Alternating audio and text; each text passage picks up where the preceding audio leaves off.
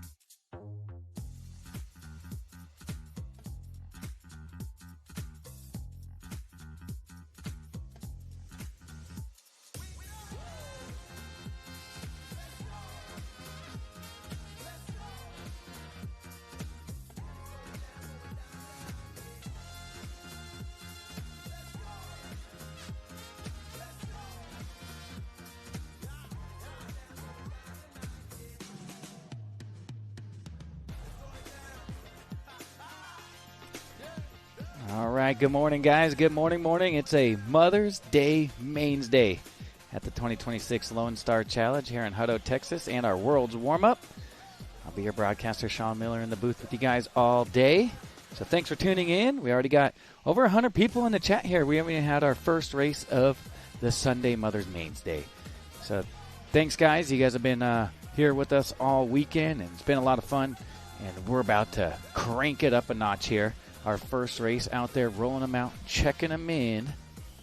Want to give a huge shout out to our event sponsors, A-Main Hobbies, Techno, One-Up Racing, and J Concepts. That's our live RC sponsors. And then the dirt event sponsors out here this weekend, G Racing, Techno, Kyosho, A-Main, and the Jimmy Babcock Racing League, the JBRL. Speaking of the JBRL, our track announcer out here this weekend is Jimmy Babcock, the legendary. Our race promoter, Joey Christensen. I want to thank a huge shout out to Lucas and Sam out here from the Live RC crew. These boys putting on a heck of a program here for us and setting everything up. We couldn't bring you guys this awesome action without those two gentlemen right there, so thank you, Lucas and Sam. You guys are the dream team behind the scenes. Our Thornhill Racing Circuit track owner, Chris Allison, and his right-hand man, Jason Glass, and, of course, your track builder, Ethan LaFave, bringing us a beauty out here this year for the 13th annual Lone Star Challenge. There's a little shot right there. Where's Paul Scholes? I just talked to him in the pits. Is he checked in? Maybe he's out of the shot. I don't see him. I see he checked it in. 1, 2, 3, 4, 5, 6, 7. Yeah, I got 7 up there, so maybe my eyes are just fading or he's got a hat on. There he is. I see him second to last there. All right, here we go. Let the fireworks fly. 40-plus B main for electric. Top 2 moving on to the show. Leader having a shaky start here. So Scholl's going to waste no time to go up there. And then the Techno RC jump cam showing us the carnage on lap number 1. Ooh, saved it. That was fancy. Little dreidel action. Joey Brapolino tuned in. What's up, Joey Dog? So tune in, guys. Give us a share. Give us a like. Give us a subscribe. And Going to focus a little more on the racing aspect today, of course, during seeding and qualifying on Friday, and 2 rounds more of qualifying yesterday on a Saturday, and some lower mains. We're focusing on the racing and the chat, but today it's going to be a little more geared towards the racing now that we are mains racing. So jump in on the chat. Let me know where you guys are watching from. Have some conversations. I want you guys to keep the gloves on there in the chat. Let's have some fun. Some good discussions, but I will pop in and out of the chat in the middle from the end of the race to the beginning of the next one. But I'm going to be focusing a little more here on the racing today. So just give you guys a heads up of what we're expecting. Top Line RC, happy Mother's Day to Mrs. Miller. Thanks, guys. I appreciate that. I want to give a huge shout-out to my mother, Robin Dawson, back in Southern California. And then, of course, my sister-in-laws, Sarah Miller and Tanae. Give you guys a huge shout-out to Happy Mother's Day. My sister-in-law, Sarah, married to my older brother, and the mother of Oakley and Eva, their 2 kids. And then my other sister-in-law, Tanae, I consider her sister-in-law, mother to Addiston, Lyric, Bidu, and Lukey. So happy Mother's Day, guys, to the fam. Chris Rebus out front, Eric Taylor, 2.3 back in the 2, Scholes 1.4 back. Let's go, Paul. He was out there volunteering for pretty much all of our lower mains last night out there with Smiley Hen. So my boys out here from Texas always got Jimmy in my back, and I appreciate that. Castillo right there in the 4, and then Fausch, Wilcox, Jason Glass, the man, the myth, the legend out here in Texas. It's Allison's right-hand man right there. 7:30 to go. Looks like Jason Glass off the track. So once again, shout out to Chris Allison, Jason Glass, Ethan LaFave. Thank you guys for your hard work. I know there's many others.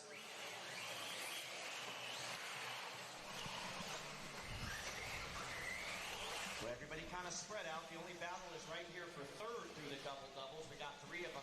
Albert. Scholey's dropping back here a little bit, but top 4 only separated by 7.6 here. Single 10-minute mains for all the electric classes today.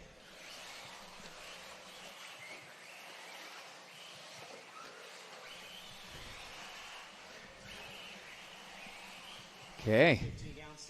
Follow along here with our leaders. The 4-car breakaway right here.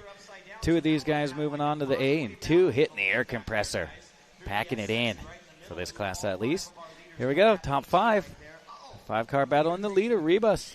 A little wonky through the 4-pack, and then cases the front side. Terrible twins doubles right there. So Rebus going to fall to the 2. Now it's going to be Eric Taylor from dead last on the grid. 0 to hero. Nope, Rebus still out front. So there's my top 2, and Scholes now only 1.8 back. Taylor going to make a mistake. Can Scholes get by? Oh, he runs right in. He's like, hell yeah. Leader's made a mistake. I'm going to get by him. Nope, I'm just going to run a monster truck into him. And here we go. So Rebus and Taylor duking it out, and Scholes kind of the beneficiary of the leader's mistakes right here.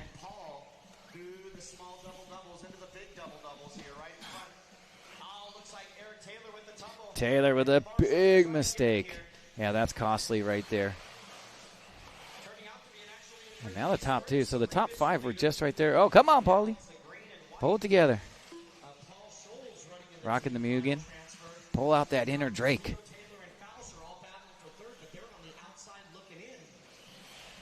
Once again, guys, our break for semi-warm-ups is right before race 15, right before the quarters, basically. We'll take a 15-minute break right before the quarter mains begin for the World's class. Well, that's going to give Paul some breathing room with that mistake by Castillo and Taylor and Wilcox right there. Fausch, actually. So they really need to work together, because if they get bumping and banging, it's just going to slow each other up. What they got to do is work as a team and catch those leaders collectively as a group. Otherwise, their race weekend will be over here in the 40-plus e-buggy class. Oh, no, that's Scholes, my second-place driver, upside down. So Fausch to the 2 now. Scholes to the 3. We've had about 3 or 4 different drivers be in the second position. Carlos has pretty much led from the beginning, although he has made a bunch of mistakes. no one close enough to capitalize. It's that bright green coming at timing right here into the S section. That is your leader. And then the blue now looks like. So just past the halfway point, it's a four-way battle for the bump. So these 4 cars right here. 5:45 down, Oh, looks like Scholl's having a rough one right here. Going to go from 2, possibly down to the 5th spot here. Zooming down the straightaway. And Ricardo now in the blue down the straightaway. So Ricardo across the line. Here comes second place. Oh, that is second place Ricardo. What I'm trying to say here. Going to work my way into a groove. Always a little stiff in the mornings. So there's Paul from the 5th. Now up to the 4. He's got to get it going here and strap it up with 3:45 to go. Tyler getting some love out there in the chat. Yeah. You guys can go over to the dirt booth and pick out whatever you want, other than the pit board, of course. I'm talking about apparel, and that'll be on me. They've been out here non-stop helping me out, so I want to make sure that Mr. Wilcox and TK go home with some dirt swag. So TK, whatever you want from that table back there, other than the pit boards, is on me. All right, 7 minutes down, 3 minutes left to go, drivers. 7 down, 3 to go. Easy, BK.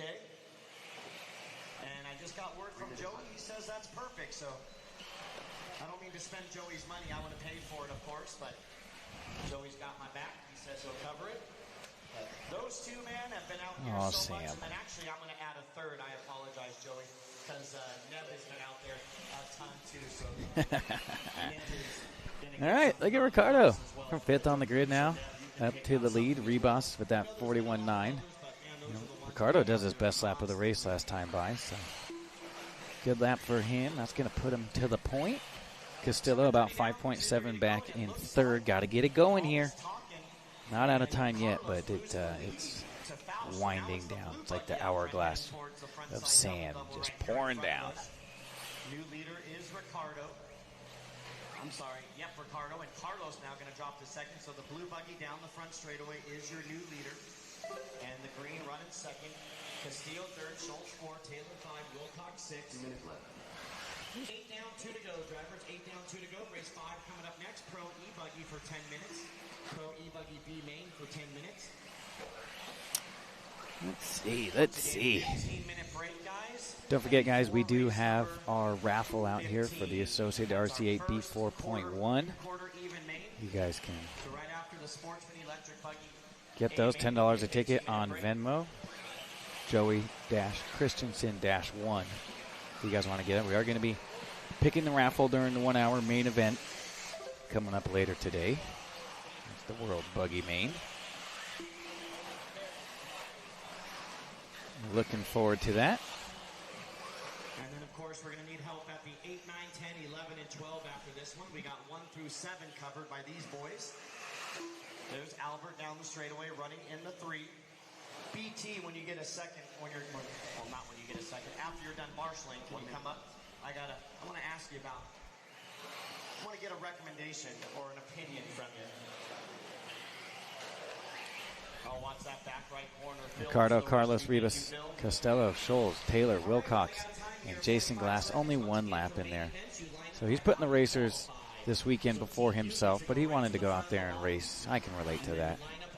And no love for him here in our 40-plus electric B main. So a lot of volunteers out there this morning getting out there. And they just earned themselves a Lonestar Dirt, some Lonestar Dirt apparel. So Jimmy offering up some free shirts out there to our volunteers this morning, since we needed a bunch of them, and I like that. That's cool. Sorry, Joey. I know Joey would be just fine with that. He needs just as much help, from the program keeping it going. So that's kind of cool. You go out there and you get a little bonus for helping out and being a good person, keeping the program going. Rebus done in the 2, so Ricardo out there on his parade lap.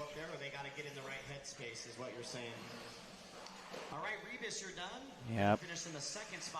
Now he can throw some whips and have some fun, and the stress is off. He knows he's in the show. Even if he broke right now, he'd be moving on to that single 10-minute A main.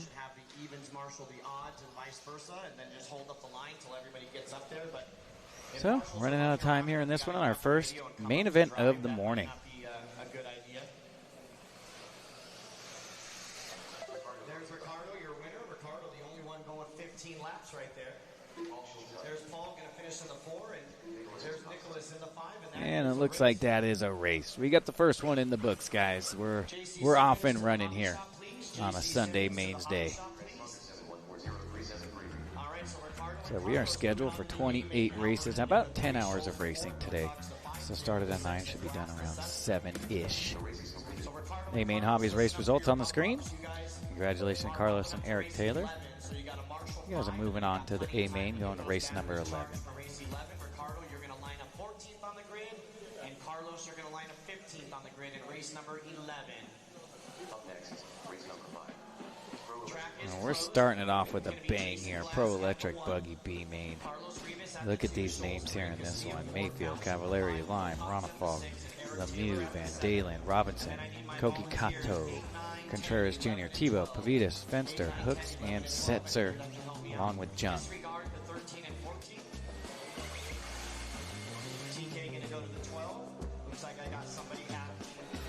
Oh, hell yeah.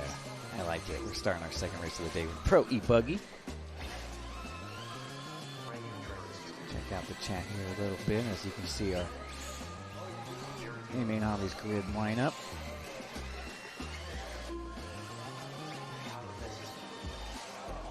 Blake thinking about coming out here and watching some racing. We should be racing till about 7 p.m. tonight, maybe a little longer, depending on if we do driver introductions. If we take a lunch break out here today and blow the track off, great shot right there. My 15 pros here in this one. Everybody down in pit lane coming out to get the best seat in the house. Standing room only in pit lane. Ooh, it just got a little warmer here in Texas with this B-Main showing up. Look at all these heavy hitter names right there. That just shows how stiff the competition out here is this weekend. Either the 8, 9, or 10, they're all right here in this general area. Once again, J.C. Simmons, they're paging you to the hobby store. Let's see, this gentleman's going to the 8, so either the 9 or the 10. Looks like we're waiting on Marshall to get out there. We only had a 7 in the last race. So we need 6 volunteers out here, but it looks like we got it done. Yeah, that's why Jimmy's the man, dude. He doesn't wait till the last second to let people know. He'll be announcing all race long. We know whether we need volunteers or not before the race is over. So that's why Jimmy's up there in the booth and taking care of business. Been doing this long-time professional career racing with TLR and stuff. 15-time national champion. A-Mains finalist, making the 2-wheel drive and the 4-wheel drive A-Mains at the same. I think I was back in the early 2000s and had a 20-plus year career in the announcer's booth now.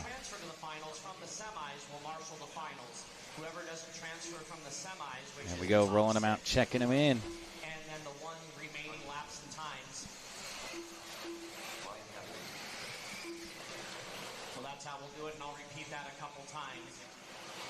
Kirkman in the house. Morning, Kirky. I agree. This is going to be real good. So that means all world's classes will always be turn marshaled by world's drivers. Watch it, the double-double right here in the front, guys. Watch it, watch it, watch it, watch it. Double-double right here in front, right here in front. Oh, we already got some chaos here in our warm-up laps. All clear, all clear, all clear, all clear up front. Don't stop on the straightaway. We still got 45 seconds, 10-minute race. Save those batteries if you need to. 45 seconds to start the race. Do not stop on the straightaway. You can pull in the pit lane or find a corner. Other guys are still driving around. We'll close the straightaway at 15 seconds. 30 seconds to start the race. Doesn't look like anybody's going to drive any more laps, so let's go ahead and close the straightaway at this time. It's going to be Ryan Mayfield. Remember, you don't have to line up on the inside. You can line up pipe to pipe just behind your line. You do not have to line up on the very inside and the loose stuff. You can line up in the middle of the straightaway. So it's going to be Ryan Mayfield, your top qualifier, lining up at the 1. Here we go. Mayfield lining him up on the 1. Cavallari Lime on the 3. Ronafog. I'm going to get up out of my chair here for this one. Van Dalen lines up 6. Jermaine Robinson will line up 7. Gonna be a long day. Got to pace yourself on these long weekends. But this one, we're gonna blast it down here. So thanks everybody for tuning in, and you guys are getting some great action here in our second race of the morning here. It is race number 5. We ran our lower 3 C mains last night. It'll be all B mains and A mains from here on out. Barcelona, Spain in the house. Here we go.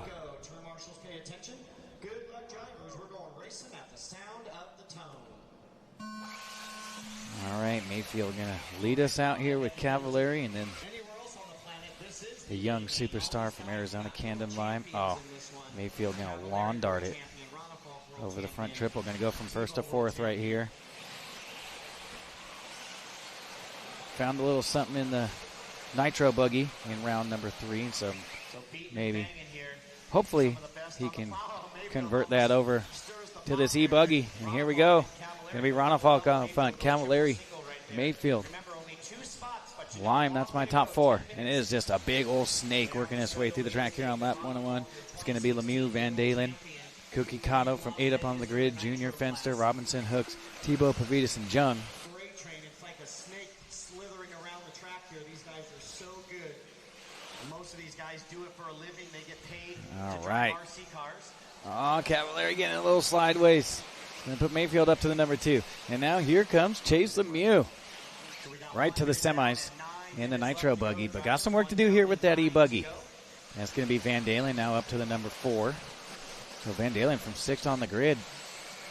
Making a nice charge here on our first 2 laps. And it's going to be Koki Kato from 8th on the grid up to a top 5 here. So it's about an 8-car breakaway. And then 9, 10, 11, 12, 13, 14, 15. And still in it to win it. But it ain't over yet for those guys. But short races here with the electrics. Who was that went upside down? Oh, that was Ronafalk. Oh, going to go from 1st to 10th right here. So Mayfield with the early mistake. Back out front, and now Chase Lemieux from 5th on the grid. All the way up to a top 2, and Van Dalen going to have something to say about that. So that's the Techno of Mayfield across the line. The X-Ray of Lemieux. Van Dalen in the Techno. Koki Kato. Now, let me see what he's running. Thought he was in the Infinity. Yep, in the Infinity, our Japanese driver out here. Well, just as I expected, this should be good.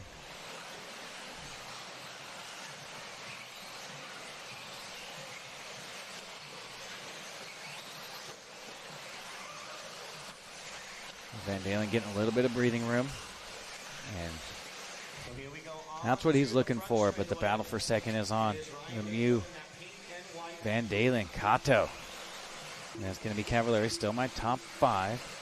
Lime, Robinson, Contreras, Jr., Ronafalk, and Setzer 1 through 10. So 1.7 is the lead for Mayfield. And then I got 2.5 seconds between 2nd through 4th or 5th right here. So top 5 only separated by 4 seconds. Mayfield working his way through the big doubles out front.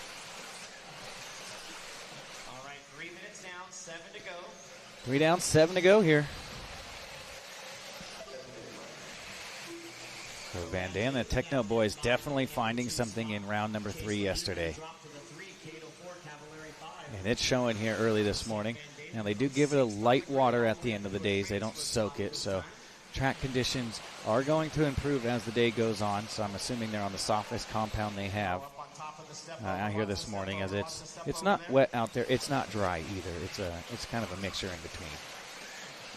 See that groove kind of hidden by the moisture in the dirt. And that's, even if they didn't water, the moisture here and the humidity at night would kind of get the track a little bit wetter. But battle for second is on. Van Dalen, Lemieux, both of these guys have had a share of that second place right here. And oh, big mistake right there for Lemieux.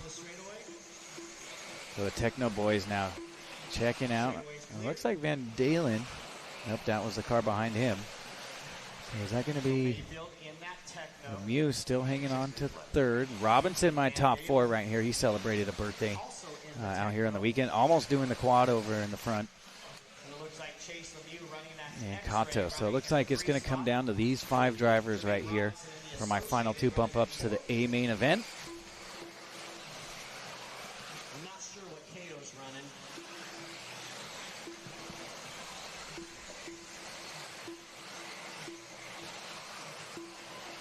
Mayfield right here, working through the center section of the track.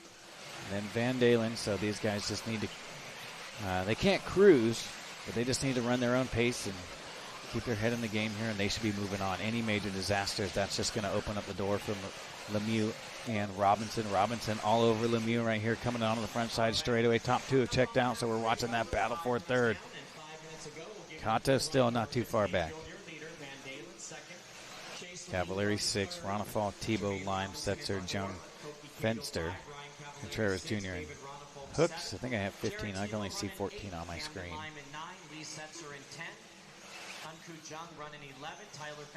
Ronafalk was my early race leaders. I don't know if he was out in the lead for too long, but all the way down to the 7th spot here.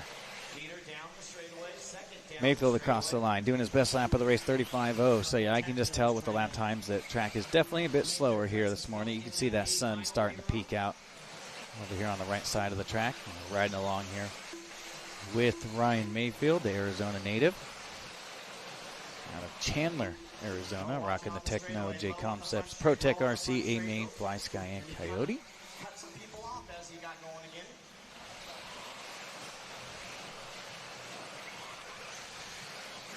Let's see, what did I miss here? What did I miss? Yeah, Van Dalen.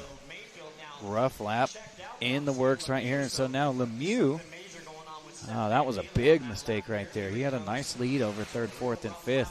And a 42.7. These guys are doing right around 35. So that was about 7 seconds longer than what he's been averaging so far. That one's going to sting a little bit here. We're running out of time with 3:45 to go. Mayfield just kind of got the arm out the window now. So 6 seconds last time by, and then here comes Chase Lemieux now. Closest battle on the track is going to be this battle for 3rd, 4th, and 5th right here. That's Van Dalen, Cavalieri, and Koki Kato. Kato from 8th on the grid and Van Dalen from 6th, so moving up towards the front as they wanted, but it's got to be top 2 here in your Pro Electric B main. So Van Dalen got to make up 3.3 seconds here in the next 3 minutes. Wouldn't be the craziest thing I ever seen, but it's got to be perfect from here on out. He's going to need a little help from Chase.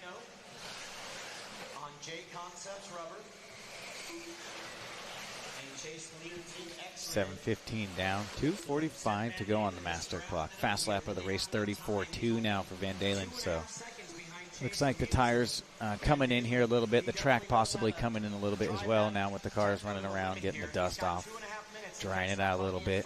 The heat from the tires and maybe the motors and ESDs warming up here a little bit. So Van Dalen down to 2.4 now, so makes up 0.6 of a second on that last lap, and you can see him starting to creep into the picture. This is what we want. Oh, and another little mistake here, so Van Dalen getting a little bit of life here late in the race. As I said, he's going to need a little help from Chase. Chase 35.3 last time by. 34.6, another half second. It's down to 1.8 right here. So over the back step up is the battle for the bump up. 8 down, 2 to go. 8 down, 2 to go. There's the X-ray into the S's. There's the Techno into We the got a bump up battle. That's what I want. I know they don't. Chase Lemieux going to have some company here. Here we go. Another good lap right here. So maybe some nerves kind of coming into play here for Chase. Another 35.1 and a 34.8. Got it down to 1.4 here with 1:30 to go. And Dalen, man, on a mission here. Rocket Man. So Seth is there now over the step up. And Lemieux is starting to get it. He was already making some mistakes, and now Van Dalen going to apply that pressure, throw him a wheel, show him a fender. Oh, yeah. Oh, a beautiful inside move. Just over-jumped the on-off section right there. Just perfect. Landed on the inside. Rubbins racing. Now, if you blast somebody, spin them around, or send them flying off the track, that's, I'm sure Jimmy would make the call right there. But when you jump to the inside and make a good old hard block pass right there, not only is it entertaining, it's encouraged. Let's get the elbows out here on a Mother's Day, Mains Day. So Van Dalen was Had a pretty nice healthy lead in the 2. Big mistake, drop back to over 4 seconds out of the transfer, and then straps it up with 25 seconds to go. Lemieux, Cavallari, and Ronafalk now kind of working his way back up to a top 5 run. Tebow going to come by for another. Let's see who else will squeeze by. These drivers are all going to squeeze by. Lee will squeeze by for lap 17. That is time. Jump, you're done. Mayfield, that's a race. Mayfield getting caught at the line. Oh, that's not a race. That is the tone, so race him to the line. it's going to be Seth Van Dalen with a hell of a drive. And Van Dalen, fast lap of the race, the only 33-second lap of the race. So lost concentration there at the halfway point, and then Still got a bunch more to threw the finish focus field, finishing the lap that you're on. up a notch. Not only is he the fast lap, he is my second bump up. So the 2 Techno boys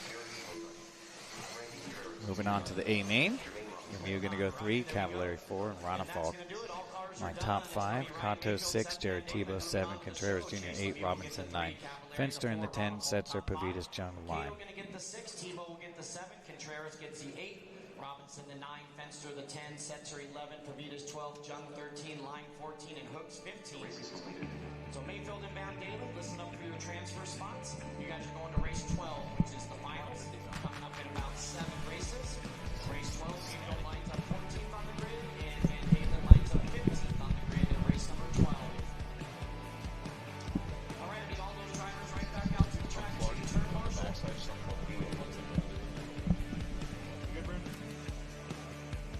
And the only one excused is Jump. I don't have a 15 cone, so Jump, if you want to help me out at a later time. Mayfield, you go to the 1 chair.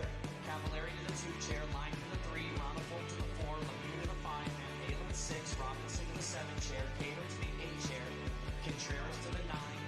Tebow to the 10. Pavitas to the 11. Fenster 12. Hooks, you're going to be over by the staging ramp. Pit lane exit at the 13. Setzer, you're right here at pit lane entrance at the 14. And Jump is excused for now.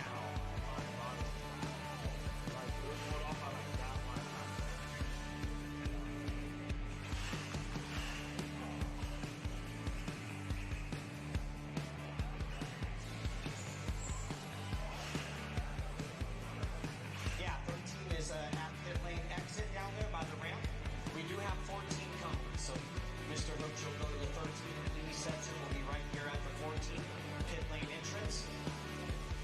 Jump. You don't have to marshal. There's no 15, so come on off. No marshal. All right, 9 should be Frankie Jr. He's out there. And Lee Setzer, Lee, we'll just need you to the 14. So Lee Setzer to the 14, right there, Lee. All right, let's roll them out. Here we go for your 2-minute warm-up. Sportsman e-buggy. Remember, it's a 10-minute race, guys. If your batteries are going to be barely making 10 minutes, I would not recommend participating in your warm-up. You can stop and bring them in pit lane. Just do not stop on the straightaway. All right. Guys like to just do 1 lap to make sure That was a nice little banger right there. The Techno boys with the J Concepts tires getting it done. We're moving on to the A.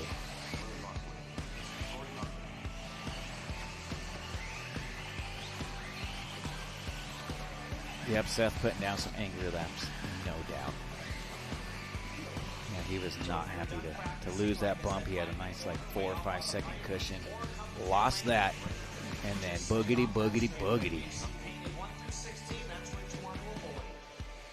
1 minute 15 seconds, drivers, 1:15. Yeah, Seth on a ripper this year. His first Worlds ever was 2018, and he's just been working up the ladder ever since then. And now one of the top USA pilots in the country. Doing the double up there at DNC. I know Cameron Lime had a big win at DNC as well. 45 seconds. Once again, we'll close the straightaway at 15. How many bumps each main? Mal Graphics asking. 2 bump ups. So every class except for the World's Nitro Buggy. We're going to take 13 straight to the show and then plus 2 bump ups.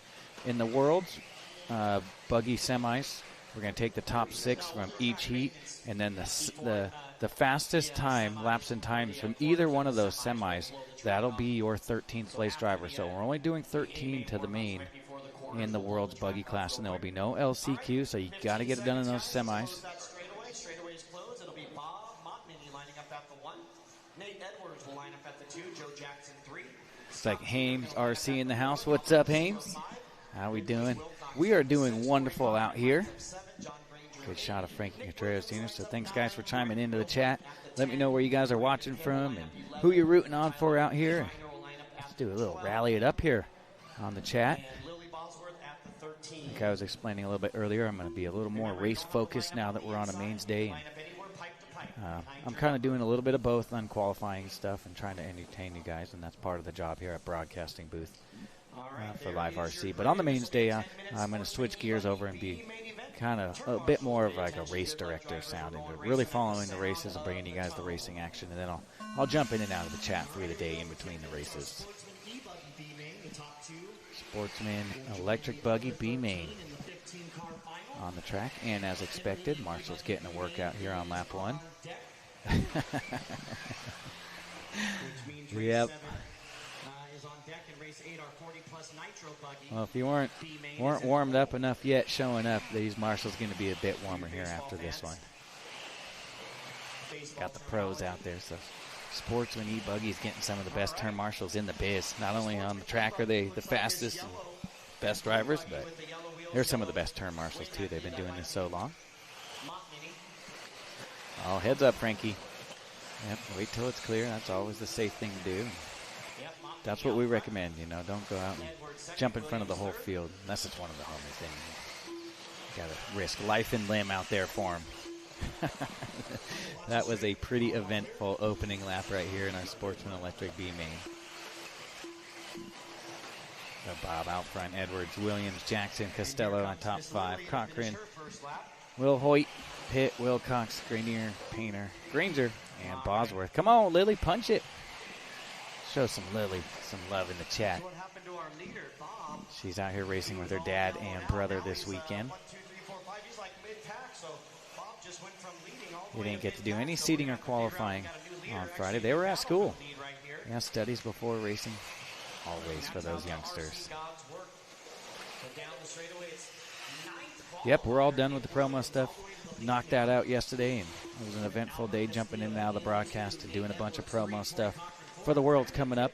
And we brought in Michael from Houston out here to shoot some of that stuff. And got to stay tuned, guys. They're going to put a really sick video together. I'm hoping we got everything they were looking for and had a whole checklist. So I just kind of went through the checklist and ran in and out of the booth all day yesterday and shot the promo stuff for the Worlds event coming up September 26th through October 3rd.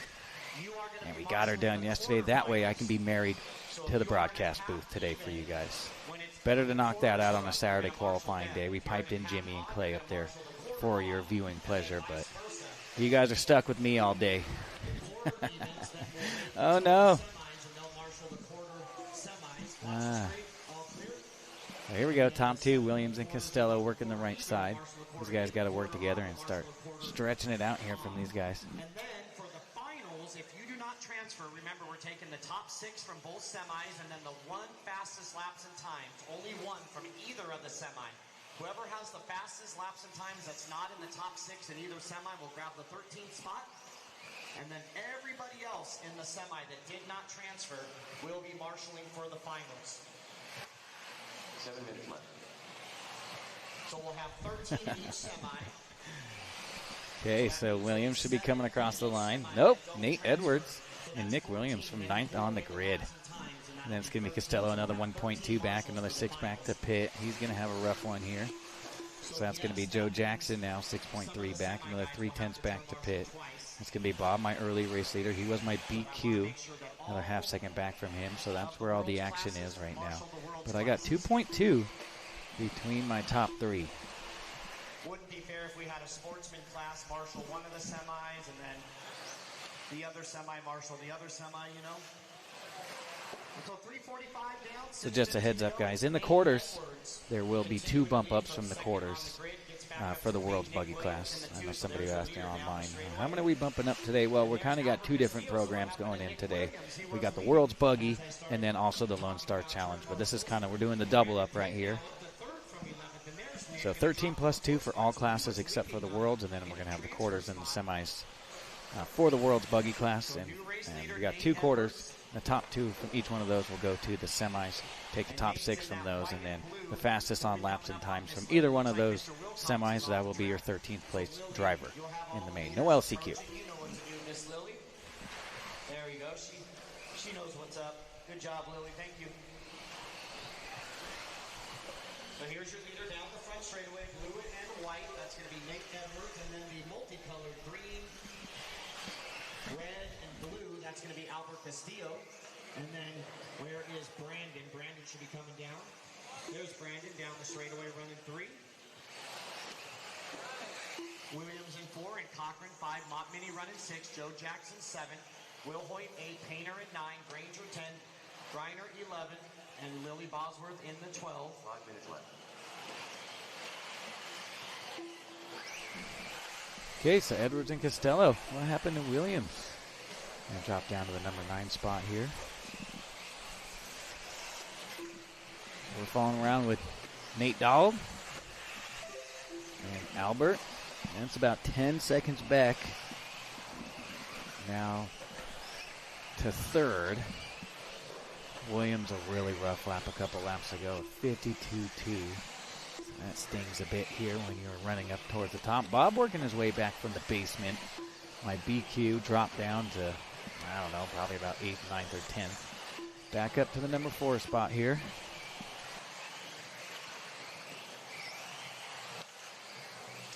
All right, we're at the 6-minute mark, guys. 6 down, 4 to go. It's Nate Edwards and Albert Castillo now battling for the lead. So, there it is. It was a battle, but Nate going to get it wrong, so Albert going to take over the lead now. So Castillo, your new leader. Nate Edwards still in the transfer spot in the 2nd. And who do we got in 3rd? Okay, so top 2, they gone. Over an 11-second lead now. So a long day of announcing up here. We'll dive into the chat now that we're stretched out here a little bit. The grip looks super tricky.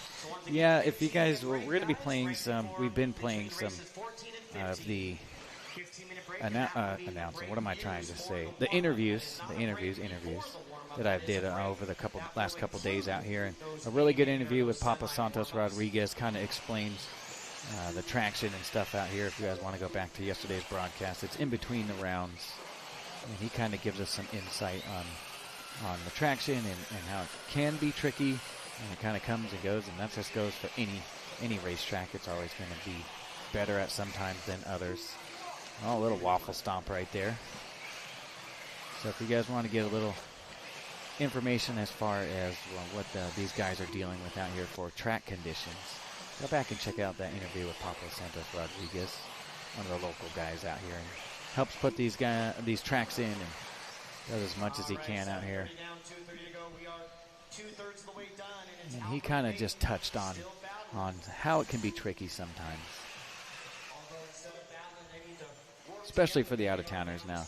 The locals are going to have a bit of an advantage, and that goes for anything for the locals. They're coming down to those 2 buggies with pink wings. So those 2 buggies with pink wings, that's your leader right there. Yeah, from my understanding, that is correct, RC Victory Lane. It has been corrected. I made some phone calls yesterday to get that taken care of. I think we're good now. Once again, red, blue, and yellow right here in front of me through the double doubles, yellow wing, yellow wheels.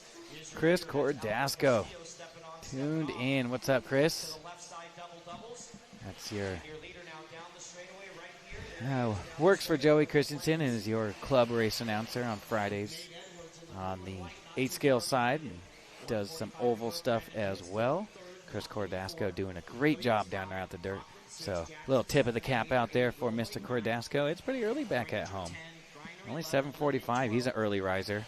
They might have some oval going on today or something if I took a guess. Or maybe not. Hopefully just a little weekend off with the wife. You hear me earlier about your, make sure you go see Joey and choose whatever you want over there. Thank you. Bobby's 44th birthday today? Oh, we got the birthday boy. Let's get the birthday boy a bump. He's got some work to do. About 20 seconds behind the leaders. The leaders are duking it out. They're separated by 1/10 of a second. Edwards going to take a big mistake, but with a 20-second lead over third, I think they are in cruise control here with 9 down, 1 to go. All right, final minute here, final minute.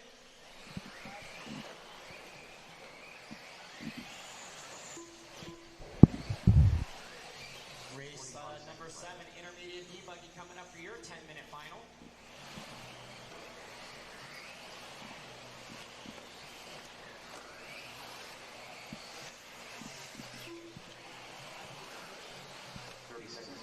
Final 30 seconds, drivers. 30 seconds remaining.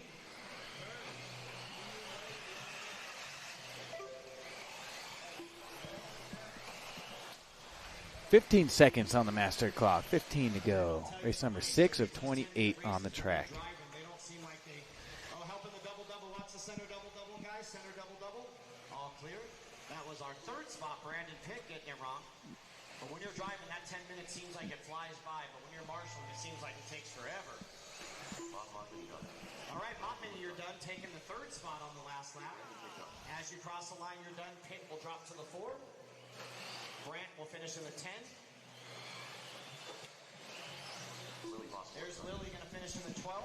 So these guys racing the line. Oh, Bob on the outside looking in, going to finish in third. But a happy 44th birthday there to Bob. Getting some love on the Facebook chat right there. That's cool. Always good to get a little shout out from the homies.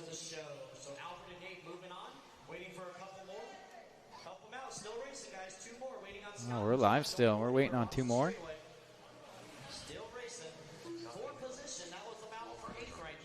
was a battle for 8th and 9th, getting a little tangled up. So Albert Castillo and Nate Edwards moving on to the A main event. Congratulations to those two. Edwards going to do his best lap of the race. He just wanted to lock it in. That's what he gets it done. The birthday boy going to go 3. Pitt, Williams, Cochran, Jackson, Painter, Granger, Hoyt. As seen on our A main hobbies race results. All right, so Albert and Nate, you guys are moving on to race number 14. Race 14, Albert, you're going to line up 14th on the grid. Nate, you're 15th on the grid in race number 14.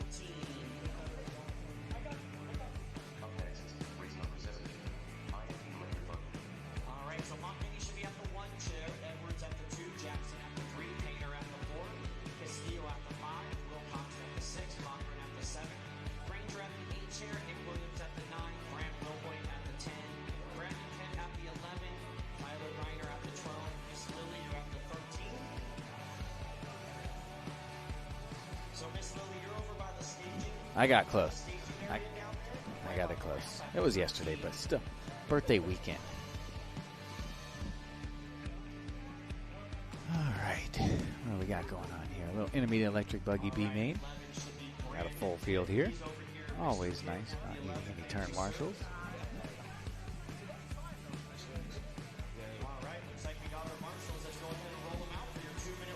So anybody just waking up and tuning in, this is our 13th annual Lonestar Challenge and World's Warmup. Thanks to our event sponsors, A-Main, Techno, Warmup, J Concepts. Our live RC sponsors here for the broadcast. And then, of course, the dirt event sponsors, G Racing, Techno, Kyosho, A-Main, and the JBRL.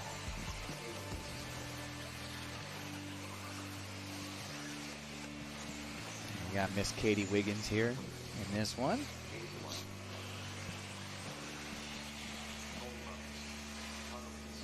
Lots of fast guys here in this one. It just couldn't get it done through qualifying, but that's what these lower mains are for. No sense to throw in the towel yet if it doesn't get done in qualifying. We take 2 bump ups from each lower main.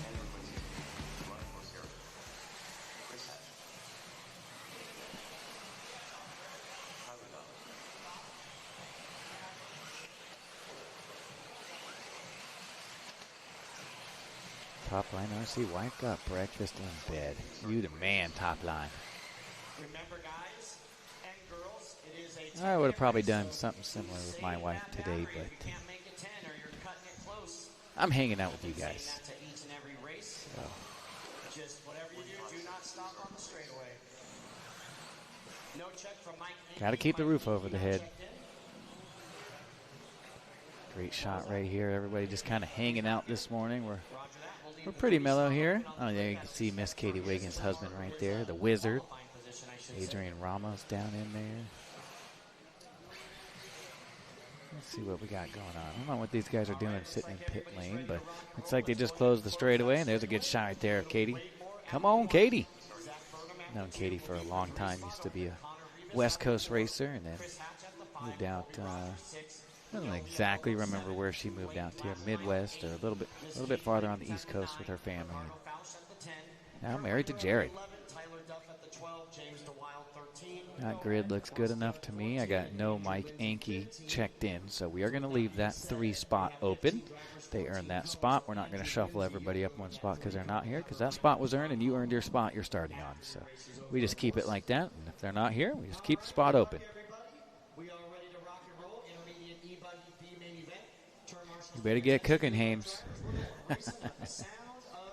That'll wake her up. Smell of the bacon always gets me up. Okay, here we go, here we go. Great shot of the Techno RC jump cam. Hatch getting some love here, starting 5th on the grid, so got a pretty decent start spot here to get something done here in the B main. Better than starting 10th. Of course, the goal is always to go straight to the show through qualifying. That is just not life.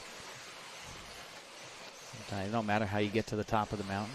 It just matters that you get there. Sometimes it's the long way. Burnham going to come out swinging, 40.7. Reboss in the 2 from 4th. Moore down to the 1. Hatch moving up 1 spot here. And then Kurt Wenger from 11th to the top 5 run. You can see that green, yellow, and white buggy kind of lurking back there in the shadows.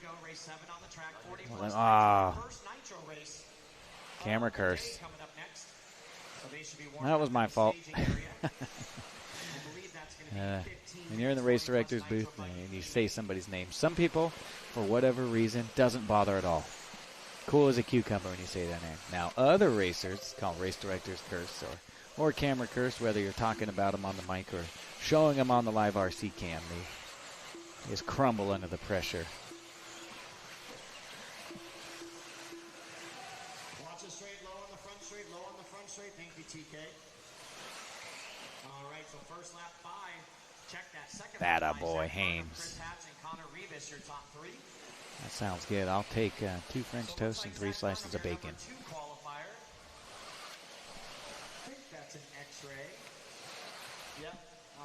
So Burnham, Hatch, Rebus, Moore. Katie Wiggins from 9th on the grid up to a top 5. So she's doing exactly what she needs to do, especially starting in the basement like that down in the number 9 spot. It is not just going to happen in a lap or 2. You're going to just have to put a full 10-minute run together and just work your way up the ladder and just lap by lap, just keep clicking them off. And there's, looks like Miss Katie back there. Oh, no, she falls back to the number 8 spot there. So as I say that, 44.2. But, you know, still in it here, still in it here. Got still 7.5 minutes to go here, so plenty of time. The all-blue buggy coming on towards the straightaway right now will be your leader. And leader down the straightaway, blue buggy, white wheels, yellow wing. Second spot, Zach Burnham, Connor Rebus in the 3. Hatch, Burnham, and now Rebus only 8/10 back with more. So here we go. 4-way battle. Here's Hatch, blue and yellow. Then it's going to be Berman. Right there, got the orange, gray, and white. And it looks like Rebus going to jump it off the track here a little bit. So it looks like Moore going to be able to get by here for the 3 spot. No, what happened to Moore? Oh, he's having a rough one here, too. So Chris Hatch.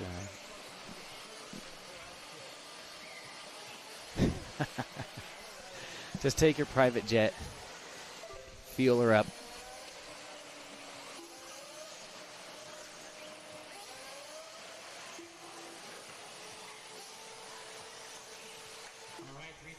I know where you're from, Eric. I'm just being sourcastic. It's not that far a drive, is it? You can be here by the time we're leaving. Hatch, Burnham, Rebus, Moore, Villalobos. running into the top 5 now. Duff all the way from 12th to 6th. Running about 6, 7, 8, yeah, about 15 seconds out of a bump. But we're not even at the halfway point. So I've seen crazier things happen. We're following along here with Zach Burnham. And then Rebus only 2.3 back, so that's where we're watching right here. Lucas, the unit, up here on the cam. It's like he's in my brain. I just mentioned, you know, the close battles or who I want to follow. And before I'm finishing my sentence, Lucas is already on the drivers that I'm talking about. So that is always nice when we're working as one cohesive unit.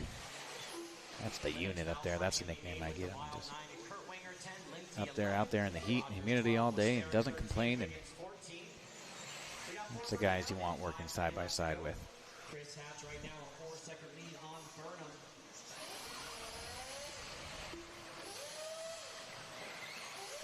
Yeah, 16 hours. I was pretty close. Bring Lily. Seconds out of a transfer spot, so he's got some work to do as we are halfway done with this one. 5 down, 5 to go. 5 down, 5 to go. Halfway point is here.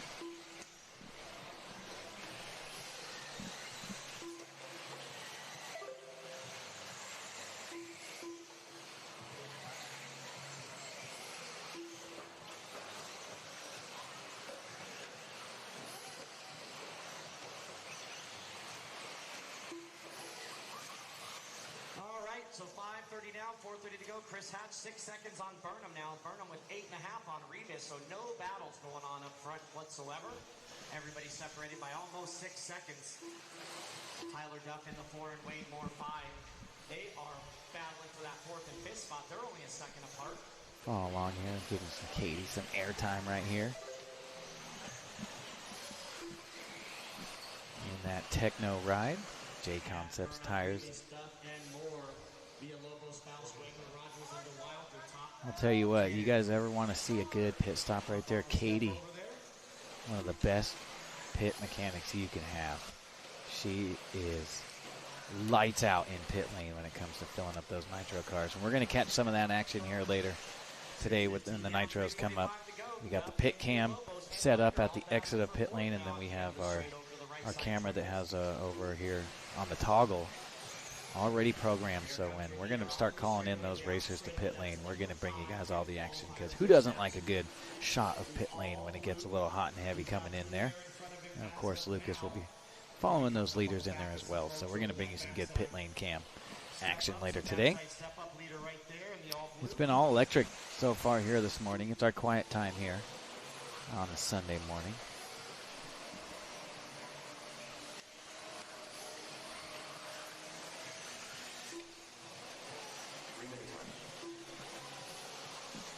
Yep, and right on cue, I can see the Nitro cars firing up in pit lane. Oh, the little reverse radio right there at the end of the driver's stand. You know, they make radios now, like the Fly Sky, for instance, that you can flip back and forth pretty easy for those lefties. But hey, sometimes, you know what, whatever you're used to is whatever you're used to, and that's obviously the case for this driver here at the end of the driver's stand. Got kind of the upside down radio, if you will, a hand over the top.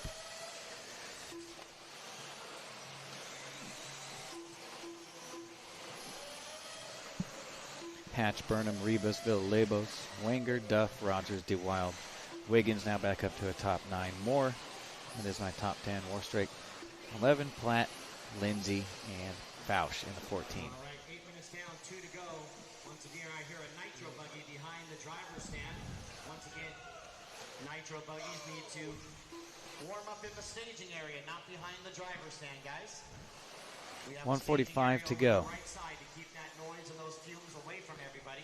Jason Falk coming in with the details. He tried Fly Sky and didn't like it, and that's kind of what I had mentioned briefly. You know, they do have the radios that you can switch back and forth, but once you get used to driving a certain style, that's just your driving style. So it's kind of hard to now reprogram the brain to drive totally different than what you're used to. So that's just kind of what I suspected right there. It doesn't bother me at all. I was just, you know, as a broadcaster, you announce what you see. And Got to fill up the day somehow, you know. Yeah, me too. I've been Sanwa for the last 9 years, 10 years, and I just switched over to a Fly Sky myself. Great little radio. Super pleased with it. I don't like to change my program too much. I was rocking the M12 all the way up until this year. That's OG right there. I was rocking the vintage Sanwa. It didn't have an antenna on it, but it was getting up there in age.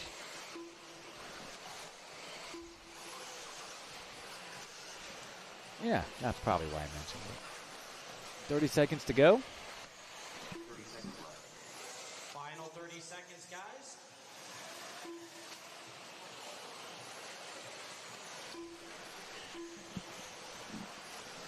Following along with our leader, and he's out there for his parade lap. Got a 15-second lead up over Burnham. And then no real battling going on out here. We've been announcing out here and yelling over Nitro cars, inhaling a bunch of Nitro smoke. I just want to make sure, you know, if there's no battles out there, I'm going to kind of put that voice into reserve mode and just make sure I have enough to bring you guys all the action out here. Well, they pay me the big bucks to yap and give you guys good information, but can't do it if I don't have a voice. Villalobos, you're done with the 4. Wanger down with the 5. Chris Hatch taking the win, moving on to the show for intermediate. There it is, Hatch moving on, and Burnham, no matter what, moving on as well, as Rebus got caught by the line. Hatch with the fast lap of the race, 37.6. Wade Moore done with the 8, Katie done with the 9. And waiting on a couple more, there's Zach going to take the second spot to the show, waiting on 1 more. Waiting on Andrew. Yeah, it's an investment, those radios. And it's good to see that they are as robust. Good comment right there from Pedal Trek. Pedal and Trek. There we go. I got it. Yeah, just give it to one of the local kids. I don't. Here we go. There's our A-Main Hobbies race results. So being in the hobby so long and stuff, I don't. This is just me personally. I don't like to sell my stuff. I find one of the local kids when I changed brands from TLR to Techno a couple of years ago. I don't go and sell my old car. I find a young man that maybe could use a little upgrade in their equipment, and when I'm done with anything, I give it right to the youngsters at my local track right there. So anytime I'm done with an old car or an old radio or an old Nitro engine that still has some life in it, instead of, I could easily just go and sell it. But I like to hook up the youngsters around the track and keep their race program going. And that's just my kind of way of giving back a little bit.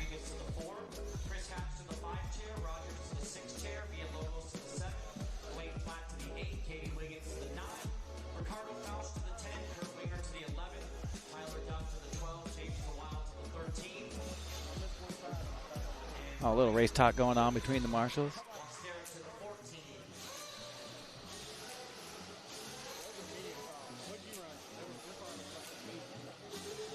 There's the wigs right there.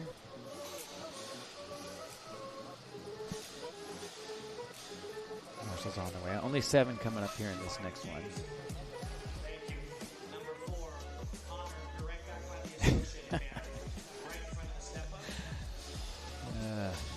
TW. Coming in with the zingers. Great shot from our Techno RC jump cam. These guys rolling them out, checking them in.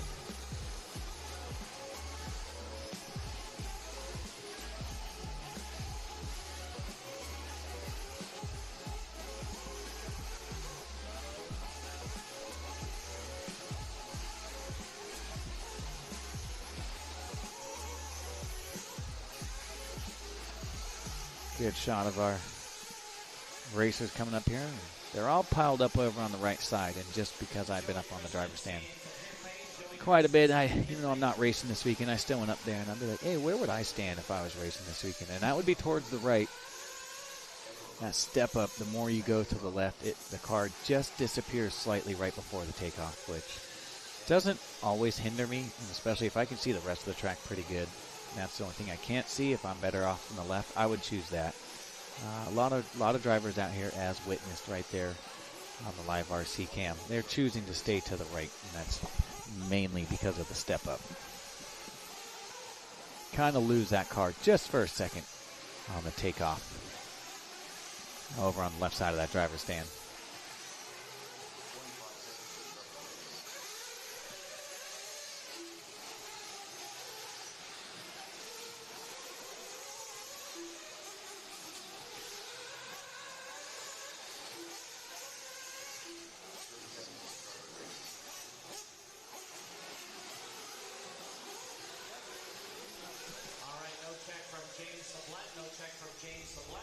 Looks like no check from James here. Ooh. With 13 cones out there, you guys can do the math. We're going to need 7 volunteers out there after this. I have to get the love from the locals out here in our racers.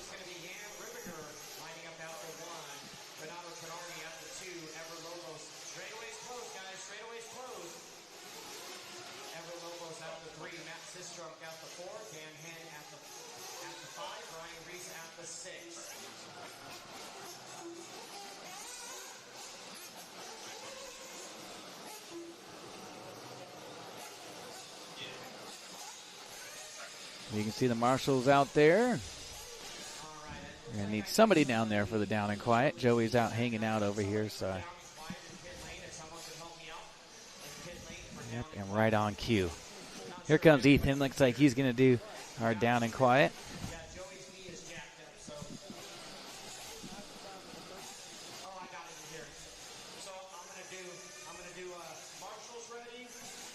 Looks like Jimmy's just going to handle it himself. Or he's just giving Ethan a little pre-down and quiet prep sesh. Nothing. Looks like the flag coming out again. Yeah, it's a little Euro style right there, the drop of the flag. All right, we got a 1-minute call here. Oh, of course, our first 1-minute call of the day. We've made it 4 races without a 1-minute call, but that's why we give it to him in case you need. Now, it's not for going and tuning your engine, it is, or a tire change. It's if you have a mechanical issue or a flame out. That is the only reason we allow you to call one. Does it happen that people are like, oh, I want to change my tires or my tune is off? It happens. But it's mainly for a mechanical issue or a flame out or anything. There it is. Down and quiet. First one of the day officially in the books. Off and racing. Let's see if these 6 drivers can make it exciting for us. Well, so far so good. They're bumping and banging, a little off-track excursions here. For 40-plus Nitro, B main. 15-minute B main, and the top 3 dog pile 4, 5, 6. So there's 6 cars on the track, and all 6 cars just ran into each other in the same section. Get it, boys, get it.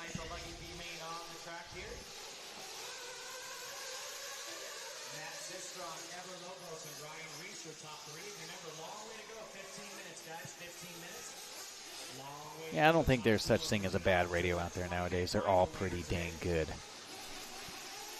Especially for FTW, him and his Red Cat radio. He says that's the setup if you're looking for a few tenths out there. He's down with the Red Cat radio. The live RC up on top. That's Lucas. Lucas is the cameraman up on the driver's stand. So if you win an A main.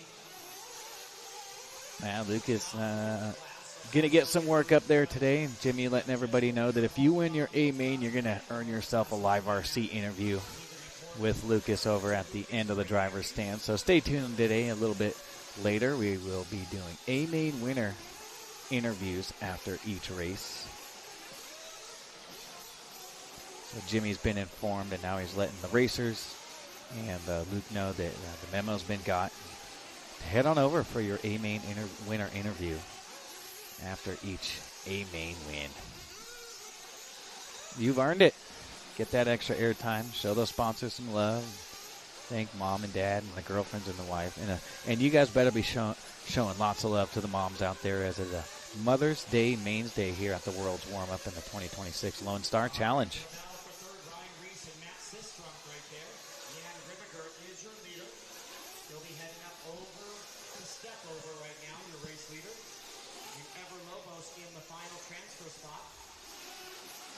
step over.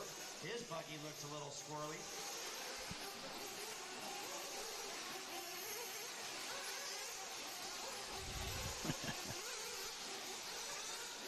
I like it. Everybody having some fun in the chat here this morning, keeping it nice and light. That's how it should be. Don't want to get too far off topic today, but can we show some love to Mr. Kenny Roxon out there? 10 years in the Premier class. We didn't get home till 9:45 last night. By the time I got out of the shower, it was almost 11. So I decided to just watch the 450 main. I watched some highlights from the 250 main. But we're going to focus on Kenny as far as Supercross last night. I was good all the way up until his mom and kids came out and gave him a big hug. And just, I got a little emotional myself. I mean, my father worked in the motorcycle industry his entire life. My parents met at a motorcycle shop out in Woodland Hills at Colby Honda many years ago. My dad worked for Colby Honda for 18 years, and then down at Robertson Honda in Lancashire and Burbank for 22 years. So my father worked in the motorcycle industry for 40 years, and I grew up going to Supercrosses and following along. And I've just invested a lot of my life on motorcycles and watching the racing.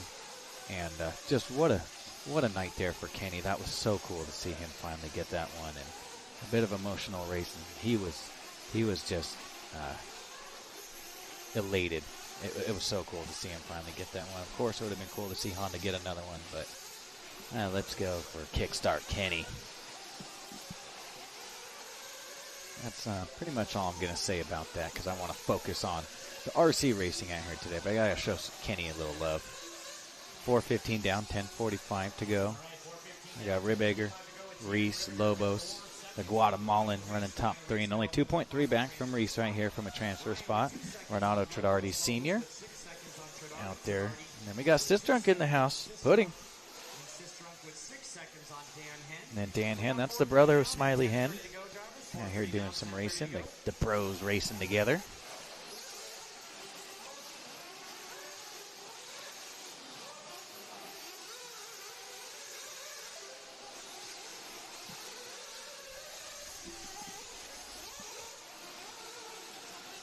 So no real battles up front. I mean, they're within 3 to 4 seconds of each other, so that should heat up here just a little bit. So I'm just kind of jumping in now to chat, fill some time, since there's no real close battles going on out there. RC Victory Lane, about how much would a mounted but never run set of 8 scale buggy tires go on the market? Well, you're not going to get full MSRP like you paid. So, set of tires about $25 a piece. That's about $50, and a set of wheels can be anywhere from $10 to $20. So it's about MSRP. You're gonna pay $70 for a set of tires. But if it was me, you're gonna take a loss. I would be right around $50.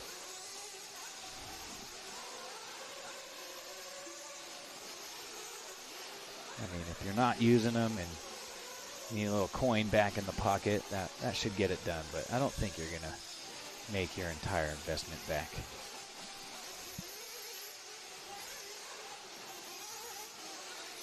Oh, ruined it for you. Dude, it's Sunday.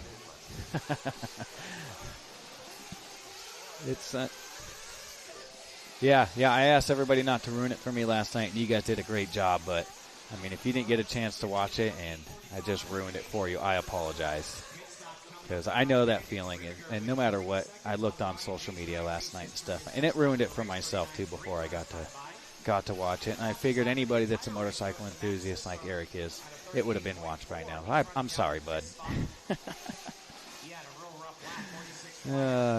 Not intentional. I just assumed if you're an addict of motocross racing like I am, it was watched already. Sorry, bud. Dope.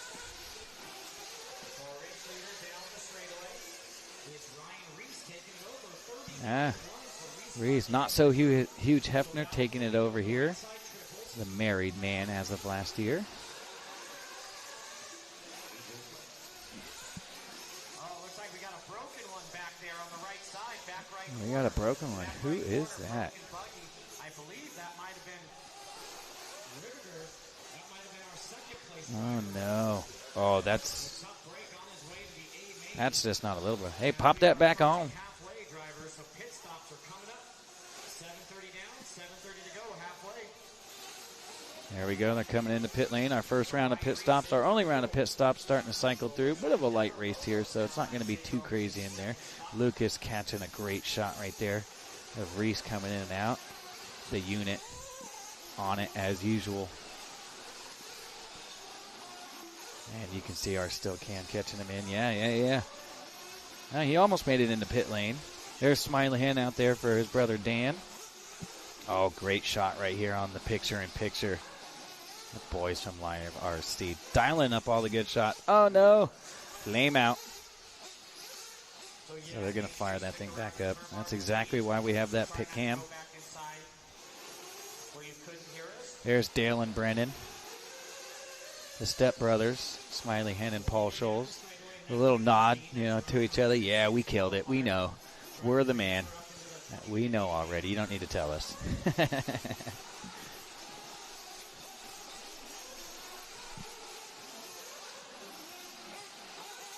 Roughly what time in the USA main Nitro buggy over at the other side of the world? Would love to take a little shut-eye. Yep, nope, I agree.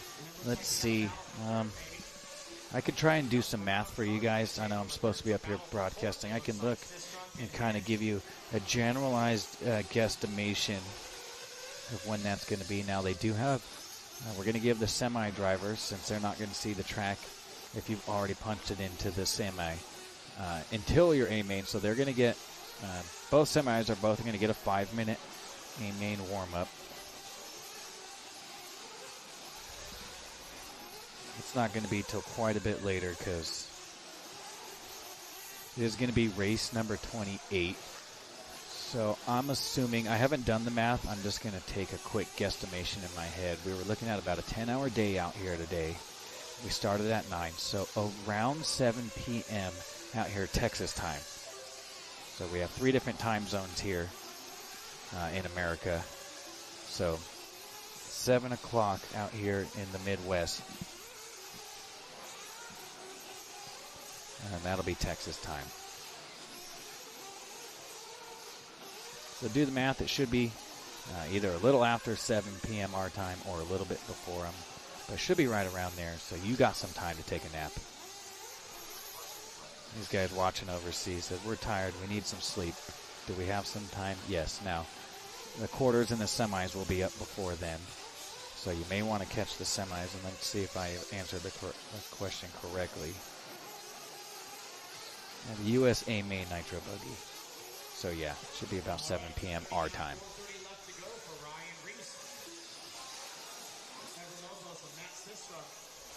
Sorry, Eric. And congratulations and happy anniversary to you guys.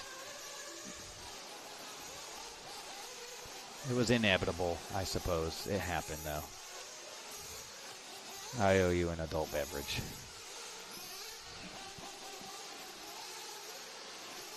$8 p.m. in yes, if it was 7 here in Texas, that would be 8 p.m. in North Carolina, since they're an hour ahead of us.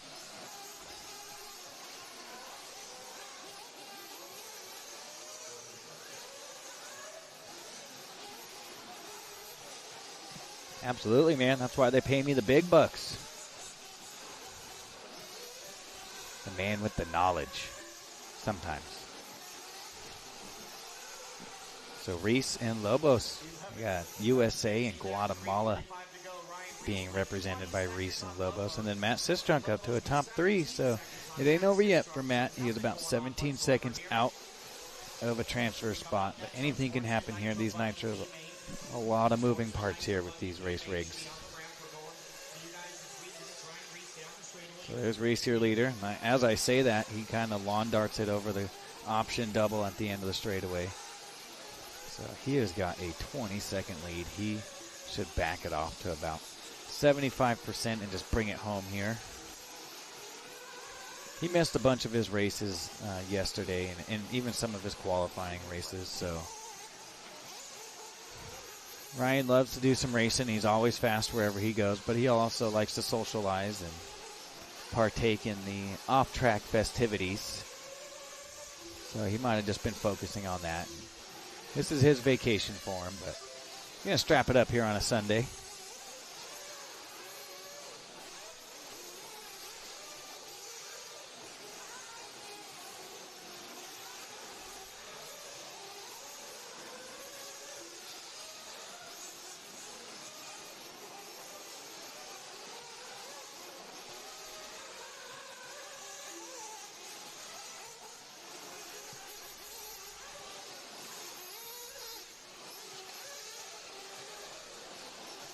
things winding down here. Only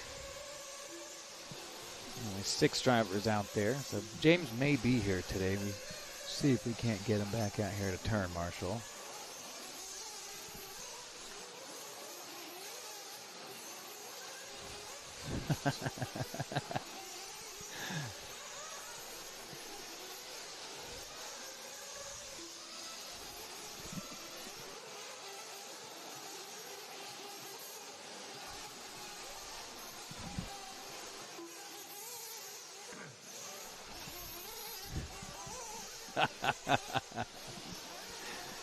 Yeah, we're having some fun up here in the broadcast booth. That's what it's all about. Enjoy your life, laugh a little bit, love a lot, and super thankful just to be getting another day on this God's green earth.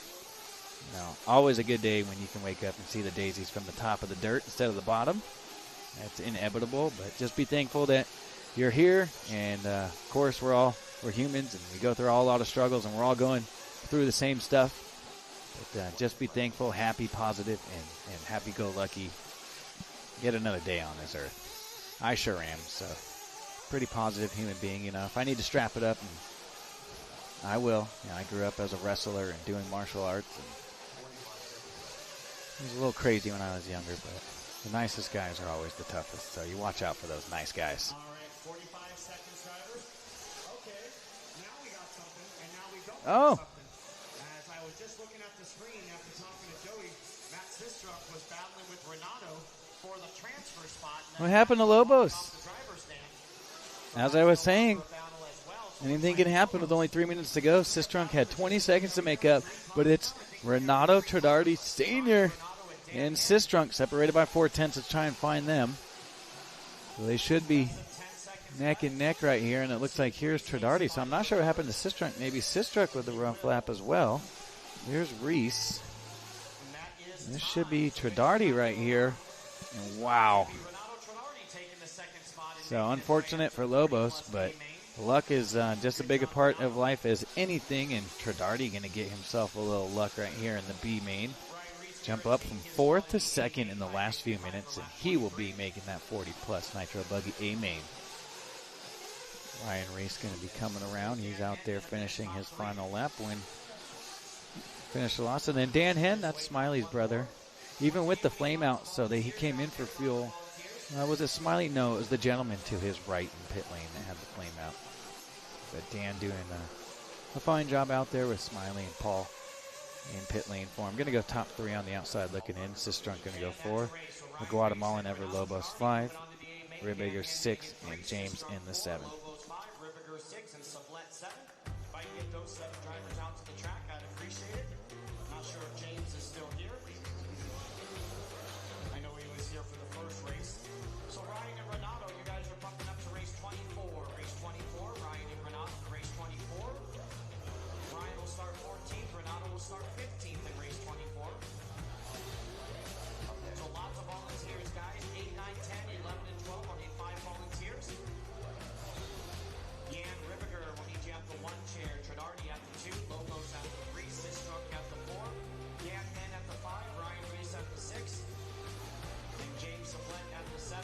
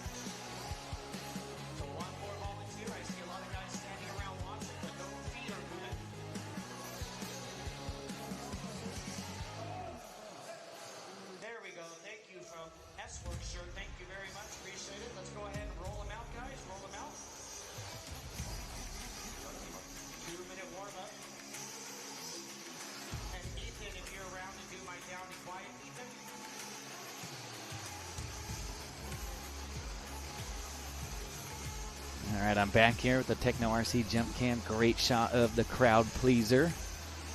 That's the biggest jump on the track for me. That's what I call it. Pulled pork sandwiches today. The smoker right outside the broadcast booth.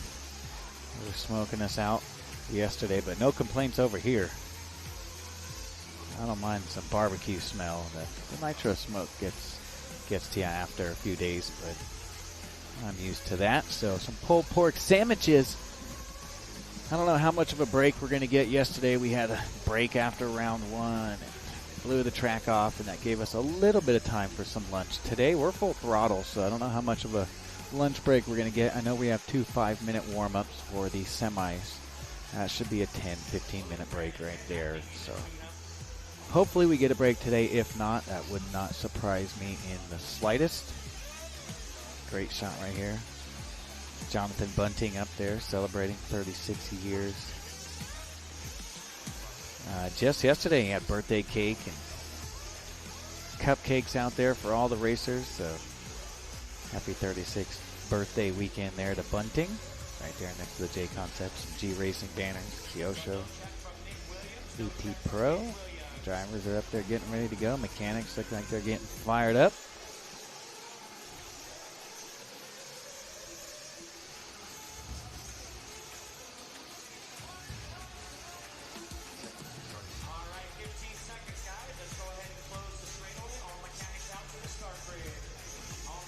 Here we go. Straightaway's getting closed. Uh-oh, a little transponder issue.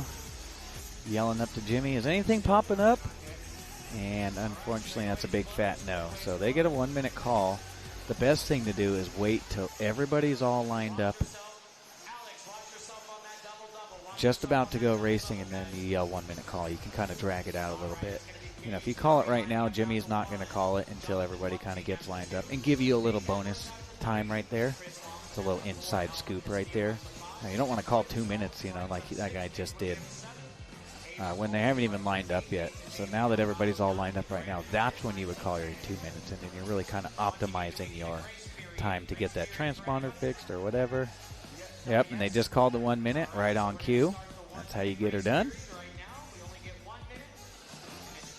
Even if you come up and like that gentleman did, says, I need 1 minute right there, he won't call it until everybody lines up because he gives you a little love. The inside scoop right there. Yeah, we appreciate you guys coming out. We wouldn't have a job if it wasn't for you guys. We'd be just announcing to a pile of dirt if it wasn't for our racers. So, yeah, does it drag on the day a little bit? Sure. Have you guys earned that? Absolutely. Here's big Jason Glass right there. That's Allison's right-hand man. I think that's Clay over there handing him the drop flag right there. He's been out there helping Jimmy and giving him some restroom breaks. Oh, sounds like Nick is good, so he's in. Here's the man, the myth, the legend, Joey Christensen out there. He's limping a little bit out there. It's like maybe his knee bothering him. Yeah, we're not getting any younger, you know what I mean? Oh. Okay, yeah, so we all do down and quiet's a little different from where you're from. Jimmy has a different style. You know, Scotty Ernst has his style. Kenny Brosh, want to give a big shout out to Kenny Brosh back home in Arizona. Love you, brother. Miss you, man. Hope you're doing well. Kenny Brosh has his own kind of down and quiet, so it's really kind of how the race director chooses to do it, and they all do it a little bit different. So it's always good to kind of have a little chit-chat, whoever's doing your down and quiets. With Joey's knee bothering him, obviously just kind of getting whoever can. We can go down there and give a quick rundown to Jason on how us West Coast boys do it. We usually, Marshall's ready is your right hand, driver's ready your left hand, and then we yell down and quiet, and that's when you put your hands down, and that would be our official drop. That's how Jimmy and I do it, but, you know, Kenny Brosh would be 30 seconds, and then he says 20 seconds, 10 seconds, and when 10 seconds for Kenny Brosh he announces, that's when I would have everybody fill it up, and then he says, good luck, drivers, and we all do it a little different, I guess is what I'm trying to say. Jay Beasy. 36 years of age, celebrating yesterday, and he's out front right here in this Sportsman Nitro buggy B main. That's that blue and yellow working through the back short chute. That's going to be Gage Murray in that number 2 spot. Edwards 3, Castillo 4, Williams, Olve, and the number 6 Lawson, Pitt, Delgado, and Stallings. My top 10 here. 1:15 down, 13:45 to go. It is Jonathan Bunting, Man, the we're race leader with Gage Murray second. gonna check out the chat here a little bit. My phone froze, so.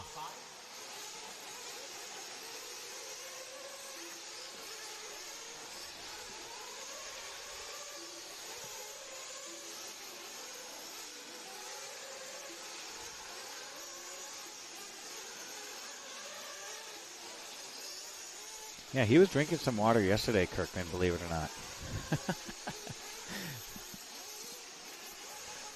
We all know what that means. He was running a little lean. Had to richen it up. I'm not sure we're following around. I think we're following the battle for 3rd and 4th here. Bunting, your leader down the line. Gonna do fast lap of the race. So Bunting on a burner here in this B main. 15-minute affair.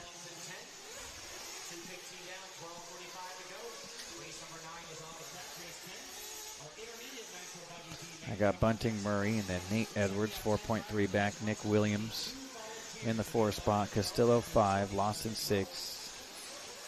These guys jumping around a little bit, but I'll do my best. Pitt, Olve, Delgado, Stallings here after 2 laps. Oh, check this out. Want to give a shout out to my man, Troy Hansen. That is one of the hardest working men in show business right there. Always at all these races. Sponsoring, I think he sponsored, 40 to 50 different races just in the month of May. So thank you to Troy Hansen. I want to wish you a very happy birthday. And thank you for all you do for us racers and the promoters and the tracks. And with ProTech and A-Main, just want to show you guys some love out here. That is Mr. Troy Hansen. Happy birthday, brother. And it's Sistrunk's birthday today as well. Dang, it's a birthday weekend. It was Jermaine Robinson's birthday this weekend. Bob was selling a 44th birthday. Bunting, your race leader, celebrating a 36th birthday. So a lot of birthdays going on out there this weekend. Yep, the clock keeps ticking.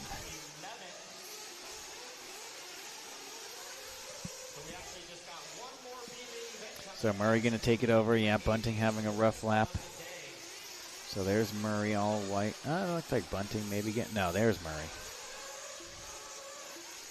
He should be working down through the chicane. I'm pretty sure that is. Because that's Bunting in the 2 spot, blue and yellow. Just a little bit behind him.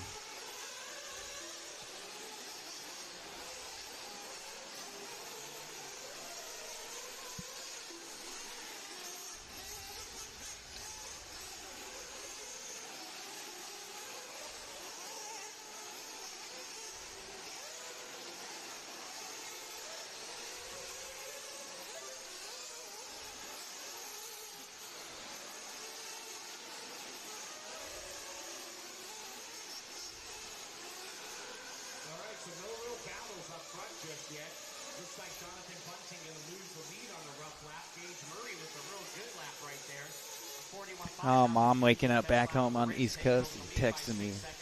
I send her. Of course, we're 2 hours ahead. I still text her at 7 in the morning. Our time. So she got a text at 5 in the morning. Just wish her a happy Mother's Day and tell her how much I love her. I wouldn't be where I am today without my mother. I've had a very, very amazing life, great childhood, and I've dealt with some adversity in my. I think that's the right word I'm looking for. In my life, and it's been a little crazy, and without my mom, there's no way I'd be sitting here where I am today. And she's just been my rock my whole life, all 42 years on this planet. And I just love her so much. And Mom, I'm thinking about you out here today on Mother's Day.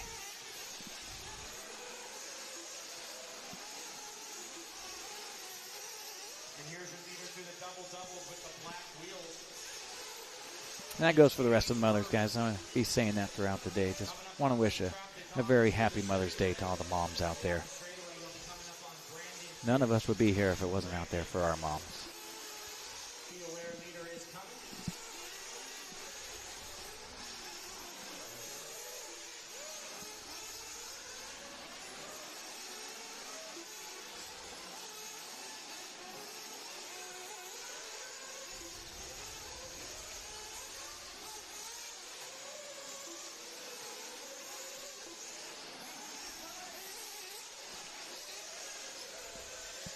6:30 down, 8:30 to go. We're about a minute away from our pit stops here. Looks like all 10 cars still running out there. Nathan had a little flame out. Oh, we got another little flame out, so that might be Nathan having some motor issues.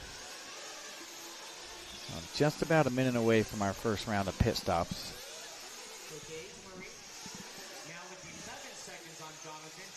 Jonathan's still in the number 2 spot, but Edwards, 3.9 back here now.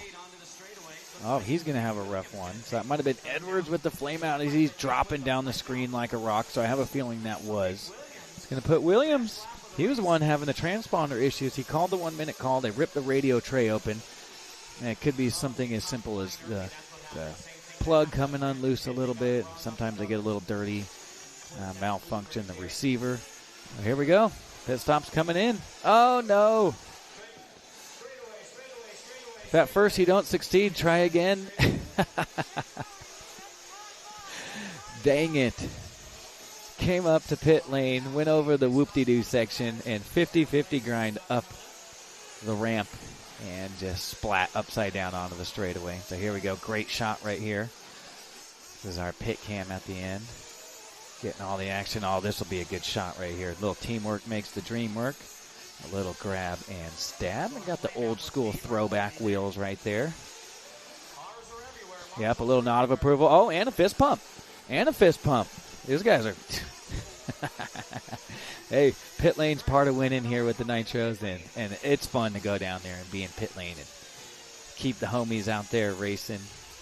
Super excited. Fist pump. I'm the man and I know it, he's thinking.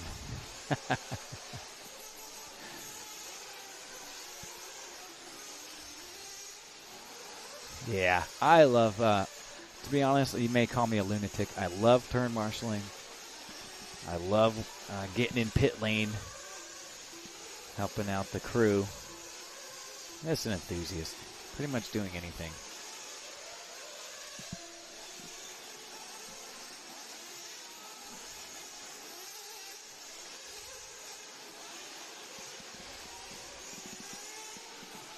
Yeah, inching our way closer here to some of these A-mains. Our first A-main will be race number 11.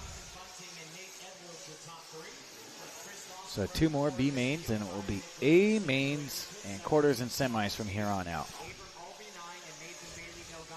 Bunting now stretching it out to 7.6 on Nate Edwards in that number 3 spot. Lawson going to jump up there to the 3. Edwards down. That might have been Edwards who did the belly flop coming into pit lane.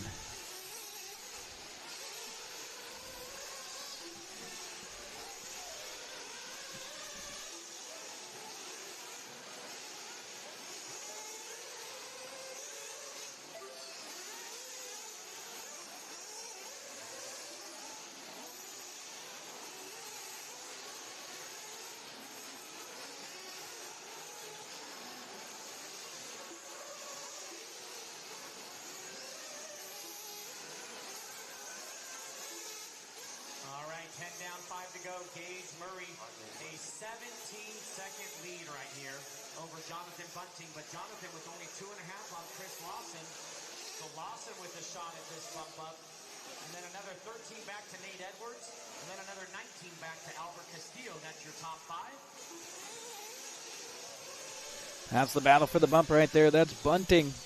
Lawson has had a second half charge right here in this race. Bunting was the early race leader, then falls back to the 2. Oh, some costly mistakes here on the back half of this 15-minute affair. So that's going to be Lawson now up to the number 2 spot, unless that was lap traffic. Nope, it was Lawson. So that was Lawson, as I assumed, coming across the line. Yeah, Lance, I love to see the hustle out of the marshals. Even though the car wasn't upside down, completely in stop, he was being proactive right there, and I love to see that. Yeah, get your fellow racer back in the action.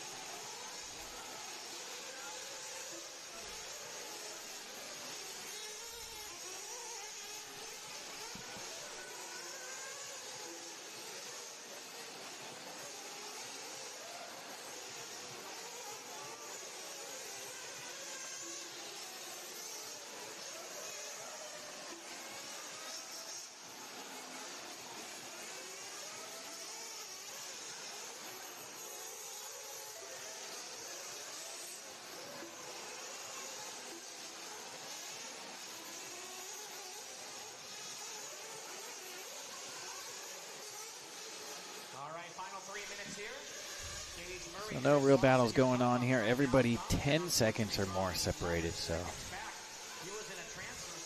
I'm just going to kick it here in a reserve mode and let these guys bring it home with 12 down, 3 to go. Gage Murray, Lawson, my top two, trying to bump up to the Sportsman Nitro buggy A-main. Bunting on the outside looking in. Edwards, Costello, Williams, Pitt, Stallings, Olvey, and Delgado. So 3 volunteers after this one, and we'll be ready to go with race number 10. Our final P-main intermediate nitro buggy coming up next.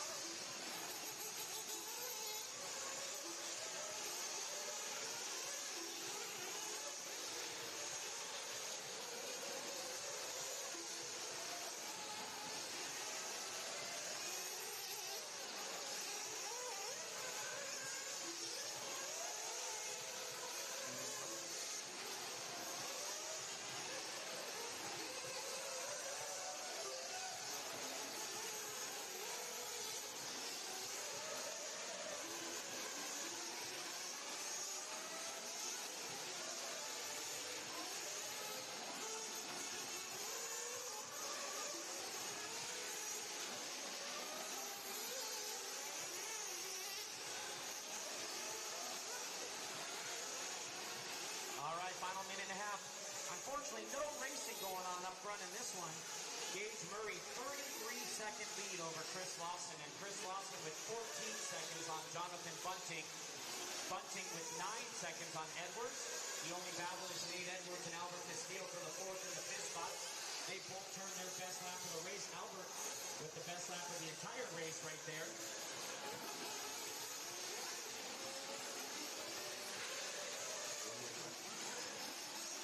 1 minute to go, drivers, 1 to go.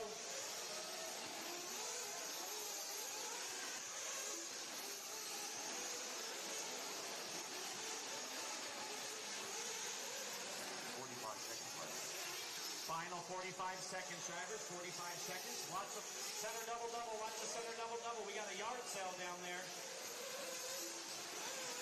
Ryan Reese to the rescue. 30 seconds, drivers, 30 seconds.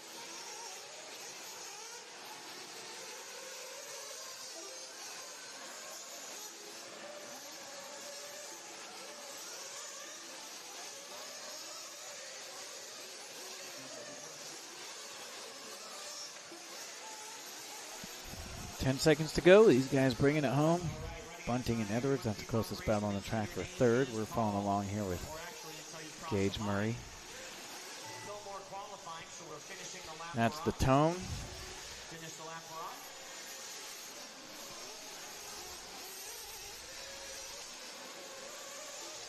Nick Williams, who done with the 6th spot.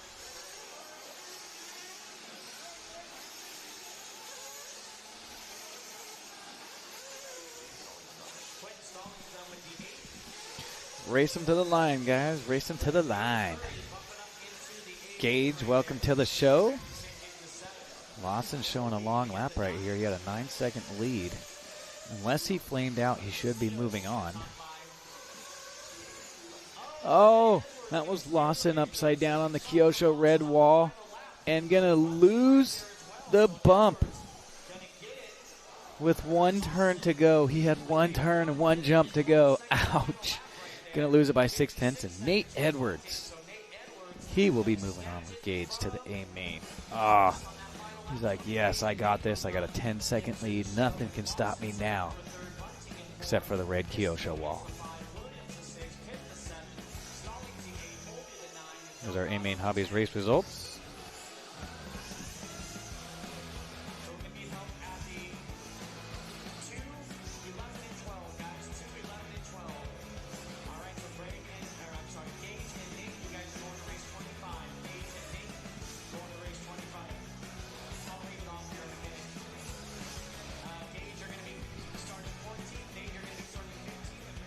All right, as you guys can see on the screen, we got the World Warmup raffle.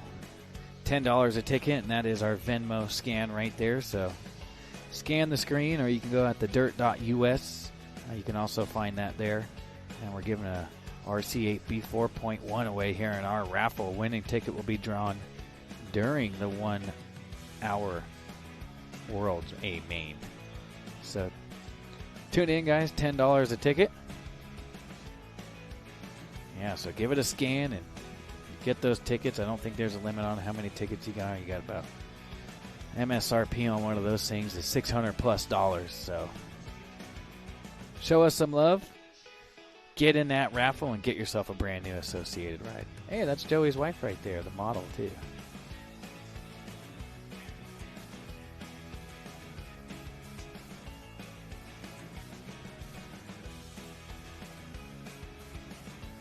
We're back here. As you can see, Marshall's working their way out there. We only had 10, so we're going to need 2 or 3. Yeah, it'll be the 10, so we just need the 11 and 13 covered, it looks like.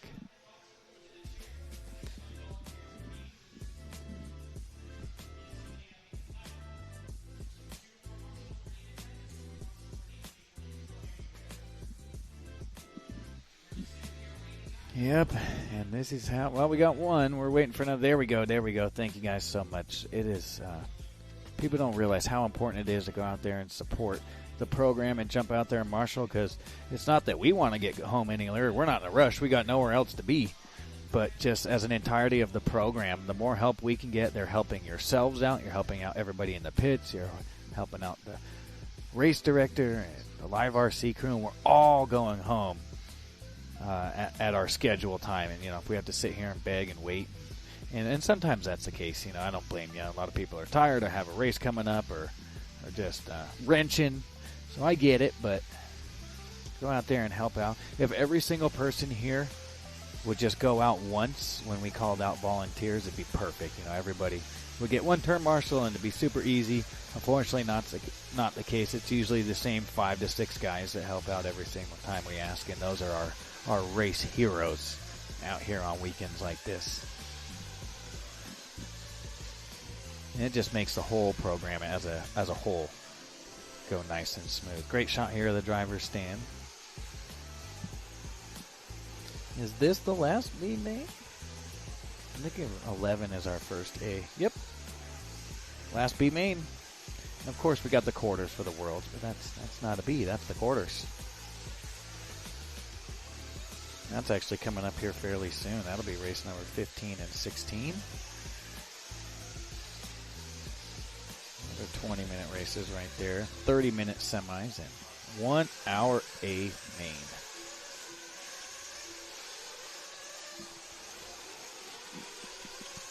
Marshall.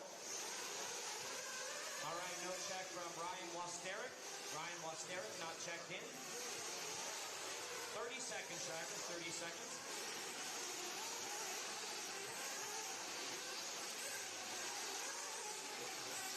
And Ryan's checked in. Everybody's checked in. All right, let's slow them down. Straightaway's closed. Let's get our mechanics out to the start grid. Straightaway's closed. Caution on the straight. Easy, guys, easy. Deanna Eichenberger going to line up at the 1.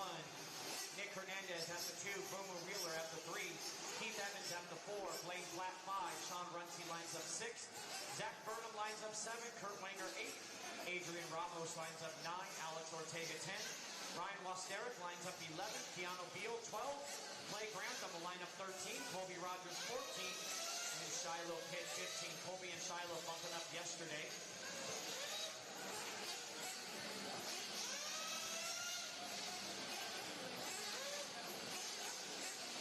Tyler, can you do my down and quiet?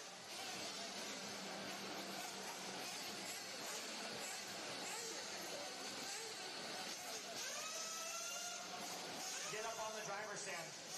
Or get up on the pit lane. All right, doesn't look like we need a grace. All of our drivers are back out there, so we're ready to go. All right, all 15 drivers lined up. That's B main, intermediate nitro buggy B. Deanna Eichenberger. Gonna start us off in that Techno strapped up on Pro Motion tires. And there's her boyfriend Spencer Hecker gonna do the drop. And it's gonna be Mr. TZO of Nick Hernandez right there in the number 2 spot. Boomer Wheeler. The AZ boys been in the chat and tuned in heavy out here. Deanna, a big mistake. Oh, come on, Diesel. That's the Diesel right there, Deanna Eichenberger.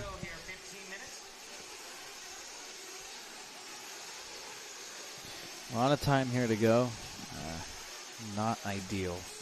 The way to start. All right, don't forget about the raffle in the hobby shop, guys. The raffle drawing will be before the semis during the track maintenance break. Once again, head on into the hobby store.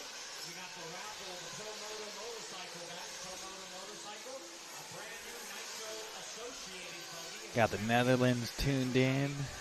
Pro Tech engine, JTP servo, and a bunch of charge leads. Head on into the hobby shop. And we got a Boomer out front. Boom, baby. And third on the grid up to first here. Working on the second lap. That's going to be TZO and Heath Evans, who's shown some real good speed out here. Zach Burnham, Platt, Warstrick, Ramos, Kurt Wanger, Deanna Eichenberger from 1st to 9th here. She's got time to get it done, but that wasn't exactly the game plan right there. Still got 13 and a half minutes. Grantham, my top 10. Rogers, Keanu, Pitt, and Ortega. You can only see my top 14. Then that's going to be Sean Runcie with the Kyosho, that MP11. Rounding out my field.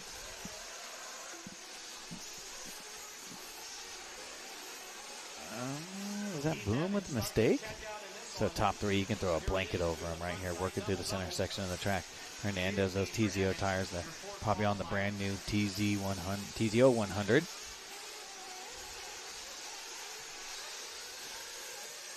Oh, so Evans gets by this group. So there was, as I was running through your full order, it's going to be Hernandez, Wheeler. What happened to Burnham? There he is. Ramos now up to a top 5, so Nacho having a good run.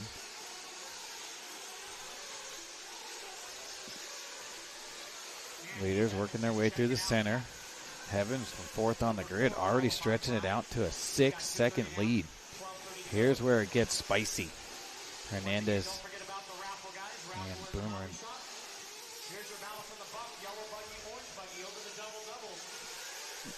I believe Boomer right here in the yellow buggy, Hernandez in the orange. Yep. And here comes Burnham, Ramos, and Eichenberger up to a top 5. So your BQ goes to 9th on lap number 1 and already back up into the top 5. I got 10 seconds between my top 5, so anything can happen here. It's only about 4.5 seconds out of that transfer spot. And hopefully she can get Wheeler and Hernandez to duke it out here a little bit. Oh, we already got a victim here. And it looks like less than that now. Look at this. Is our battle for the bump over the front side doubles. Of course, the unit Luke already on the battle.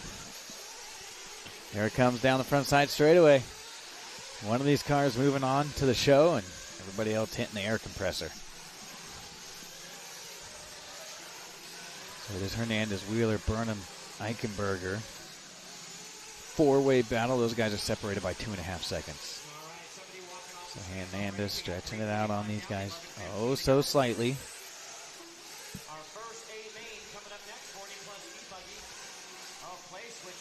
Coming up on 4 down, 11 to go. There's our battle. Miss Deanna. That early race mistake, though, getting it corrected and right back in the fight here.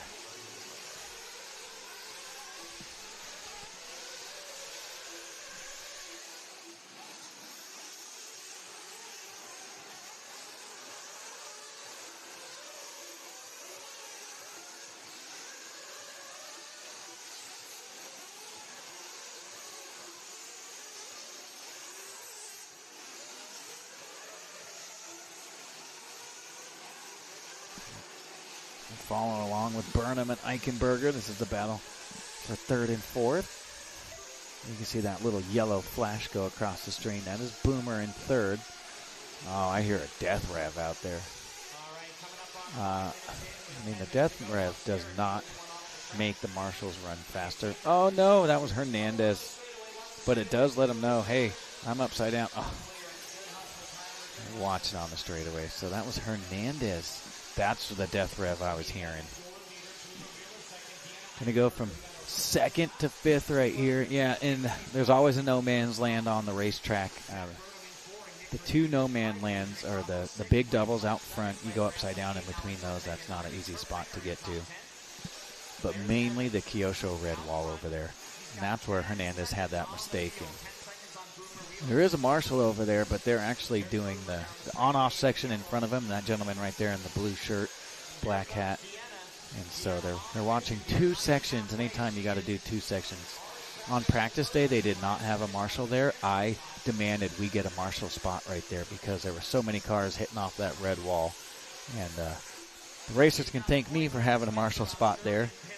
You know, I knew it would be needed because they were just, not only was it dangerous with cars upside down and stuck right there, it took a minute or 2 for the marshals to actually notice one there. So I did put one over there, and they're marshaling 2 sections. It's better than no marshal at all. That's just not a good spot to crash. Probably the worst spot on the track.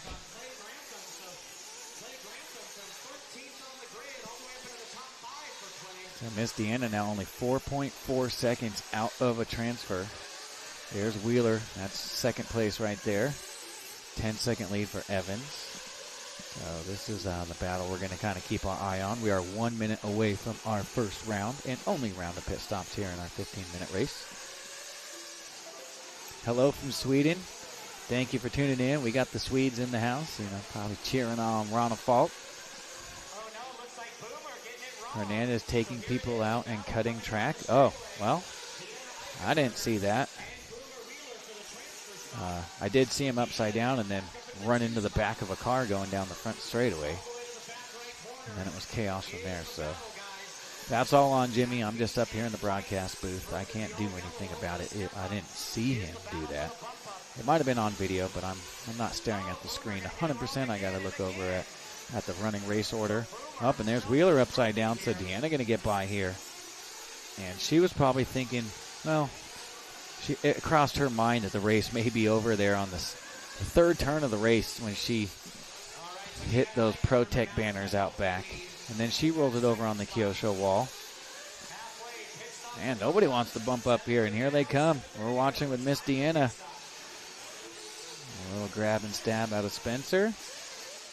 And then you can see Shane Saunders right there helping out his fellow Arizona native. A little shout out to Mom and Dad for the Saunders, Erica and Shane.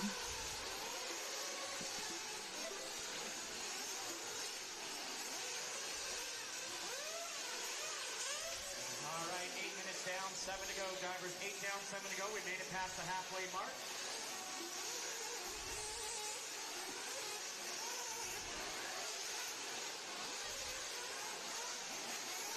So just a little racer information. I was talking with Shane earlier this morning. And Reed was your top qualifier in Sportsman, Nitro, buggy. But he also qualified 13th in the main event and intermediate. And so Dad asked Reed, what do you want to do? Do you want to stay and run both classes? And it was Shane left it up to Reed. That's his dad. Reed says, take me out of Sportsman. I'm ready for intermediate only now. So we knew that was only a matter of time, and like I said, somebody's got to go out there and win that Sportsman class. But I thought that was kind of cool and showing maybe a little maturity from Reed as he put together some good runs in intermediate. You know, you don't have as much carnage out there, and it showed with his pace. He made it 13th. He qualified last in the A main for intermediate. But he says, Dad, I want you to take me out of Sportsman, and I'm going to only race intermediate today. So congratulations to that young man getting really fast. And, you know, when you're winning these races, and he's had some really good success at Silver State and stuff this year, and pretty much all the races he's done, you know, you're in that fine line of top sportsmen and you know, maybe making some A's. We don't have a ton of intermediates out here, so that may have come into play as well.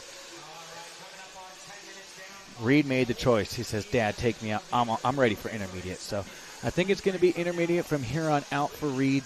You know, there's always that gray area when you're doing so well in a certain class and when to move up. And this is the weekend, the World's Warm-Up here at the Lonestar Challenge. Reed has decided to. I think that's cool. Dad left it up to him, and the young man says, let's do this. All right, so I believe this is our three-way battle right now. Boomer with the mistake. Deanna going to get by, and I believe that is Clay Grantham now in front of both of them. Clay is actually the one that's been up there helping out Jimmy. It's either that orange car or the blue one in front of him. Let's see. Nope, that is Sean Runcie. Yep, and Clay going to roll it over here. Oh, man, Marshalls. What we got going on here? Oh, nope. And me, you put the car where it came off. I know he was upside down a long time, and probably want to help out the homies, but it came off coming off the straightaway, and the car comes back on the track where it came off, and that's just how I read that. So you would put him back onto the short chute, but he got a little McLovin right there, I guess, from the turn marshal. If I was the RD, I'd be giving a little stop and go, and it wasn't his fault. That was the marshal who did that, so it's not just on the driver. That was the marshal that put him on the right side and gave him a little bit of help right there. But as I see it, they go on or they come off. So pit stops have cycled through. Evans now a 23-second lead. Wheeler, Grantham, Ramos, and Eichenberger 1 through 5. Burnham 6, Ortega 7, Platt 8, Wenger in the 9, Keanu 10, Pitt, Runcie, Rogers, and Hernandez now off the track. Maybe stretching that rod a little bit as he death revved it over here by the Kyosho wall. Reed is 10 going on 25, super kid. Totally agree, Tony. What a great racing family that Reed and Shane and Erica, I believe his mom's name. I hope I'm not getting that wrong. I'm pretty sure that's right.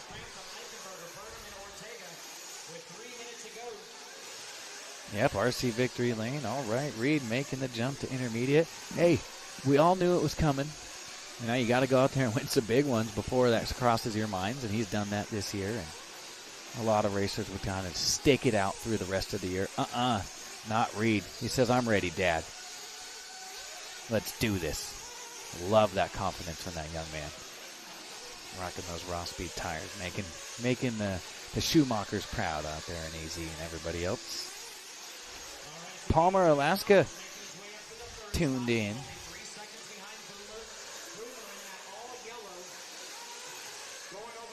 Yeah, I mean, the race director, if they see it, they call it. If they don't see it, they can't call what they can't see. And, you know, the race director is watching a million things out there, of course. Anytime you see it, they have no problem, especially Jimmy doing this as long as he has. They will say something and do it. Now, if he were to kind of go up and get that bump spot, it may be another racer that goes up there and brings it to their attention. And the only way we could go back and dispute that if it's on video. And I believe that was, so you could say, hey, I have this on video. We can go back and penalize in 3 to 4 seconds or something after the race. That's just kind of how that would be handled. But what you don't see as a race director, you don't call. That's just how it goes. So video replay is your friend in that case. 1:30 to go, drivers.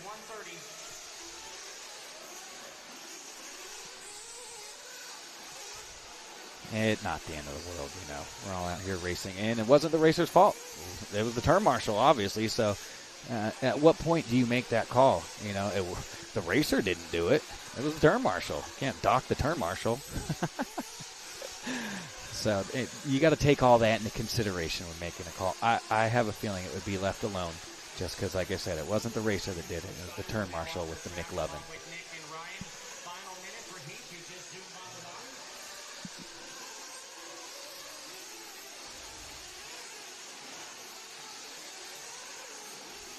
Ramos getting some love here on the chat with things winding down. 45 seconds to go, and Ramos now only 2.9. So a West Coast battle. We got Arizona versus California here. There's Arizona across the line. And here comes the MP11 of Ramos with the TZO tires. So that's the battle. Let's go to that battle on the right side. The yellow and orange car with 28 seconds to go. Are they going to get caught this time by? Is Wheeler moving on to the A main, or is it going to be Adrian Ramos to the show? And Ramos starting to ask 17 seconds to go. Ooh, it's going to be close if they get by. If I was a bet, man, I think they're going to get caught. 10 seconds on the master clock. It is going to be close. Of course, Boomer wants it to be over. Ramos wants to keep going. Another one. 3, 2, 1. And Boomer saved by the bell as Ramos was reeling them in like a striped bass. So Evans out there finishing up his parade lap. Walla Walla, Washington tuned in. What's up, Washington? The Northwest in the house. Heath Evans and Wheeler moving on to your intermediate Nitro buggy A main. So it's A mains, quarters, and semis from here on out, guys. Running down here. So that's been the conclusion of our lower mains. All A main winners will be getting themselves a live RC interview.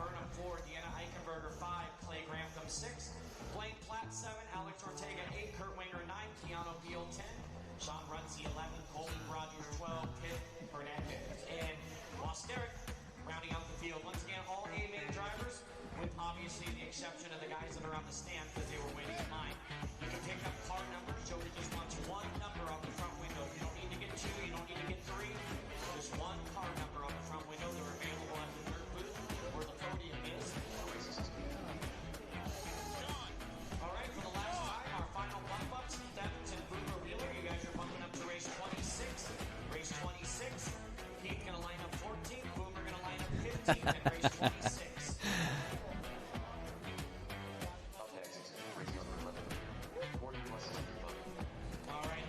Marshals out there. Deanna Eichenberger will grab the 1 chair. Nick Hernandez to the 2 chair. Boomer Wheeler to the 3. Heath Evans to the 4. Blake Platt to the 5. We're starting off with the OGs of RC, the 40-plus electric buggy A main. Chris Allison, your track over. A fan favorite all across the country out here. Reggie Tung, Smiley Hen, always fast. Chris Hatch has had a pretty decent weekend out here. Kurt Kellum, Mr. Quad, over here in the center section, going to start on the 5. So A-Main Hobbies grid lineup. Wade Moore, Mike Patel 6, Wade Moore 7, Enki, Geary Rodriguez the fave, Catchings, Elmer, Fausch, and Rivas. Those are my 2 bump ups. All right. Missing the 2 over there of Nick Hernandez. Nick Hernandez, we need you out to the 2, Nick. There he is. Thank you. On the right side by that triple Nick. 14 should be Colby. He's there. Go ahead by 13. Yep, there's Click. All right, I got all my marshals. Our first A-main is on the track. Let's go ahead and roll them out. Remember, a 10-minute race, guys, so don't use up all of your batteries if you can't go 10 minutes. TW. He's on himself a little coffee break. Coffee's kicking for FTW. Schumacher. Yep, they're talking about Reed. Yeah, he's getting some help from Drake currently. That's awesome. Shane wanted to make sure he's 100% comfortable with the brand before making any solid long-term moves. So, sounds like rocking the Mugen here for Saunders. Our first A main. We're going to kick it off with the sewing machines.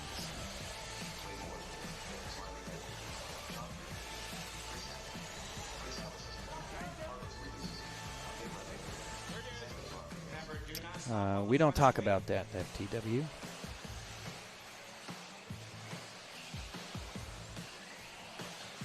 Dutch Bros. Yeah, you know, we're finally getting some Dutch Bros out in California. They've been in Arizona for quite a while, and they're starting to branch out into the West Coast. A lot of people like the Dutch Bros.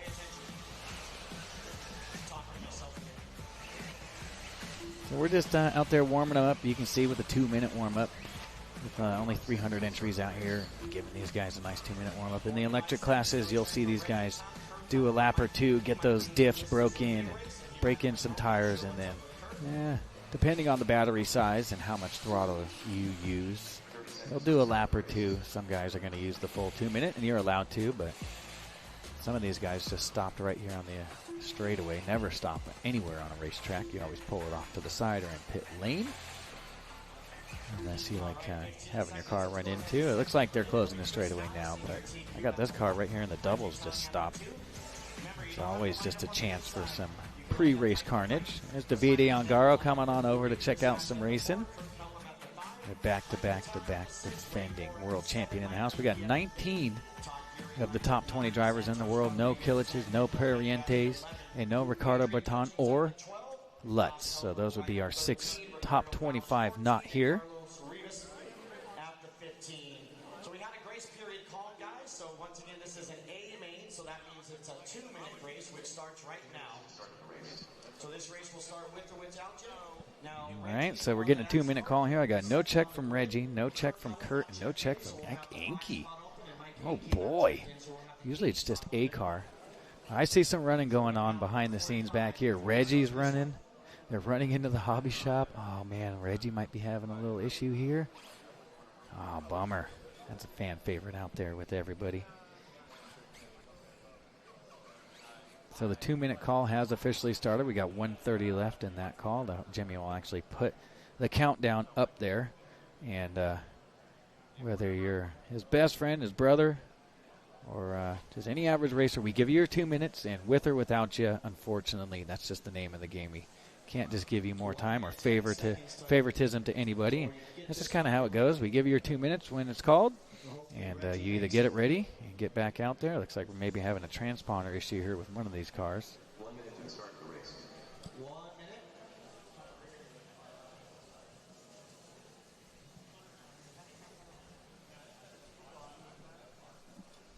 Battery swap.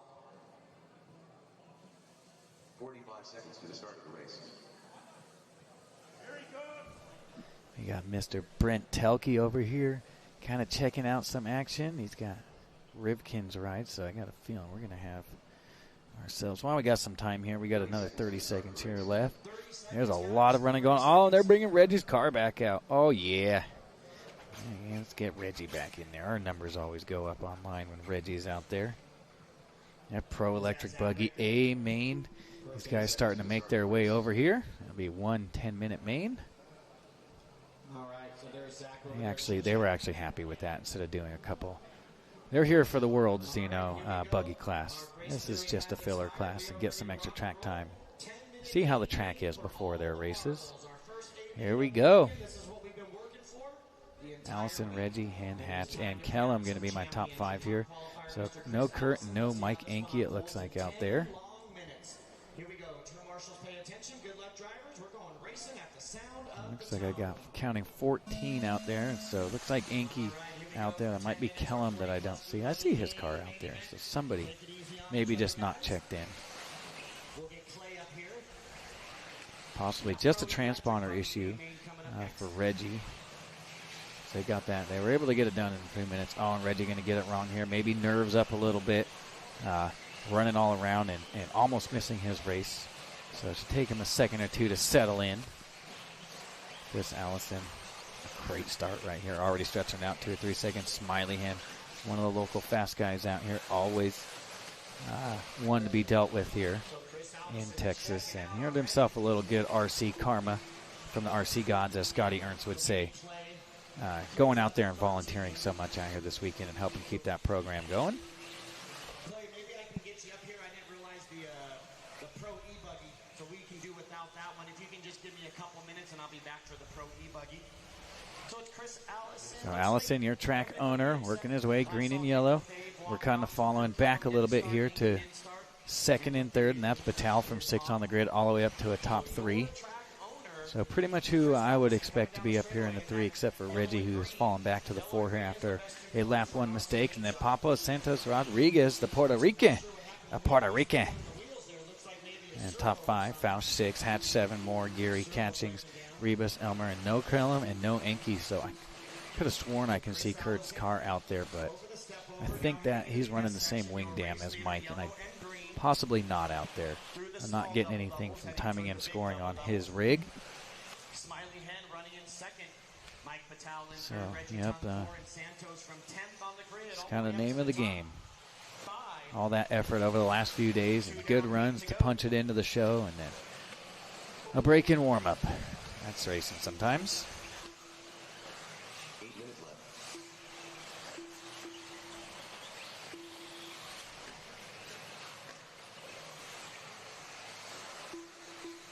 Steve 04. What did I miss? Well, he overslept. You didn't miss nothing.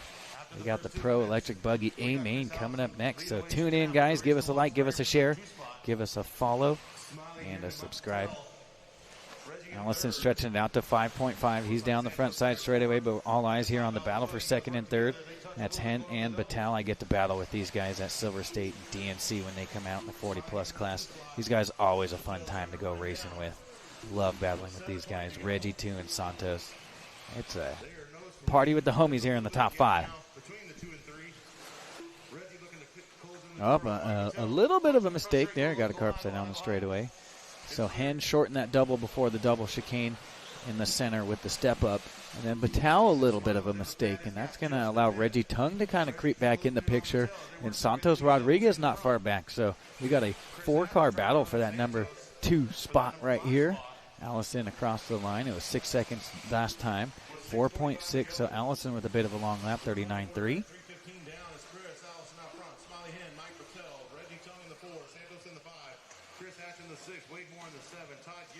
No Name RC Podcast tuned in. Thanking Live RC Videos for the coverage. It is much appreciated. Absolutely, Lefty. Absolutely. We are going to be our world coverage out here later this year, September 26th through October 3rd as well. So hopefully you guys stay tuned. I'm glad you guys are enjoying some of the coverage out here this weekend. Is it the Lonestar Challenge, the 13th annual out here. But it also has doubled up as the world's warm-up. And it's always good when you have this amount of talent. It just makes our life easy up here. We just get to enjoy the show and bring it to you guys all live. So thanks to everybody back in Wisconsin at the Live RC headquarters for coming on out here this weekend and dialing everybody up with the program here. Got a little bit of lap traffic here coming up between my leaders, and they're showing them lots of love. That had a boy, excuse me.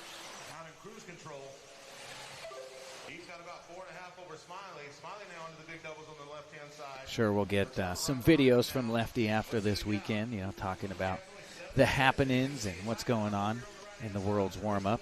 So we'll get him and Max, I'm sure, to bring us some good content. Smiley with a little mistake. Mike Patel right there. It's going to be Tung Rodriguez. And now Hatch throwing his name in the mix. Somebody getting it wrong. Oh, that's Reggie. Not sure if Reggie maybe just on the wrong tire compound here this morning. That car looking a little off the pace than from what I've seen so far this weekend. And, you know, that's all it takes sometimes to make a car hard to drive is what tire do I run? Soft? Do I run medium, hard? And whatever compound he went with maybe made some changes. That car looking a little bit hard to drive here at the moment. It's going to put Rodriguez now up to the number 4 spot. Rodriguez a little kiss off the pipe. Now here comes Reggie. These guys battle quite often out here, so they're going to keep it clean. That's the best. Clean racing is fun racing. Ricardo, that's my 3rd place car behind you there, sir. Thank you very much. And the battle continues on for that number 2 slot. Patel's doing all they can to reel him in. Still 7/10 is the spread as they work their way on the right-hand side. Santos and Reggie, they're working their way on. So Allison stretched it out to 8.2. And we're about a minute away from our halfway point. Everybody get the popcorn in a cold soda. We're going to kick things up a notch here at the world's warm-up. Pro electric buggy A main. Took 13 plus 2 bump ups, and Mayfield and Van Dalen getting the bump ups here a little bit earlier this morning. So here's the battle for second. That's Hen, Batal, Rebus kind of in between that battle. And then what happened to Reggie Tung and Rodriguez? Here they are across the line. That's going to be Hatch 6, Wade Moore in the 7, Geary 8, Elmer 9, Rebus 10, Fausch 11, Catchings 12, and no start out of Kurt or Anke. Battle for second is on. This is exactly what Allison wants, so he can just stretch out that lead.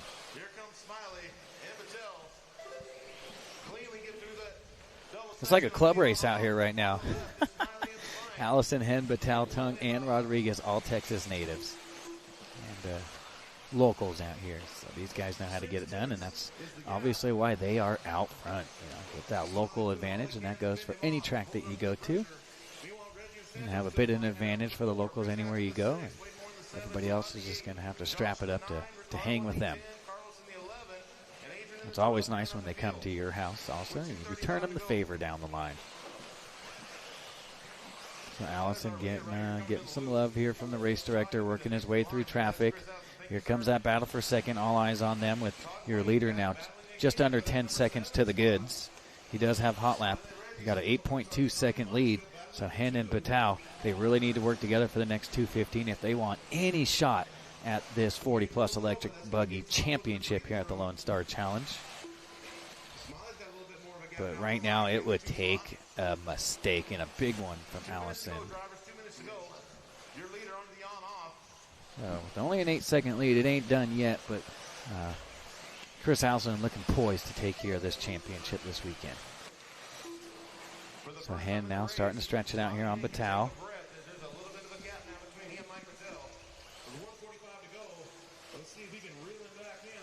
1:35 left on the master clock. You can see the crowd starting to form here. Stands starting to get full over here.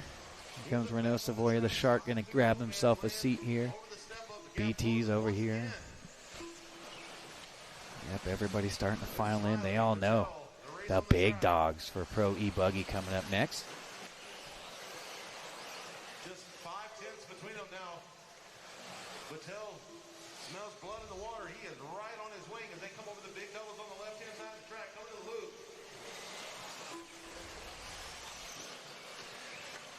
Well, only 3 tenths now between the two.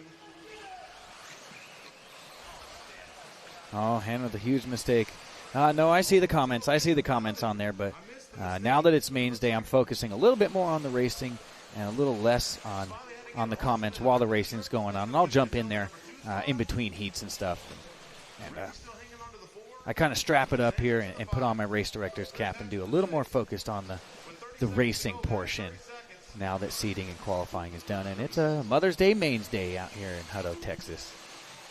A happy Mother's Day to all the moms out there. 20 seconds left to go. Allison just under 10-second lead.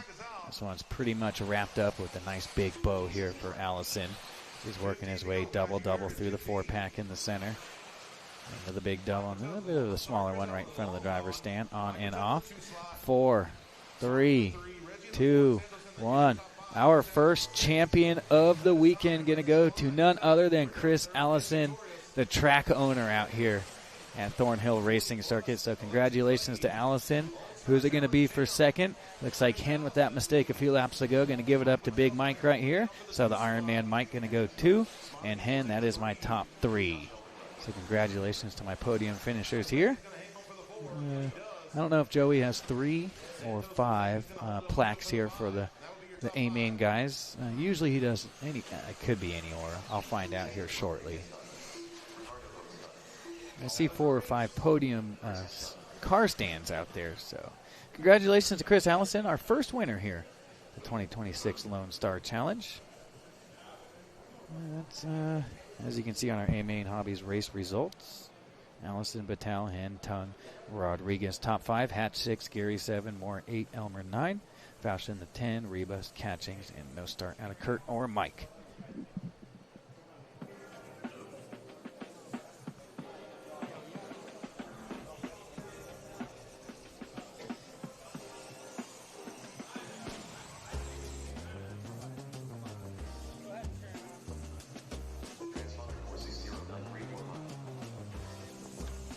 Tony, to answer your question, we're working on it right now. So stay tuned. Stay tuned. Yep. We are working on the next phase right now. I'm really looking forward to that phase. I cannot wait. And you're absolutely correct.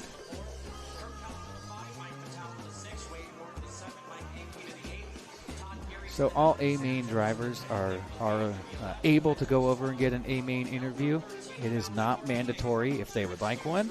A-main winners out here today can absolutely 100% go over and see Lucas at the end of the driver's stand and get an interview. It is not mandatory out there. So Allison, obviously the track owner, super busy, and he's just going to keep his head down and keep charging and taking care of the place. Looks like no interview for him, but all A-main winners out here today 100% getting a little love from the Live RC crew.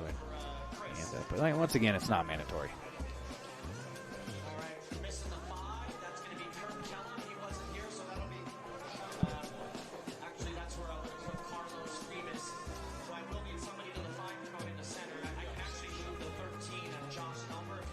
All right, I want to give One-Up Racing, and that is going to be our interview cam out there. So thank you to One-Up Racing. Hooking it up. There we go. These guys, we're just waiting on some turn marshals to jump on out there, and then these guys are going to get 2-minute warm-up. Feed Long, your top qualifier with your back-to-back defending world champion, Davide Algaro. Barufalo, he hasn't really put the full 5-minute run together, but he has actually been hot lapping a lot of those qualifiers right there. So he'll be one to watch. And the young Italian Polito, been really fast out here this weekend. And a good qualifying effort for him as he's going to start there in the top 5.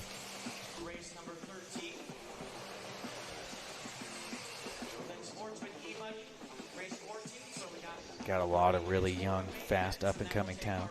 Ben Mohammed, the Frenchman, with the Sparklo, and Mattea out there as well, the Italian with the S-Works. So these young men really making those.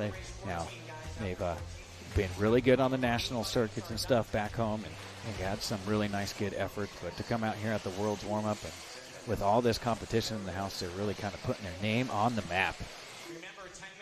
So who we going for here? You guys were a betting man.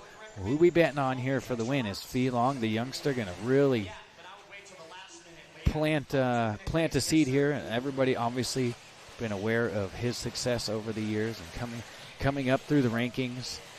But to come out here and TQ with this competition in the house, this weekend could really, they might be the biggest wins to date here so far. Just because of the sheer competition out here. Oh, we already got 2-minute calls going. And there's a lot of running around going on from the pits back and forth to staging. And I got a feeling that one. Well, there's Wiggins. So it looks like everybody's all checked in. Not sure who we got the 2-minute call for. I don't really see anybody in pit lane. Obviously it was called. 30 seconds to go. Fee just going to keep on driving around out there. And he turns it around at the end of the straightaway. So who are we rooting for? Can Fee hold off the Nitro World Champion? We're going to find out here shortly. Thanks, Tony. Appreciate that. Angaro will take this. Keep it plump, boys. Fee going to be 5th. Okay, well, we know who he's not going for. I asked who you think was going to win it, not who's going to not win this. Davide Angaro getting a lot of love out there. Fee getting a little bit of love. Ruffalo, like I said, he'll be one to watch. He's been really fast out here this weekend. Let's see if he can put together the 10-minute run here.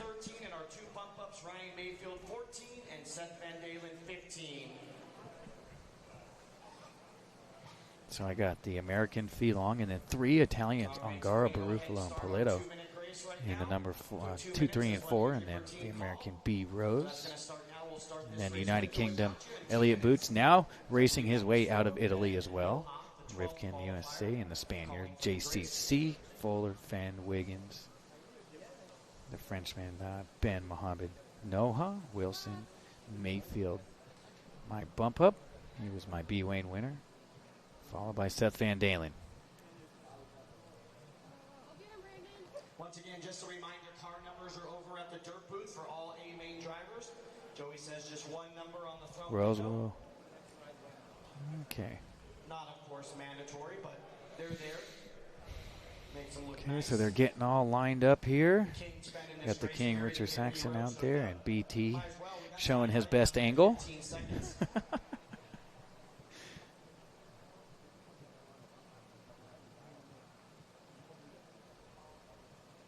V getting some love out there. So is our 2-minute call done? Nope, we got 1 minute left here in our 2-minute call. Let's see, 1, 2, 3. It looks like the 12th position is open, so that might be Ben out there. And he's going to have about 45 seconds to get that thing going. And unfortunately, we're going to go with or without him. Yeah, you can see that 12 spot left open down there.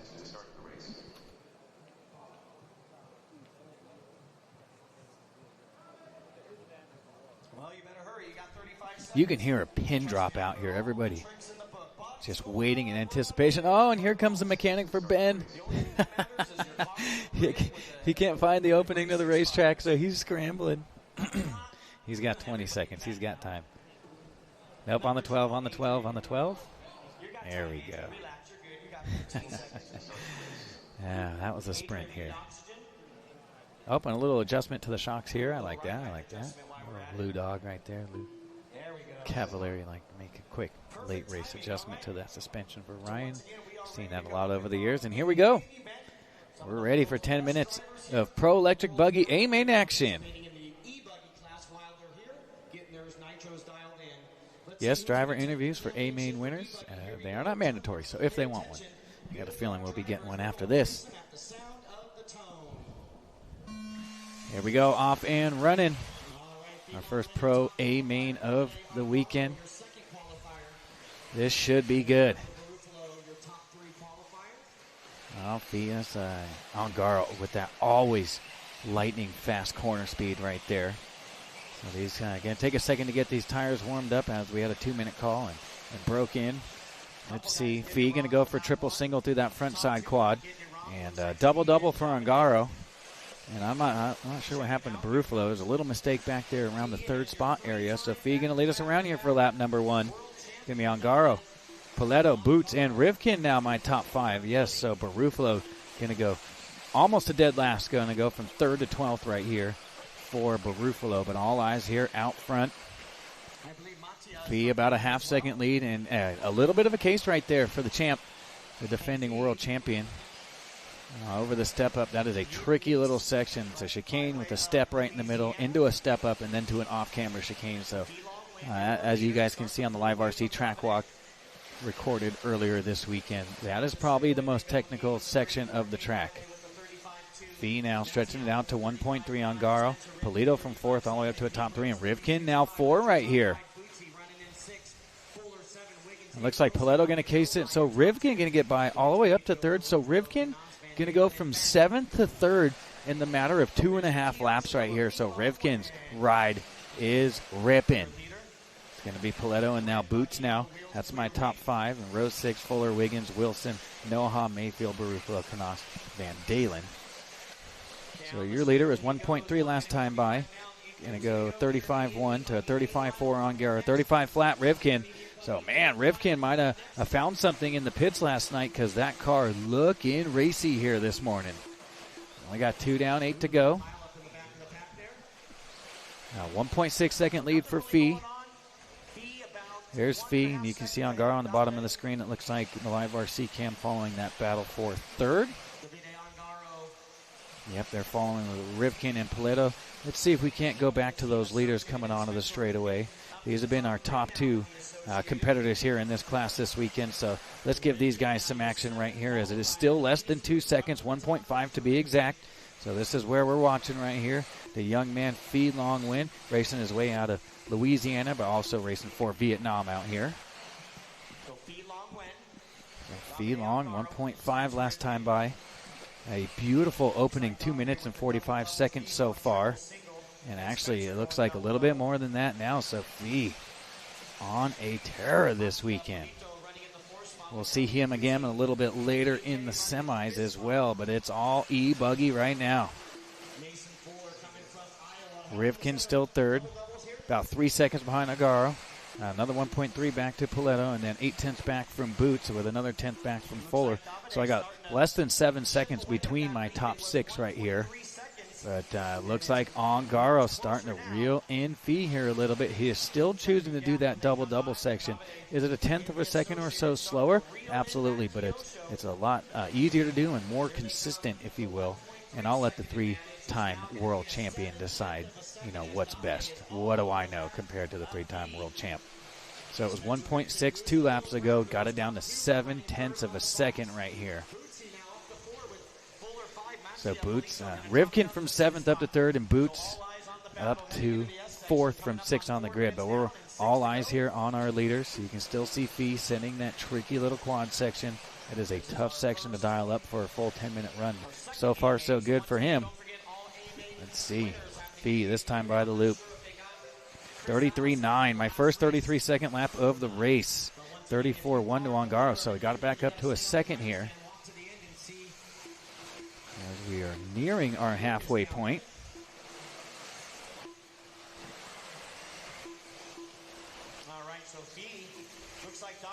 So early on, it looked like Fee having the pace here.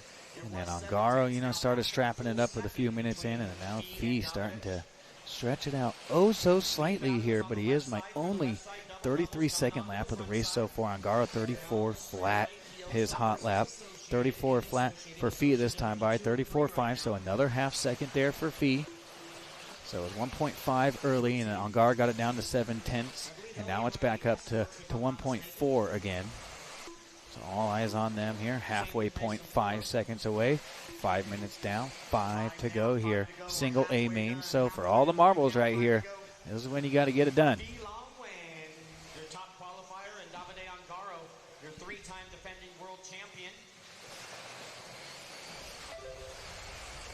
34.1 to 34.2 Ongaro, 1.5 the difference now.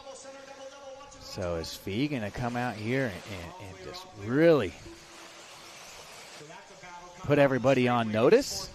I'll let you know here in the next 4 minutes and 30 seconds. So far, so good. A lot of people picking Fee or Ongaro here for the win. And it's just a 10th here and a 10th there. It might be that quad section. But that is the make-or-break section on that lap. One little crash from Fee, and that would put Ongaro out front. But he don't care. He is still sending that tricky section. 34.0 to 33.9. Now Ongaro joining that 33-second club. So still 1.4 here. Rivkin, Boots, Fuller, Wilson, Wiggins, Noha, Rose, Paletto, Mayfield, Barufalo, Canasa, Van Dalen. And Fenn down to the 15. Yep, and that's exactly the spot. I have been letting you know that yes, it's faster, but it can come up and bite you, and that's exactly what happened to Fee right there on that lap. So this is the tides have turned here a little bit with 6:30 down and 3:30 to go.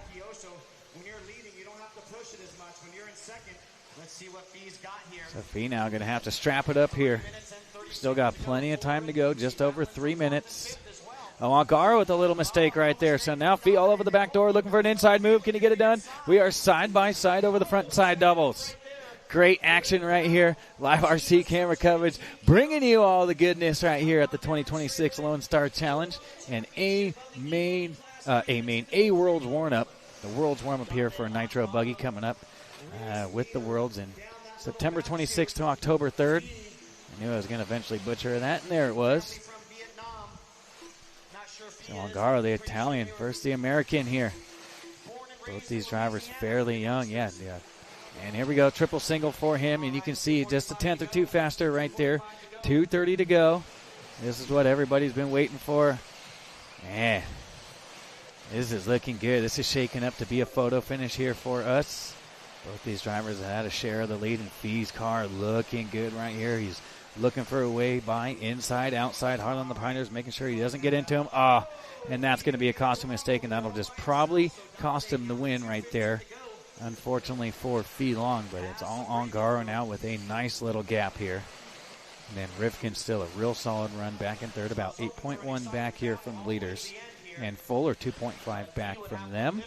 wrap it up here. Let's see what he's got. He's got 2 minutes to go. So still 2 minutes to go. It's not done yet, but to reel in the 3-time defending world champion, that is not going to be an easy feat. So he will need a mistake out of him. Just on sheer pace, I don't think there's enough time for him to reel him in. They're just not that far separated. They're only a 1/10 of a second off hot lap. So it's going to take a little bit of help from your leader if he wants to come back here and get this win. Always shown the speed, and this young man just super, super young still and having a nice weekend out here. Still, second would still be solid, but obviously when you're the TQ, you're looking for another than the win.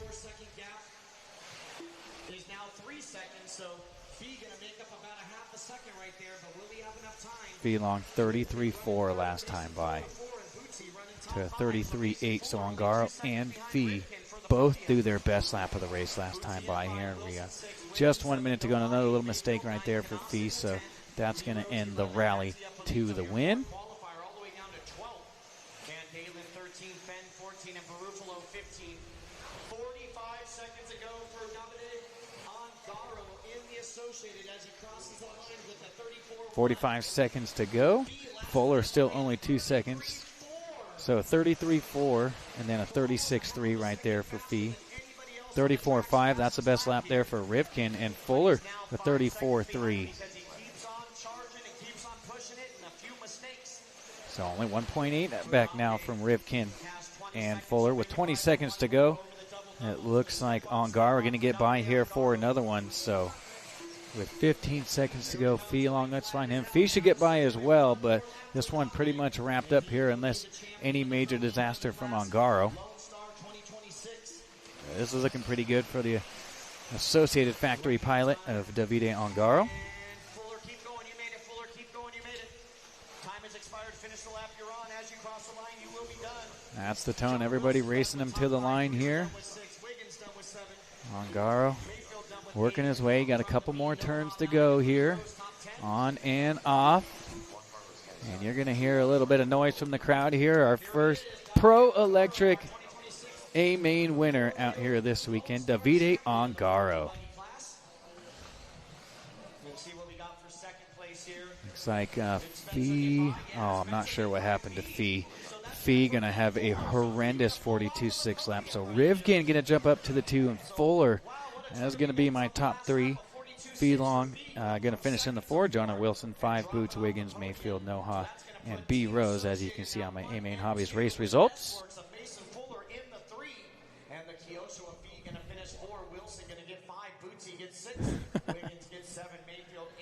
So there it is. Ongaro taking the Pro Electric Buggy A-Main win. That was a fun race to watch. I hope you guys are enjoying the live coverage here from Live RC. Whew, that'll get the blood flowing there a little bit. Still super proud of Fee going out there and TQing with this competition, but you know, that's just racing sometimes. And in this class, all it takes, looks like everybody's still out there. A lot of high fives and hugs from everybody. Everybody congratulating the Team Associated guys. All the Italians running on over and giving them a high five. So congratulations to Davide Ongaro, our Pro Electric Buggy A-Main winner. Yep, everybody giving him nucks and a high five. BT over there taking pictures already. Yeah, what a run. Just domination from this young man. So if we get Davide up onto the driver's stand possibly, I don't know if they still want to do it at this time. When we're getting our marshals, guys, once again, let's get those marshals back out. Looks like I'm missing Fee at the 1. Over there, Davide, at the end to Live RC. Go see Live RC, please.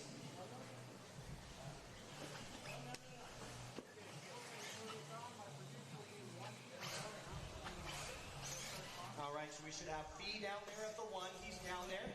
Davide will grab the 2. So in the meantime, Van Dalen maybe can grab the 2 while we're doing the interview here. But the interview will be done before the 2 minutes is over, so Davide can run back out to the 2. Looks like the rest of my spots are covered. And I have Jonah down there at the 13. Yep. All right, let's go ahead and roll him out. Mattia. All right, guys, I got Davide Ongaro on our One Up Racing race report cam. So Davide, starting on the number 2 spot, you just applied the pressure early, made a couple small mistakes, but you kind of kept your head in the game, and you just applied the pressure until he made a mistake. You got around, and you never looked back. Tell us a little bit about your run. Yeah, I mean, we are all fast, so I tried to stay behind Fee. I saw he has a little bit more grip than me, but I feel like if I can stay behind him, I put some pressure on him, and then he crashed. But yeah, I mean, it was good. Long final, even if it's 10 minutes, but at this level, it's super long. So yeah, it's good. Super happy. Yeah, awesome. Well said. Anything that you maybe learned out there for you're going to get a main warm up and stuff for the semis coming up there? But is there anything that you kind of picked up here out there this morning? Yeah, I mean, we feel for sure the track because it's different from what we ran yesterday evening on the last quali. So yeah, I mean, I think tire mainly because the cars are pretty much the same, and Nitro car was good yesterday. So yeah, I mean, mainly the track condition.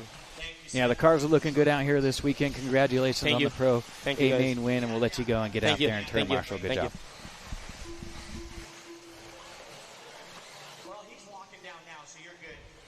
So, Davide, if you can head over to the 2. 45 seconds to start the race.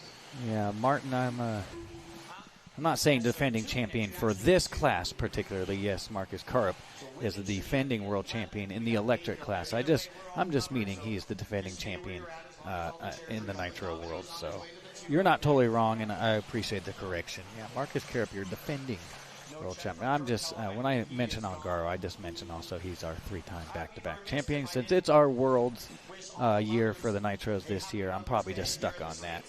So, but I like it. You're absolutely right. Wasn't saying he was a 3-time defending champ of this class, just in general. So thanks everybody for tuning in. That was fun. So Donato Trardi will line up at the 1, Chris Allison at the 2, Reggie Tung at the 3, Renato Trardi 4, Kurt Kellum at the 5, Joel Rodriguez 6, Keith Evans at the 7, Calvin Bruce at the 8, Adrian Ramos at the 9, Tito. All right, these guys lining up right here in the Electric Buggy A-Main. All right, guys, on the screen, 2026 FMAR World Championship out here in beautiful Hutto, Texas at Thornhill Racing Circuit. Coming up September 26th to October 3rd. Catch all the racing action here on Live RC, and we hope you guys come and tune in. We'll see you guys here back in a few months.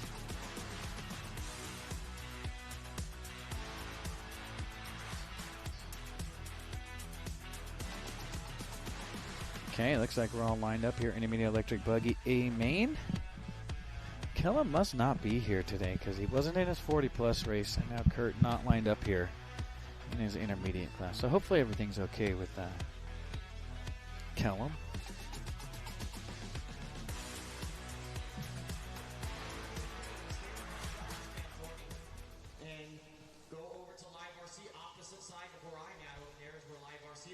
Wow, looks like Joey went big with the plaques this year, potentially. Yeah, looks like he's got all A-Main finalists possibly taking home some hardware.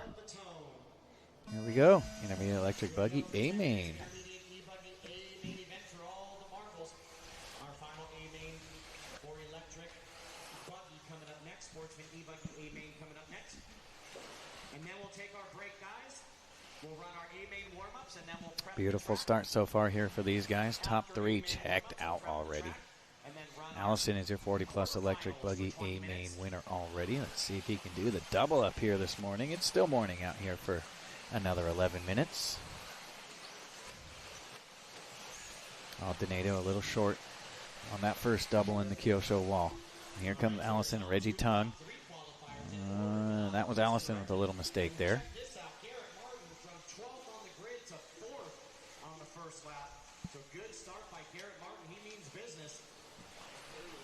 After lap number 1, it's Trardi, Allison, Tung, top 3, Martin 4, Evans 5, Bruce 6, Trardi Jr. 7, Burnham 8, Reed Saunders making his official move up in here to the intermediate class. Good job. He made it in Nitro as well. And here he is. Oh, no, maybe it was 13-4 here. I'll have to check the sheets. So running top 10 right here for Reed. Good job for that young man. Ramos, Hatch, Cesena, Rodriguez, Granger. That's my top 14 out here. And Kellum, yeah, no laps right here. So there's Donato. 1.3 up over Tung, and then Tung another 1.4 up on Allison. Heath Evans 2.8, and then Martin from 12th on the grid all the way up to a top 5 run going right here. So a nice little run going here for Martin. Leaders across the line. And DP out there getting Reggie. Oh, that's going to cost him a few spots right there. So Allison going to get back a little do-si-do between Allison and Tung. But here comes Martin now from 12th up to 4th on the grid. Bruce from 8th on the grid up to a top 5. Trardardi Jr. down to the 6th. So your top qualifier out front doing top qualifier-like things. And don't forget, term marshals, once we get into the semi, or into the quarters, will be the semi drivers. So those drivers I just announced, you guys will be marshaling for the quarterfinals for your respective side of the bracket. Even semis will marshal the even quarters. Odd semis will marshal the odd quarters. So make sure you guys are ready. Everybody all tuned in. John Calories. We got Colorado in the house. Chauncey Mack. What up, big Chauncey? I haven't seen my boy Chauncey for a while. The Truggy extraordinaire. Good to have Chauncey here in the chat. Rodrigo Santa Cruz, the GOAT. Yep. As of right now, he is working on that title. No doubt. Coming up in a few months. Late September, early October.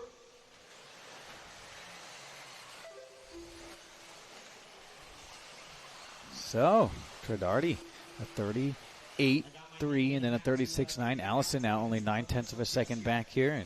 And the unit Luke up here, bringing all the racing action. He's just, get out of my brain, Luke. He is on it right now. Anytime I think, hey, we should go to this battle, I look up at the screen. Luke's already on it.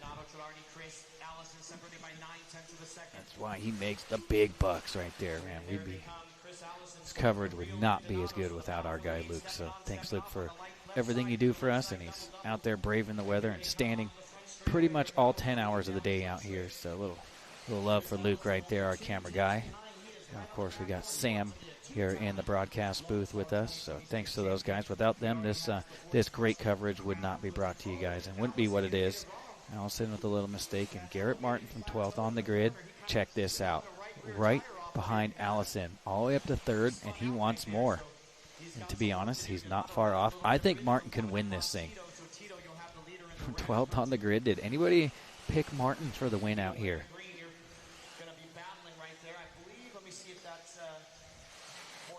I think he was a bit forgotten after qualifying, but with the moves. No wonder why he's all the way up to 2nd place here. Only 4.2 off the leader. Oh, and then looks like his first mistake of the race here. Might have been Davide out there giving the quick turn marshal right there. So the Trardardi's been on the circuit. They were out there in Neoland, and they raced Silver State and DNC with us. It's always good having the Trardardi's racing. They'll be a name to watch over the years as they're in the intermediate classes for now. It won't be long until they're racing pro. Yep. The Mac is the Truggy Mac right here.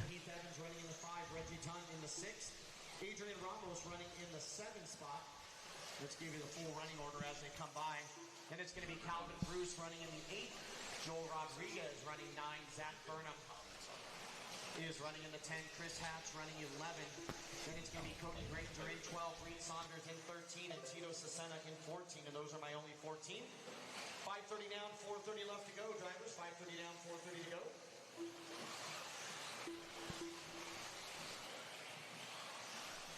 So Reggie all the way down to the number 6 spot here. So going the wrong way here for Reggie. It is Trardardi. That is the younger brother out there, Allison Martin. And then the older brother, Renato Trardardi Jr. And Renato Sr. is out here doing some racing as well. He's in some A mains. Reggie Tung, top 5. Evans, 6. Ramos, 7. Bruce Rodriguez, Hatch. Burnham, Granger, Saunders, and Cecina with no start out of Kellum. And Trardardi Jr., Allison with the second on Martin. Martin with the second on Trardardi. We all know who the real Truggy Master is. I know I've seen Lefty out there. He's one with his Truggy lately, but Chauncey Mack gets the crown. right now it's a 7-second lead for Donato Trinardi. Oh, help on the straightaway, help on the straightaway. Somebody's in pit lane, he goes on the straight. Oh, somebody going into pit lane here. That is not by choice. Not sure what happened to Trinardi there. 42nd lap. So we're following Allison. It was 7.5 down to 3.8. So Allison not out of this one yet. Trinardi Jr. Where did Jr. come from? What happened to Martin? So Allison still got a shot at this here. We got a dead car there in pit lane. Oh, look at this pile up in front of our leaders. Oh, and unfortunately, green and yellow is our leaders. Get out of the way. One of those is actually my leader somewhere. Oh, this is chaos right here.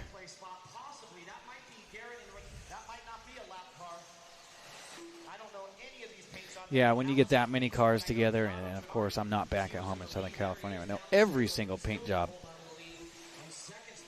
So it's going to be the two brothers leading us around. Allison tried to get through some of that traffic. It looks like that yellow and the orange and white car creating some havoc. But there was about 4 cars upside down in front of the leaders, and I think that was Donato as well. And so now we got the younger brother over the older brother right here. Oh, man. Renato will never hear the end of this.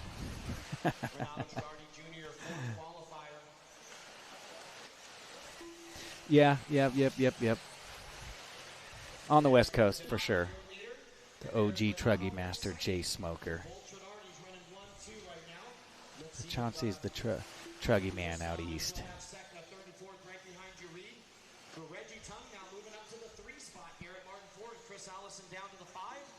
Ramos running in the 6, Evans make that Rodriguez running 8, or 7 rather, Evans running 8, Hatch 9, and Burnham rounding out your top. Reggie Tongue, a nice little rebuttal. He fell back to 6 there briefly, and that's the battle for third. Reggie Tongue, Martin, and Chris Allison.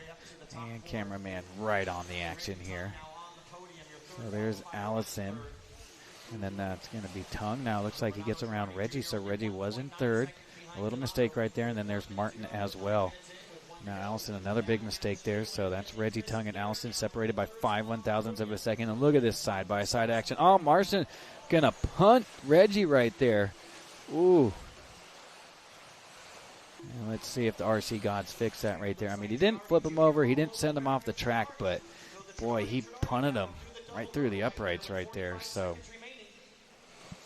looks like I'm not hearing anything being called. We're going back to the brothers with 37 seconds to go. This is going to be potentially the final lap. These guys' hot lap is a 35. The ticker said 36 when I crossed the line. So older brother versus younger brother right here. Who's it going to be? It was 0.3 of a second last time by the loop. Donato's pretty much led every single lap right here. Renato, a costly mistake right there, and that just might cost him the A-main victory right here. Yep, letting the leaders on by. That's awesome. 9 seconds to go. It's going to be close whether he gets a parade lap or not. 5, 4, 3. Looks like he's going to get caught. 1. And, yes, he gets caught right there, which is probably what he was hoping for. He didn't want to give older bro another crack at the win right there. So congratulations to Donato Trinardi and Renato Trinardi Jr. And that's going to be my top 2. Allison 3. Ramos from 9th on the grid. Let's see if he can finish out here. Nope, a rough last lap for Ramos. So Tongue going to go up to the 4. Rodriguez 5. Ramos, Evans, Martin, Hatch, and Burnham. Donato Trinardi will be your champion. Renato Trinardi Jr. going to finish in the 2nd spot. Chris Allison going to finish on the podium in the 3rd spot. So Allison going to get the 3. Then it's Reggie Tongue in the 4. Joel Rodriguez 5. Adrian Ramos 6. Evans 7. Martin 8. Hatch 9. Burnham 10. Saunders 11. Granger, Cesena, Bruce, and Kellum. All right, we're here live at our One-Up Racing interview cam. And Donato Trinardi, man, the brother was bringing some heat right there. Sir, he was really close. He fended him off, dude. Tell me how it feels to be your A-main winner out here at the Lonestar Challenge. Honestly, it feels great. Car was good. Tires was great. Everything felt really good. Unfortunately, I could have had a bigger lead, but some traffic there kind of messed me up. But it was a close one with my brother. Yeah.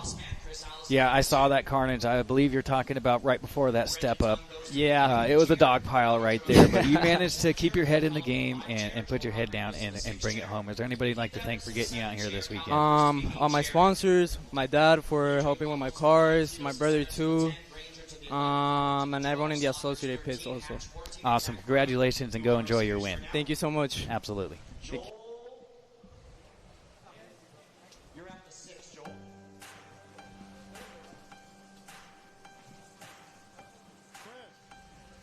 Adrian, you're at the 9, which is right to your left right there. I don't think there's a debate necessary. I think we need to have a race. That'll settle it. We'll settle it with the radios. No debate needed. Let's do a race.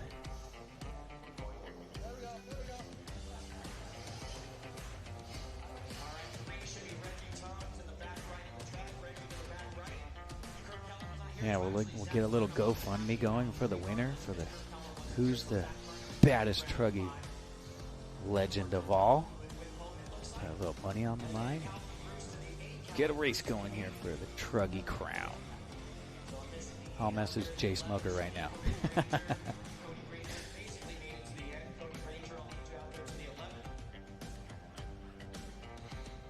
So awesome. Those are our first 2 A-main winners of the weekend right there. No, I think that was 3. I think we did 40 plus pro and intermediate. So, yeah, 11, 12, and 13. Yes. So, Allison, your 40 plus A-main winner here at the 2026 Lonestar Challenge.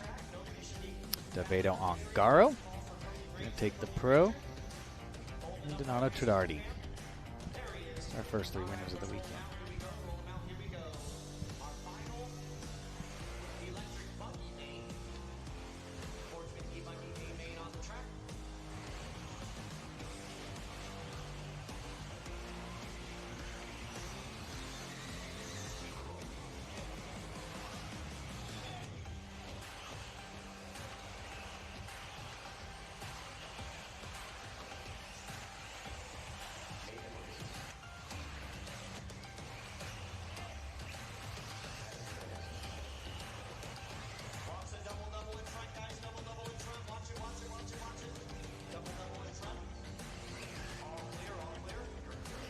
Going to take a short break here, guys. We're going to pipe Jimmy in here for the start of this one. I'll be right back with you guys in just a short second. So 15-minute break. 15 to 20-minute break after this one. We got William Seller. Noah Hinton. A-main warm-up right after this. 5 minutes for the semi-even. Semi-even. Be ready. You guys are up next. Semi-even coming up next. 1 minute to the start of the race. So Mason Fuller, Felong Wynn, Rose, Ogden, Rivkin, Mayfield, Noha, Boots, Fenn, Clement, and Ronafalk. Be ready for your 5-minute practice session right after this race. Remember, don't wear those batteries down. 45 seconds. Do not stop on the straightaway.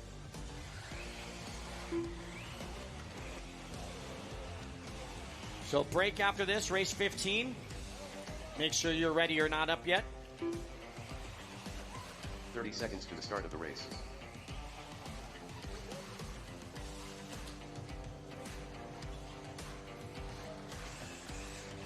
Punch it.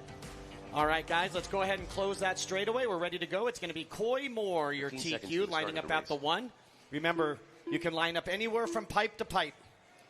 Ryan Murray going to line up at the 2. Adam Jimenez at the 3. Sean Rushing lines up 4.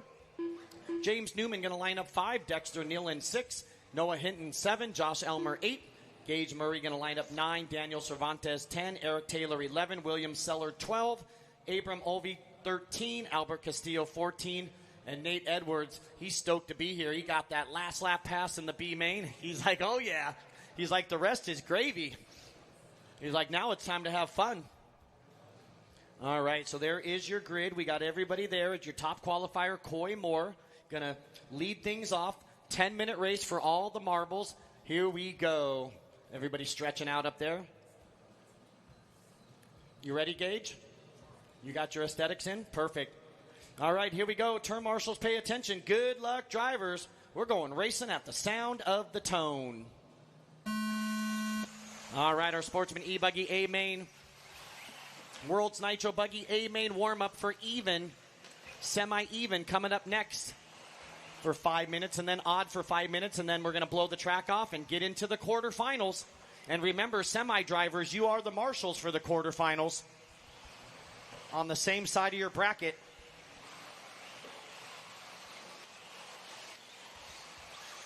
What's even more impressive is we'd had a grace period before basically every one of our A mains so far. This is Sportsman A main, and this was the first one we didn't need a grace period. The Sportsman guys were ready.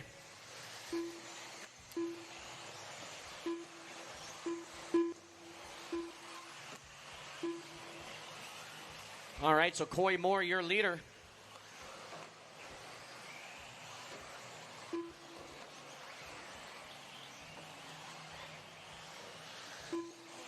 Oh, leader pile up over there. I don't know who's leading now.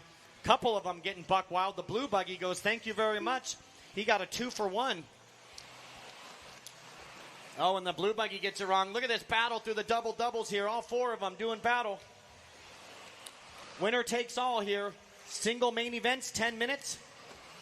Here we go down the straightaway. This time by, it's going to be Coy Moore, Sean Rushing, Ryan Murray, and Noah Hinton. Adam Jimenez right there as well. Your top five, Newman and Elmer, 6 and 7. 130 down, 8:30 left to go. Oh, really? Hey, BT, Candy texting me, Canyon Thompson, our old friend. 145 down, 8:15 remaining. Through the double doubles here. That's Coy, Sean, Ryan. Here we go, three-way battle coming onto the straightaway. Down the straightaway is the battle for the lead. Coy, Ryan, and Sean now. Green machine running fourth. That's going to be James Newman now up to the 4th spot. And then the dark green of Noah Hinton, top 5. Jimenez 6, Castillo 7, Murray 8, Elmer 9. Then it's going to be Neil in top 10. Nate Dogg running in the 11. All right, 2:30 down, 7:30 to go, drivers. Coy Moore, your top qualifier, leading the way. Stepping on, stepping off on the left side. That's that orange buggy to the left side doubles. Here they come down the front straightaway. Orange and blue, your leader, Coy Moore, with Ryan Murray right on his back door in that green and yellow. So battle for the lead over the right side triples to the little back short shoot. Oh, looks like a little bobble by Murray. Oh, and your leader gets it wrong. Drives right into the pipe all by himself there. 7 minutes left. Marshall to the rescue. And so Ryan Murray going to take over that race lead now.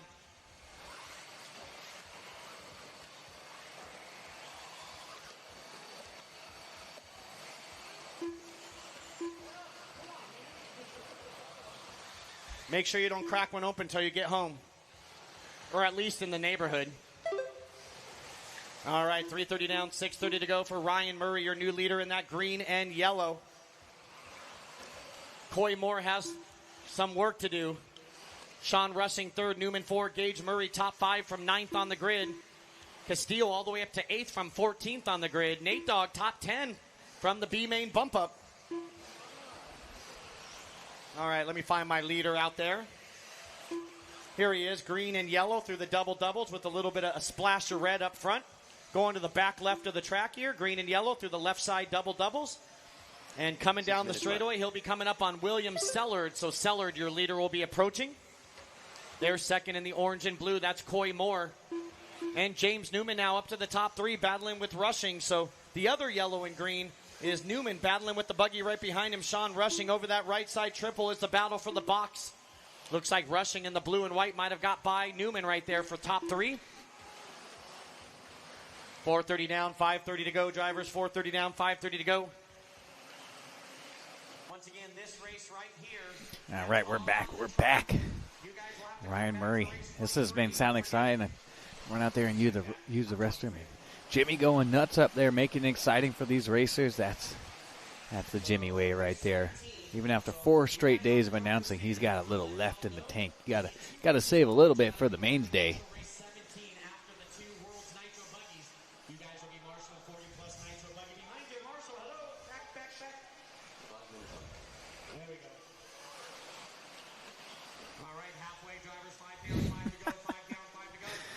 The chat's got the zingers today. Moore and Murray. Should be working up over here by the loop here pretty soon.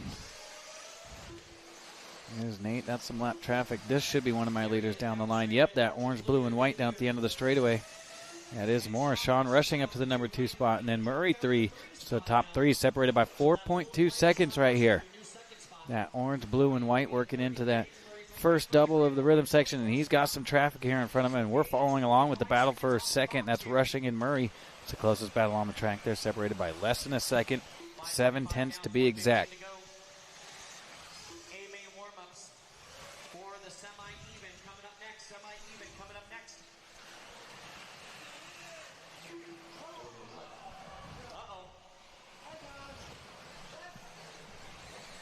So leader right here, blue, orange, and white across the line. And now it's Ryan Murray.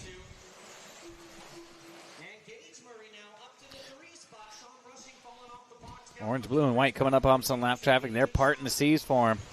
Well, the back car was. A couple back markers here coming into play as to be expected.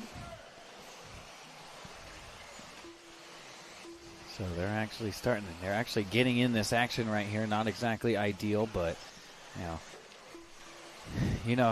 back markers in any form of racing always going to create a little bit of havoc. Supercross racing, NASCAR, any of that stuff. So it's not just here in RC. Any form of racing, some back markers always going to shake things up a little bit for those leaders. Of course, you do the best you can, and that's what Jimmy's job is to up there and kind of give them a heads up of who's coming up and when, and help him out a little bit. You can always give those guys a little bit of love for those leaders. They've earned it. So it's 2.4 last time by. Moore having a good rip right here. Got that blue, orange, a little white trim with some checkers out on the back. Murray ain't out of this one. Ryan and Gage trying to go second and third right here. So it's a family affair out here at the 2026 Lone Star Challenge. Yep, Marshall doing the right thing, waiting for that leader to get by, then throwing the back car on there. So, we've had some really good racing out here. We started at 9, and it is 12-15 out here currently. Leader working his way through some back markers, still only 3.4. Oh boy, and the leader's going. Got the horn out. You give them guys a couple turns to get out of your way, and hopefully they move. And if they don't, they might get that bumper out a little bit. Beep, beep. Got to move, boys. I got me a Sportsman electric buggy, A main to win. Hopefully they give that. Now a 3-way battle, Ryan, Gage, and Sean. Oh. Dang it. Well, they glued 3 of the 4 tires on there. Looks like they got the inside of the wheel, but the outside wheel is done. So either didn't give them enough time to dry or just forgot entirely, which I've seen before. Good job, Turn Marshall's getting them right here. So leader through the 4-pack. Murray taking a swing at it, though. He is not letting Moore get out of the way. So is this my top 3? I think that is a back marker in there. Yep. And your leader down the front side straight away. Yep, race director letting Noah. Got your leaders approaching, and then Murray only 1.8 back. What happened to Sean here? He has a bit of a rough one. So Gage now to the 3, Elmer 4, Rushing 5, Nyland in the 6, Hinton 7, Edwards 8, Jimenez 9, Newman 10, Taylor Castillo, Sellers, Olve, and Cervantes. My top 15 here in our Sportsman A main event. 41 seconds to go. It was now or never. Only 1.8 last time by. And you can see that kind of Rasta colors, green, yellow, and red. Oh, boy, this is going to be good. 30 seconds to go. White flag is out right here for our leaders. Can Murray pull off the upset right here? Or is it going to be your top qualifier from Moore? Murray all over in the rear view mirror here. A little mistake there for Murray. And Gage only 8 seconds back. So Murray's trying to go top 2 and 3. We got about a half lap to go right here for Moore. Murray applying the pressure. Through the big doubles. Out front. Is it going to be Moore? Is it going to be Murray? One more obstacle, and it's going to be Kai Moore. Coy Moore, Ryan Murray, and Greg Murray. He's going to be coming over to our One-Up Racing interview cam. So congratulations, man. Murray really making him work for that.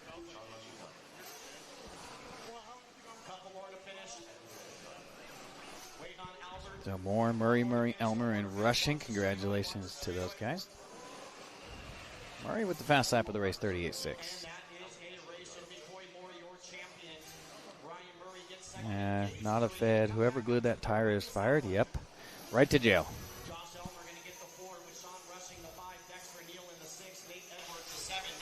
All right, we're up here with our One-Up Racing cam. Moore, they took a swing at you right there, but you were able to bounce off the top rope and bring home that Sportsman electric buggy. Amen, man. How you feeling? I feel good. I just try to stay smooth, try to make least mistakes as I could, and held it together, so I'm pretty happy. Yeah, you did, because you had a pretty decent lead there for a little while, and I don't know if you slowed up just to kind of hit your marks and be more consistent, but Murray was sending it there behind you. But you know what? You got it done. It doesn't matter how big the gap is, but you crossed that finish line first, and you got to be stoked on that result. Yes, sir, I am. Yeah, I just slowed down a little bit, try to hit my marks and stay smooth, try to make no mistakes to give them any opportunity to get around me. So, yeah, I'm pretty happy with it, and yeah. Awesome. Well, go enjoy your win. You know, get a cold drink right there and jump out there to Turn Marshall. Is there anybody you want to thank for getting you out here this weekend? Yeah, I want to thank my parents, my wife, my son. He's 4 months old, so thanks to my wife for letting me come out here and do this on Mother's Day weekend. And I want to thank TZO Tires, Ethan Lefevre, and Nick Hernandez. And yeah. Awesome job, man. Well, congratulations, and we'll see you back out here for a little more racing later today. Awesome. Thank you. Thanks.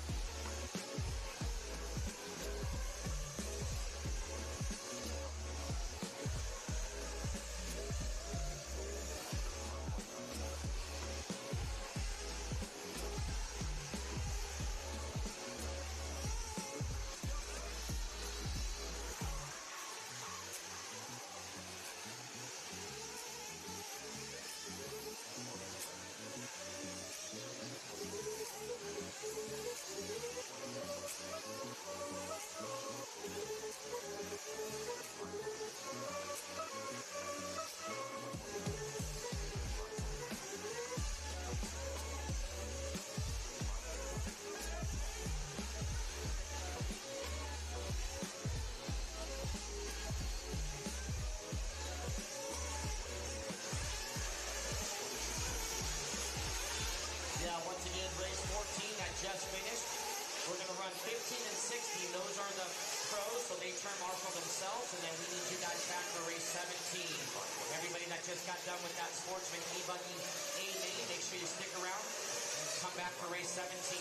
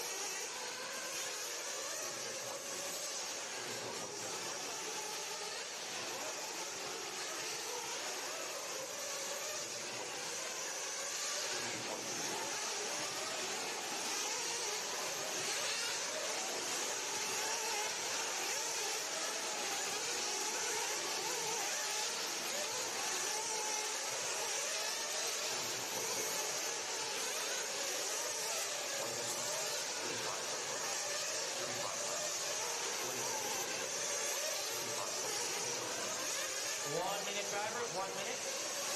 Our semi-odd coming up next. Semi-odd coming up, need a 5-minute practice session, and then it's track maintenance time. And then we move into our 20-minute quarterfinals.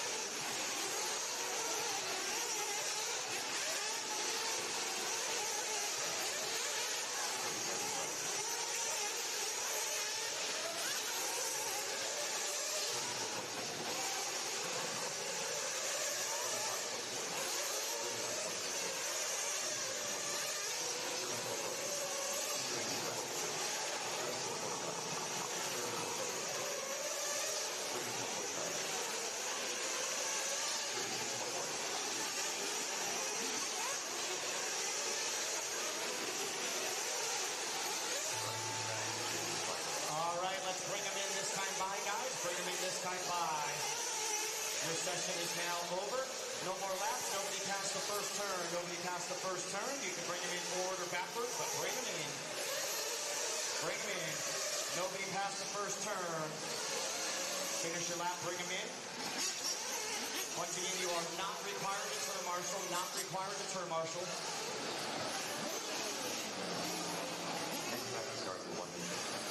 And we'll bring up our semifinal odd, including our top qualifier.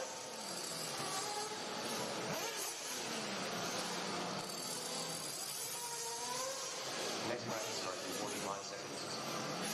Once again, volunteer turn marshals. Jay Rose out there, Paul Wynn's out there, a few others are out there.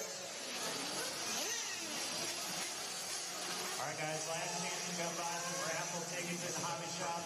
We'll be drawing for all the kids and stuff like that after the tractors. So come on in, last chance to buy raffle tickets. All right, here we go. Let's roll them out. 5 minutes for these guys. Track crew, be ready for maintenance.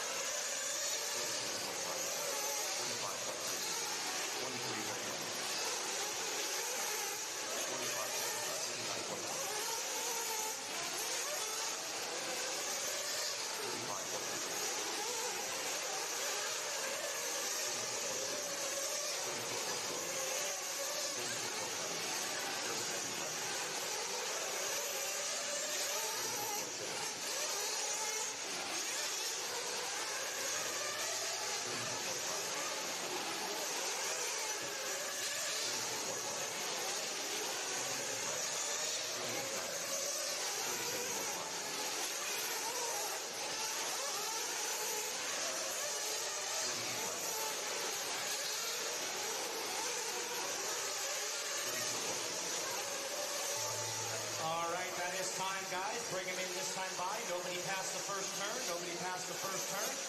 Bring them in. Nobody past the first turn, please. Bring them in, bring them in.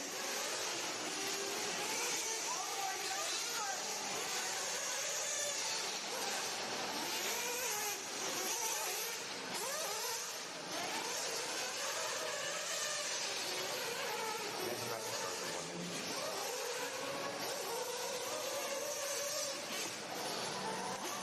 Control practice is stopped. All right, guys, we're on to some track maintenance here. And then we'll be ready to go with our World's Nitro buggy quarter even for 20 minutes. That means we need our World's Nitro semi-even marshals, so the marshals will be facing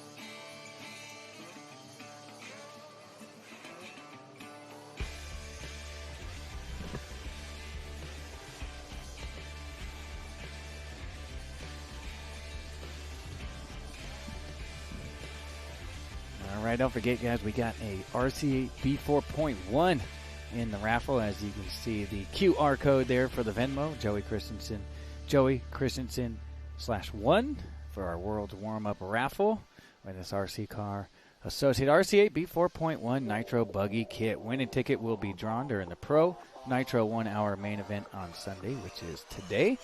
So get those, guys, just $10 a ticket, and hopefully you can walk away a brand new associated Nitro kit.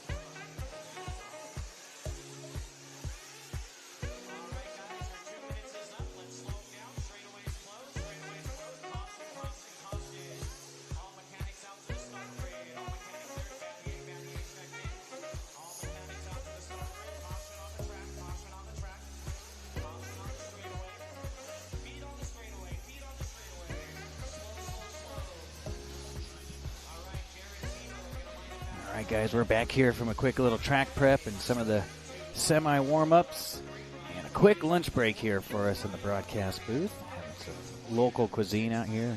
Gentleman out here with a huge smoker making some pulled pork sandwiches. Damn, they were good. Homemade rub, homemade barbecue. I'm back just in time to bring me my first quarter even of the two. The odds will be after this.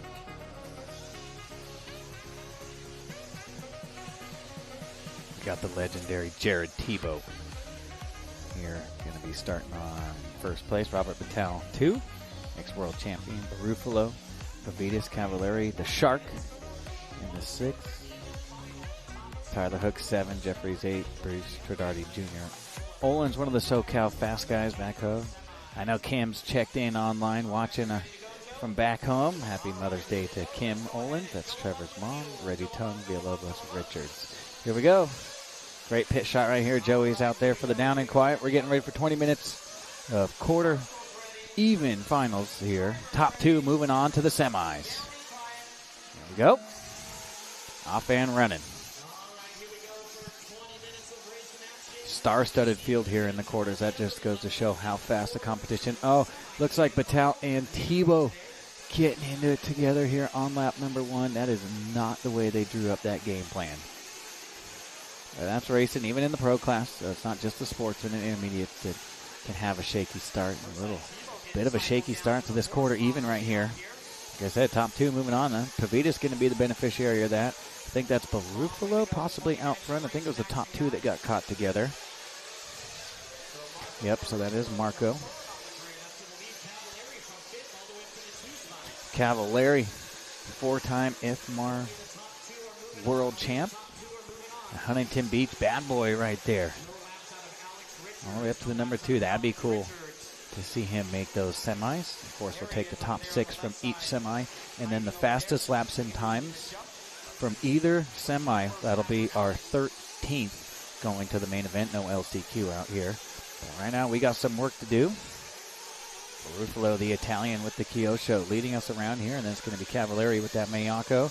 Pavitas, I'm not sure what he's running for. He looks like an Associated, as I saw that at the rear block. It looks blue right there for Associated. So I believe we're running the Associated. Tyler Hooks in the X-Ray. Tebow Techno running my top 5. And Jeffries, Chidardi Jr., Batal, Olin, Savoya, Bruce, Tongue, Villalobos, Richards. And top 14. So we're in for the long haul here. 20-minute affair.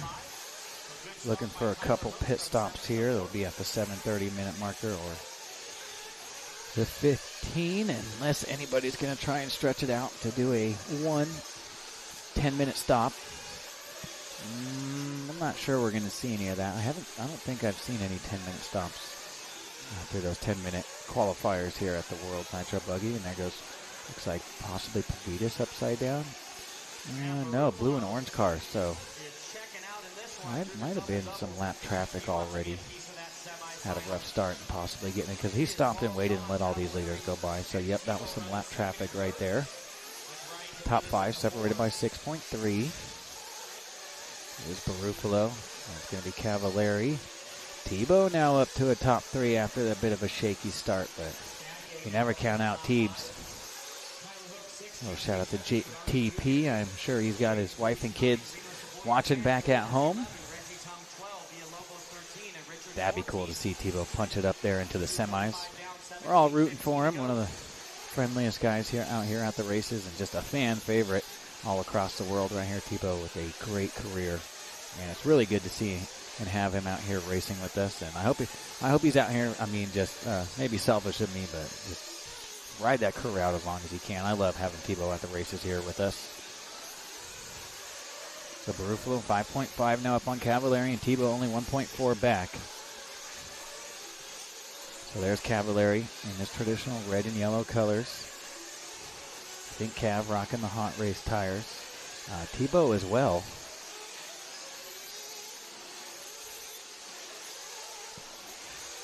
.330 down, 16:30 to go. Top 5 were Barufalo, Cavallari, Tebow, Pavitas. And we are following along with that battle for the final transfer spot to the semis.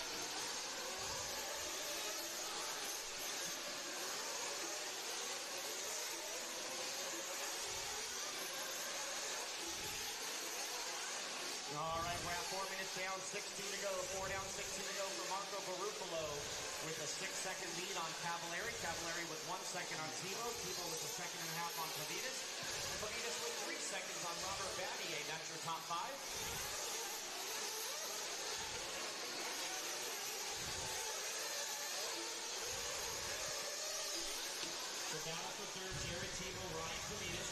Well, Pavitas joining in that battle.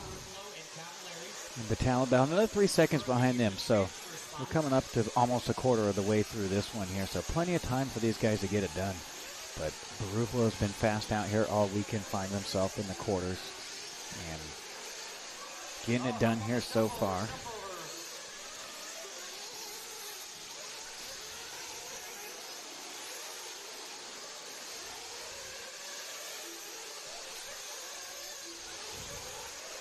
Barufalo a 9-second lead already, and it looks like Pavitas getting by Tebow.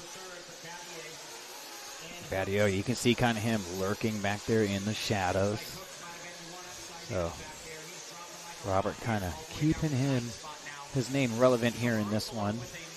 Not done yet. You can see Cav, and this is a back marker here. They let these leaders get on by.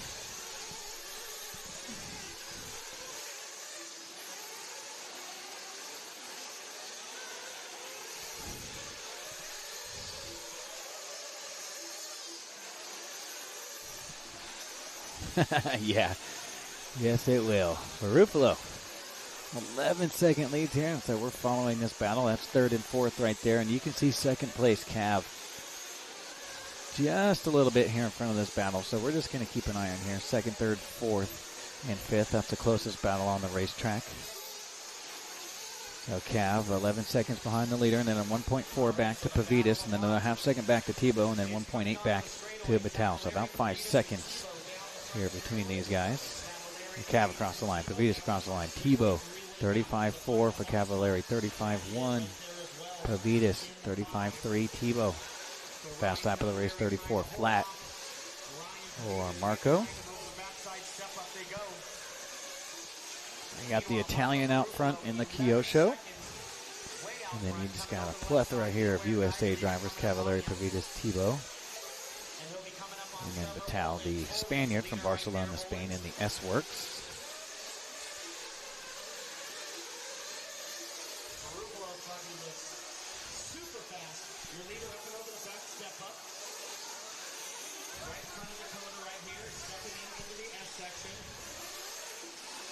Tony Mobley checked in. What's up, bro? Perfect time to check in. We got the quarters and we got action here. It looks like some back markers here.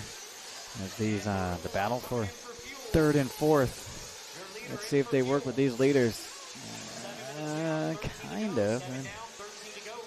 No, yeah.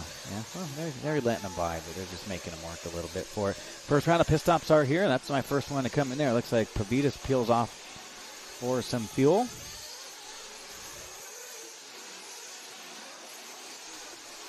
So 7:30 down, 12:30 to go.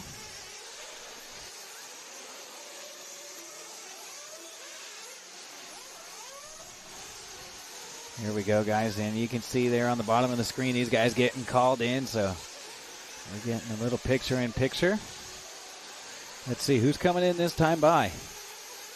7:45 down, 12:15 to go, and here come some cars peeling into pit lane. There's Pavitas. He's in here for fuel. Nice quick stop in and out. In the words of Scotty Ernst, noise. Nice quick pit stop there for Pavitas. 8 down, 12 to go, so pit stop should be cycling through here. Right around the 7:30 marker, unless you're trying to stretch it out. And if you can go 10, it would be a one-stop race. Most of these guys going to go 2 stops here. They're going to come in at 7:30 and the 15-minute marker-ish. You can come in a little bit earlier than the 7:30 marker, which I assume is kind of the case. With the pit stop cycling through, Cavallari, Pavitas, Batal, and Tebow. Wow, I got 2 seconds between 2nd through 5th right here. This is the battle. Cavallari has got company. Pavitas, Batal, the ex-world champion, and Jared Tebow, multi-time world champion as well, 10 scale. I don't know if he ever got himself an 8 scale one. I know he's won a ton of nationals there, and looks like Tebow going to get around Robert, so that techno ride looking good. Oh, we got a little back marker upside down. No harm, no foul. They get by here pretty easy. That one was for Scotty. I didn't know he was in the chat, too. Yeah, you know, if I use some puns or some great lines from another announcer or race director, I always give them credit for it. I don't try and claim that that's mine, you know. So I say in the words of, and I got to give those guys the love, you know. I don't want it to seem like I'm that cool to come up with those cool puns. Scotty in the chat. What up, Scotty? We are having a blast out here in Hutto, Texas. Of course, the Lonestar Challenge, always good for a ton of entries and a ton of fun. But we crank things up a notch here with the World's Warm-Up, and 19 of the top 25 in the world out here to do battle. The only ones we're missing is Ricardo Berton, Ryan Lutz, the Killiches, and the Parientes. So those are my 6 in the top 25 not here, but it is on like Donkey Kong here in Hutto, Texas. A little bit warm out there today. The sun is ripping. The nice little breeze today. We did not have a little breeze, so it was stale and humid. So we're bringing you guys all the action right here, and we got a burner here in this quarter evens. Top 2 will move on. Everybody else hitting the air compressors and packing up the Nitro buggy here. Oh, Cavallari, a little kiss off the pipe. Over he goes. What a save right there. I wish I could do that. Not only are these guys just the best drivers on the world, they're also the best at getting their car back on all 4.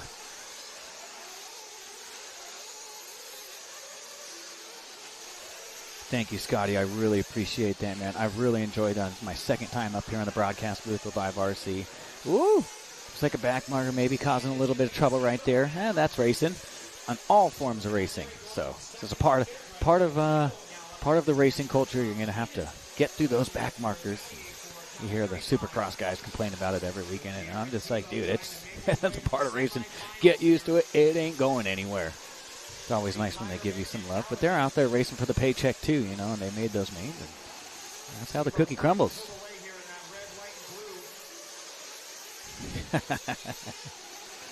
I'll get my bingo stamp ready.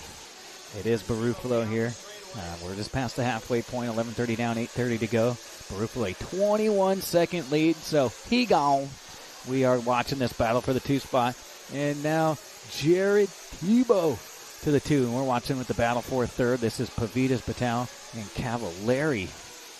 Oh, man, what a story this would be for Tebow. Didn't have the qualifying effort he was looking for, but he's going to put his head down. And the Techno Boys found something in round number 3 of qualifying, so I'm sure they're sharing that information within their camp. I'm not going to probably share it with too many others, but Van Dalen and Mayfield really looking good in round number 3 of qualifying, and it seemed to kind of hit on something in that round, and the Techno Boy is going to share that information and collectively all go faster as a group, and that's kind of how the teams work.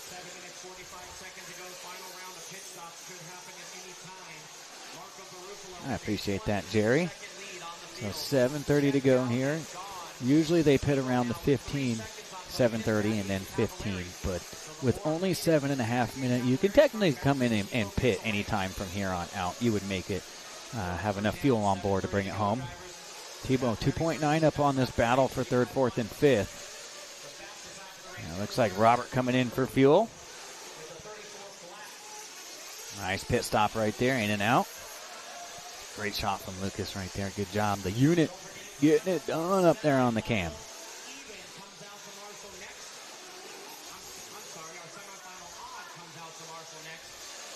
Yeah, Scott Sexton tuning in. That's Dean's son right there. What's up, Big Scott?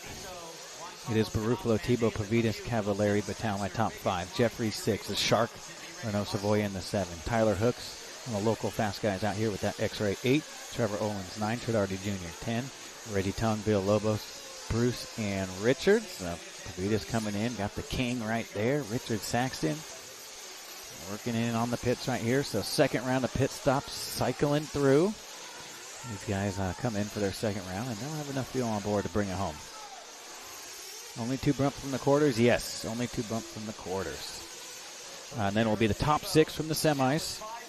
So that'll make, we're only doing a total of 13 to the main event for the world's buggy class.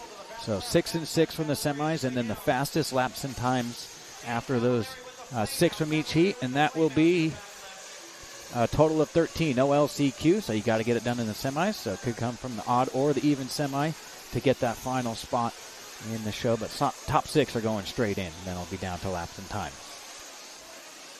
I think that was Cavallari possibly. Yep, I'm showing red on the screen, so he'll be dropping down here. Bummer.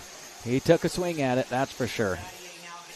But unfortunately, with 5.5 minutes to go, looks like his bid for the semis, that's a wrap. That's a shame. There goes Tebow across the line. Bruce and Richardson, a couple back markers, and then there's Batal, 4 seconds back. So, Roberto, got to get it going here.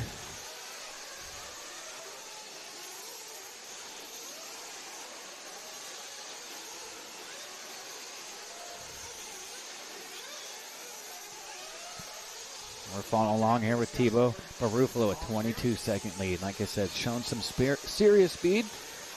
Just did not have any luck there in qualifying, so he finds himself here in the quarter. But, you know, that's why we got the bump-up system. Ain't the end of the world yet, you know. No kicking and screaming yet. Now, if you don't bump up from this, then you can kind of get at it. Oh, boy, 3.8 back, and I think that's Robert. Kind of creeping into the shadow right here, so maybe a bit of a long one. 35.3 last time by for Tebow. 35.1 for Batal, so making up another 0.4. Think that's a back marker. Yep, that looks like Cavallari back out there. He has fallen all the way down to the 10 spot here. Yep, he's back out there. So follow along with JTP right here.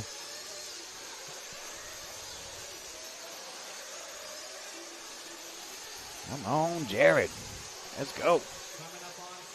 Jerry racing Jared out of Missouri. Ray Moore, Missouri, rocking the Techno JTP Hot Race Coyote, Nova, and Nitro Pro.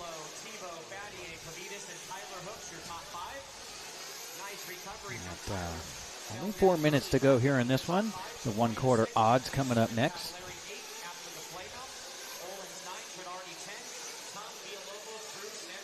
Yeah, Derek Teran in the chat. Appreciate the love, man. He's kind of winding down here a little bit as we are 3/4 of the way through this race. I think always a fan favorite out there, Jared Tebow. And this guy just never gives up. Ex-motocross rider, you got to be tough as nails to race motocross, and you got to have that never give up attitude. And anytime you put your life and limbs on the line here on the dirt bikes, you know, you got to stay focused and stay at it and just keep on swinging up the fences here. And that's exactly what Jared Tebow is doing here in our quarter even. So top 2 will move on. Everybody else going to join some mechanic duties, I'm sure, coming up later for the semis and the 1 hour A finals. Only 13 going to the finals. Everything else, every other class this weekend, 13 plus 2 traditionally. But only 13 going to the world finals here this weekend. 2:45 to go.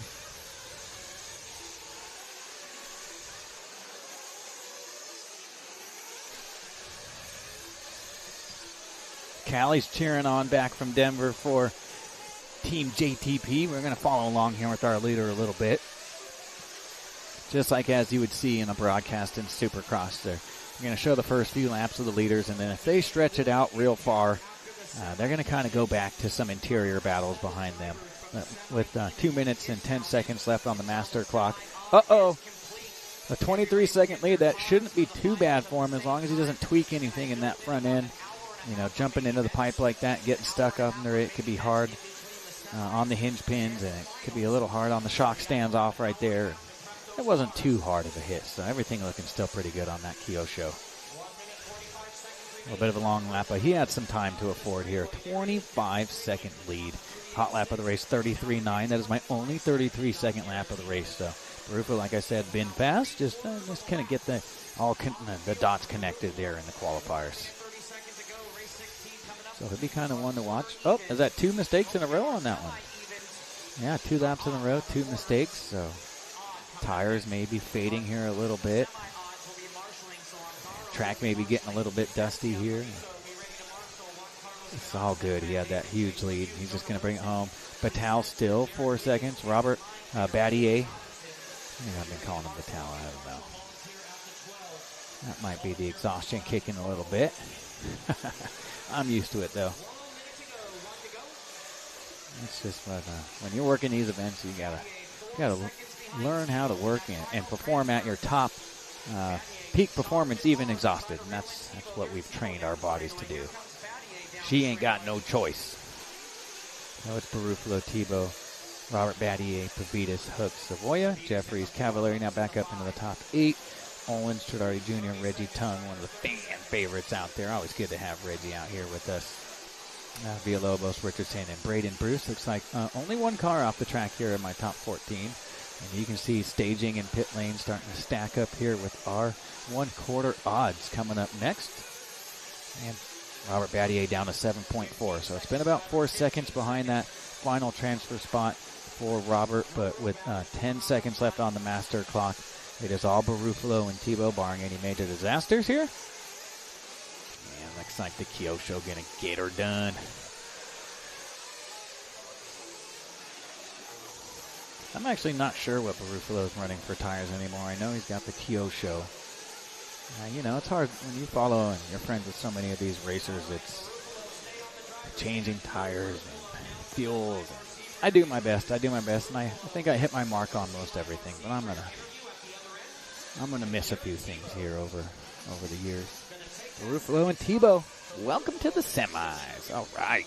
We are up over 1,000 viewers on YouTube. That's right. Thank you, guys. Give us a like, give us a share, give us a subscribe. Keep it positive in there, guys, and that positive spreads the love out there, and let's grow this hobby together as a group. Main Hobbies race results up on our screen. Barufalo and Tebow moving on to the semis.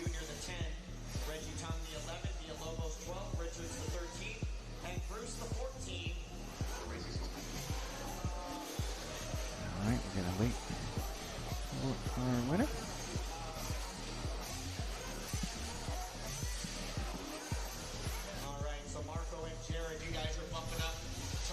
All right, we got Marco here with our One-Up Racing interview cam. You've had the speed all week. You just couldn't quite put it together there. You found yourself in the quarters, but you just put in a real nice run, and that car is looking poised to go make something happen there in the semis. How was the car feeling?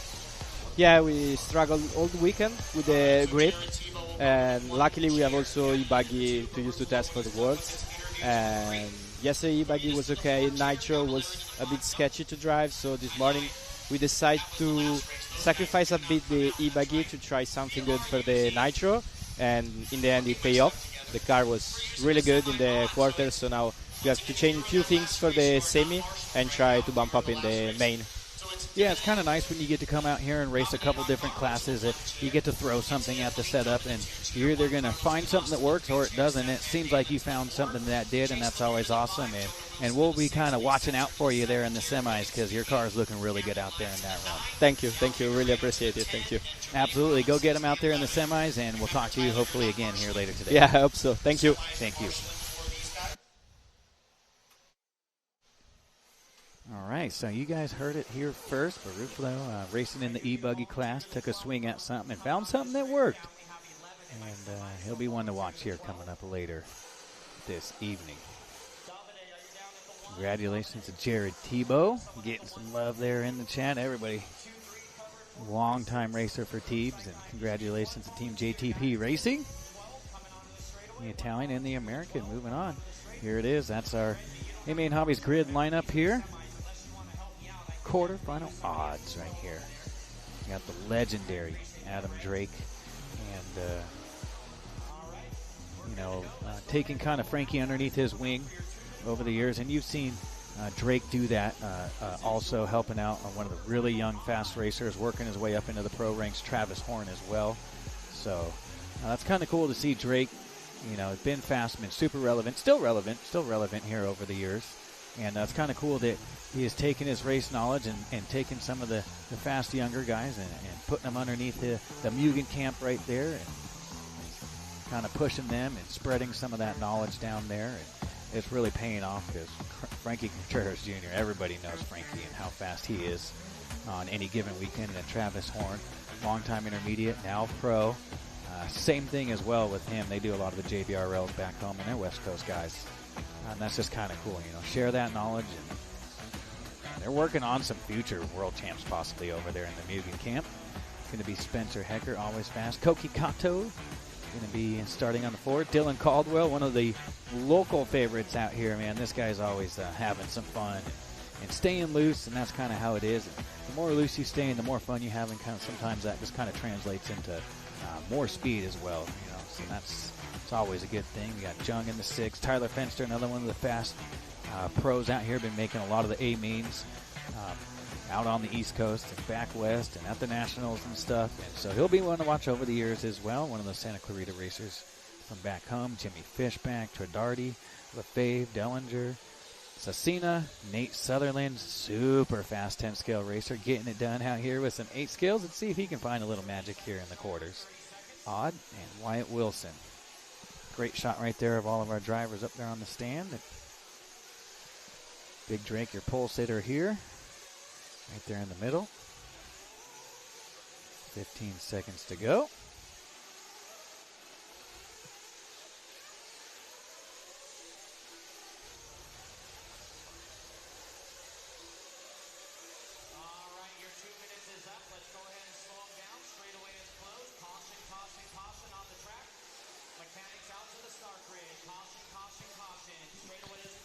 Straightaway is closed. Mechanics making their way out there.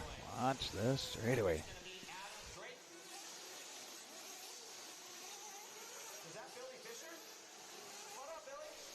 Well, we got a Billy Fisher sighting in the house. He's out here pitting for the Drake. Oh, man. That's the dream team right there. Usually you'd see like... yeah, Billy Fisher says, let's come out here and get the Drake here into the semis. You can see Joey coming up into the pits right there. He's getting ready for our down and quiet. Our second of 2 quarter odds and evens here. Even is done. Barufalo and Tebow moving on to the semis. Yep. All right, we're getting ready to go. Turn marshals are out there. There's no 2-minute calls. That's what we'd like. Keep that program moving. Here we go. 20 minutes quarter. Final odd. Here we go. Fill him up. You see Joey giving the signal out there. All right, who's your shoe-in, guys? Make your picks. Who's going to be my top 2 moving to the semis?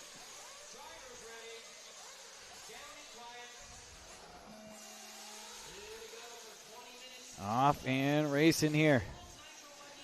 Oh, boy. Close your eyes in the back and just spray and pray. Oh, yeah.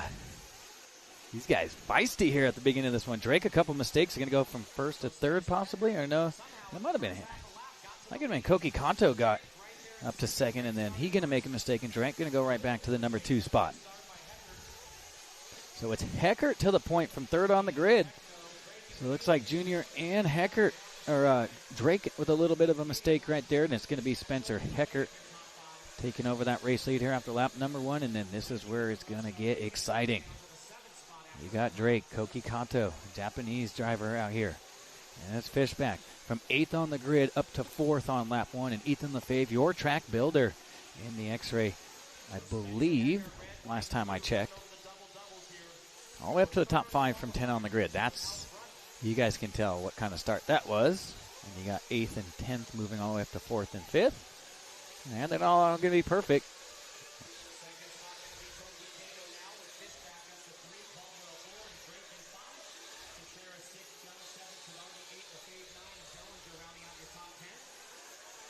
Okay, so Heckert and Koki Kato and Fishback. What a rip here. 2 laps in. Going to go from 8th to a top 3. What happened to the Drake here? Not sure yet. A bit uncharacteristic for the Drake to drop back so far early, so maybe going a little bit harder compound, and it's going to take a few minutes to get those tires to break in, and we'll see. We'll have to keep an eye on that, but Drake's car is looking a little tough to drive out there and a little off the pace here. Got plenty of time. We're only 2 down and 18 to go. Oh, Fishback with a little bobble right there. So Dylan Caldwell going to get around here. This place will go absolutely nuts if he goes top 2 here and bumps himself into the semi. Now, we got some work to do here. We got some pit stops, so it's going to take a little bit of teamwork right here. Electric is a one-man band, but not here in the Nitro class. I'm going to take the boys in pit lane, and girls, of course. Deanna's down there pitting for Hecker. So top 2 have checked out, so we're following with that battle for 3rd and 4th. That's going to be Drake top 5, Junior 6, Jung in the 7, Tridardi 8, Dillinger 9, Lefebvre 10, Fenster, Cecina, Wilson, and Sutherland, my top 14. Sutherland coming off a 13-5 Stadium Truck National Championships down at the beautiful Maximus RC in Seabrook, New Hampshire, just about a month ago. 3 to 4 weeks, if I remember correctly. And it's good to see him out here racing some A-skill. Punch it, Nate. We got Fran, too, popping in. What's up, Big Fran? One of the NorCal boys. Fran and Jaden, a couple of my favorite racers out there from Northern California. When are you going to paint me a sick body, bro? This guy makes some sick bodies. Real nice, clean, bright colors. Let's see. Koki to the point. 34-8. 39-8 for Heckert. And now it's going to be Fishback 1.2 back, and then Junior another 2.2 back in 4th. Caldwell 1.1 back in 5th. 1.5 back to Jung in 6th. Another 7/10 to Darty. So 4th to 11th separated by about 4.5 seconds here.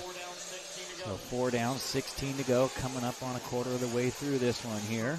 About a minute away from the quarter of the way point. All eyes on here on Heckert and Fishback. Those guys are Techno teammates right there. Pro Motion tires for Heckert. And TZO for Fishback. Fishback racing out of Rancho Cucamonga, California. Yep, rocking the TZO tires.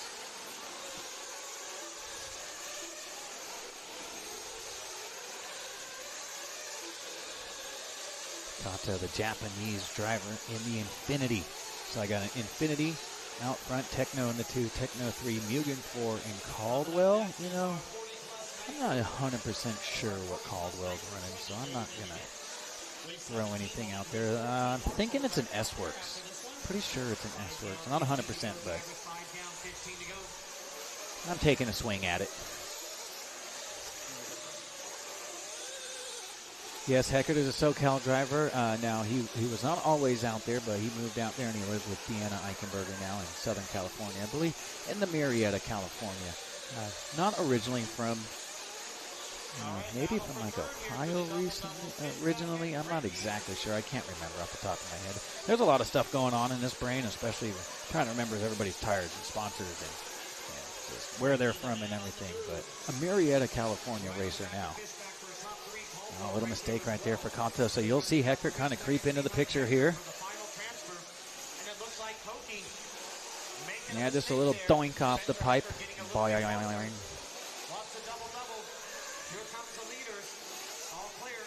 So Fishback 2.7 back, Contreras. So, man, any one of these drivers here make a little mistake, and they're going to fall back into the Wolf's Den right here. On my 4th and 3rd place qualifier, running 1 and 2, and Fishback from the 8th spot. So like I said, the Techno guys have found something with these cars. And they're putting that hot setup to use here on our Mother's Day Mains Day here at your 2026 Lone Star Challenge and World Warmup.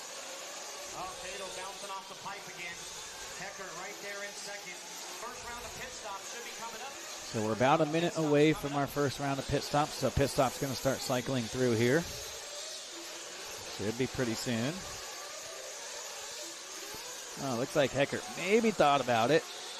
Decided to stay out. So Fishback going to go from 3rd to 5th here. And Dylan Caldwell now 5 seconds out of a transfer spot. Top 2, you know. Just kind of pacing each other. No need to race it out. This is only going to be for see, how many did we take? I'm not sure exactly how many we took. I think we have like 13 possibly in those semis already. I can check. I'll look after this race. Here we go. Leader in per fuel. The Infinity Boys. Nice quick stop right there. She stays running. Good. Nice clean pit stop right there. Nothing too fancy. Yeah, S-Works. I was right. Okay. No, somebody's saying Techno, so. Yeah, like I said, some of these guys change brands like I change underwear. It's hard to stick with. I do the best I can. That's all you can ask for, you know?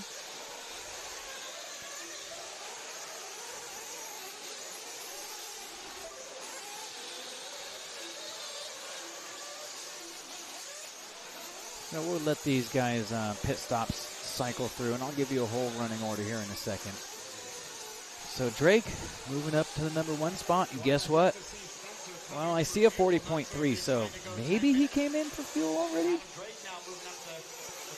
I mean, he just popped up to the top 3 here as pit stops are cycling through. So if anybody's going to go 10, that's who I'm betting at 10. One stop, 20-minute race. Let's see everybody else's stops. It's like Heckert coming in for fuel last time by, so Kato should go back to the point here. And Drake up to the number 2 spot. So, I don't know, help me out. Has anybody seen Drake coming into the pits? You see a 40-second lap out there. And Drake going to get a little bit wrong here, and this is the battle for the transfer right here. Going to be Heckert after a little mistake from Drake, jumping right up to the number 2 spot. And here comes the Mugen factory pilot, Contreras Jr. Well, we're shaking it up here. Wouldn't be surprised if Drake was going for the 10. What do you got to lose? The semis, I suppose, but take a chance. Roll the dice. We're going to follow these guys. We'll find out in the next 45 seconds he came in field. I have a feeling he did, but we'll know in the next 45 seconds. Because he would be coming in this time by. Oh, another little mistake. So not big mistakes out of Drake, just uncharacteristic little mistakes right here, of course, when you're pushing the envelope here. And Drake opens up the screen door and the slider, and all the flies are in the house now. A great battle right here. This is 3rd, 4th, and 5th. Heckert, Contreras, and Caldwell. Jung another 5 seconds back from this battle. What did I say, batter? Yeah, so Drake came in for fuel with 9:45 down and 10:15 to go. This would have been his pit stop window. So I believe that 40-second lap was the pit stop. All right, halfway, drivers 10 down and 10 to go. Halfway. Let's see who's coming in for the 1 pit stop at the halfway mark. Yeah, we'll see if we can't keep an eye, because this is 10 minutes down, 10 to go. You know, the track is just so full throttle. It may not. You can tell the guys that are going for 10, because there won't be any puff of smoke out of that exhaust. Oh, he did it! Drake did it. Going to go 10:30 here. And you can see Biller Fisher with the splash. Okay, so that 40 was just a long lap for him. Drake going to go 10:30 right there, so he's got enough fuel to bring it home. This is going to make things a little bit interesting. He's got to run a perfect race from here on out, but everybody else is going to need a pit stop, and I called it, man. If I was a betting man, I'd be cashing in at the, I don't know, what's that called at the casino? I don't bet. I haven't gambled in like 15 years. I'm just not a big gambler, but he's cashing in right now. Yeah, show me the money. All right, go buy me an ice cream after this with all my winnings. Yep, Tebow made the semis. And Barufalo from the last one, and right now the Japanese driver and Spencer Heckert, the California boy now.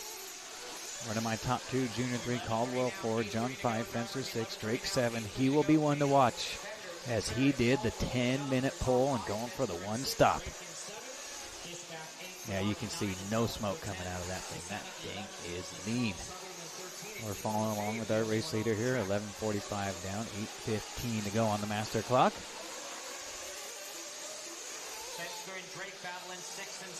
Yep, he's the fuel wizard indeed.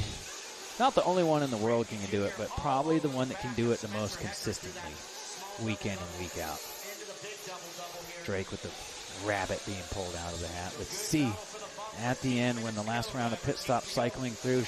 Pit stop window will be opening here in the next few minutes with 8 to go.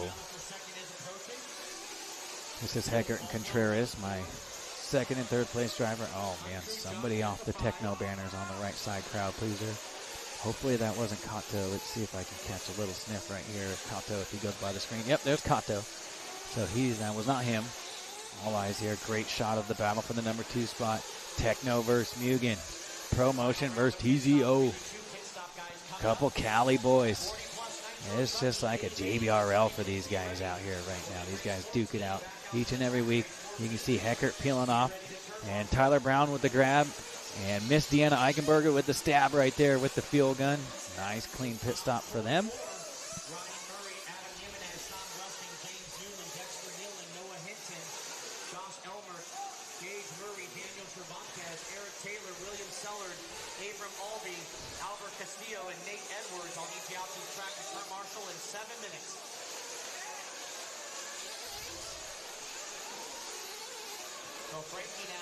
So the Japanese-born driver with the Infinity, only 3.4 out front. So Heckert came in for fuel, and now Frankie Contreras in for fuel. And now you can see Papa Frankie Contreras right there, the one-man band.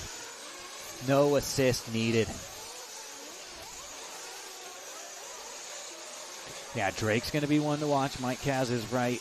As he may need a mistake or two here from him.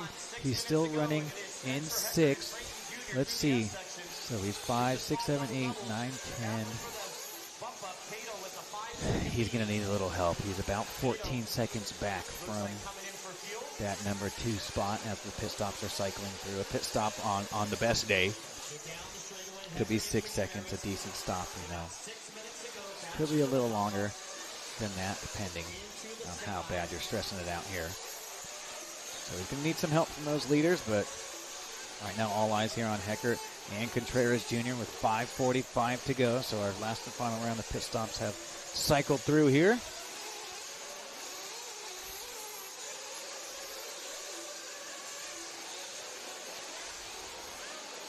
Like Kato's come in for fuel. Kato with a 36 and then a 41, so I'm assuming that's his pit stop lap. And now it's a 3-horse race. You can see my 3 leaders all in one shot right here. This is what we want as viewers. We don't want a runaway. That's what the racer wants, but as a broadcaster and the viewers at home, we want the battles. Oh, yeah. A great pass right there. That is as clean as it gets. He just dove it in there, gave him a little love tap, and send him wide. That is fine to me. We are banging bars here in the quarter odds. He didn't flip him over. He didn't spin him out. Now Kato, a big mistake here. So it was an aggressive pass. I didn't see anything wrong with that at all. And then Heckert, actually the next turn, maybe a bit frustrated from that one, but we're not playing bingo. We're racing out here, boys and girls. Let's race. Let's battle. It was an aggressive move. It was not a bad move. So Contreras Jr. to the point now. Kato. So Heckert going to have to strap it up here with 4:20 to go.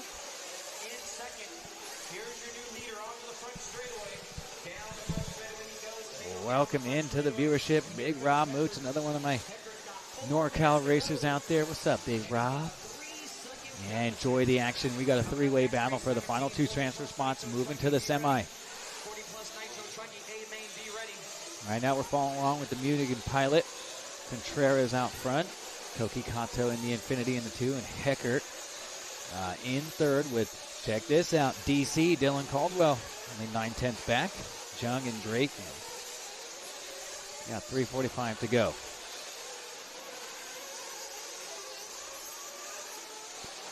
So Caldwell not out of this one yet, but we're going to need some hero laps.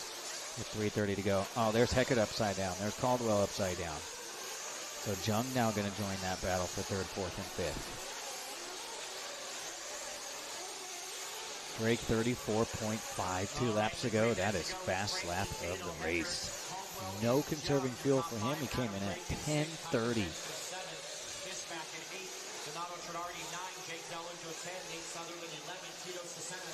Yep, I agree. I agree, Lefty. We're here to battle, boys. 3 minutes to go. Frankie It is on. Aggressive but clean.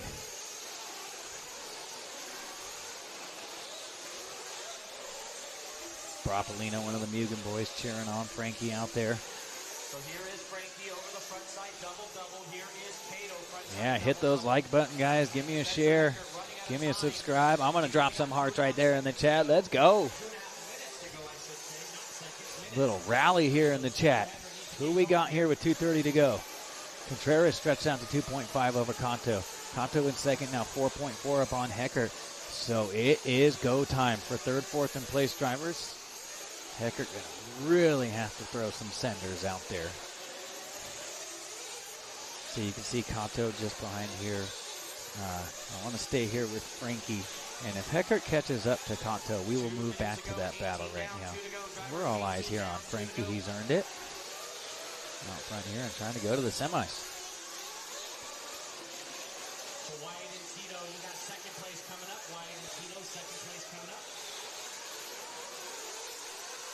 Oh, yeah, I see all the likes and hearts coming in there on the chat. Let's go, boys. Thank you guys for the love. Having a blast out here, guys. I hope you guys are enjoying our live coverage. This is your live RC coverage, and it will be here at the World, so don't forget it, guys. Tune in September 26th to October 3rd. I'm pretty sure you're going to have the master of broadcasting, Scotty Ernst, up here for the World. That's not been confirmed, but if I was a betting man, that's what I'd be saying. That's where my money's going. Yeah, who knows? Maybe we'll get a guest appearance from your very own. We'll see. Let's one race at a time here. One race at a time. 1 minute. When's the A-Main finals? Well, go on Live RC and check out the main order, and you can do the math. You can kind of calculate it. Add 2 or 3 minutes to each race. Get the time of the race, and then add 3 minutes. We'll just be safe. Say we're going to add 3 minutes to each one of those races, and then you guys can do the math. I'm not going to try and sit there and do that. We got business to attend here with 30 seconds to go. Heckert 5.3 back now from Kanto, so top two looking poised to make the semis. There's Junior, Kanto, Heckert, Jung, Caldwell 1 through 5, Drake, Fenster, Fishback, Todardi, and Dillinger. At top 10, Sutherland, Cesena, Wilson, and Ethan Lefebvre, our track builder, unfortunately. Only car off the track here in this quarter. Odd. Looks like Frankie and Cato might make it by. Around 7 p.m. Texas time. Yes, I think you're right about right around 7 p.m.-ish. We took a little break for some lunch. We did some semi-main warm-ups, a couple 5 minutes for them, and did a little track prep, so it could be a little bit before, most likely a little bit after 7. But I'd tune in right around then. You guys will have a better idea. So Heckert getting caught the line, so no matter what, even if Frankie and Kanto broke out right now, and that's why you can see Frankie kind of pulling back on the throttle here a little bit. And congratulations here to these two drivers, the American driver, Frankie Contreras Jr. in the Mugen, and Koki Kanto, your Japanese-born driver in the Infinity, moving on to the semis. Go see Live RC. Frankie, go see Live RC for your interview right there. And no finish from Sutherland here. Nope, that's the white buggy there. There we go. All right, we're going to get ready for a one-up racing interview. Our winner.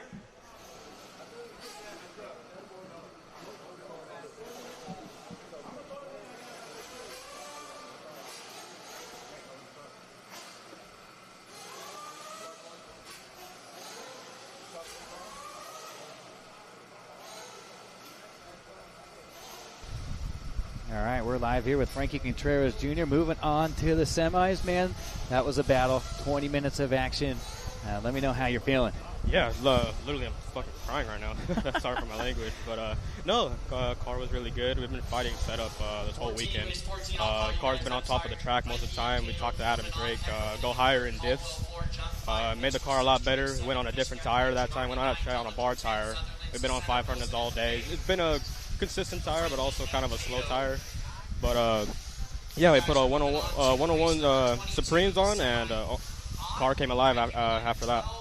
Now, for any of the viewers watching, is that your new World's tires you guys just came out with? No, or that is it the 100 is the new tire? The 100 is the newest tire. Okay. But I haven't really felt too comfortable with that tire.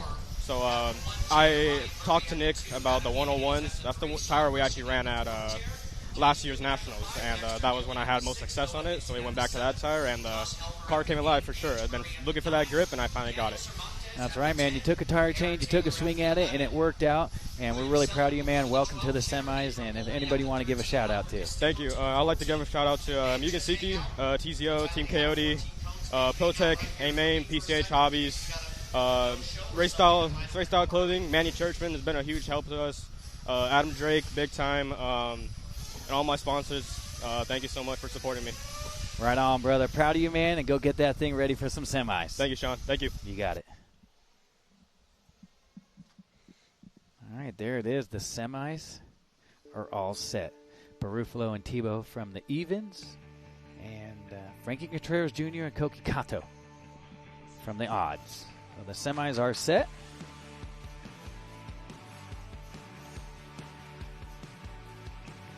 Frankie getting a lot of love on the chat right there. Yeah, very well-liked young man. Him and his dad have been racing around here. Dad's been racing for 20-plus years right there. I used to battle with Dad back in the day at the Hot Rod Hobby Shootout. That's when we first met, battling in the short course class. Fun fact, Frankie Sr. and I used to battle in short courses many years ago, and him and I got to battling, and we were racing a little bit too rough. I got a little butthurt, and this is the first time I ever met Frankie Sr., and I went up and yelled after a race at him for blasting me. And you know what? That was the start of a long friendship between Frankie Sr. and myself, and we've been buddies ever since. Yeah, every once in a while you're going to have a disagreement, but I'll tell you what, man, that was the start of a great friendship right there between Sr. and I. So, yeah, cool little fun fact when I met Dad, and it's cool to see young Frankie Contreras Jr. kind of taking over from Dad. Dad now back in the scenes, and it's all about Frankie Contreras Jr. With the serious speed out here, and one of the top young pros out here in the U.S. One to watch out for over the next few years. That kid has gotten fast.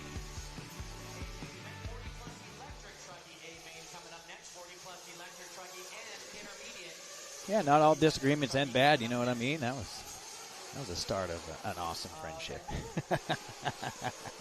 Hey, man, we're racing. Sometimes we get a little salty. That's okay. That happens sometimes. I get a little salty once in a blue moon. I've calmed down a lot since then. I was quite a bit younger. I get a little fired up. I got no problem expressing displeasure every once in a while. Usually pretty even-keeled, but every once in a while you'll catch me on an off day. I'll crank it up a notch if I feel like I need to. We got Benza Tabata checked in. We got the Hawaii boys. What's up, B, man? Hopefully, I know his daughter graduating from high school this year and going to a bunch of proms, and she's actually going to be going to school out in Southern California. So we'll be seeing a little bit more of Benson Tabata out in SoCal. And I got a spare room at the house, Benson. If you ever want to come and stay out here with me, I got an open room for you, brother. No charge. So come on out and hang out. We got Tramel LeBode watching in here in the chat. Jerry Kane, everybody over here on YouTube. Appreciate you guys for tuning in. Schumacher's been out there. Bropolino, Noah Hagemeyer, Shane Farrow. We got Chauncey Mack in the house. Josh Nelson, one of the boys back home. What up, Big Josh? We got Larry, Jimmy, Jose. Appreciate you guys. Chris Mueller. Jay Barrow's going to be a great pro line with the guys.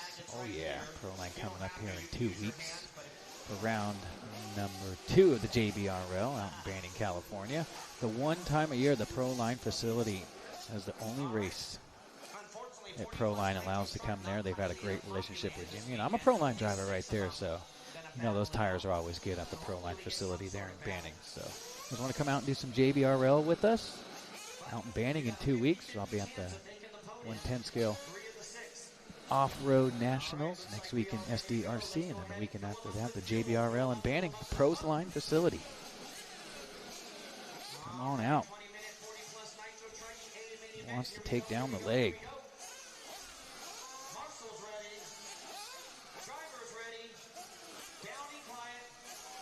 Thank you so much, Chad. I'm doing the best I can. You know, that's all you can do, and I having a lot of fun out here with you guys. This is my second time here with Live RC Broadcast. I've really been enjoying it. You guys make my job easier when you chime in and cheer on all the racers and give me a little something to talk about. I've been having a blast out here in Hutto, Texas for the Lonestar Challenge and World's Warmup.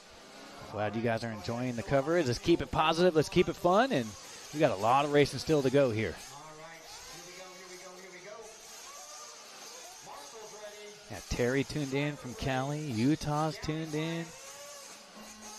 Yeah, it's always a big gamble. RC, always with the good facts, you know, saying Frankie took a gamble going away from a new tire or a different tire than he has been running that was working pretty well. And he swung for the fences, and that ball went right out of the yard. So, you know, we're always a work in progress. Even when things are working well, we are still striving for a tenth or two here or there. And I'm all for it. Looks like we already lost one. Our first truggy race of the day here. Iron Mike leading us around.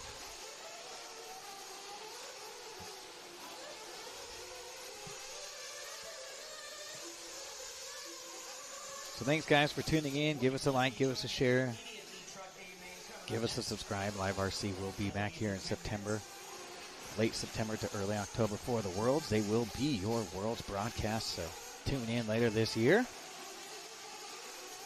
have the whole crew out here. It's going to be, we are a three-man band out here, Lucas, myself, and Sam. So we're going to have the big old Live RC rig out here, and there's going to be like a dozen of us out here bringing the greatest racing in the world for 1/8 scale Nitro off-road buggy.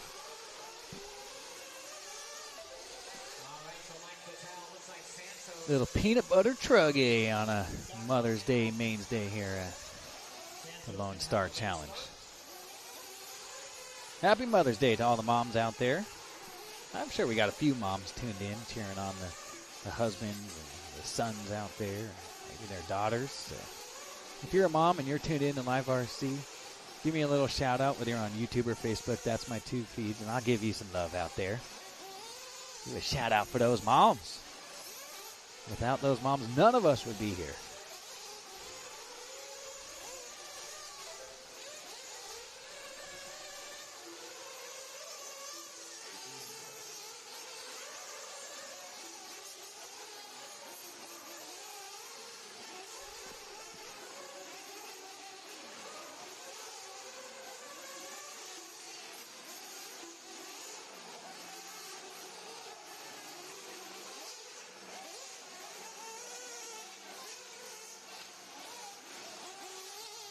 So Mike Patel, Wade Moore, and Ryan Reese, your top three.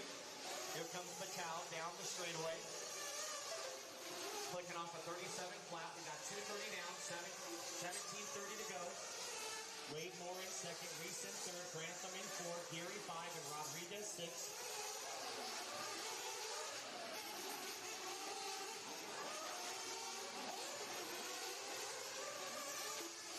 There's Santos trying to get going here. Patel, Wade, and Ryan.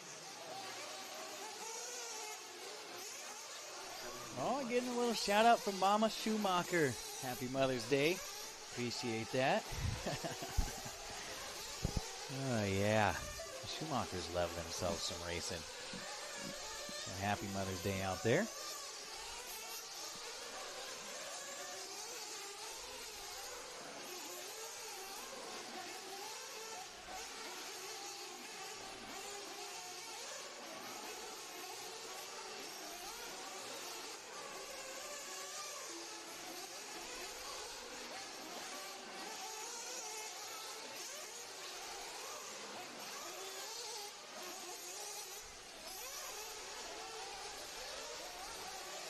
Off and running here, 3:45 down. 20-minute affair here. Looks like Rodriguez. Oh, Santos.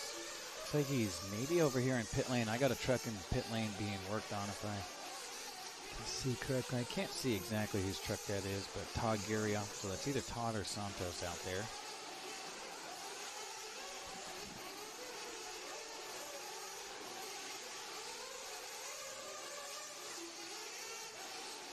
Patel with a 4-second lead. Here he is through the double doubles. Familiar paint job, pink, white, and green. Second spot, Wade Moore, white and pink. Tina, it came to me. Red, white, and Tina Schumacher. I was like, dude, I was digging back into the depths of the skull right there. Like, I know Tony's wife's name. It just wasn't coming to me. And, Tina Schumacher. Happy Mother's Day. Make sure you're ready to turn, Marshall Todd. I did it. Go me. 40-plus electric truck and intermediate electric truck final coming up next.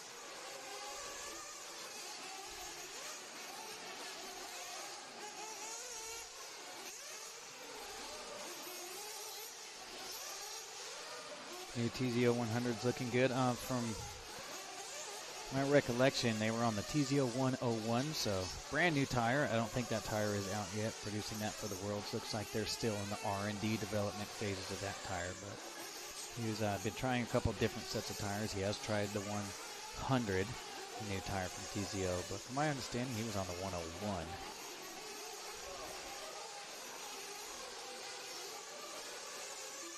Yeah, we missed Tina. She hasn't been out the races, but we've been behaving, Tina. So in case you've been wondering how Jimmy and I are doing, we are great. And we're behaving ourselves. We're being good boys. We missed seeing you out the races. And really shout out to the fourth Schumacher, a little Claudia Schumacher. We're going to give her a shout out too. That's the daughter of Tony and Tina, and of course AJ's sister right there. It's the Rossby crew right there.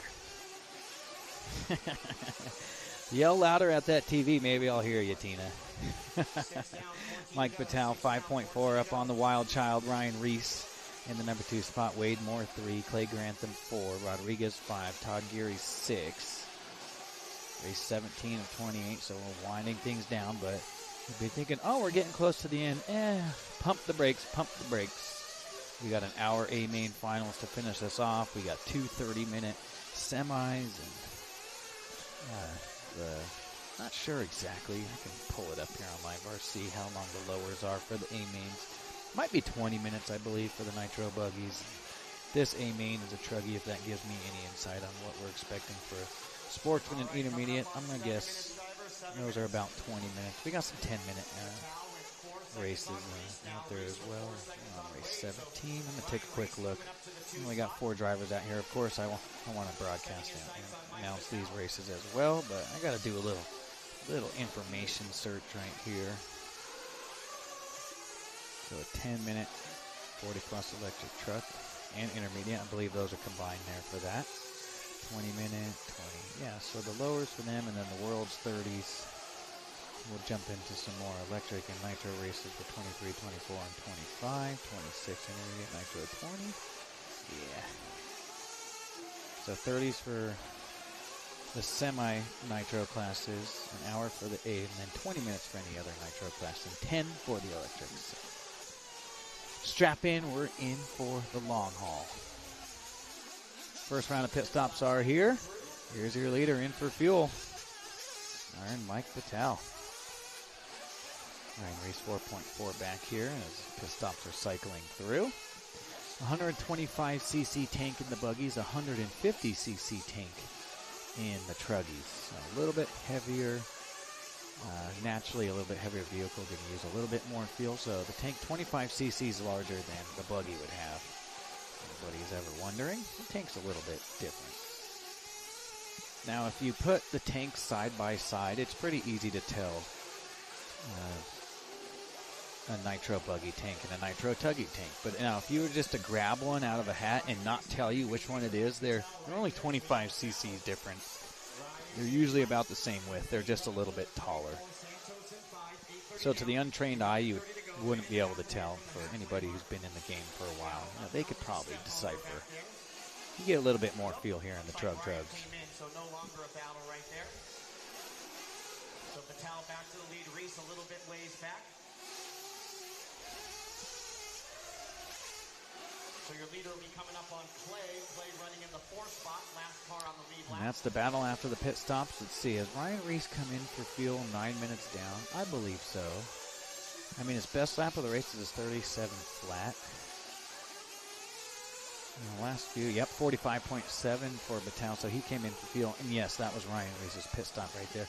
Ryan Reese pit and stop at the 8:30 marker.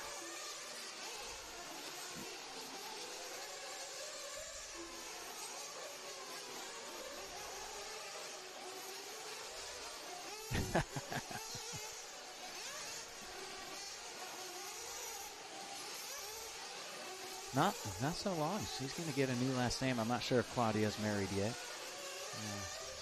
thought she was engaged, so.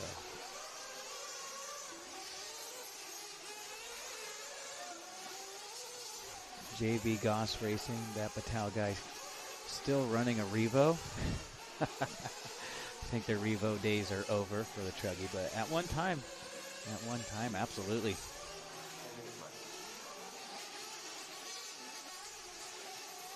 All right, halfway done with this one. 10 down, 10 to go. Oh, Tina Schumacher jumping in the track. Miss you too, Tina. Miss you too? Yep, we're doing good. We're hanging in there. We're all getting a little bit older and a little more wrinklier and some more hair falling off our head, but happy to see that stage in my life. You know, that means that I've had a nice long life so far. I've got some of my best friends. They never got to see past 40, so I'm thankful for the hair falling out of my head and, and the gray hairs and the wrinkles I'm getting, and just happy to be here. We're doing good. We're doing good. So another 3 races after this one. Into the pole goes Ryan Reese. So only 5 drivers left here in this one.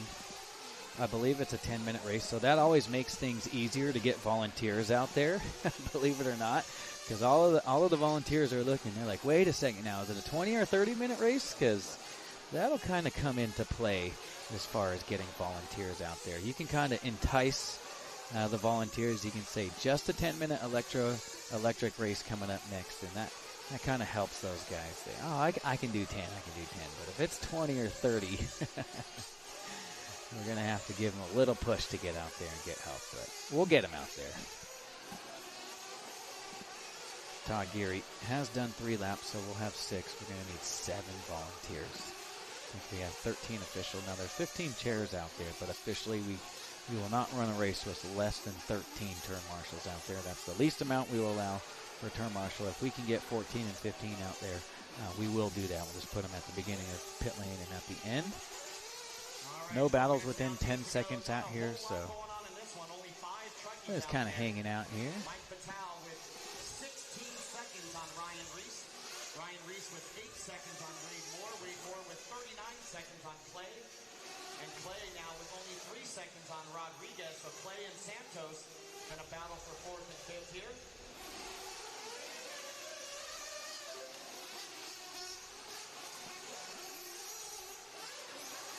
Reese getting some love from Slappy out there. Slappy, a longtime West Coast racer, and had a motorcycle shop out there in Santa Clarita, and grew up racing down at Hot Rod Hobby, so it's always fun to see Derek Tarrant. He had a big race in West Monroe, Louisiana, just a couple of years ago. And longtime avid RC racer, promoter, motocross guy, and typical West Coast guy. That's why we're buddies. We get a little gnar no matter what we're doing.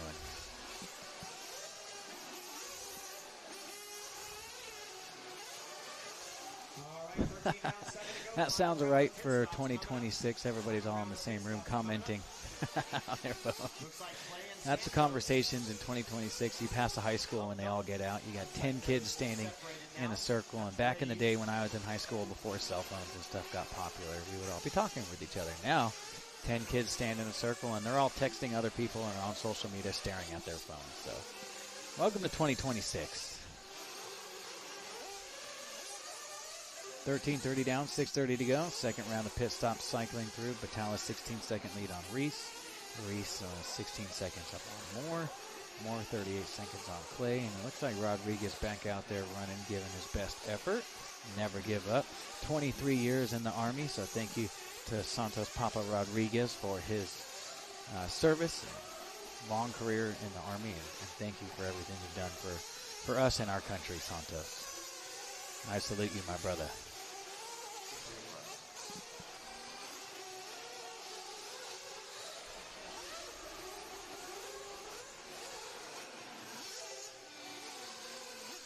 We got 5:45 here left in this one.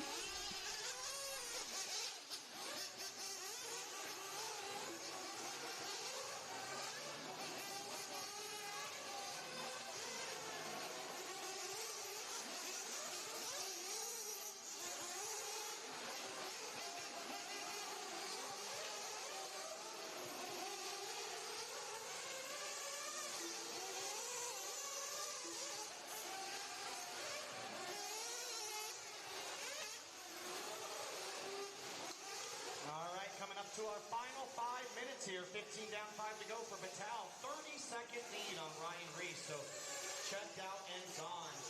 Ryan Reese with 15 seconds on Wade Moore. Wade with 25 on Santos, and Santos now with 20 on Clay. So nobody on the track within 15 seconds of a car in front of them or a car behind them.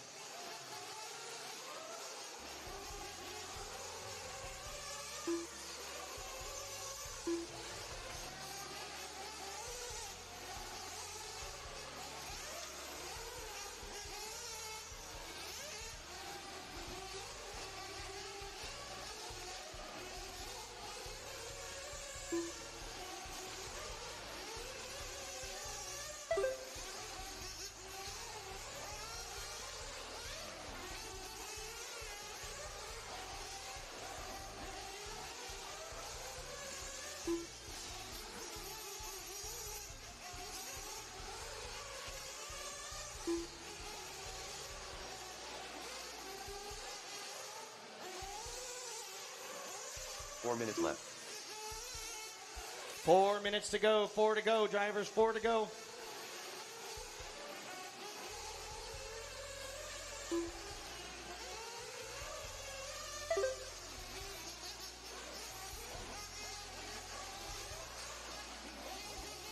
Mike, Ryan, Wade, Santos, and Clay.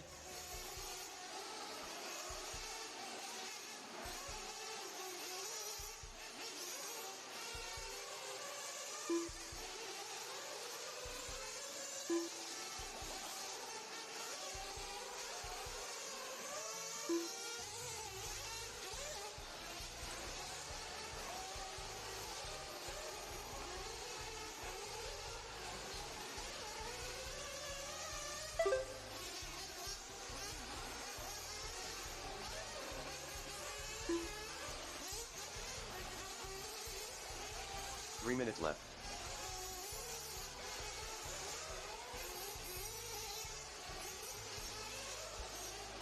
Final 3 minutes, final 3 minutes.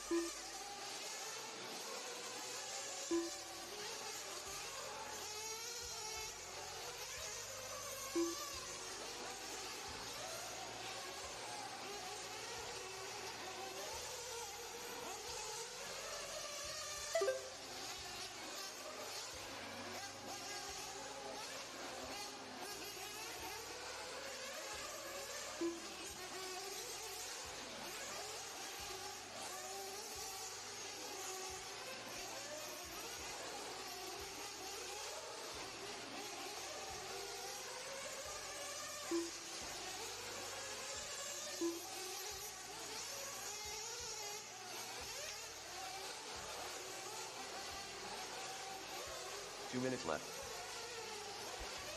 All right, final 2 minutes to go for Batal with a 37-second lead, and actually right behind Ryan Reese to put Ryan Reese down a lap. So Batal looking to lap the field here. Lots of volunteers needed after this one, guys. Anybody that can help me out? We'll be at a standstill until we get some volunteer help. So volunteer help needed right after this one.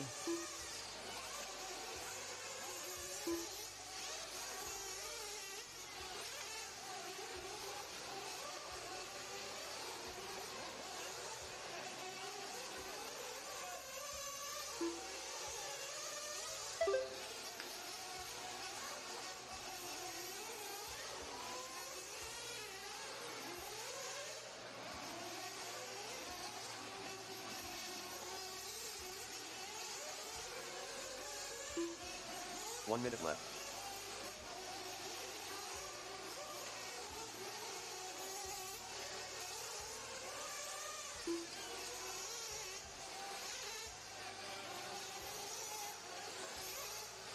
"45 seconds left. 45 seconds, drivers. Race it out. Not much going on, but we'll finish in style.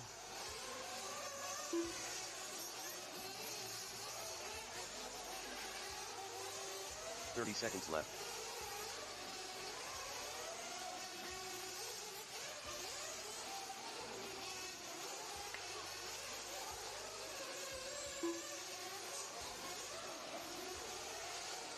"15 seconds left. All right, final seconds of this one. Uh-oh. Santos flaming out here.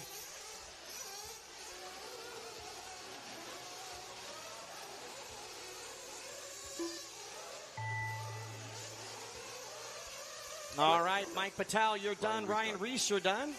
Mike Patel, I need you to stay up there for your live RC interview. Sexy Leg better get over to the booth real quick. Bad timing there. Ryan going to finish second on the podium. Wade Moore done. Wade Moore going to get third on the podium. Santos is off already and just waiting on Clay. One more to finish. Hold your spots, marshals.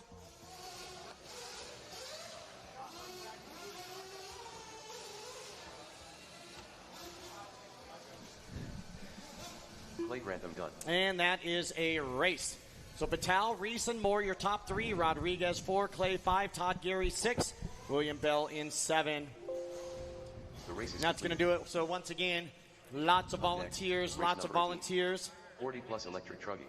I'll read them off here. So Mike Patel, after his interview, will go to the 1 chair. Wade Moore to the 2, Rodriguez 3, Clay Grantham 4, Todd Gary 5, and Ryan Reese 6. Those are the only 6 I have. So 7 through 12. I need volunteers 7 through 12.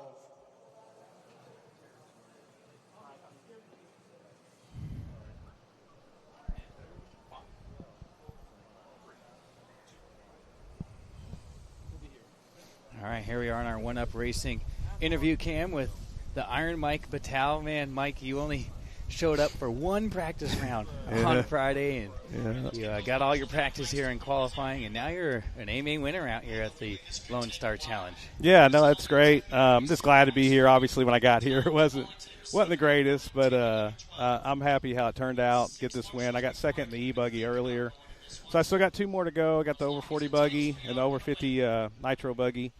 But, yeah, I mean, good times, man. I'm just living life, just enjoying it, representing for the old folks. Yeah, and, that's why I love that positive attitude just oozes out of you, and you always come here to have fun. And you're always taking a swing for those wins and everything, and that's always real cool.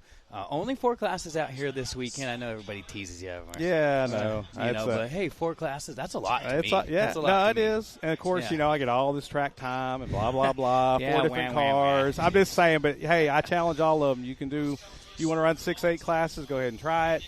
It's not for everybody. I do it for my life, man, just living life, and 54 now, so keeps me busy. But, yeah, good times, though. Yeah, I'm all for it, and everybody has the option to go do that themselves, too, and not everybody's got that fire burning on the inside like you do, and I commend you for coming out here and supporting us, and you're out west, and you're out here in your home state of Texas this week. Is there anybody you'd like to thank for getting you out here this weekend? Well, I mean, obviously myself for being here, right? So, but now, I mean, Techno, Avid, ProMotion, Rocket Science Fuel, Leadfinger Bodies, MSN, 243 Racing, A-Main, ProTech. I think that's it. But, I appreciate all the help. It helps. This hobby is great. It's expensive. Some more help, the better. Cool, man. Well, congratulations on the big win out there. And I'm expecting to see you up here again after one of those 2 races. Yes, sir. I miss you out there, too, buddy. Cool, man. Yeah, we always have fun duking it out. Huh? Oh, yeah. All right, you have a good one. Thanks, brother. All right, Congrats. thank you. All right. There it is, the legendary Iron Mike. Everybody's always teasing him on running so much classes. Anybody can run as many classes as he wants. And take it easy on my guy, Mike.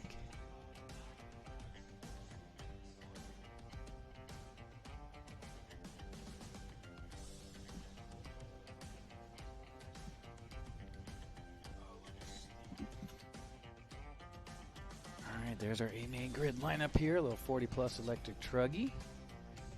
Getting ready to rock and roll. So let me go to my phone here. I got to pull it up because I know we combined just 1 class this weekend. I think we only had 4 intermediate E-truggies. I think 7 40-plus or something like that, so we combined them. Let's see. I think I was pretty close. So I had 5 intermediates. I was pretty close. That's Heath Evans, Tyler Duff, Mayers, Devin, Neb. That'd be my top 5 here for that.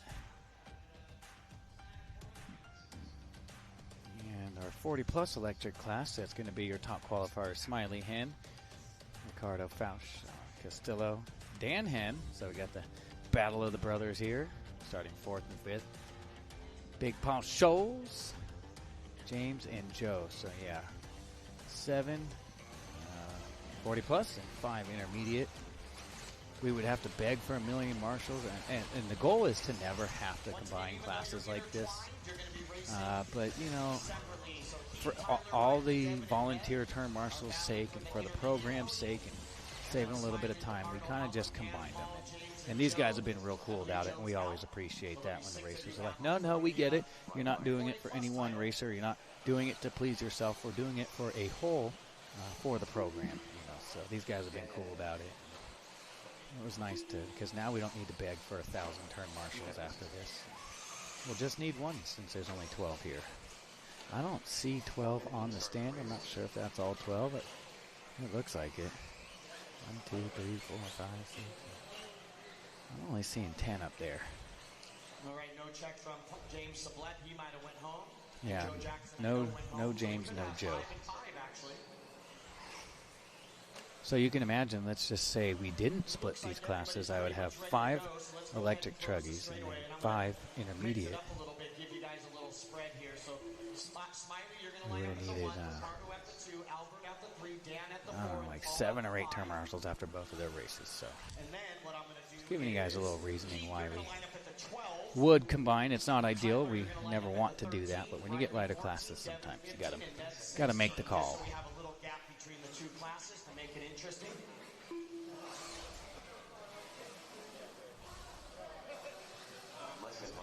So basically 2 classes. Soul 68 tuning in from the UK. Mike getting some love there on the chat. Smiley, Ricardo, Albuquerque, and Paul are battling each other. All right, so we got the 40 pluses at the front of the grid, the intermediates at the back of the grid. Here we go for 10 minutes. We'll have 2 champions in a little bit with 2 interviews after this one. So once again, if you win your main event, we'll need you to go to the live RC camera right at the end of the driver's stand for your interview, and we'll have 2 of them after this one. Here we go. Turn marshals, pay attention. Good luck, drivers. We're going racing after. Oh, yeah, there'll be separate podiums for sure. Yeah. They're just racing together. So both classes will be separated as far as podiums and timing and scoring. You know, if you're an intermediate, you're going to get scored for timing. So there'll be 2 different winners here in this one. You know, you have a 40-plus winner and an intermediate. It's not ideal. You know, you're going to get different level speeds and stuff. But for the program's sake, we do it as a whole. And just to kind of keep it nice and awesome. So a little mistake there from Smiley. He's already had a podium out here in the 40-plus electric class. 2 more 5-car races, and you Oh, we are 4 wide through the center section of the track in that turn.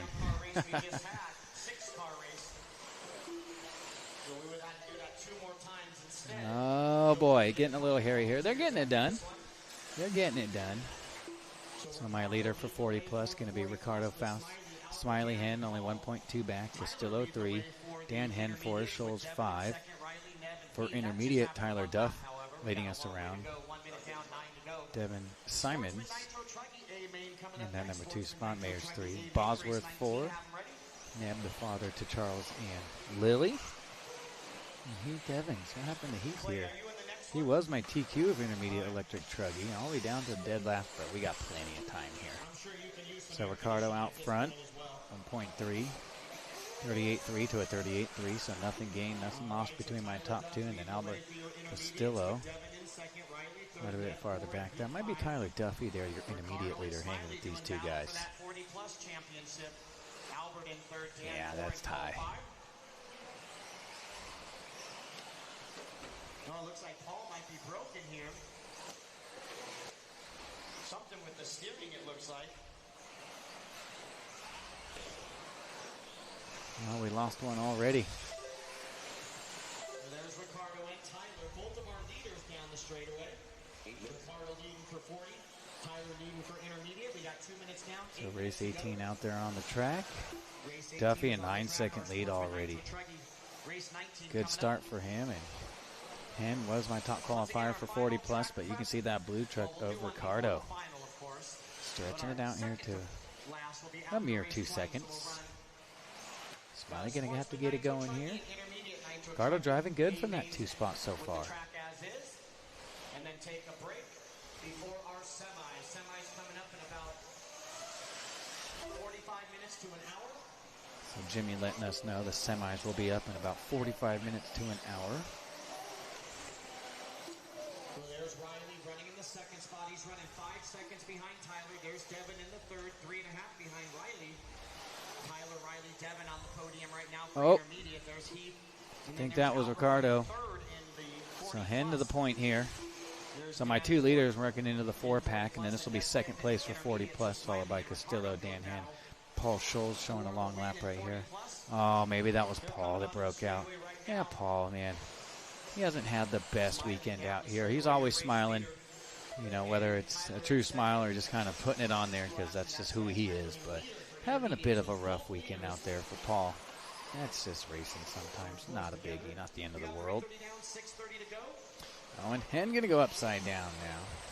Tyler Duff, your intermediate electric truck winner. Heath Evans in Mayers. That's on the right side of the track. Maybe if he can fall back to the number 2 spot battle for intermediate. Has this front pink, orange, and yellow truck. That's a 40 plus, and then that's Tyler Evans right there in the green, orange, and white. So that's your intermediate and your 40 plus leaders right there together. Once again, thanks to everybody for coming out. Moving along, it's just about 2 p.m. 10 races to go, but all the long mains. We still got 2 30-minute semis, a 1-hour final for the world's class. We got 2 20-minute races following this one.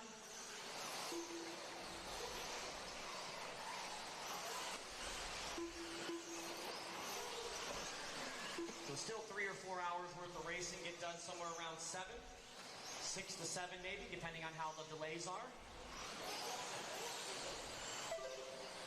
And across the line, has best lap of the race. 37.4 is a hot lap for your leader in 40 plus. Tyler Duff, 37.1, your hot lap for him. And I believe William Bell went home and Jonathan Bunting is unable to marshal, so we'll need volunteers after 19. And then intermediate, Nitro Truggy has 11. We'll just need 1 there. We'll be good for the world's classes. Halfway point is here, 5 down, 5 to go. We're fun along here with Smiley. And looking for a good paint job. Oh, no. Well, yep. Gonna have to stop. Good job. That's the way to get it done right there. Took a little tumble right there, and he just gave himself a nice little penalty right there. So that's going to allow Ricardo to start. Ricardo can now see that race leader again. Tyler checking out in this one. Riley in third, Devin in fourth. Riley and Devin have a battle for the podium for intermediate. Looks like Devin a little bit of a rough lap there. So no longer a battle. Nev running in the 5 spot. So Duff an 11-second lead, and then Ricardo trying to make up 5 seconds as your leader across the line for 40 plus, and then this blue one second place for 40 plus. He gets a little case right there in the Kill Show red wall. 4 minutes left.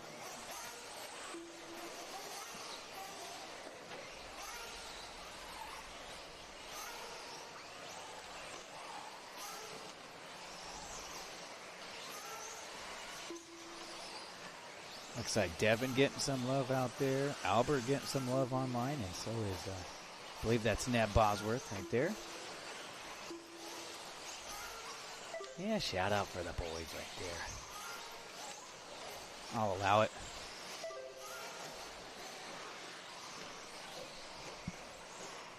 So about halfway through our day here. 5 down. We're looking at about a 10-hour day, so 5 down, 5 to go for the racers and the workers.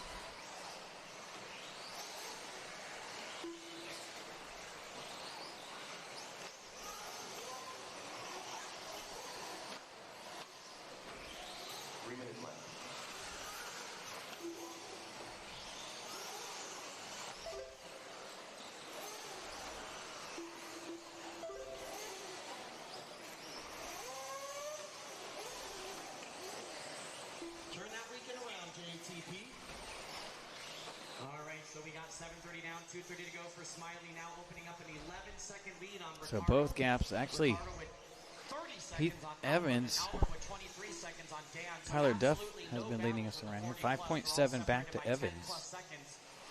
And then for intermediate, Tyler Duff with 6 seconds on Heath Evans. Heath just turned the fastest lap of the race. Let's see. Duff should be coming across the line right here. We're following along with second place. No, this is our leader. This is Duff. That's the Duff man. Evans now 3.7 back. So you'll see this car at the bottom of the screen right there. That is your second place driver. Uh-oh.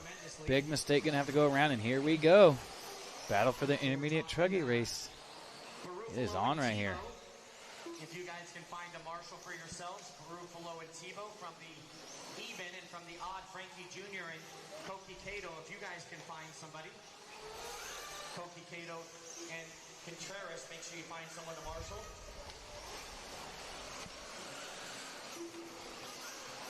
Once again, there should be no Nitro cars in pit lane. No Nitro cars in pit lane right now. 8:30 down, 1:30 to go. We got a battle for the lead now. For intermediate, Tyler Duff and Heath Evans going to battle for the championship. They're over on the back right of the track, heading to the step up.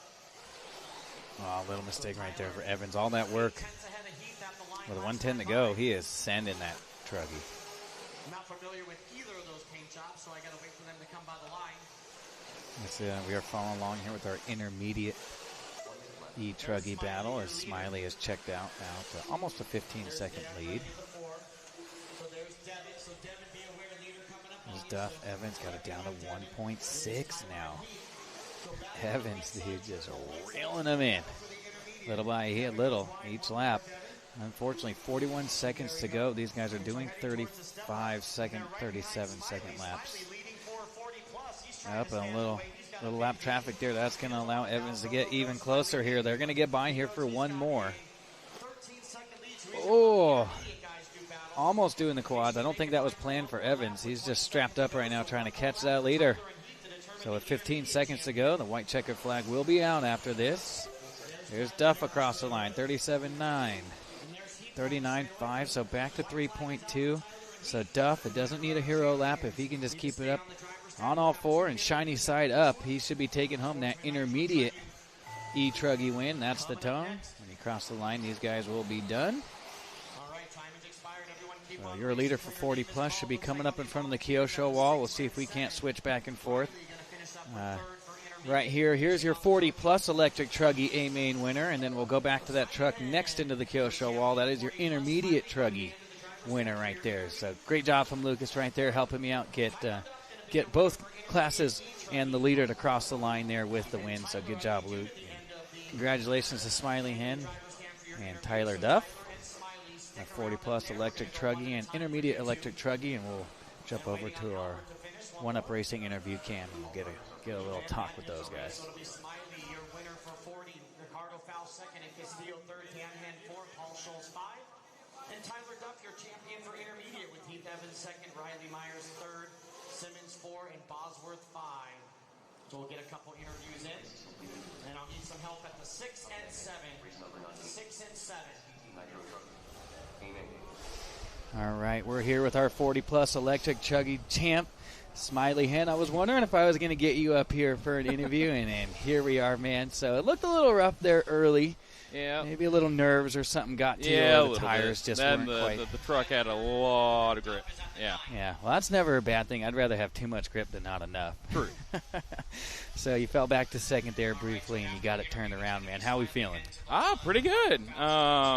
The grip came up a lot from when I ran 40 plus e-buggy earlier, so I kind of went on a little too soft of a tire or too tall of a tire, and I just kind of had to let it wear down. Once it wore down, it got a lot easier to drive. Awesome, man. Yeah, the truck was looking pretty good after the first few minutes, and you kind of got used to all that steering and all that traction, man. Well, super proud of you. It looks like you're having some fun out there, and you've been out there volunteering a ton, and we really appreciate that here, keeping the program moving. Got to keep it running. Keep it running. We can't do it without there with you guys. You know, we'd try to if we could, but unfortunately, we're gonna need some help from you guys. And you've been one of our saviors out here, along with Paul and the rest of the crew out here in Texas. You guys have been awesome. We want to give a shout out to some of your sponsors here. Yeah, just VRP. RC, J Concepts, Fierce RC, Tekin, High Tech, Avid, and of course Paint by Smiley. Yeah, the camera. When the camera comes out, you're like, what are my sponsors again? So exactly.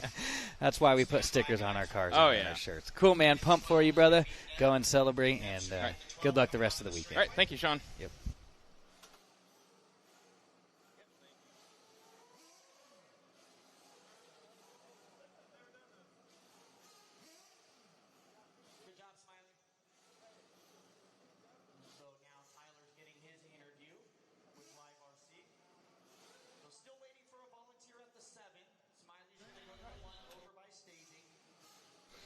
All right, we got our winner from Intermediate Electric Truggy, man. I believe, from the 2 spot? Yes, sir. Started second.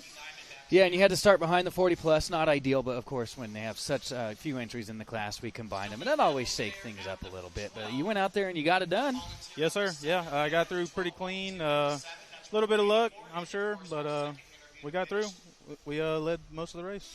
Cool, man. Well, congratulations on the big win out here. I think they're going to hand out awards here a little later, but you're going to be on the top step of that podium, so congratulations on that. Anybody you want to thank? Techno RC, ProMotion, JT, VRP, RC Body Armor, Clinic, and special shout-out to Mom at home with the babies. Happy Mother's Day. Yeah, I got to get a shout-out to Mom on Mother's Day as you're out here playing RC, and you got an awesome wife for letting you guys come out here and play. Well, congratulations, man, and good luck the rest of the weekend. All right, thank you, sir. Thanks, guys. And that concludes our One Up Racing interviews.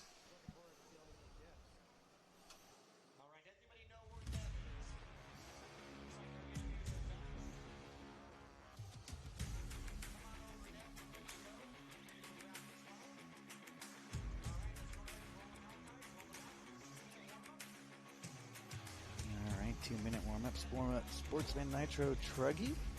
You can see Jermaine Robinson there on the screen throwing down Dad, Mark Robinson. So it's not all fun and games just for Jermaine, as he made the semi. So congratulations to the youngster Jermaine Robinson, celebrating a birthday this weekend as well.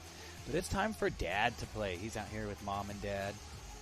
And they got their stepchild, Trevor Olins, here too.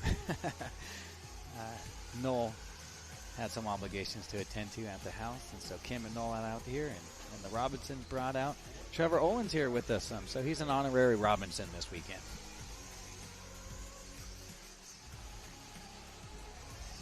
Mark going to go full send mode here. Mark had some TQs out there.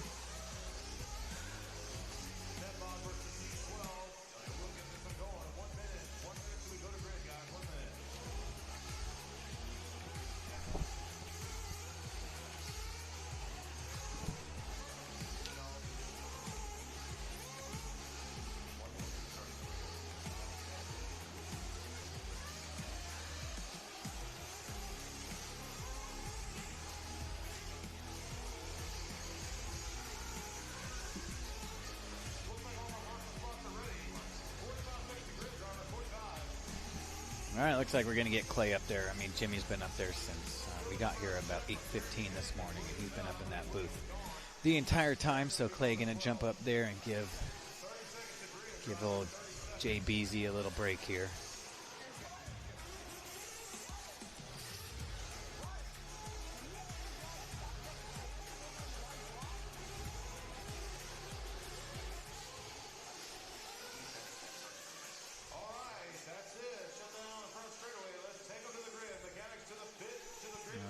These guys are all warmed up, and they're shutting down that straightaway.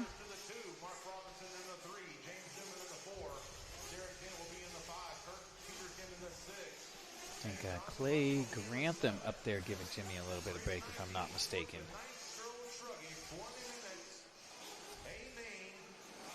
So we got this one and a 20-minute intermediate Nitro Truggy race, and then we are going to get some Worlds semifinals, evens and odds, half finals.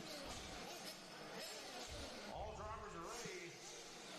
Grid is right. All right, here we go. Here we go. Oh, Jimmy's going to be down there for the down and quiet. No break for you. I just needed to get out of the timing tower, get some fresh air. There it is. There's the official down and quiet, and we're off and racing. Oh, Mark getting a little shaky right there. He's going to have to let some of those go. Emotional damage.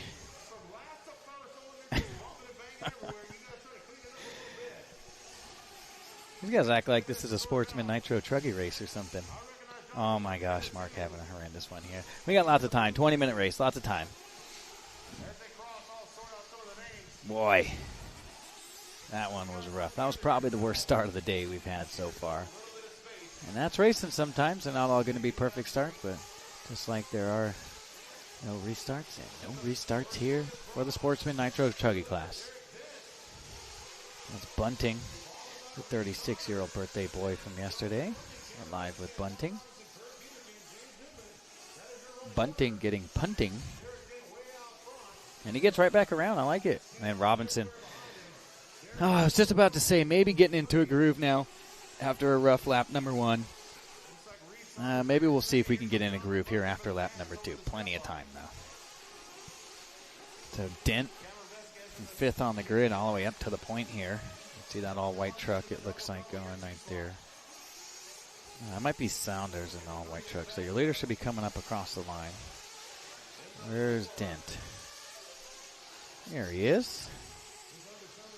So that's your leader. And then it was Saunders in the number 2 spot. He drops all the way down to the 4. So Jonathan Bunting showing in the number 2 spot. Vasquez 3, Saunders 4, Mark Robinson 5, Peterkin 6, Newman 7, and no start out of Bell. I got a feeling Mark's going to still climb his way back up in here for a podium and potentially a win. Stamp it.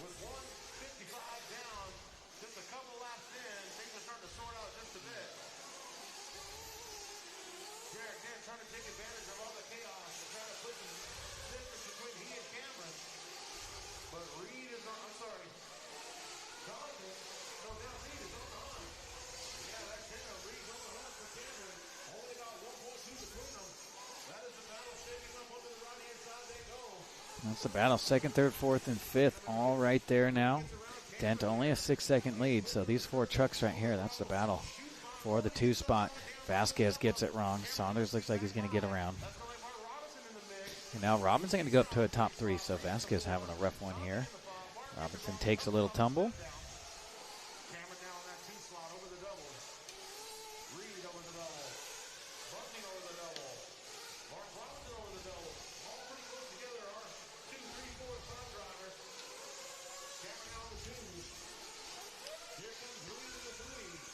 So who was that taking the tumble? Looks like that. Maybe that wasn't Vasquez, as he's still showing in the 2. This is the battle for 4th and 5th right here. Showing Saunders still top 3.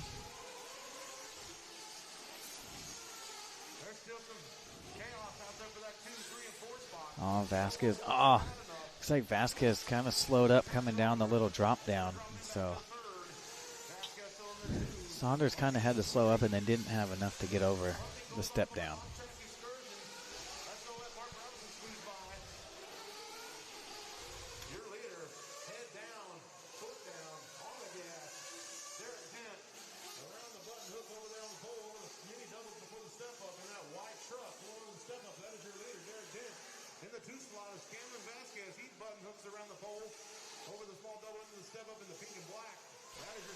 Cam with the old button hook. Button hook me. So we're following the battle for the 2 spot. Vasquez and Saunders. Yeah, Saunders. There's a U in there. Oh, Vasquez a big mistake here, so Saunders going to get around up to the 2 spot. He's got 15 and a half minutes to make up 8.6 seconds. Let's see if this youngster can put his head down and make a charge to the point.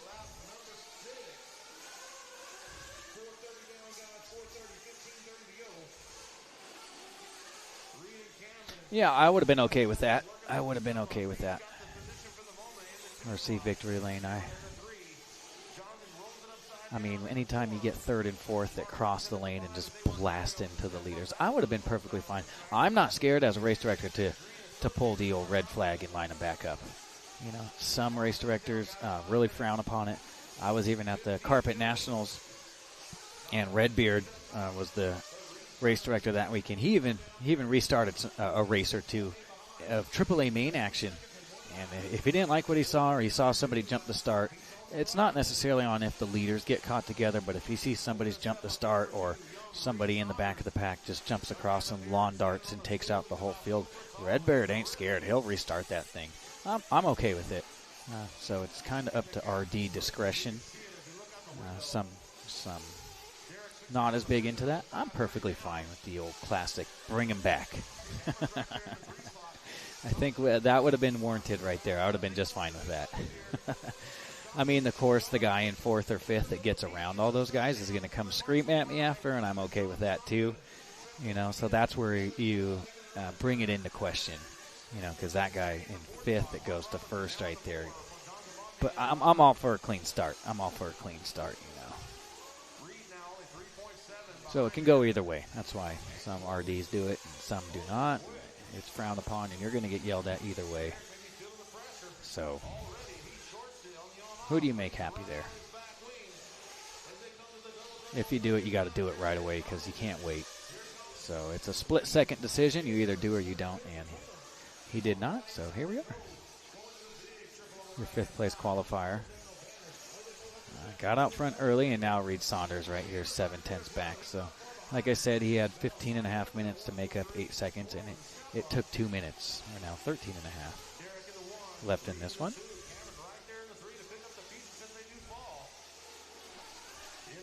And Vasquez now here in the party.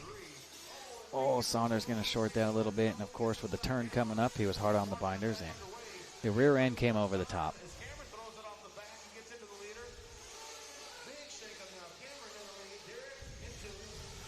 Oh, yeah. Pit stop's coming up. 7 down, 13 to go. Reed in for fuel, and there's Dad Shane.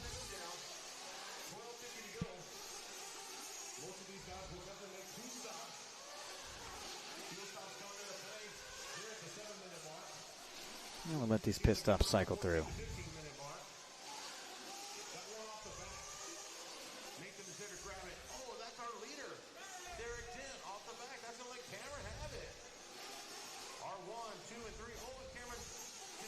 I believe we have a 20-minute intermediate nitro truggy. Yep, after this. And then our 2 30-minute World's Nitro buggy semis. Top 6 will go from each one of those. And then the no LCQ, so the 13th driver that will go into that will be from either one of those heats. We'll go off laps and times.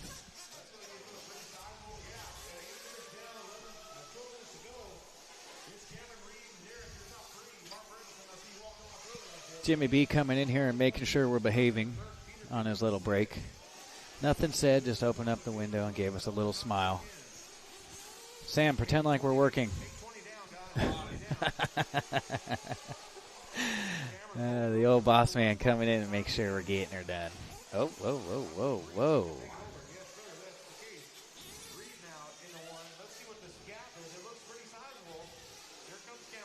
Let's see, I believe that is Vasquez. He's having a rough one here. Nope, that wasn't. That might be Dent.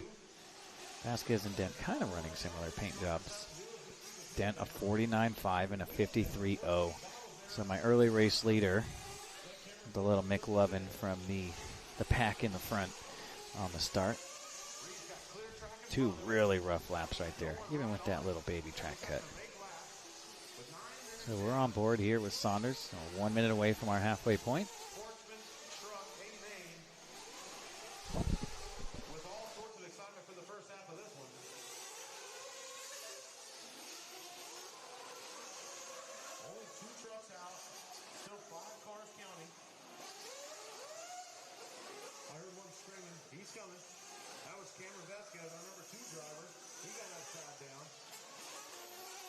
Sashaying down the front straight away.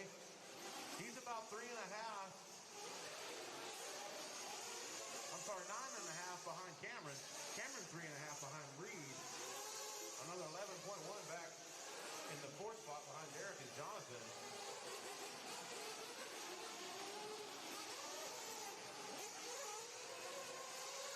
Reed Saunders puts up another one, 39.9. Holding a good sizable gap over Cameron. spread now is 8.5 seconds. With halfway done, 10 minutes down, 10 to go. Up next, race 20, intermediate nitro trucking. You guys just start making your way to warm up and onto the stand. You can be up in 10 minutes. Jonathan bumping in for fuel. Did he go 10 minutes? Attaboy, that's a good one. Jonathan had a birthday yesterday. I want to say thanks to his mother for giving us a piece of cake. That was fantastic. 10:45 down, guys. 10:40. It's still Reed out front. He's holding 8.8 over Cameron. Reed had a 38.7 back on lap number 6, fast lap of the race. Reed with a 40 flat last time by. Cameron turned in a 40.2 last time by. Hard to make up ground when you're turning the same lap speed. Minimize mistakes will be the best way to progress at this point. With 8:45 to go, it's still Reed and Cameron and Derek, your top three. Kirk and Jonathan holding on for that 4 and 5. Oh, and Derek gets it wrong. Bounces around, lands on his tires. On the on-off, the number 3 driver, Derek Dent. Your leader now over the step up in that patriotic colored nitro truggy onto the step down. Reed Saunders. Oh, help on the front straight. Help on the front straight. I believe it goes on the front straight. Yep.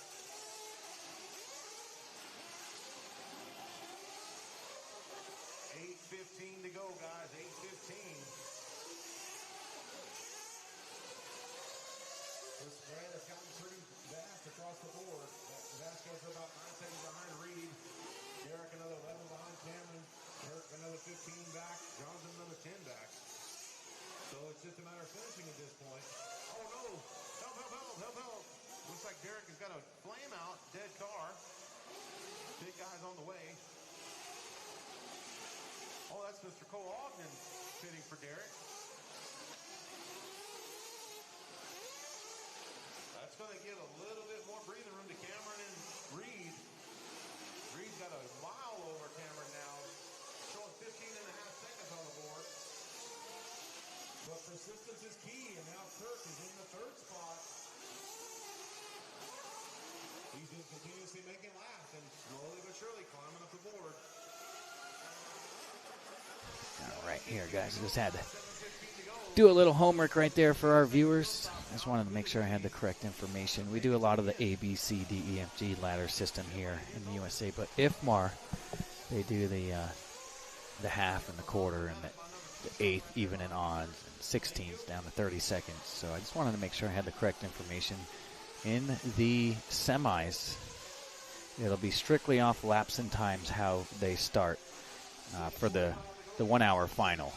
So what that means is the top 6 in the evens, if they all go faster than the winner of the odd, all 6 of those, that would be your 1 through 6, and then the winner of the odd, depending on laps and times, he could start 7th. So it's all going to go off strictly laps and times as how you start for that 1 hour, which is what I assumed. I just wanted to make sure I had that correct, because IFMAR, you know, in Europe they do, I wouldn't say different, that's just more of the norm for them, and we use the ABC, do a little alphabet soup here in the USA. Now we still do, like for nationals and stuff, we run semis and quarters and all that, but I want to give the viewers the correct information, you know. So I was just double checking. I assumed that was the way it was, but since I had Jimmy over here in the live RC broadcast booth, I was just thinking, what time is the finals? Around 7 p.m. here in Texas. So depending on where you are, you're going to have to math it up.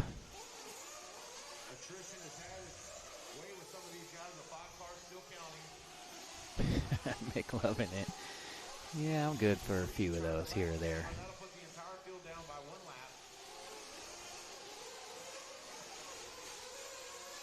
Thanks everybody for tuning in. We are inching our way closer to those semifinals. We got a 20-minute intermediate nitro truggy race. Up next, race 20, intermediate nitro truggy. AMA, you guys should be in the warm-up. 5 minutes, 5 minutes. 5 minutes left. need some marshal help for this next one as well. I'm going to need at least 5. I need some help for Jonathan on 1, and I'm going to need 4 more.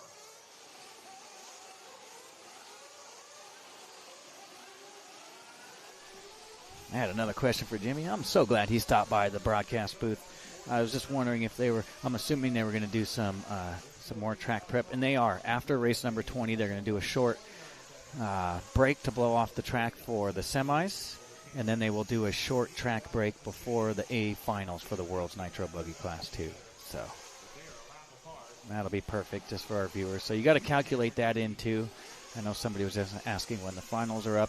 You can do all the math. You can add 3 minutes to each one of those races and kind of get close to the time you're thinking of. But now we got to add in 2 5 or 10 minute breaks to blow the track off. It should only take about 5 minutes or so. They're not going to do anything crazy. Just get the blowers out, run down there and zoom all the dust off the track, and then we'll get going. So not real long breaks, but I just wanted to make sure we will have 2 more short breaks here at some point. So that should add about an extra 10 minutes. And if you want to kind of see how, like if I was the race director up there and I'm trying to figure out how long our day is, you usually add about 3 minutes to each one of the races, and then add 10 more minutes in there for the 2 short breaks we're going to take before the semis and the finals, and you'll get pretty close to the time.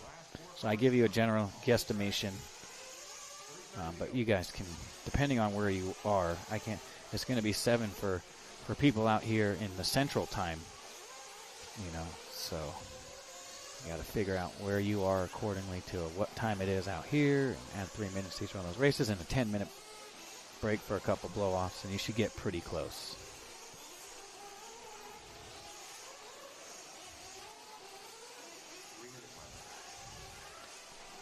Doing my best to not give you guys any misinfo.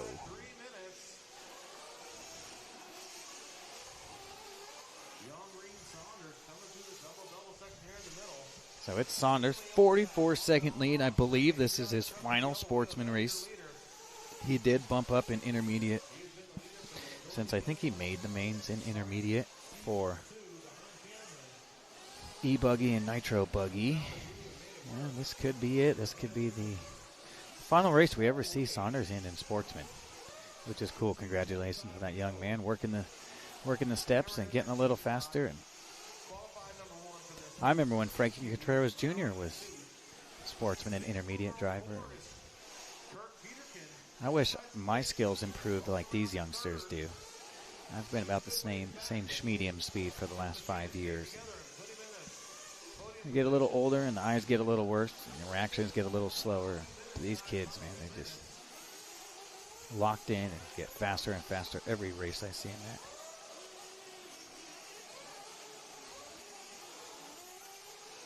Yeah, I think we got it pretty close, RC. So do we have any close battles out here? That's the question. Dent out of this one. Mark Robinson out of this one. Newman out of this one. And all of a sudden, we got a little fireworks here for the 2 spot. So let's try and find, just over on the right side of the track, I believe. The 2 trucks. Yeah, right here.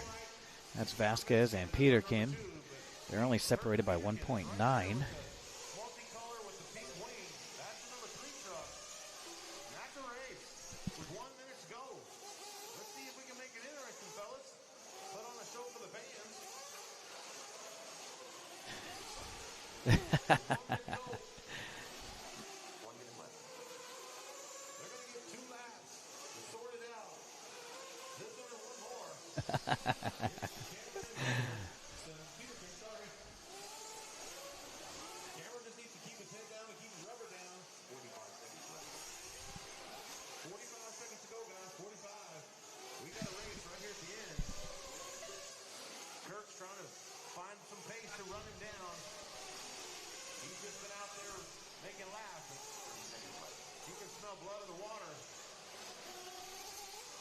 So still 4 seconds between Peterkin and Vasquez. There's Vasquez going in the front of the Kyosho wall now. Here's Peterkin. So the closer the racing action, obviously the more animated I'm going to be. And when you got, kind of a mellower race like this, I'm going to reserve some for the Tinks later. We still have a long day of announcing here.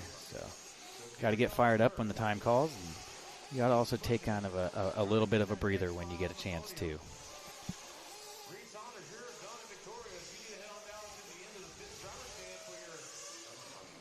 That's kind of what we're doing here. So congratulations, Reed Saunders going to go out with the win.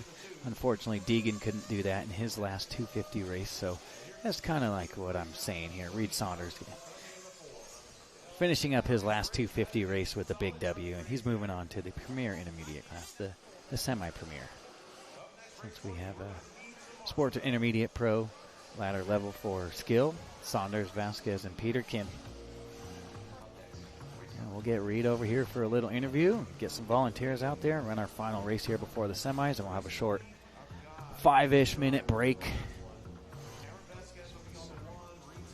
before the Worlds.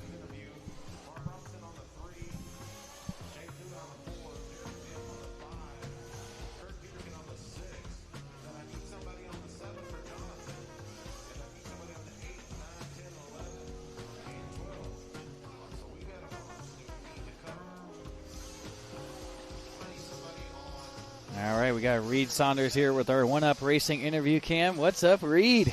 What's up? So, started second there in that one, and you just kind of hung out there and waited for a little mistake, and you got out front early, and you never looked back. Yeah, it was a big cluster up at the start, and the car wasn't that good, and I just had to try to drive it. So I just started smooth, slow, and I brought speed up until I was calm. And then I just started logging laps from there. Yeah, and sometimes you got to drive to what you're feeling with the car. So you made the adjustment, and you kind of waited for the car to come in. And it looked a little better as the race went on out there. So that was the Sportsman Nitro. Are we calling it a career in the Sportsman, and now we're officially moving on up into the intermediate?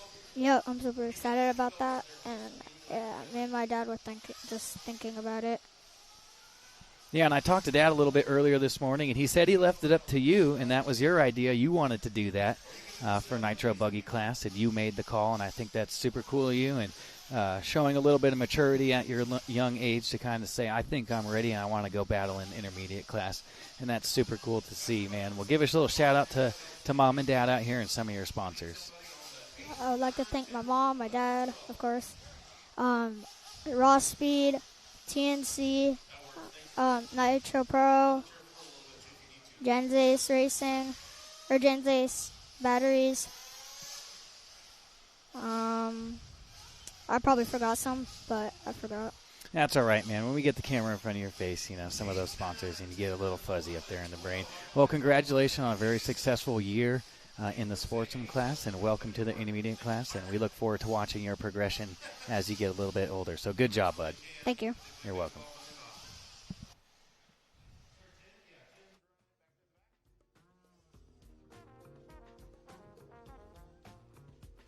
So there it is. It's official. You heard it from the young man there first. I think he was standing on his driver's stand stool just so we could get him in the shot. That young man, dude. Just cooler than the other side of the pillow with the interview. Just came off a big win, and he just didn't even seem phased. So that's when you can tell you're ready now. Not disappointed, not super thrilled right there, and he's going to go up there and bang bars in the intermediate class. You can see Mom down there in pit lane. So with this 20-minute race, and there was only X amount in the last race, we are on standby until we can get some volunteers.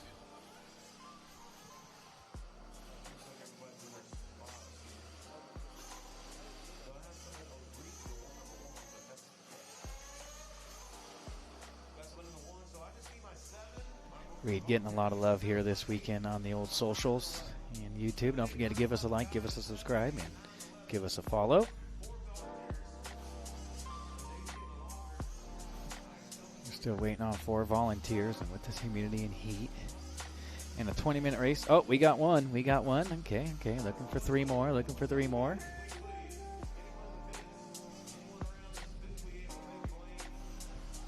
Got to give them incentive. We'll give them a Shirley Temple with 2 cherries if they go out there and volunteer. So we're still looking for 3 more. Oh, here comes another one. We're down to 2 more. I see another one come running. Yeah, here comes the Texas crew. Yep, and here we go. Clay's going to see that one. We are looking for one more, and here we comes. We got it. Thank you to all the locals out there. You guys are awesome. We got it. Good job, Clay. Wrangling up the crew out there.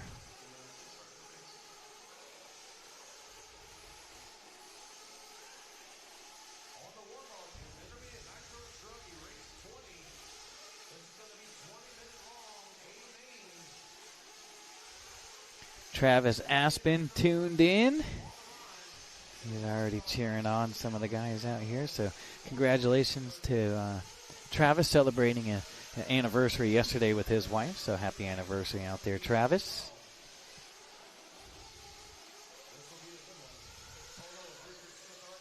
That's Travis Aspen with Aspen Drilling. You guys need a well drilled or think you got some oil on the land? Need some water drilled out there. Hit up Travis Aspen.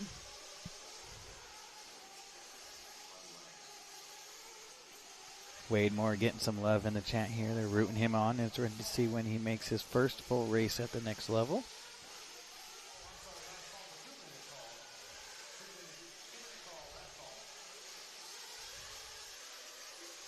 I don't know how old Reed is. I would guess maybe 10 years old. I know probably the Schumachers, since they are Arizona natives, along with Reed, they would probably know. But if I took a guess, probably 10 years old. So that young man, really a bright future here if he keeps progressing at what we've seen so far.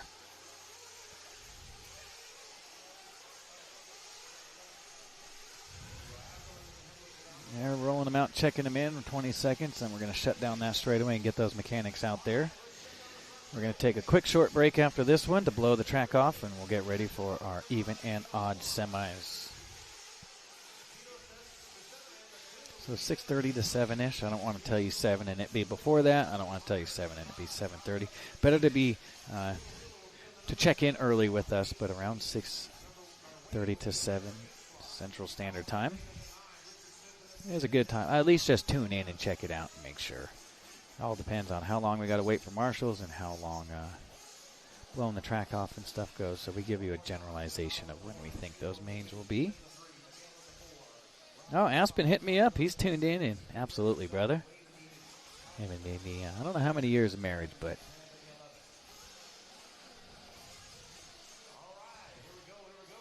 always good to celebrate that anniversary. My wife and I just celebrated our first anniversary in March. And hopefully many more happy years together to come. Here we go. Watch Jimmy with the down and quiet. There we go. Off and running. So Donato Trinardi already with the big win out here. I believe in the e-buggy class earlier, if I'm not mistaken. I don't know. It was either e-buggy or Nitro. I don't think we've ran the 20-minute Nitro A-main for intermediate Nitro buggy. I can look real quick. Off and running here. Top three already starting to stretch it out. Trinardi, Cesena, and Evans. Miguel Villalobos got his wife and daughter in the house. I gave his daughter a cool little dirt sticker, and she was thrilled. Mom and daughter got some matching dresses on. I think that was cute. That was cool. So let's see if Villalobos got the family in the house right now. Let's see if he can get it done. Make the family proud. Ooh, a bit of a rough start there for Miguel.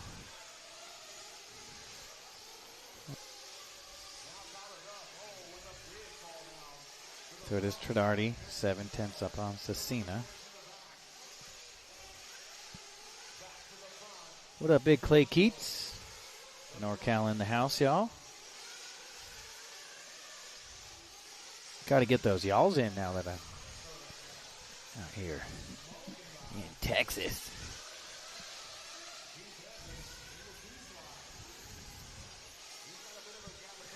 Ty Tessman in the A? Oh, absolutely. Nah, he's retired as of a couple years ago. He started a family with his wife up there in Canada. Had a very long, successful career, world champion, and many national titles. We miss Ty out here at the racetrack. Gord, his father, He's a family man now.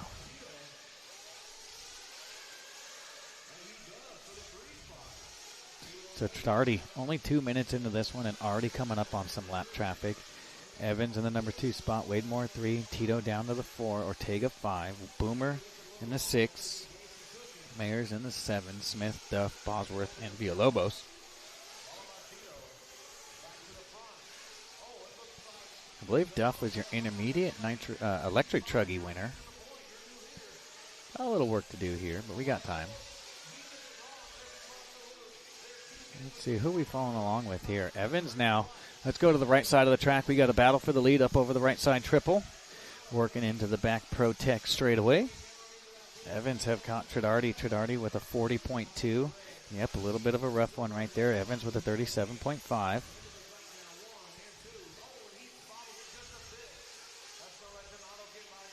So here's our leaders into the 4-pack.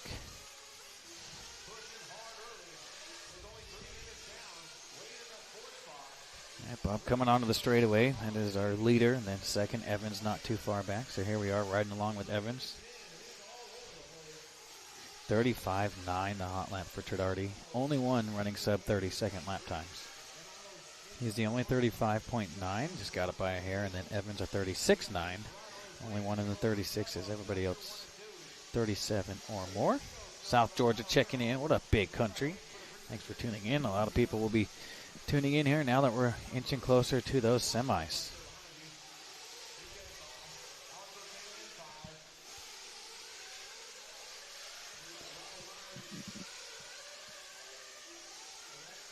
I want to give a huge shout out to our event sponsors out here. A-Main Hobbies, Techno, One-Up Racing, and J Concepts. Those are our live RC sponsors, so thank you guys for coming on board for the coverage this weekend. And then the Dirt Joey's event sponsors here for the Lone Star Challenge and World's Warmup, G Racing, Techno, Kyosho, A-Main, and then Jimmy Babcock Racing League.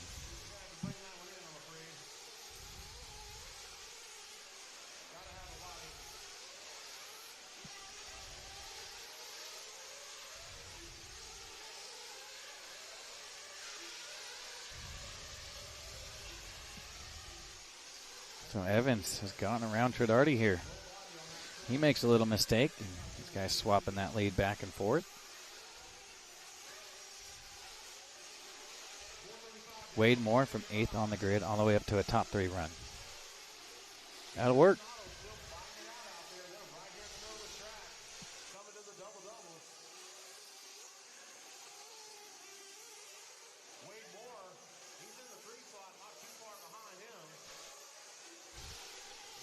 So it looks like Villalobos going to have some company here down the straightaway as these guys are already lapping up to 8th, 5 minutes into this race.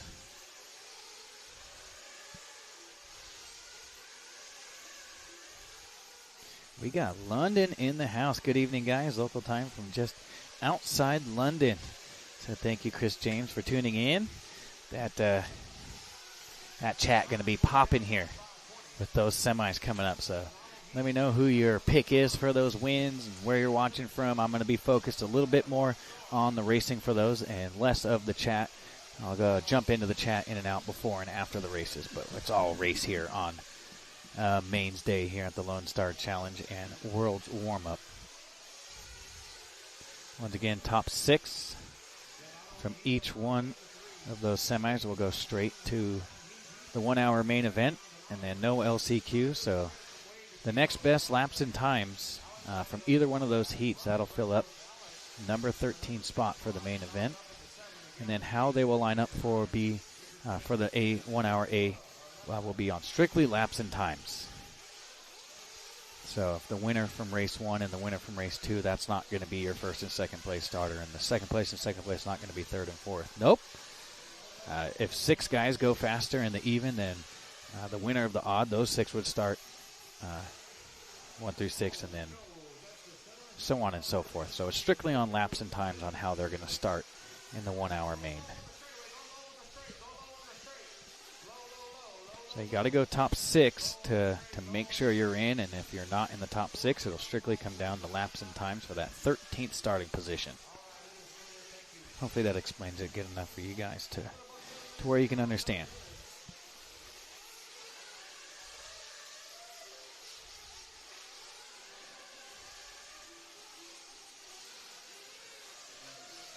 So Evans now 4-second lead. Pit stops. We'll be cycling through here shortly.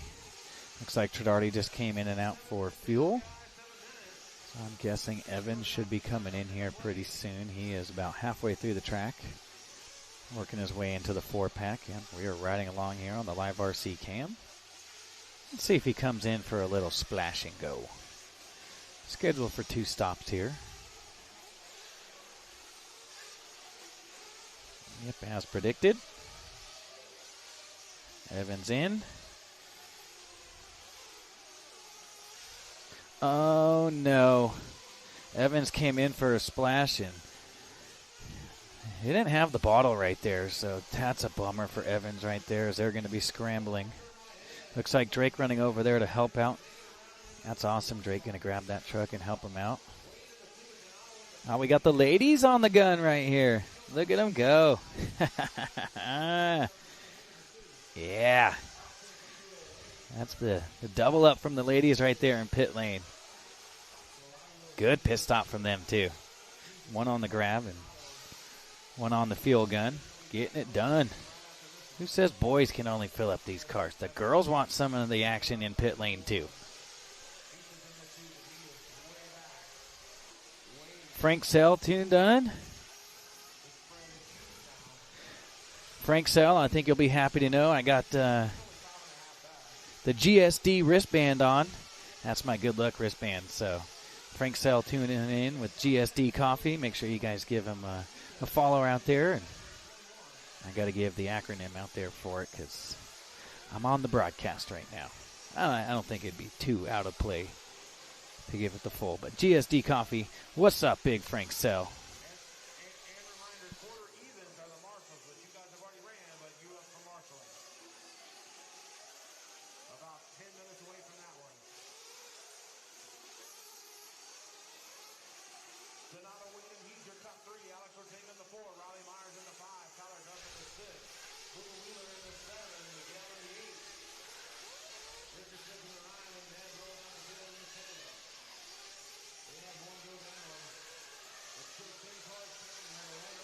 So pit stops have cycled through, and we're 30 seconds away from the halfway point. Evans still running top 3 right here, even with the flame out in pit lane. I mean, if there's a time to flame out, it is after you cross the loop. And then a flame out, not going to hurt as bad. But let's just say, hypothetically, you come around to the Kyosho red wall and you flame out right there.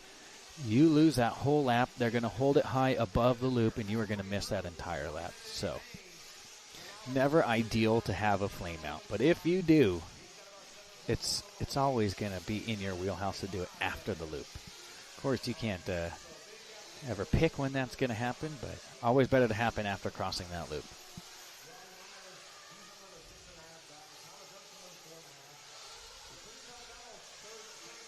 So 9-second lead for Tridardi here after the halfway point. 10:30 down, 9:30 to go.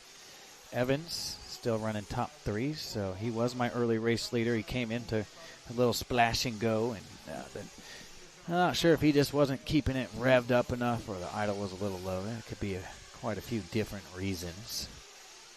So this is only speculation. We're doing some speculating. Appreciate you guys tuning in. We are at 784 in the chat on YouTube, and that is going to probably double here in the next 10 minutes. We're going to do a quick blow-off of the track after this race, just for our viewers tuning in right now. We got just under 9 minutes here left in our intermediate Nitro Truggy race. Still got quite a bit of racing, a couple half-an-hour races coming up here. Ooh, don't break that wing mount. When you have an 11-second lead, I think you start doubling in that section. Now, if you're in second and you need to make up some time, then you can start sending it. But if it was me out there, I'd be double-dub right now with over a 10-second lead. If they start reeling me in and I can kind of see him back there starting to catch up to me, then you can kind of start going full senders again. That's just the racecraft in my mind. That's kind of how that works. You know, when you're out front, everybody behind you has to go faster than you are. So you can kind of back off and just play it safe and right on cue. After that, I think the racecraft for Tridardi, so I wasn't too far off. But if you see those second and third place drivers maybe starting to catch up, then you can strap it up. But when you're out front, it's kind of what you would call managing the race. You see that a lot from Jet Lawrence and Deegan. Racing motorcycles, they'll build up about 6, 7, 10-second lead, and then they'll just manage. Could they win by 20 or 30 seconds? Possibly. But they're going to build up a little lead and then manage and kind of pick up the pace accordingly to what they're seeing.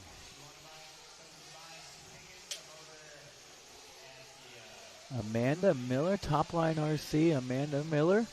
Oh, is the wife tuned in right now? I didn't see her. Yes, she is right there, tuned in with Dad. So I got the wife tuned in with her father. So a little shout out to the wife, Amanda, and Bruce Nixon back at home.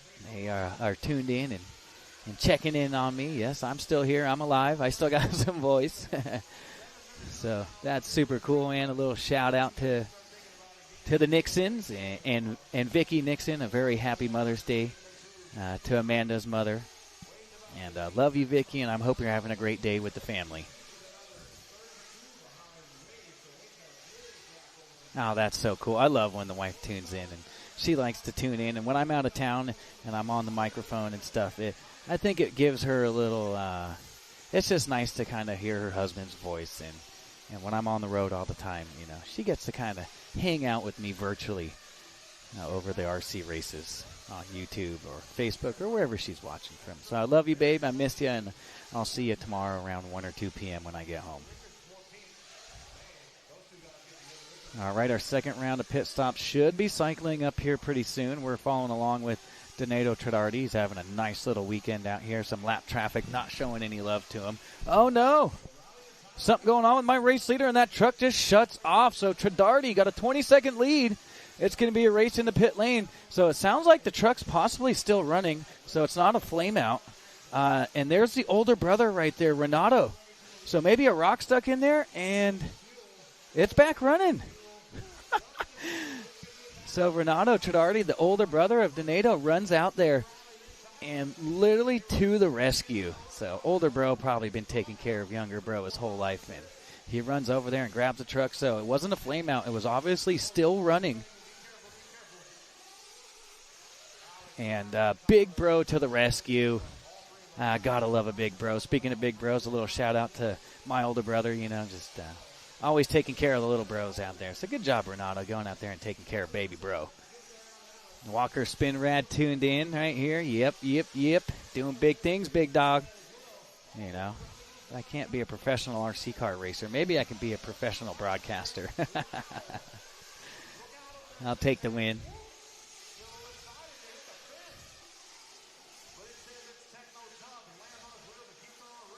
Yeah, speaking a little bit quiet here in the last few races because we got a lot of races to go, and we're going to amp things up here now that our semis are popping up here. I'll move the mic a little closer to my face. So sometimes it's not that I'm speaking quietly. Sometimes the mic just moves away from my face a little bit, and it sounds quieter than it actually is. So it should be a little bit louder now that I move the mic back towards my face.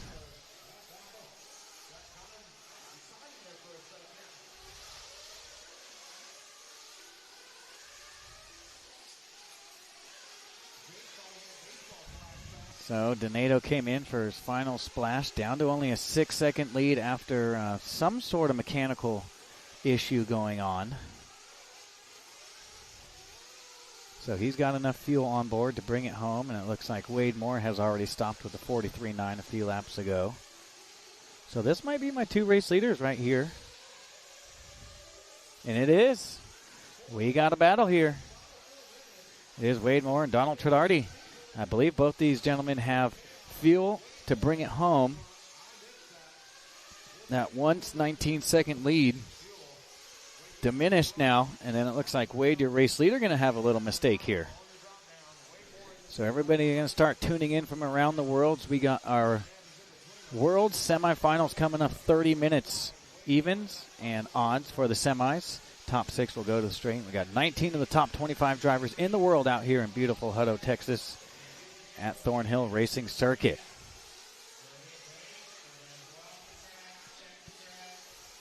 Yeah, I didn't feel like I was talking too quiet, but that mic was definitely moved away a little bit farther than I want it. Any closer and that thing would be in my mouth, so. Thanks all for tuning in. We're about to crank it up a notch here. We're going to do a short break to blow the track off before our 2 30-minute semifinals. And top 13 from those semifinals are going to make the 1 hour A main coming up at race number 28. And we are Central Standard Time. That is going to be projected around 6:30 to 7-ish.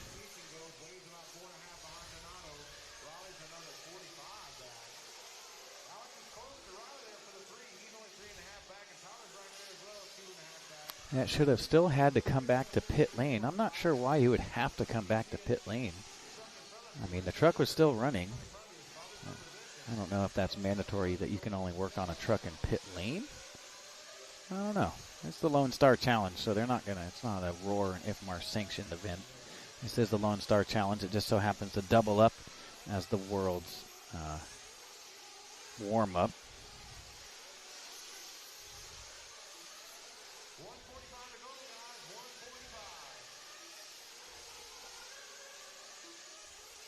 Top line RC, thanks for the love, man.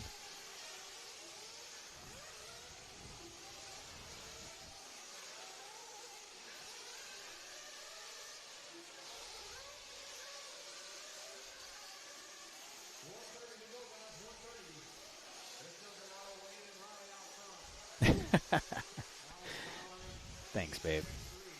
1:15 to go. So what happened to Evans, my early on race leader, 1:10, so maybe having some motor issues again, so another really long lap. Trinardi only 6.1 out front of Wade. That is a lapper behind him. That is Villalobos. Trinardi, Moore, Mayers, my top three. Ortega 4, Duff 5, Evans 6, Villalobos 7. Boomer Wheeler in the 8, Smith 9, Neb Bosworth. That's the father of Charles and Lily Bosworth. So dad out here racing with the kiddos. It's a family affair here at the Lone Star Challenge.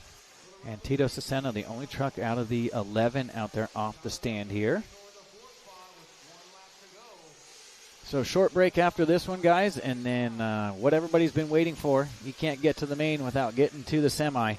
So our semis have been decided, and we will take 13 as a total from our two semis.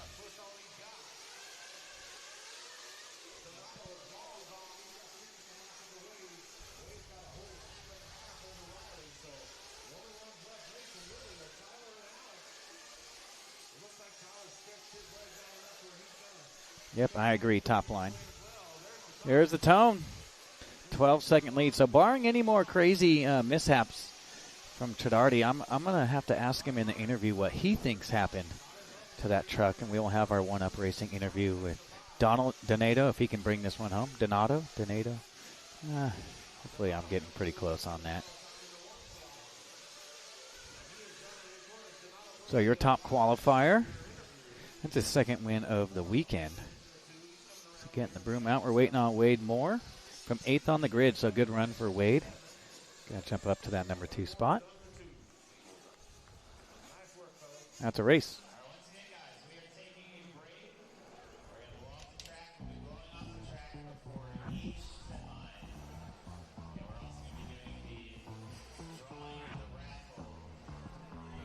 All right, so we're getting ready for our interview. Here's our A-Main Hobbies race results. Barak Killick tuned in. What's up, Barak?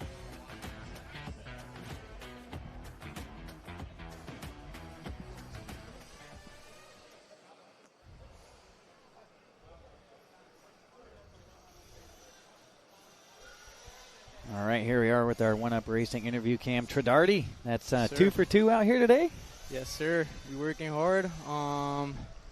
It was a close one, I'm not going to lie, because midway, I don't know what happened. I couldn't accelerate anymore. So my brother just ran across the whole track to try to fix my car, and he did. So thankful for him for doing that. Car felt really good. My J Concept tires are great also. And, yeah. I mean, hey, the big brother's been there and had your back to the yeah, rescue. This ain't the first time. Thank God he was there. Yeah. Just give me a guess. What do you think happened there? Because I thought it was a flame out, but when I saw Brother over there and peek underneath the hood on that thing, I realized, oh, it's still running. You have any guesses of what maybe happened? To be honest, I'm not even sure because I thought it flamed out too. To be honest. Yeah. So I gotta talk to my dad and my brother to see what happened there. But if it would have been a flame out, it would have been really unfortunate. I'm happy it wasn't a flame out. At least I could have kept going. So I didn't lose that much time. Yeah, so you fell back briefly to the number 2 spot, and Evans took out. And he had a flame out, too, in pit lane, so you got out front. Evans had a flame out in pit lane, and you were able to get it together. And that's just so cool, man. I love to see Big Bro run out there and take care of Little Bro right there. And that's just super cool. I got myself a big brother as well, and he's always taking care of me. Nice. So give us a shout-out to your sponsors, and we'll get you out of here. Yeah, shout-out to Associated, J Concepts, and my family. Cool, man. Thanks. Congratulations on the big win. And you got one more race out there for intermediate? No. I just ran e-buggy and Nitro truck, and then the Worlds for Nitro buggy. All right, man. Well, cool. Yeah. Congratulations on the win. Thank you so much. You're welcome.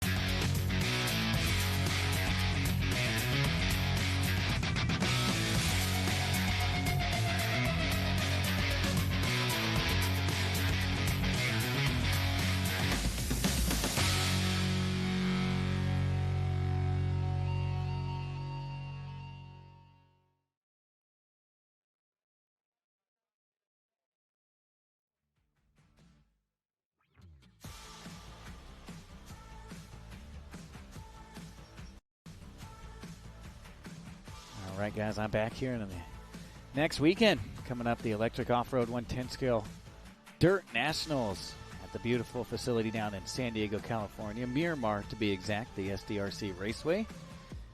That'll be May 15th through the 17th. It's the 110 Scale Electric Roar Off-Road Nationals. So tune in, guys. We'll be live from the 15th to the 17th and catch all the fastest 10-scale racers in the USA out there to do battle.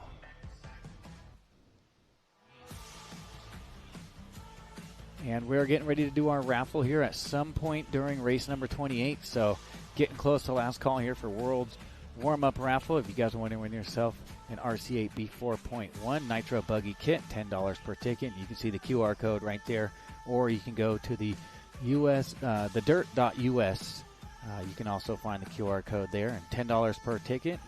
Winning ticket will be drawn during the 1 hour main event on Sunday. So at some point, I suppose I'm going to have to pick a point to call out the raffle winner, maybe by name, and we'll make it quick. So $10 a ticket, guys. Get on in there.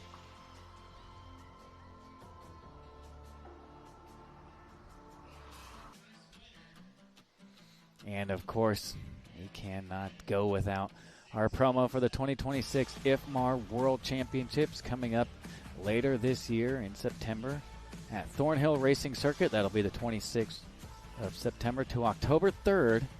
The 1/8 scale IFMAR Off-Road World Championships. Davide Ongaro, your 3-time back-to-back champion, 18, 22, and 2024. Let's see if he can do the quad here coming up later this year. So tune in, guys. Live RC going to bring you guys all the action, and we expect you guys to be tuned in and bring you guys all the coverage.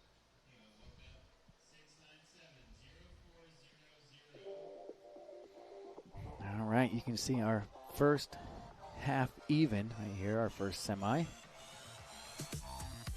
They've been out there blowing off the track, doing some quick track work, so looks like they're just kind of checking all the pipes and making sure there's nothing wrong with the track, and they gave it a quick blow off with the blowers. A little bit of a break here. Looks like they're doing the Thornhill raffle here, and then we'll get to ours during the 1 hour A main. That's for Joey's, and this is the local track raffle they got going on right now. So stand by, guys. We'll be back with you here shortly for our 2 semis.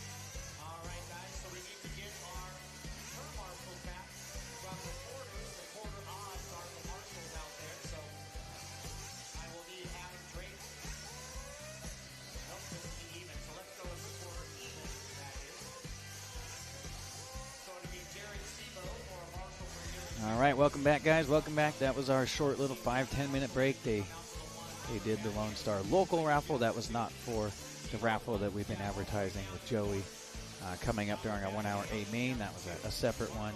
And we did a little bit of track prep right there, and we're getting ready for our first of 2 semis out here. They're going to start with the semi-even, 30 minutes. Marshals are getting called back out here. I see Pavita's taking a walk out there, kind of checking it out. Yep, it's dirt. So Marshall's making their way back in, guys.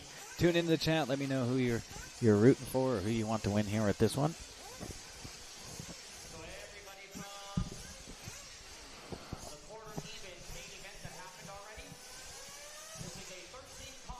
Give us a like, guys. Give us a share. Punch that like button. Let me know who you're rooting for here in this one. A lot of heavy hitters here. We got Fuller, Phelan, Rose, Ogden, Rivkin, Mayfield, Noah, Boots, Fenn, Clement, Ronafalk, Barufalo, and Jared Tebow. Those are my 2 from the quarters. My 2 bump ups. Top 6 from this one will go straight in the 1 hour final.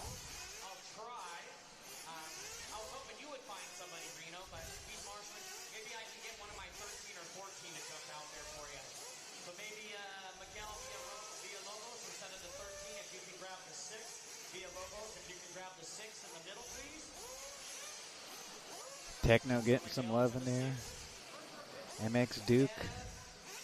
Appreciate the kind words, brother. I do what I can for people that come out to our races. You know, I'm one of the guys to go to when you have some questions or you need help with something. And I'm more than happy to help, so thank you for the kind words, brother. Always here to help out. We're all on the same team.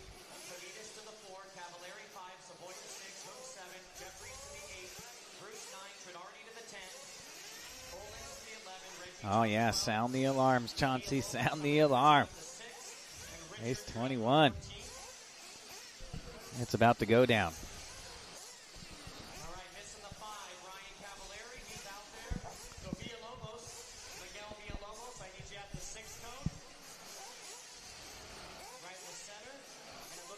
We're just waiting on our turn marshals to get out there, and then we'll give these guys a full 2-minute warm-up, just like the rest of the races.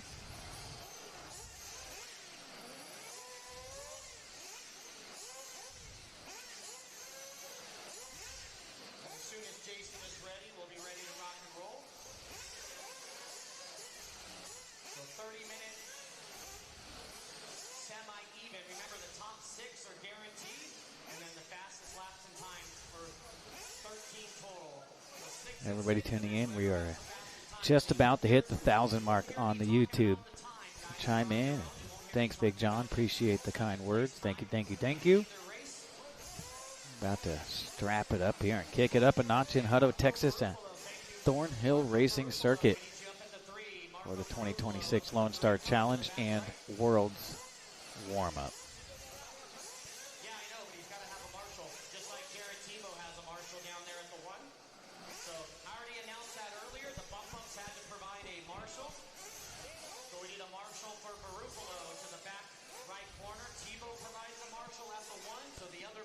Yeah, looks like we're just waiting on a marshal out there. So we need somebody for Barufalo up to the back right corner at the 3, and we'll be ready to go.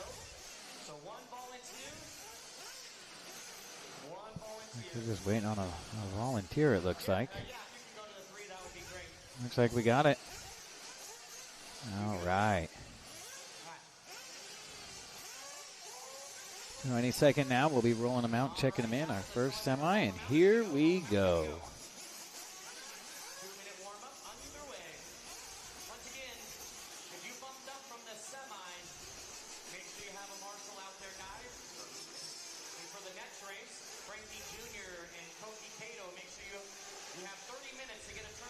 Oh man, Paul Thacker tuned in. What's up, PT?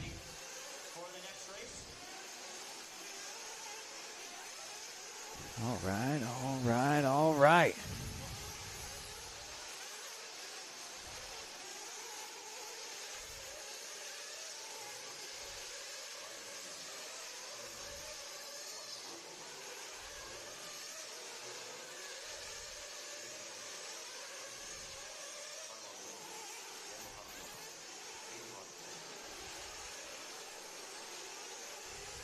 Who's our top 6 here? Who is going to be the top 6? We're going to transfer straight in to the 1 hour A final. And then the next fastest laps in time, so we'll go 6 and 6 to make 12, straight to the 1 hour final. And then the fastest laps in times for either one of these semis, that'll be number 13. And that's all we're taking.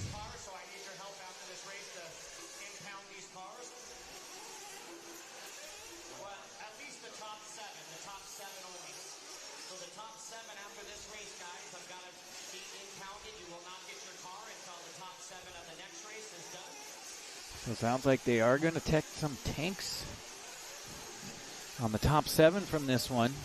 Keeping everybody on the same playing field. I like it.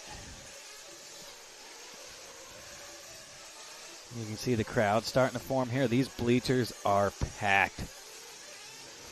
Over here to the left of the live RC broadcast booth, it is standing room only, shoulder to shoulder here on what was the old 10 scale driver stand.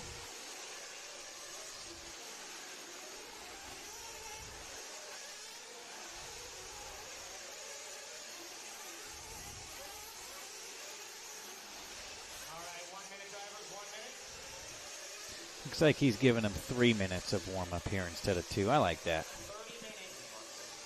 These guys haven't been out there for hours, so get the car up to optimal temperatures. Those tires broke in. I'm assuming every single person has brand new tires on there.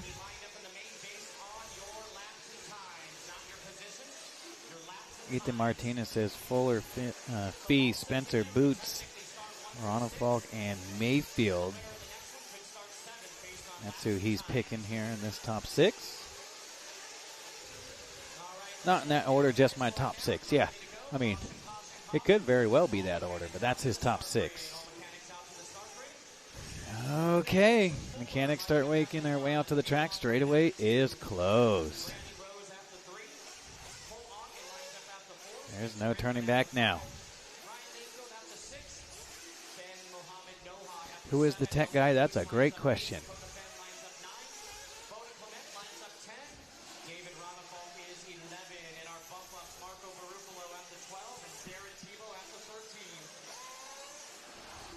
Yeah, most big races for Joey, that would be me. I got a little bit different role this weekend, so no tech for me. Like Joey making his way up on the pit lane. All 13 drivers here in this one all lined up.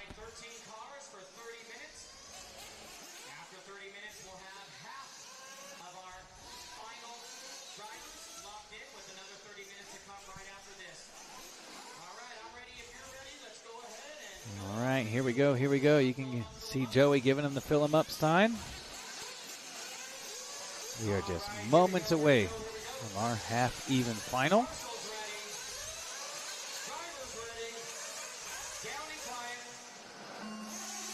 All right, there's the tone. We're off and racing. Here we go, here we go. Beautiful start right there. Working our way, our first lap. Out there, these guys out and charging. Oh, Fuller taking a tumble here on the step up on lap number 1. That's going to put Fee Long to the point. So how far did Fuller go? 1, 2, 3, 4, 5, 6. Looks like back to 7th here.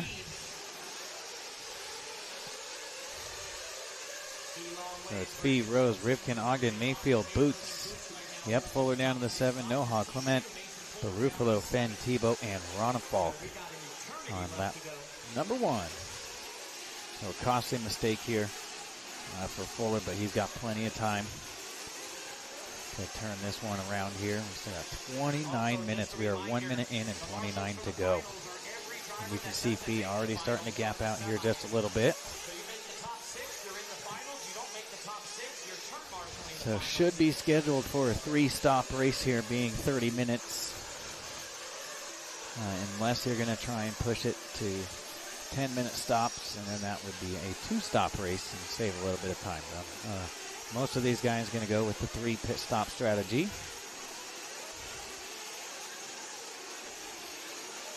Yep, nice clean start. No naughtiness up towards the front, just self-made errors. Long, 1.3 last time by. D. Rose had a really good nationals last year at this track. He is from Houston, Texas.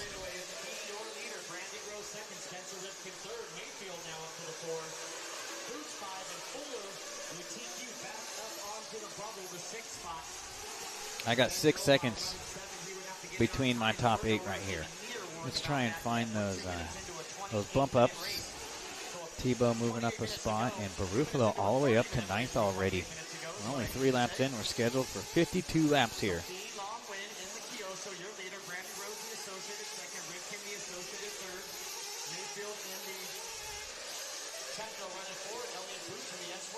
So Felong only 9/10 of a second now, working up over the right side triple. Rose 9/10 back, and then it's Rivkin another 4/10 back from him. Mayfield 1 second back. Boots another 3, and that's my top 5, separated by 5.4 here.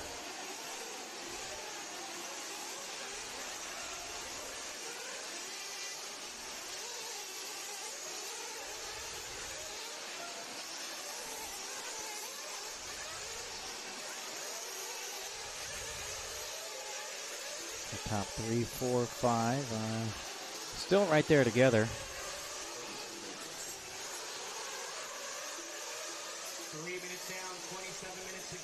What a mistake for Fee.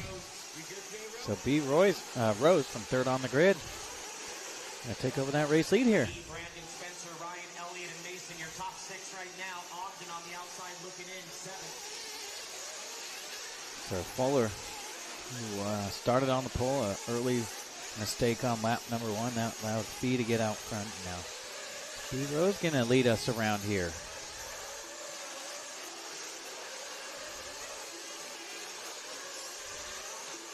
Mayfield from 6 up to a top 3 run. Like I said, the Techno guys seem to find a little something with that car in round number 3 yesterday. You could put her in the semis and see what Mayfield can do with that thing. I can honestly say the 2 shortest guys on the driver's stand battling it out for the lead. There's Rose, Fee. Yeah, only a half second separated between those two.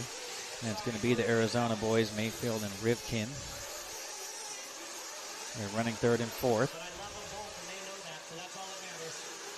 Fuller, the Iowa boy. And Mayfield now from 6th on the grid up to the top 3. Rivkin in 4. Elliott Boots now top 5, and Mason Fuller in 6th.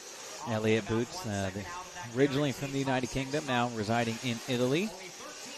Rounding out my top 5, and then Fuller 6. So Fuller still in a transfer spot. Not exactly the start he was looking for, but so far so good.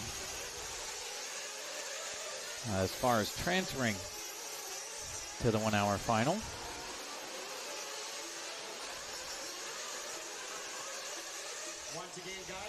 Oh, another rough lap for Fuller, so that's going to put the People's Champ Cole Ogden up to 6. Ben Mohammed, the Frenchman, Noha up to the 7. Fuller down to the 8. Barufalo 9. Thibault 10. Fenn, Boda Clement, and Ronafalt. Rounding out my top 13. 5:15 down, 24:45 to go. Be a costly mistake right there. Now Rivkins, who's had came off a podium in the e-buggy class, and another little mistake there for Fee. So Fee out of his groove here on lap number 9. This is lap 9 in the books. This is lap 10. And Rivkin going to get by. Rivkin having a nice, like a quietly really good weekend so far.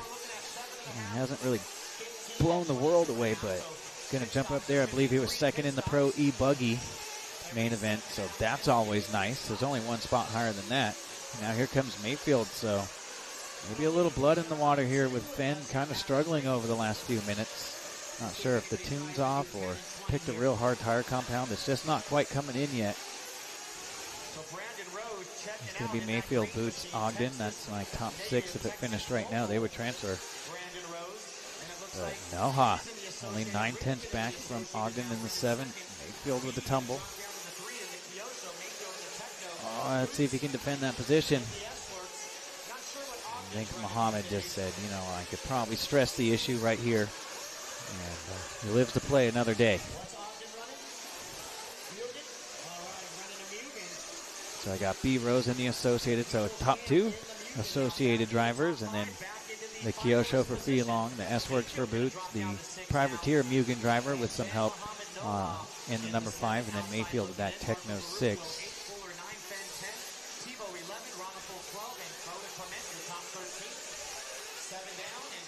Muhammad with the Sparko, Barufalo in the Kyosho, Fuller in the S-Works, Fenn, X-Ray, Tebow, Techno, Ronafalk, X-Ray, and Boda Clement, I believe, an associated driver. Yep, another one of the Frenchmen out there. There goes Rivkin. Of course, as soon as I look down, you know, I just can't look at the screen the entire time. Gotta look up and get some info from you guys somehow. Rivkin dropping down. First round of pit stops are here. 7:30 down, 22:30 to go. Here comes Fee for a stop. Great shot here of the cars flying into pit lane. Those speed bumps really slowing the cars down. As that's what the reasoning for those, and that's why they're there, so they don't come flying into pit lane and jump up into all the mechanics right there. And those bumps are a little bit larger than the camera makes them look like. 8 down, 22 to go. First round of pit stops cycling through. We'll give these guys a second here, and I'll give you guys a full running order. It's like Ogden in for fuel. Here comes Mayfield, if I'm not mistaken. Yep. Now, a little bit of carnage going on here with our fuel stops. Cars jumping on the inside at the end of the straightaway in the line, and then cars coming out of pit lane on that outside lane. Oh, that'll happen. No LCQ. We're bumping 6 and 6 from each one, and then the fastest laps in time from either one of those will make number 13.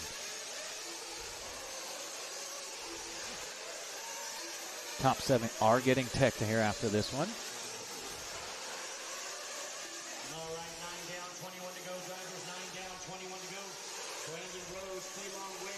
So Rose a 5-second lead on Feelong.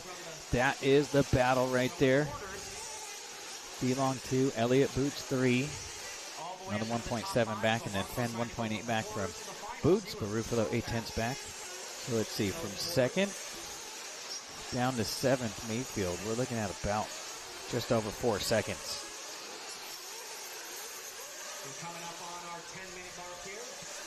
So 13 going to the show, and how they line up will be strictly off of laps and time. So 6 and 6 will make 12, and how those 12 went on their pace is how they will line up in the 1 hour A main event.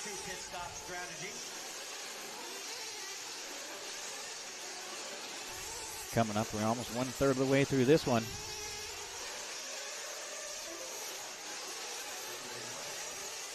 We are following along with Dakota, Fenn, and Barufalo. So Boots from 8th on the grid. Fenn going 10 minutes right here.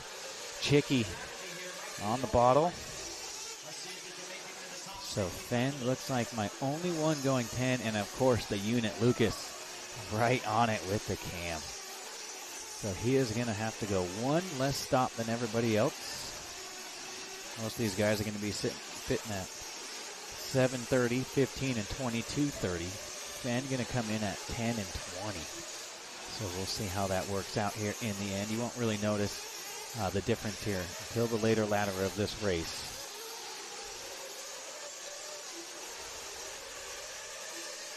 So to still be Rose, only 2.7 up on Feelong. Third and second place qualifiers here in this even semi. There's Rose and Ronafalk going a lap down here, 11 minutes in.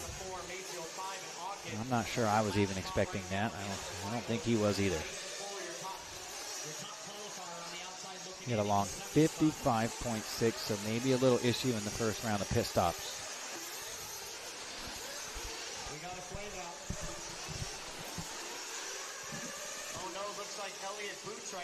Oh no, Elliott Boots.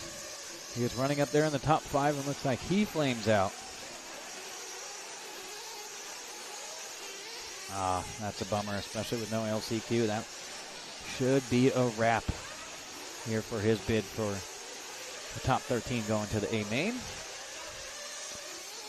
Elliott always fast no matter where he goes, now residing in Italy. So Felong now getting by. Still 2 seconds from Rose to Felong. But Ruffalo might bump up into this race right here. All the way up to 3rd. It's going to be Mayfield 4, Ogden 5, and Fuller 6, with Rivkin 6/10 back from Fuller. So the battle for the final transfer, 6/10 to Rivkin, and then a 2.2 back to Muhammad. And Fenn 9/10 back, but he should be making up a little bit time here with the 2 pit stop strategy there for Fenn.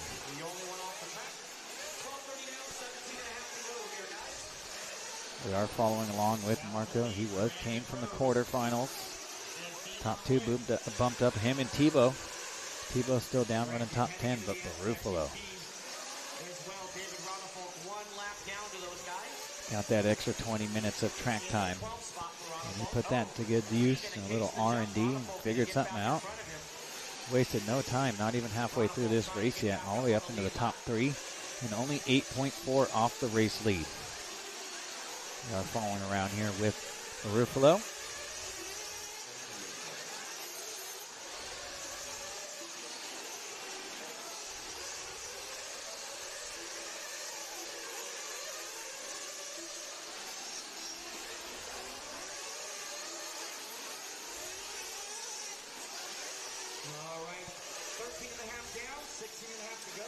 We're getting closer to that second round of pit stops. About a minute and a half from our halfway point. That's Dakota and Ben. We're duking it out here for 8th and 9th. Ogden down to the 7 here.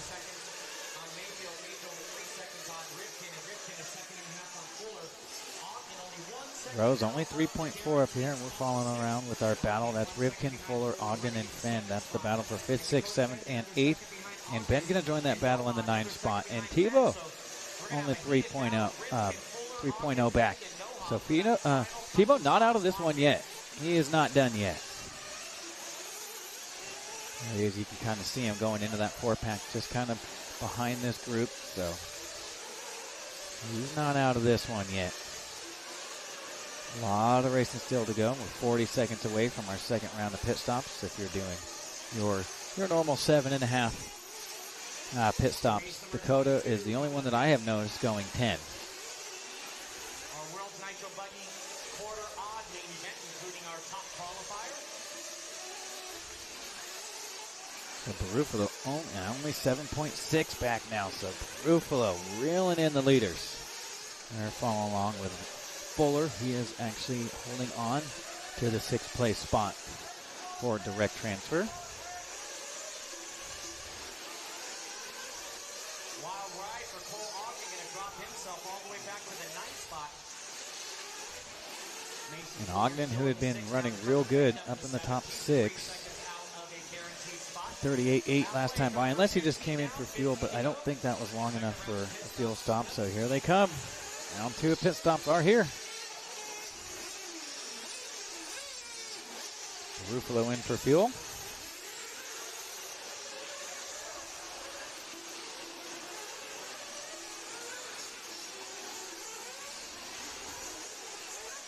We're going to let these pit stops cycle through. Yeah, Boots with the flame out. Unfortunately, he was running in a transfer spot to the A main, and luck was not on his side. So, somebody struggling, getting on into pit lane. Great shot of that right there. That was Bodo Clement. So let's try and the closest battle on the track. That's going to be Mayfield, Rivkin, Fuller. They should be coming up to the line here. Fenn going to go by for one more. So from 6th to 5th right there for Fenn. Everybody coming in here at the 16-minute marker. We will have to get close and follow Fenn as we near that 20-minute, because he went 10 on his first pit stop, and we'll have to circle that in the notes to come back to him here in a few minutes. See if he comes in. at the 20-minute mark. We'll follow along with Mayfield. And Rivkin, it looks like here now.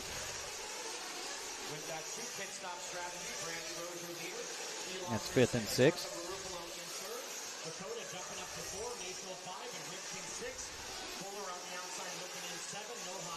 So Fuller got to make up a few seconds here if he wants to get into that top 6. If not, it would go down to laps and times for the final 13th position in the 1 hour main. 17 down, 13 to go, driver. 17 down, 13 to go. Brandon Rose, 2 seconds. 17 down, 13 to go. This is our even semi. And we're watching with the battle between the Arizona boys. And Dakota Fenn right there hanging in there. And he's going to have a little ace up his sleeve with that 2 pit stop strategy.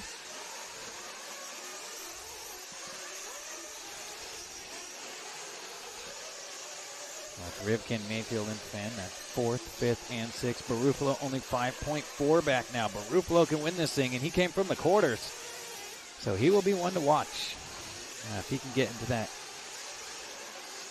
1 hour show. As they have definitely found something there with that Kyosho.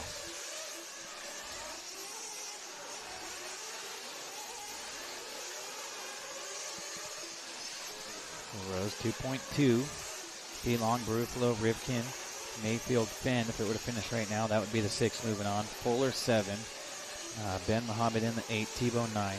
Ogden, Ted, Clement, Ronafalk, and Boots. So I don't know if I see Boots back out there. He may have just called it one on here. Only 18 laps in the book after the flame out. I don't think they fired that thing back up and threw him out there. So with 18 and a half to go. And up to the 6th spot here. He should be thinking about fuel here over the next minute and a half. Oh, and a costly mistake right there. Hot lap for Rose, 34.1. Long, 33.4. Barufalo, 33.4. That's my best 2 laps of the race there. From 2nd and 3rd. Rivkin, 33.8. Mayfield, 33.8. 34.1 Fenn, 33.7 Fuller, 34.1 Muhammad, 33.9 Tebow, 34.3 Ogden, 33.9 Clement, 33.5 Ronafalk. So I think that's actually the 3rd fastest lap of the race right there for Ronafalk, but showing a 1:44.9. So flame out for Ronafalk at some point here in this one. 19:20 down. Let's go to Fenn. Fenn should be about halfway in the track here through the 4-pack. So with 19:30 down and they're doing 35-second laps out here, is he coming in with the 19:30 or does he have to stay out for one more to make sure? Yep, he stays out for one more. Let's see, I don't think he came in. Strategy can change. I do see a 39.0, but that was probably the rollover just a couple laps ago, so I'm assuming this will be it. And as soon as we get this pit stop here for Fenn, we got to go back to the point here because Rose 3.8 up on Barufalo, and then Fee Long dropping down to the 3 here.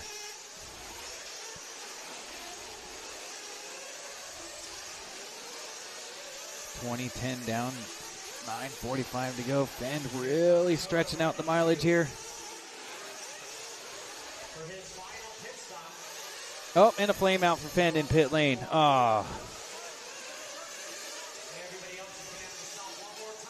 Oh, man. Heartbreak there for DP, the Phenom. The good thing is he got his lap and they fired him back up right away. Chicky had the igniter in his hand. So, I mean, if you're going to have a flame out, your mechanic going to have the fuel gun in. Did he have the igniter in his hand? It looked like he did. So let's try and go to B Rose and Phelong. Barufalo with the pit stop, 40.1. Or just a rough lap. 21 down, 9 to go.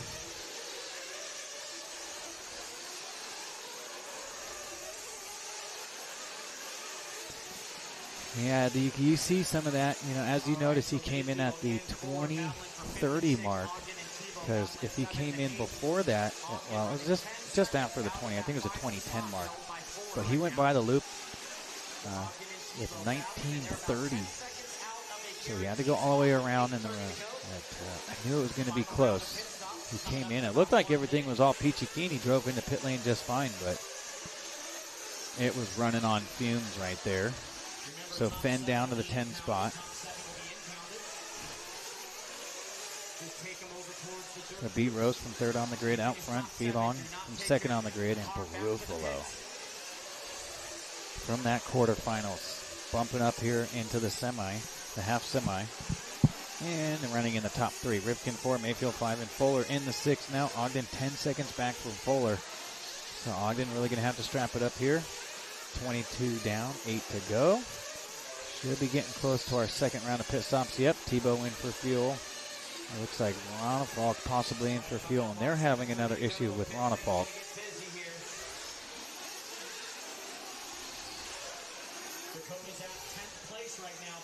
Let's try and focus on maybe get that pit lane cam going here as these guys cycling through here. Looks like that was Rivkin coming in for a little splash and go. Final round of pit stops are here.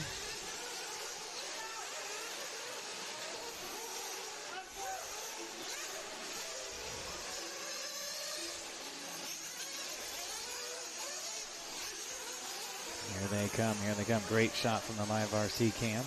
Catching all the action coming into pit lane.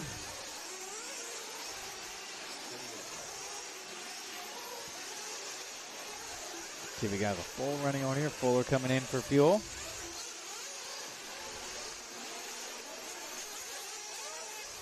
Yeah, great work. You see Big Mike right there. That's the dad of the Fuller boys.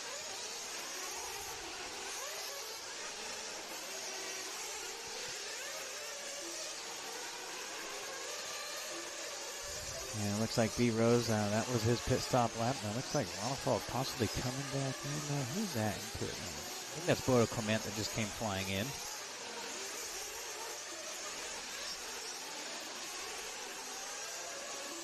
All right, things winding down here. We're getting closer to our semi-odd here. So another 30-minute race coming up. Top 6 will go straight to the 1 hour from this one, and then it'll be laps and times for that 13th spot from either one of these heats. Either the even or the odd, so no LCQ out here. And we are live with B. Rose, hot lap 34 flat. Ruffalo 33.3, that is the best lap of the race.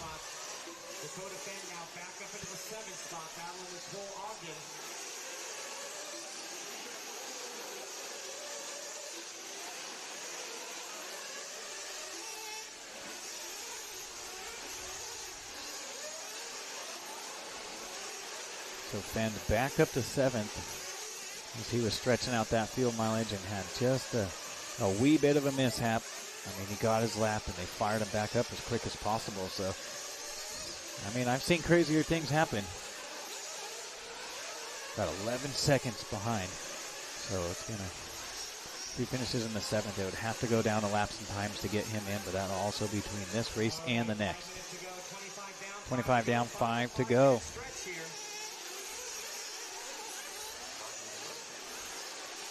We are following along here with Dakota Fenn.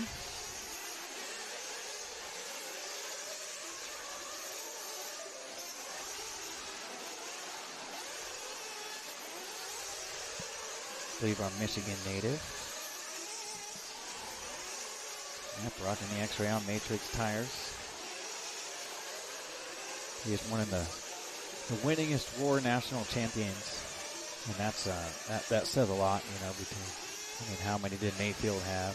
Or Kinwall or Cavallari. I mean, just some names off the top of my head. And Fenn's name in there for the most winningest Roar nationals.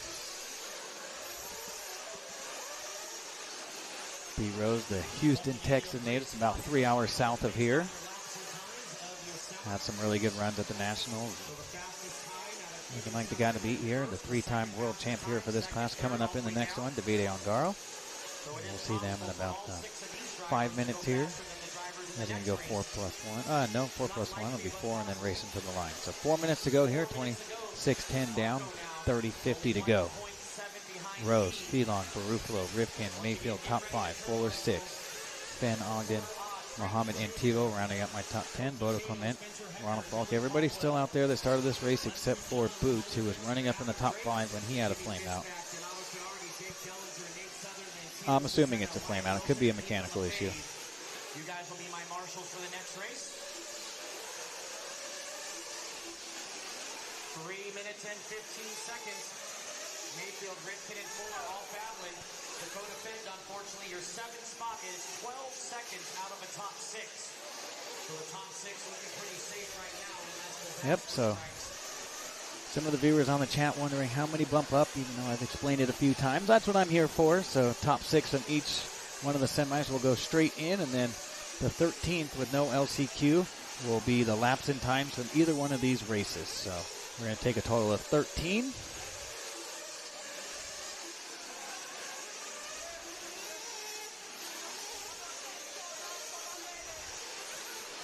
Ruffalo down to the 6th spot here. 48-2. So just barely hanging on, and now Fenn 11 seconds out from that transfer. We're following along here with B Rose, a 9-second lead on Fee Long. A little bit of a hiccup there. Let's see, with 2:15 to go, the closest battle on the track, Mayfield, Rivkin, Fuller, and Barufalo on the right side of the track. Maybe let's go to that battle here for a minute, and we'll go back to Rose to wrap us up. There we go. Barufalo may be having an issue. A 48-second lap 2 laps ago.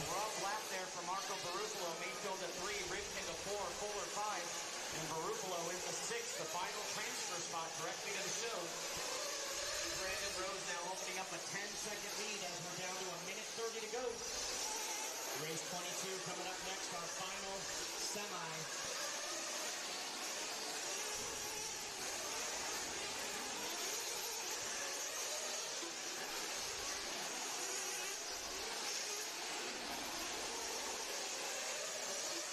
Ruffalo just on the tail end of this battle. We're following along with Fee, my 2nd place driver. And there's Fuller up to the 5.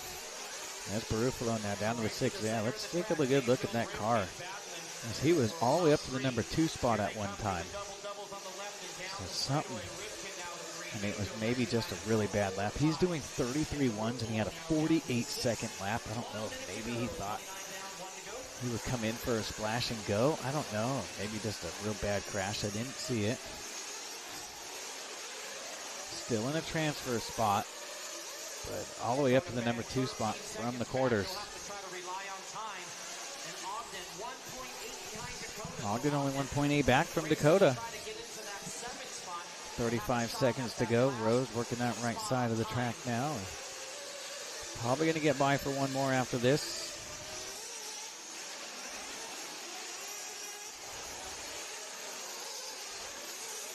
Yep, Rose into the 4-pack.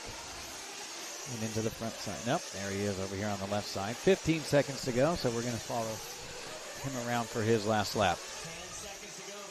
What a run for B Rose. B Rose getting a lot of love in there on the chat. And what else did you expect? The Houston native out here. It'll go down to laps and times to who goes first. Just because you win the heat race, I mean, the top 5 in this one go faster than the winner of the next one. And the winner in the odds would line up 6. So it'll go down. You got to be in the top 6, and it'll go down the laps and times of how you start. Let's get a little rowdy here for our Houston, Texas native. B Rose taking the win here in the evens. Fee Long win in the 2. Rivkin 3. Mayfield 4. Fuller 5. Barufalo 6. And Fenn. That's going to go down the laps and times whether he gets in. Ogden 8. Mohammed Noha in the 9. Clement 10. Tebow 11. Ronafal 12. And Boots in the 13, as you will see on the evening race results. We'll get an interview here from B Rose. Sorry, B Rose, down at that end. Yep, down at that end. You're going to look at the camera, talk to Sexy Lane.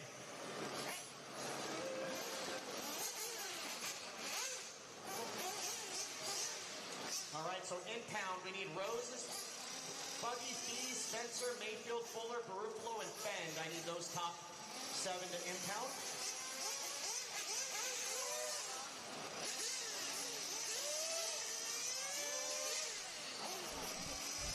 Getting ready for our odd, and we're getting D-Rose all dialed up here for our interviews. So give us a second. We'll get the marshals out there, and we'll go right into race number 22. Frankie Jr. 2, yes, sir. All right, guys, let me get my turn marshals out there. I need my quarter odd main marshals back out. So that's going to be Adam Drake to the 1 chair, Frankie Jr. to the 2, Spencer Hecker 3, Koki Kato to the 4, Dylan Caldwell 5. All right, Beat Rose here with our One Up Racing interview. Cam, dude, talk to me a little bit about that race. It's a 30-minute, so, got to go out there and be consistent. You started third on the pole, found yourself out front early, man. What are we thinking here? Yeah, my car was super good. I made quite a few changes before that A-main warm-up, and I knew I had a pretty good race car. Made a few more changes after the warm-up, and I think I hit the nail on the head. It was really good. It was at the start super easy to drive, smooth, consistent, got into the lead, and started kind of breaking away from the field, not trying to overdrive, but definitely wanted to get a gap that way and kind of cruise the whole time. And then it worked out because the last 6 minutes, my car got pretty edgy, pretty tricky to drive. I'm sure everyone's did. The track's pretty gnarly out there, so going to make a few more changes for the main, try to make it a better long-haul car, but yeah, super stoked. Yeah, man, there's a lot of people on the chat kind of cheering you on out there, and one of the local fan favorites not far, just from Houston, Texas, just a few hours drive south of here. And you got out front early, and like you said, the guys were kind of contesting for second and third and fourth behind you. And you never stressed. You just drove your own race, and you brought it home. And welcome to the 1 hour A-main finals, brother. Thank you, Sexy Leg. Absolutely, brother. Go get them in that finals. Yes, sir. Thank you, Live RC. Oh, yeah, a little shout-out for the Live RC crew out there. That's awesome. They deserve it. So it'll come down to laps and times to who starts on that pole, but his name will be in the cap here for that one. It was a pretty solid 30-minute run.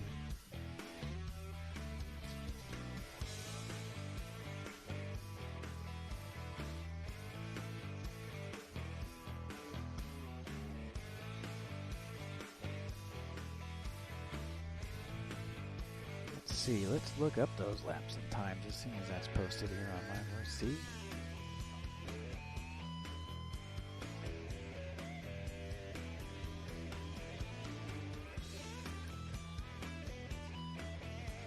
He had 13 in that last one. I'm not sure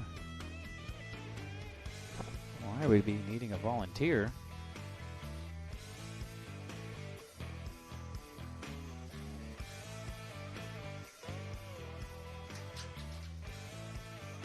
Whoops. 52, 30, 23.3 here for B Rose. So that'll be the time to beat here for the pole.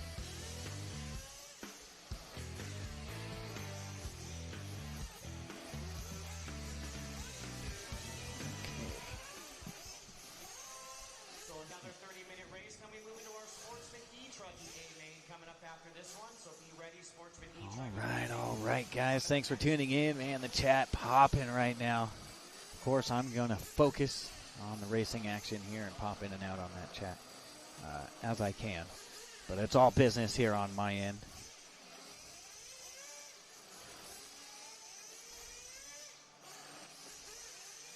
So thanks, guys, for tuning in. We got 1,200 people following in the YouTube chat. So thank you, guys. Give us a like, give us a share. Pound that thumbs up button. I'll throw a couple down in there with you guys. Let's get it going here, guys. Let's get fired up here for our second semi-odd right here with the 3-time world champ back-to-back to 2018. And then the 22 and 24 in Redovan, Spain. Davide Ongaro. I got Polito. I got the Italians running top 2 and the Spaniard. JCC in the 3, and then Van Dalen, Lemieux, Wilson, Setzer, Wiggins, Lime, Figueredo, Robinson, Contreras Jr., and Koki Kato.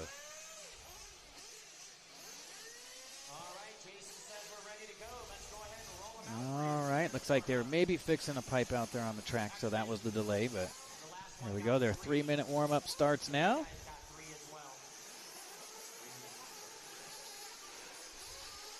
Oh, I see what happened here.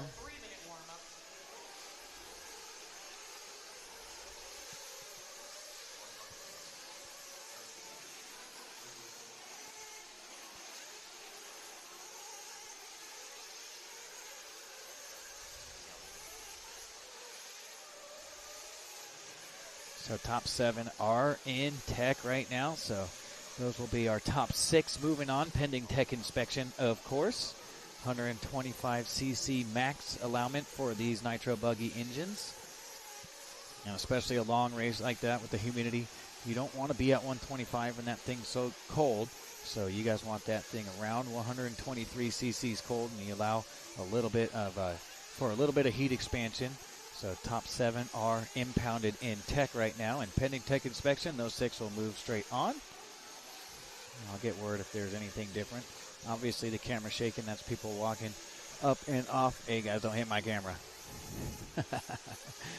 There is a little caution tape up there to keep people away, but humans will be humans, and they're bumping into it. They got a race to watch. You know, that's more important than the live coverage, right? Oh, yeah. The top 6 pending tech inspection already have moved on. We'll take 6 from this one, and then the fastest on laps and times after those 6 will be our 13th straight to the show with no LCQ. We will line you up for the main for those 13 on laps and times. Yep, Worlds are in September 26th to October 3rd.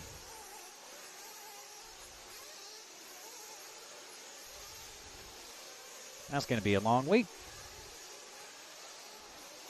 This is just the warm-ups here. I know it looks like a Worlds event with this competition here. This is like a preview of what we're expecting coming up later this year.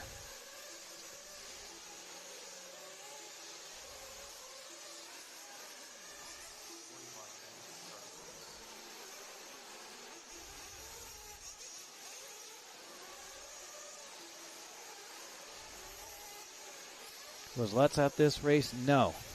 We have 19 of the top 25 in the world. No Killix, no Parientes, no Ricardo Berton or Lutz. That's my 6 in the top 25 that are not here.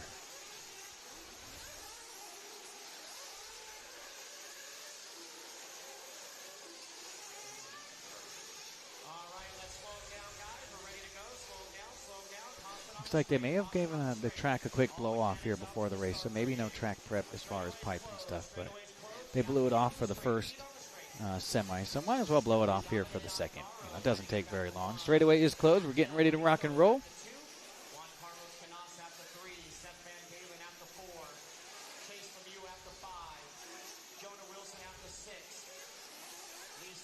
So time to beat is actually a 52:30:21. Oh no, maybe to get into it. I see what they're saying.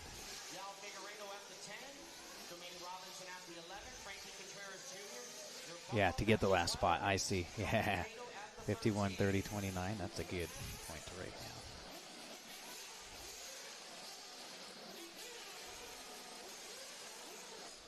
Thank you, RC Victory Lane. You the man. My moderator killing it. Really enjoy having him here in the chat with us, and he's kind of my backup sidekick, if you will. He's Batman and I'm Robin. Getting ready to go here. Nope, it's all one Nitro class at the Worlds. One class, winner take all. All right, no grace periods here, so we're getting fired up. You can see Joey giving a thumbs up to Jimmy Dog up there in the RD booth. Here we go. We are seconds away from our semi-odd.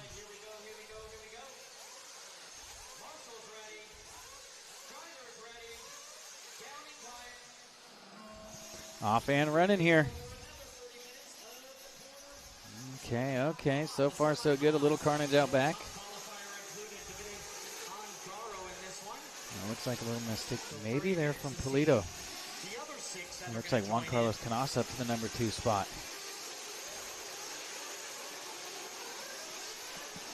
And remember, the main lineup is going to be based on last. And we got the Italian out front, followed by JCC from Spain, and Matea, the other Italian. Van Dalen, Lemieux, and Wilson, Setzer, Wiggins, line. All the Americans running out there, and then Figueiredo from Portugal.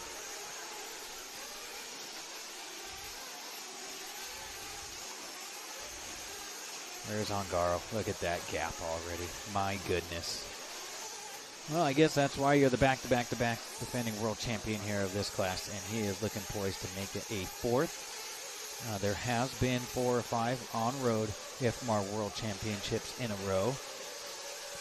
Some of the guys online did some homework for me yesterday and found that out, but there has never been a 4-time back-to-back world champion in the IFMAR Nitro class. So trying to make history later this year, and this is a good start. You know, that's why they're out here. They're getting some much-needed track time on this layout. It won't be this exact layout. It'll be here at this facility. But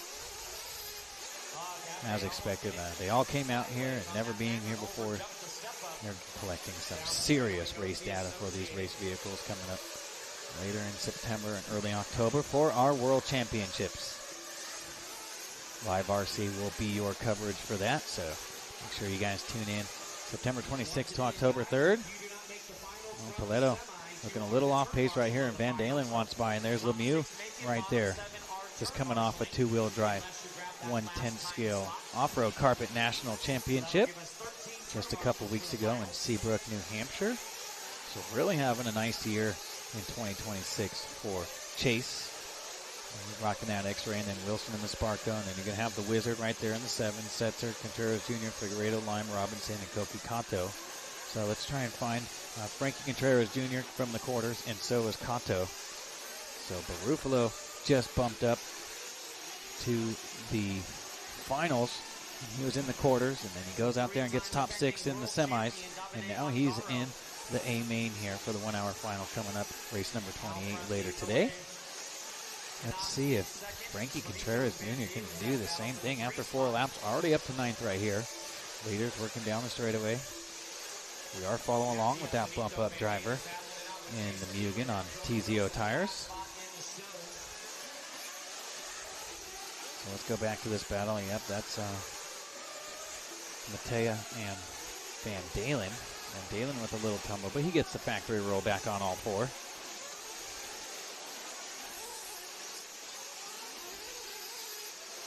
Yeah, Ongaro, a 3-second lead now. I think it was more than that, but looking pretty good here. 33.7, the fast lap of the race. Has anybody else done a 33? No, not yet. They will be. They will be, mark my words. So we're watching the battle for 3rd and 4th.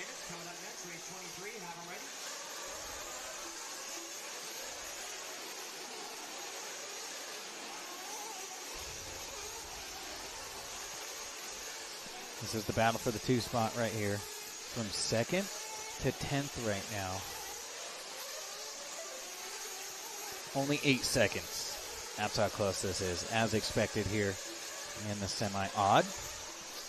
Top 6 go straight to the show, and then the 13th will be on laps and times from either one of the even or odd.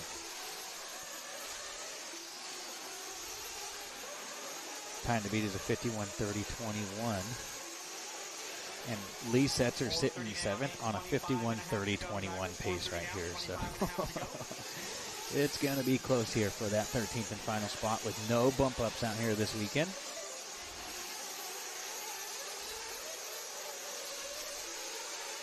There's Dakota Finn.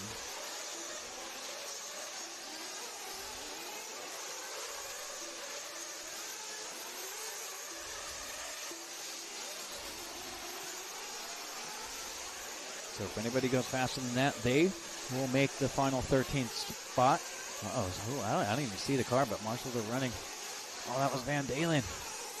That's going to be constantly running in the number 4 spot, and that's Setzer now right in front of him.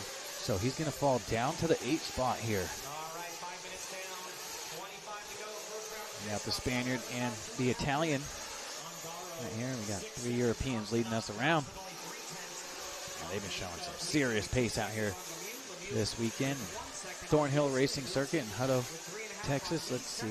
Give you guys a little weather check here to see what we got going on.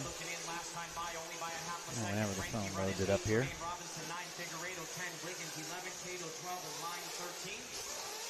We are following with that battle for the 2 spot. Only 3/10 separated. That is the closest battle on the track. 6-second lead for Ongaro. We're only 5 minutes and 45 seconds into this one. So about 87 degrees out here in Hutto, Texas. They said I'm talking to some of the locals. They think it has a chance to be warmer in September out here. We've had a pretty cool weekend so far, and then it's slowly ramped up and gotten hotter and hotter and hotter to our hottest day of the week. So humidity relatively low for right now, only 70%, and that's going to climb as the evening comes. So getting closer to our first round of pit stops, 6:15 down, 23:45 to go. So we are about a minute. Somebody's slamming the driver's stand up there. So something going on. So we got second, third, fourth, and fifth. Great battle right here. I got an Associated up front, followed by an S-Works. And Matea also rocking that team Associated. Oh, no, I'm sorry. S-Works. And that's going to be Lemieux in the X-Ray, Wilson in the Sparco, Van Dalen in the Techno, and Setzer in the Sparco. Right now, 51:30.05. We're going to have pit stop cycling through here in the next 30 seconds.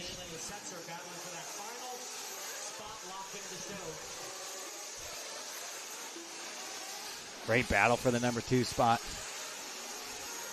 And it looks like Frankie Contreras Jr. coming in for some fuel. Look at Chase out there, man. I'm really impressed with Lemieux's driving this weekend. Jonah Wilson, I've been really impressed with too. Kind of a rising star out here in the USA. I've always been really fast, but really clicking it up a notch. There's the Italian boys, dude, a little. Let's see, are they impressed? Yeah, they seem pretty impressed.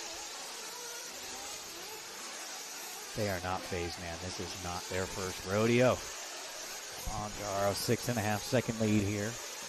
Canas, Lemieux, Polito, Wilson, Van Dalen here with our pit stop cycling through. And they come screaming out of pit lane.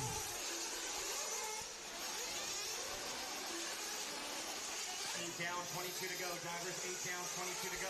You can see Katie Wiggins right there and Nico from Hot Race. And there's the Associated boys right there. In and out. Looks like that was possibly JCC. Going off colors. That might be Van Dalen here, orange and blue. It's hard to tell with that cam. Great shot right there. Thank you for the Live RC crew hooking up all these great shots for us. The pit lane and interviews and all that kind of good stuff. Ongaro, 1.3 now. That was his pit stop lap. I do not see a pit stop lap for Juan Carlos Canas. So let's see if we can go back to one car behind him and see if Juan's coming in for fuel after 8:41. Yep, it looks like Juan coming in. Oh, that was the pit stop lap for Juan, so that's why it was 1 second. Now, about 7 seconds back from Ongaro. Figured he would have been coming in here pretty soon, so going about 8 minutes right there for Juan Carlos Canas, which is all about pit stop your strategy. You know, pretty much everybody coming in at 7:30. He went one lap more, so when he came into pit lane, it was a little less crowded in there. I like that call right there. If you can manage it and not stress about your fuel mileage going an extra lap, it helps not having cars flying in and out of pit lane as you're coming in, and that just might make for a second or two faster pit stop, depending on the traffic.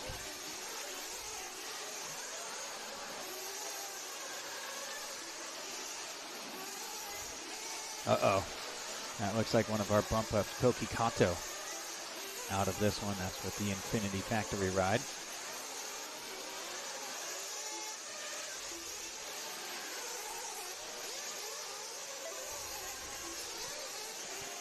All right, we're at 10 minutes down and 20 to go. Drivers 10 down, 20 to go. Looks like Koki Kato now walking off the driver's stand.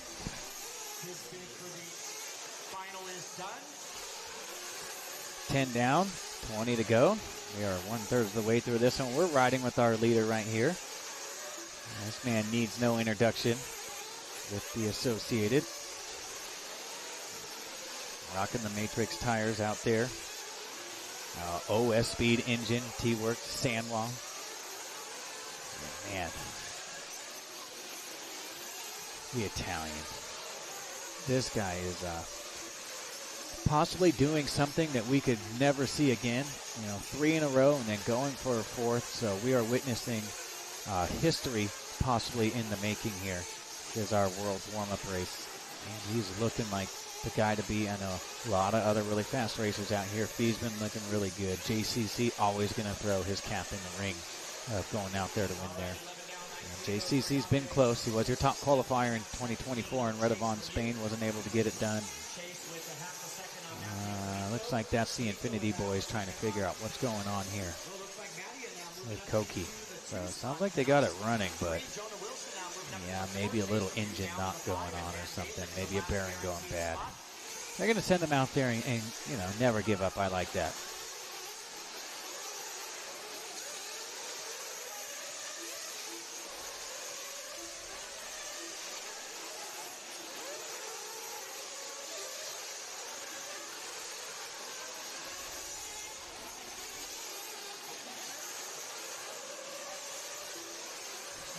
So, we're just cruising. 8-second lead for Ongaro. Let's try and go back maybe to the battle for second, third, and fourth.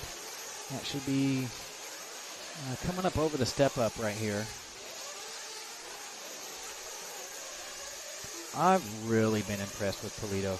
I've been following, watching him overseas and stuff and seeing kind of his rise a little bit. But to see it in person out here, and that young Italian driver, really impressed right here. Also a Matrix teammate to Ongaro. So I got Matrix 1, 2, and Canas. He's been on those hot races.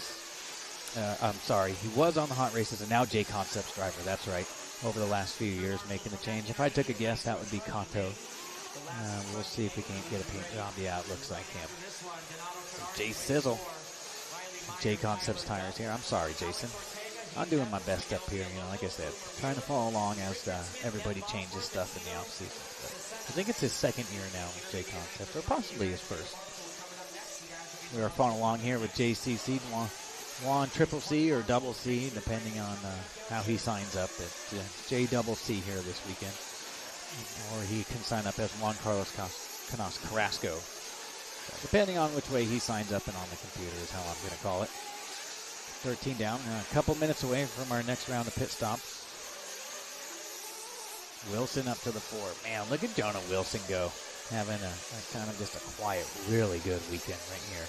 And what a weekend that would be for the Sparko team if they can get that thing into the A main. Chasing me with the X-Ray, Van Dalen right now, hanging on to that final. And then Yao Figueiredo in the Techno from 10th on the grid up to 7th here. A minute and a half away from our second round of pit stops here, scheduled for 3 unless we're going for a 10. All right.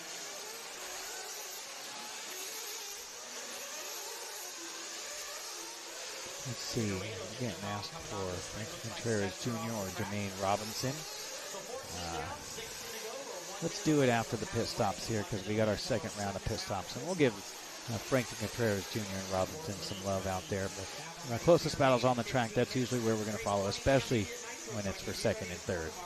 We'll try and show them some love here throughout the race. These two have been nose to tail the whole race. JC's been so close. He knows what size sway bar Polito's running on that thing. So Davide, 7.5 seconds on Hatia Polito. Polito with 3/10 on Canas. 5 seconds on Wilson. Wilson 3 seconds on Van Dalen. So, as you can see, both these guys racing real nice and clean with each other. They are S-Works teammates right here, and that's how you get it done. It's like Frankie getting in between that battle. Out of the way, Frankie, out of the way. Thank you. Good job. It's like he can hear me. He was trying, you know. It's tough to pick and choose when to move out of the way, but he got it done right there. Wilson 6.2 back from that battle for second and third. Van Dalen only 1.9 back from Wilson and Van Dalen. And 15 down, 15 to go, halfway point. Pit stop cycling through.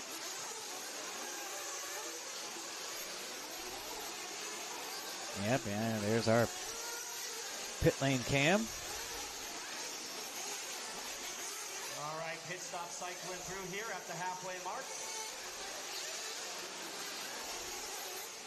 Is that Ongaro behind JCC? Yeah, I think that was probably his pit stop lap right here, so JCC should be coming in here pretty soon. Then it'll be back to about 6 or 7 seconds like how it used to be. Yes, this is our pit stop lap for Ongaro. And right on cue, JCC pulling it in. There you go. Robert with a little grab. Great pit stop. Jeeps are running. It's Ongaro, Canas, Polito, Van Dalen, Wilson, Lemieux, Figueredo, Robinson now up to a top 8 run here. Pit stop cycling through. Wiggins, Contreras Jr., Camden Line, Koki Kanto, and Setzer showing off the track. Setzer was right there in the running for a top 6 spot to the A main, but looks like that run is over.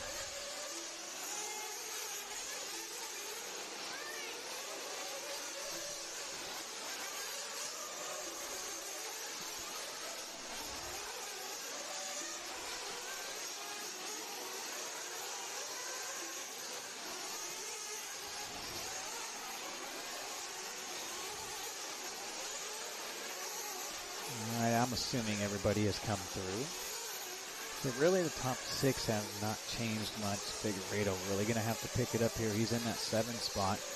He's got to get up to a 51:30.21.9 from Dakota Fenn. Otherwise, DP would join in that 13 spot. And I think that was Figueredo upside down right there. As you saw the turn marshal go out there and retrieve that car. So he's really going to have to start strapping it up here. We are just past the halfway point. And Wilson with 4 seconds on Lemieux. And then it's a big gap, 16 seconds back to Figueredo in 7th. The top 6 looking pretty safe right now, but we've still got an eternity to go, 12 and a half minutes left. Follow along here with the Mugen driver. It's Frankie Contreras Jr. No, I'm showing red on Robinson. Let's see if I can see down in the pit lane. Oh, Matt Walters in the house from Techno. I didn't know Matt was here. How did he get here? Watching the Techno guys get her down out there.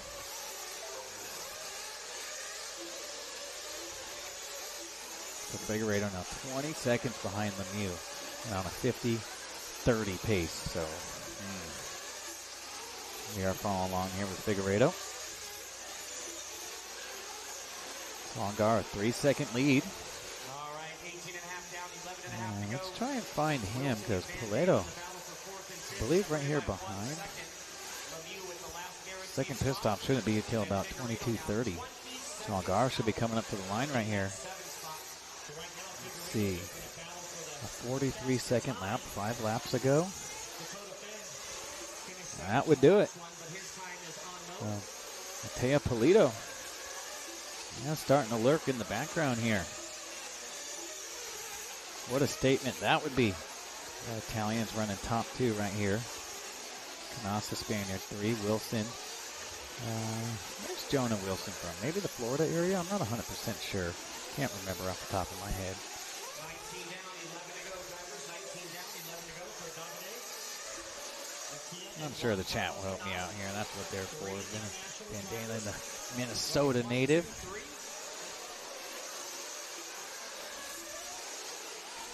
Now Lemieux, of course, the Wisconsin boy. That's the headquarters for Live RC. A little shout out to the Live RC Wisconsin crew.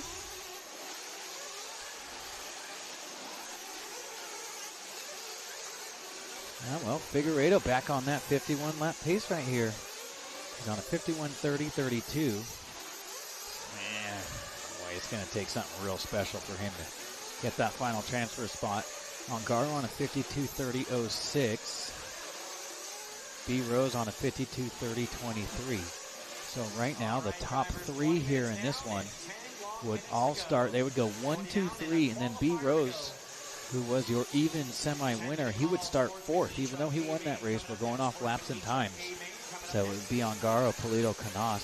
If it would have finished right now, and then B Rose would start 4th for the finals.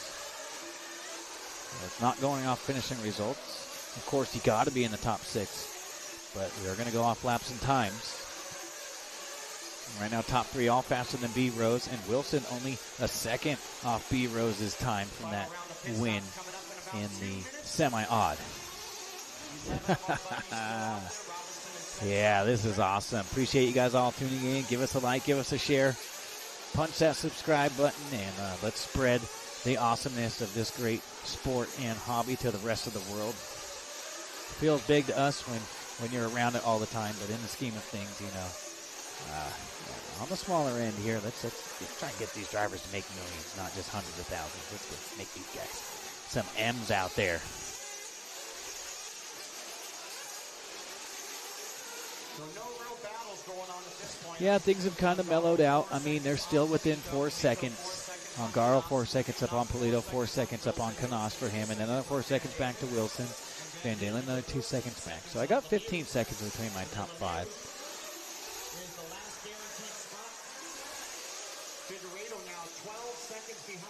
Wilson from Tennessee, that's right. I actually think I have that in my notes. I do, but I appreciate the help there. Thank you, Justin Slayton. You're the man, dude. I ask, and you guys really come through in the chat, because I got to focus here on the racing. I can't just pull out the phone and Google or chat GPT. I knew that. It was in my notes, just because I make notes of these kind of things. Try and give out the proper information. But you guys have been awesome in the chat. Any question I've had or needed help with something, you guys are just bang right there. So full running order here with our final round of pit stops coming up here shortly.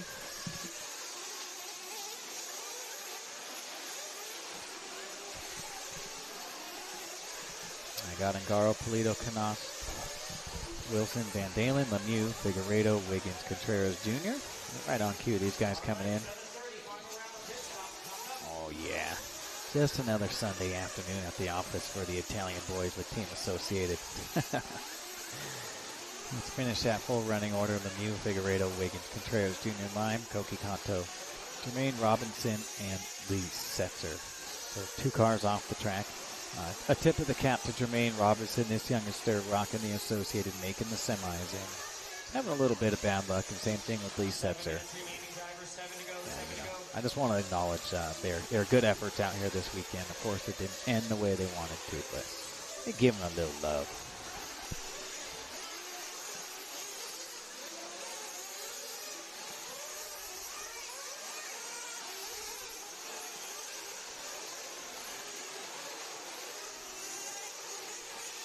Yeah, let's keep it PG in that chat, guys.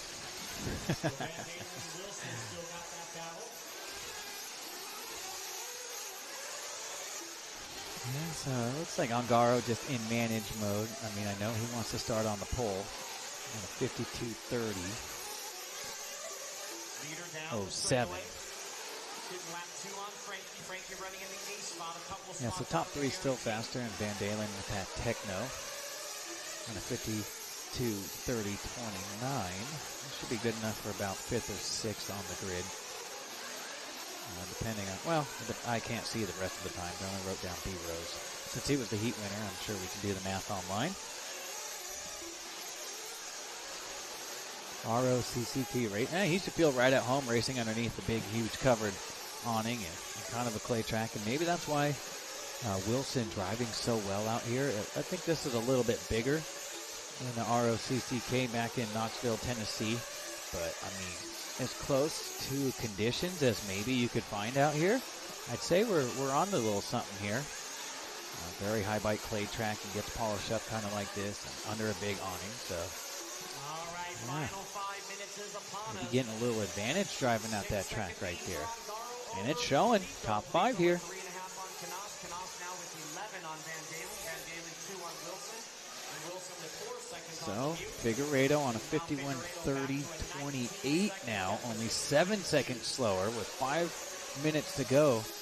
Van Dakota Fenn's time. So, it's going to be really between those two to get in. And Figueiredo's really going to have to do something special here. Well, if anybody can do it, Yao, known as an absolute ripper. So, wouldn't be surprised, but right now it's looking pretty good for DP, that Portuguese driver, rocking that Techno on Pro Circuit tires. Let's see, who we following along with here? Looks like Polito. Yep. And the Wizard, Jerry Wiggins. Started in the 8th spot, running in the 9. my bump up, my highest running bump up, Frankie Contreras, running in the 12. So good honorable mention for Frankie Contreras in that Mugen with TZO tires. Not too bad running in the top 8. Things winding down here in this one. 26 down, 4 to go. All right, 4 minutes to go. Hot lap of the race. 33.5 for JCC with the 0. 33.5 for Ongaro with the 5. So just about 5/100ths off the hot lap of JC. 33.6, only another 10th back for Polito. 33.6 for Van Dalen, 33.5. So my top 5 all within 1/10 of a second of each other on the hot lap. Yeah, and that's why they're my top 5. Yeah, Wiggins throwing down a 33.8 out there. Figueredo 33.8. Chase Lemieux 33.9. 34.1 Junior, 34.1 Camden Line, one of the Arizona boys out there in the S-Works on Pro Motion tires. 34.6 Koki Kanto. I like it. He had some mechanical issues or an engine issue out there, but he get it fired back up, and he's not going to give up. I like to see that from this youngster from Japan. And Robinson out there from Lake Forest, California. One-time Northern California boy, now Southern California. Of course, Setzer. Tampa, Florida. All right, 2.5 to go. 2.5 to go. Juan Carlos Canas now.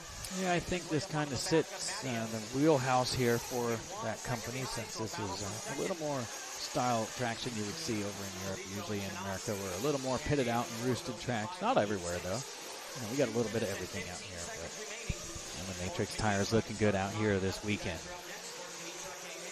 Of course, J Concepts got the semi-evens win right there with B Rose. It looks like Matrix running 1-2 right here, the 2 Italian youngsters. Ongaro's still pretty young, too. He's not going anywhere for a while.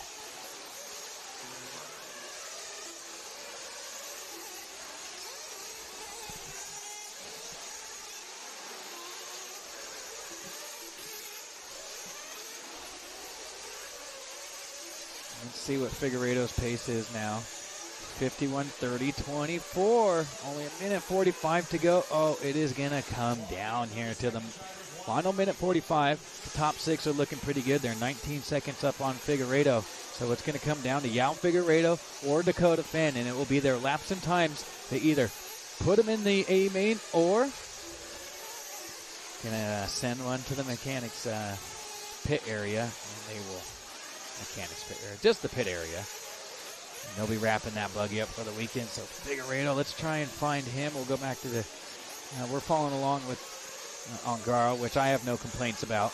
You know, with only 1 minute to go, Figueredo going to have to absolutely send it here if he wants to make it in there. Should be coming on the left side of the track. We'll try and find Ongaro around for the last. Nope, orange and white coming across the line now. 45 seconds to go. Figueredo now, what's the pace? 24. Yeah, I don't think it's going to be done here with 45 seconds to go. He's going to make a by for this lap and one more. So with 30 seconds to go, let's show Ongaro the respect, and we're going to follow him around as he just crossed the line, working over that right side triple. There he is. Led every single lap of this one on a 25:30:01, so trying to go a 53 lap pace, and that would put him on the pole for the 1 hour main. And that smells like trouble for the rest of the guys. A 3-time world champ starting in the TQ. Am I surprised? No. Was everybody else making in that main, hoping that wasn't the case? Probably. There it is, getting caught at the line. Davide Ongaro on a 52:30 flat. He will start first in our 1 hour long main event. So let's see here. Things winding down. Everybody else racing to the line. Canas going to get Polito by 0.2 of a second there. That'll be second and third. And Jonah Wilson. Let's get a quick picture of these guys coming across the line. Waiting on Wilson and Van Dalen. They're battling still for position. Yeah, not only can he run hot laps with the best of them, but he can do it for it seems like every single lap, and that's the difference. Everybody can go fast, but to be able to do it for as long as he can do it and just make it look as easy as he does, well, that's why he's the back-to-back-to-back champion. So he's getting set up over there for our interview. We'll make it nice and quick. I know these guys are going to get back to the pits. Into the main by 2 seconds over Figueiredo right there. So it'll be on Garo, Canas, Polito, Van Dalen, Wilson, and Lemieux taking the 6th. And let's see, Figueiredo on a 51-30-23, going to miss it by 2 seconds. So. All right, guys, give me a moment here to get everything dialed in. All right, we got Davide Ongaro here on our One-Up Racing interview cam. No surprise to see you up here. That looks like it went about as planned in the pits. Tell me a little bit about that race. I think if it was the first time that we had 30 minutes like consecutive on the track, and I feel like at the end that the like shock package and diffs were a bit too soft. So yeah, just replace this and go for the main. Yeah, that sounds like a good idea to me, and that's kind of what's nice about these evens and odd semis. You get a little idea of what you're looking at, and if it's getting light in the diffs and the oil, it's definitely going to be the same issue here for the main event. So you're going to make a few changes. You let every single lap out there, and it looked like you were just kind of managing. You could have pushed a little bit harder, but you knew you were on a good pace. You didn't make a lot of mistakes, and tell me just a little bit about that. Yeah, I feel like this, the key here is to not to go super fast, but like to be super consistent. The track is challenging, the back chicane is super difficult, so be like every lap, the same line is not easy, so I try to find the car which is easier for me to drive for the main, and yeah, just start from here. Well, it looked good out there. You went faster than B-Rose this time, so you'll be starting on the pole out there, and good luck out there, and maybe we'll see you back up here for another interview. Yeah, I hope. Thank you. Thank you so much, guys. Absolutely. Good job, Davide. Thank you. All right, 2026 IFMAR Worlds coming up later this year. And it's going to be here at the Thornhill Racing Circuit, September 26th to October 3rd, and live RC. We're going to have the full production. We're going to get the big rig out here, and we're going to get about a dozen of us, and we're going to bring you guys all the live action out here from the 2026 IFMAR World Championship. So hang out, guys, and we hope to see you guys out here later in Hutto, Texas. And stay tuned, guys. We're going to be throwing out some sweet promo videos out there, and make sure you guys tune in later this year.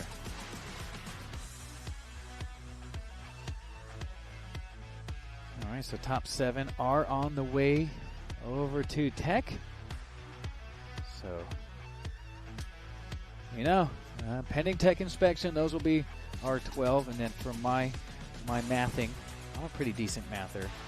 Dakota Fenn, unofficially we'll call it, because I'm just going to wait until Live RC uploads. And that will tell me, but, I wrote down the times and stuff, and I just want to just say unofficial Dakota Fenn going to start there on that 13 spot with the 51:30:21.9, and I'll wait for Live RC to make it official. I'm pretty decent at this. So thanks, guys, for tuning in. I'm going to take a quick break, and I'll come back to you guys here for our Sportsman Electric Truggy Amen.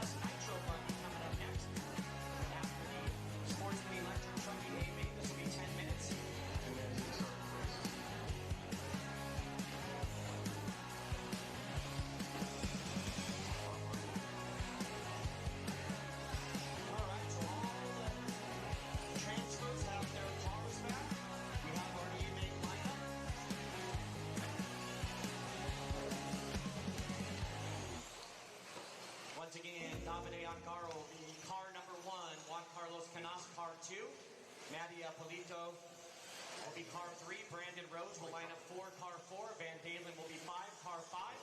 Jonah Wilson lines up 6, car 6. Vlog Quinn lines up 7, car 7. Chase Lemieux lines up 8, car 8. Spencer Ripken lines up 9, car 9. Ryan Mayfield lines up 10, car 10. Mason Fuller lines up 11, car 11. Marco Barufalo lines up 12, car 12. And Dakota Fenn, grabbing that last spot, lines up 13, car 13 in the main event. That's your final. Joe Jackson going home, not checked in. We got 1 minute till your loop is out. Man, I am out of whack. We're no more long loopers live. That was yesterday. Now we're lining up and doing some head-to-head racing. We got 45 seconds until the straightaways close. Remember, 10-minute race, guys? 10-minute race, so don't use up all that battery. Remember, don't stop on the straightaway. Pit lane or the infield would be preferred. 30 seconds to the start of the race. 30 seconds, drivers. E-Truck, Sportsman E-Truck. This should be a good one. My money's on Lily. Right, Neb? All right, looks like these guys are ready to go. And ladies, let's go ahead and close that straightaway. It's going to be Gage Murray lining up at the 1. James Newman at the 2. Albert Castillo 3. Adam Jimenez at the 4. Bob Montminy at the 5. Less than 5. Joe Jackson 6. Corey Cochran lines up 7. Nick Williams 8. Scott Painter lines up 9. William Sellard lines up 10. And Lily Bosworth at the 11. All right, so Joe not here, so we'll leave the 6th spot open. All right, we got all our turn marshal spots covered. We're ready for 10 minutes of Sportsman E-Truggy A main action. Top 3 going to the podium. Turn marshals, pay attention. Good luck, drivers. We're going racing at the sound of the tone. All right, here we go. Race 23 is on the track. We got some noise coming up next. 40-plus Nitro buggy for your 20-minute A main. You guys should be over in the staging area on the right. Good times. Sistrunk bringing his boy Mason. Got to meet Mason finally. Although I didn't get to really see Mason. Oh, on top of the step up. Top of the step up. Step up. Step up. On top. On top. On top. On top. On top. Oh, careful. Careful. Careful. You all right, Miguel? Thank you. Thank you. Good hustle, guys. Doing the best they can out there. Like 4 cars were over there, and we had 2 guys trying to get all 4 cars. Or trucks, I should say. Man, marshals are like, we just sat down. Now you're making us do all this work. All right, so Boomer. Somebody missing a, who is it? A fuel gun? A fuel stick. All right, so we're missing a fuel stick. I have one up here, but it's not the correct one. So I have a fuel stick up here at ProTech. It's not the correct one. We're missing another fuel stick. And then I believe it was Barufalo's fuel bottle as well. Sorry, that was a little rough stretch of trying to get the ladder system. Is still new to me, so I had to do a lot of studying and research to make sure I knew exactly what I was doing. But now I got it under control, and I'm pretty confident moving forward. I've only done the ladder system a couple times, but I had a little help with it. This one was on my own, but it got done perfectly right there. All right, 1:45 down, 8:15 to go. It's your 3rd qualifier, Albert Castillo.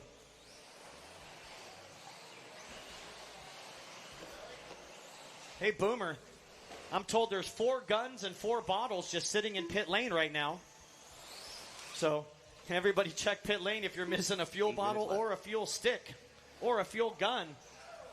I guess there's a collection going in pit lane, so you guys want to check that if you're missing. All right, 2:15 down, 7:45 to go. Let's find our leader. That's Gage Murray. He just got by the line. There's Albert and Bob battling for 4th and 5th.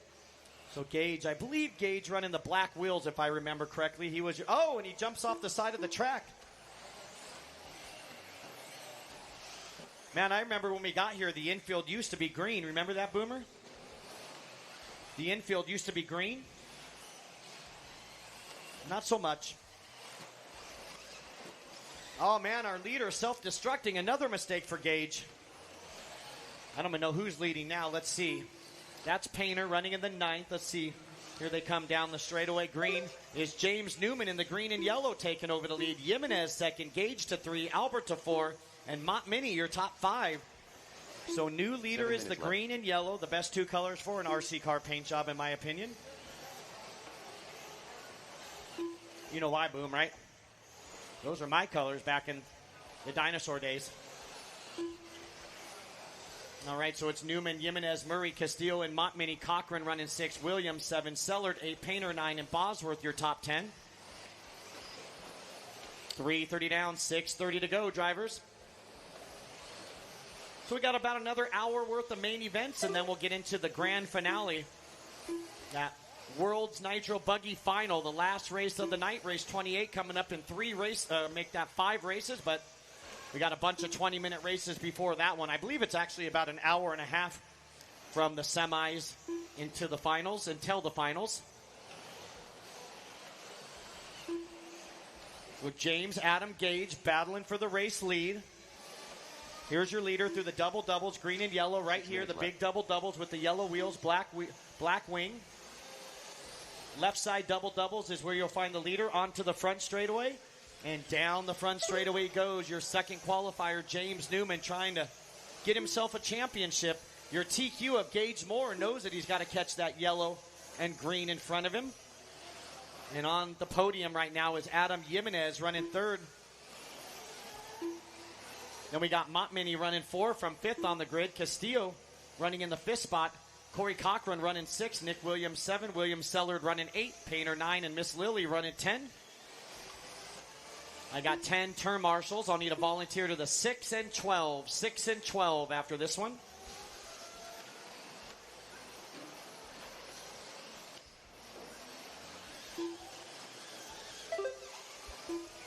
Once again for you World's Nitro Buggy finalists, the grid is set. Look at Live RC, race 28.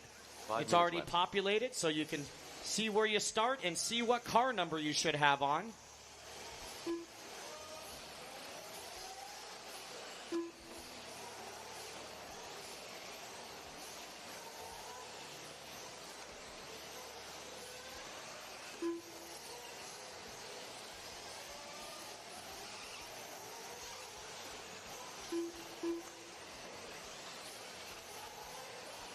All right, we made it past the halfway mark, drivers. 5:30 down, 4:30 left to go. Gage Murray, your TQ, taking over the lead now. I missed the pass. It looks like a 41.2 for James, a 39.3 for Gage. The sexy one himself gracing us with his presence in the timing tower. I think he misses me, to be honest. I think he's been locked away from JB all weekend, and he's just not getting enough. Oh, help up front here. Help up front. 4 minutes left. Hey, why don't you shut my door? The AC works better as I'm looking out an open window in front of me.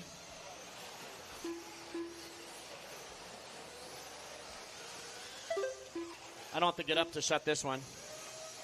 I'm lazy. You know that. 6:30 down, 3:30 left to go for Gage and James. We got a battle down that back chute.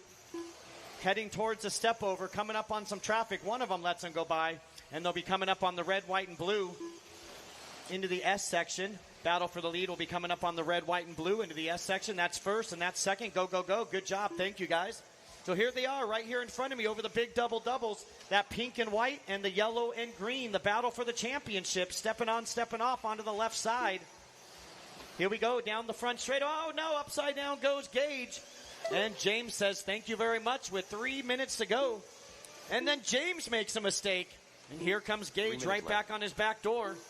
Jimenez, if you play your cards right, you're only 5 seconds behind, and James and Gage are making mistakes, so Adam's got to get going. Not many are still running forward with Castillo 5, Cochran 6, Williams 7, Sellard 8, Painter 9, and Bosworth in 10. 7:15 down, 2:45 to go. James with the mistake there. And now Gage with the black wheels. Oh, Gage cases that first double. Gage trying to keep it together. I think that Diamondbacks hat is slowing him down. I can run out there and put a Dodgers hat on him, and he'll go right to the front. Don't shake your head, Boomer. You know who the best team is. Although I think we're getting shellacked right now as we speak, to be honest. The Braves are kicking our butt at home. 2 minutes left.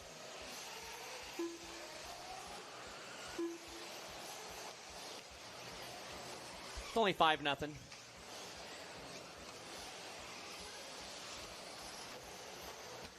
Check that, 5-2.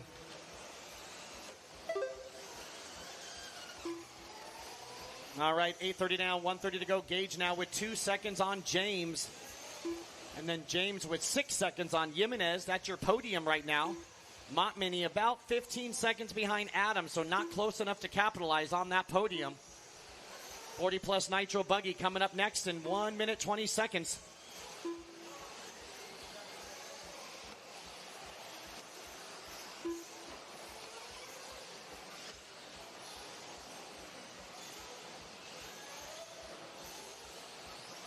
Nine down, 1 to go. 9 down, 1 to go. There's Gage. There's James. It's not over yet. These guys can't get enough of each other. So Gage and James over the big right triple on the backs on the right side. It's the black wheels leading the way, heading towards the step over.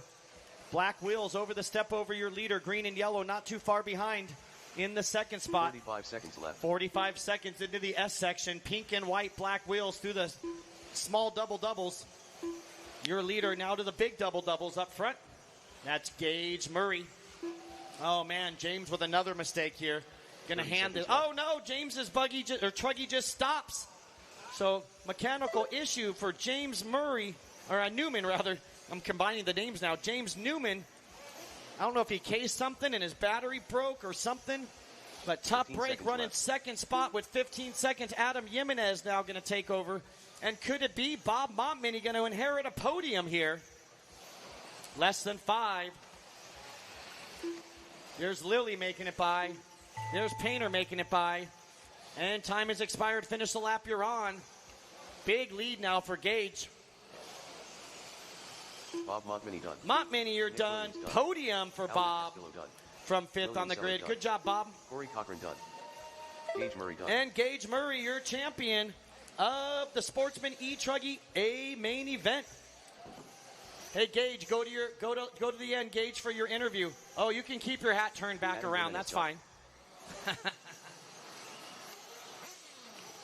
break for Newman. He's going to get a top 5 waiting for Painter and Lilly. 2 more to finish. Miss Lilly missing the whole first day of seating and practice. All right, I'm back here, guys. I had to just take a quick 10-minute break. We're getting ready for our one-up racing interview. Let's see, Carlos Arredondo. What's up, dog?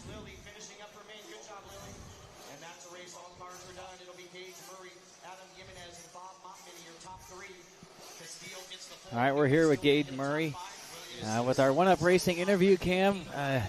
James Newman was taking, he was giving you a little pressure there all the way tight to the end, and he had some sort of mechanical failure, but you were the TQ, and you were able to fend him off. How are we feeling right now? Great. I had a rough weekend and finally starting to put things together. Besides Truggy class, I know it doesn't show it, but every other class has been real rough. Yeah, and I've seen some other Murrays out here. Who are you racing out here with the fam? That is my older brother. Awesome, man. That's super cool. And you guys have been putting in a good, solid effort out there, and you guys have had some good runs, and that's just awesome to see, man. Well, congratulations on the big win, and why don't you give your sponsors a little shout out here, and we'll get you back out there to Marshall.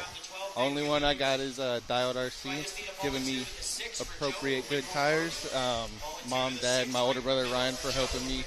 Tyler, our friend, for helping me and get set up right. And my fiance for allowing me to come out here and play with toy cars. Yeah, I know the feeling. Got to give a little love to the fiance, man. Well, I had some people cheering for you as you crossed that line, man. Is that the fam? That is my dad. They drove up here yesterday and stayed the night to watch. And then he's with his fiance also. Dude, that's awesome. Well, that was cool. You get a big win right there in front of Dad, and proud of you, man, and good luck the rest of the weekend. Thank you, sir. I appreciate it. Y'all have a good one. Thanks. You too.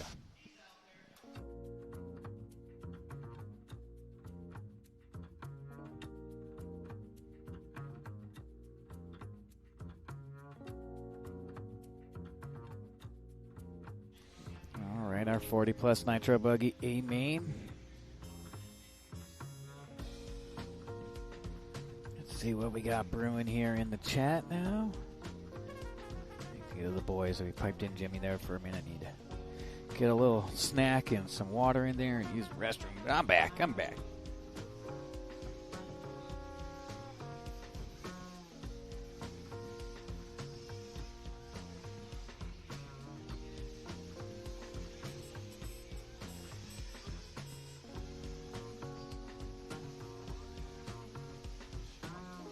Bob Taylor's tuned in. What's up, Bob? Thanks for the kind words, dude.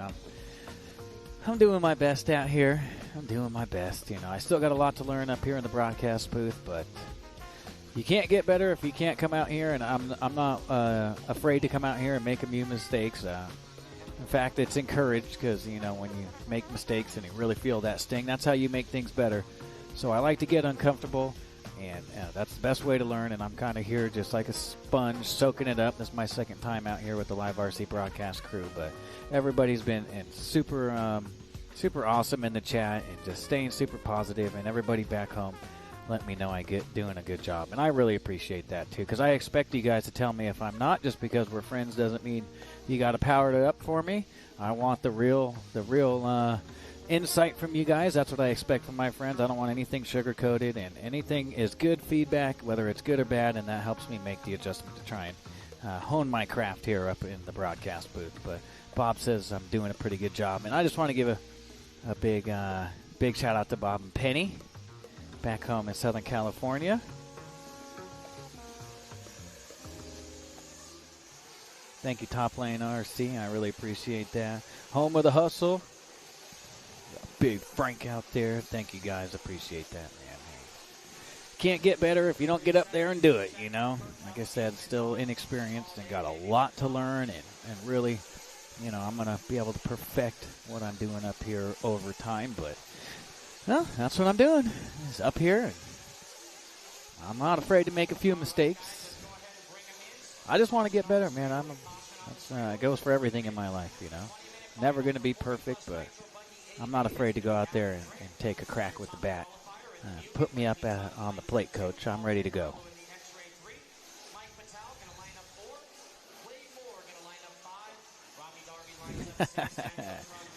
Thanks for tuning in to KNX 1070, your smooth jazz radio.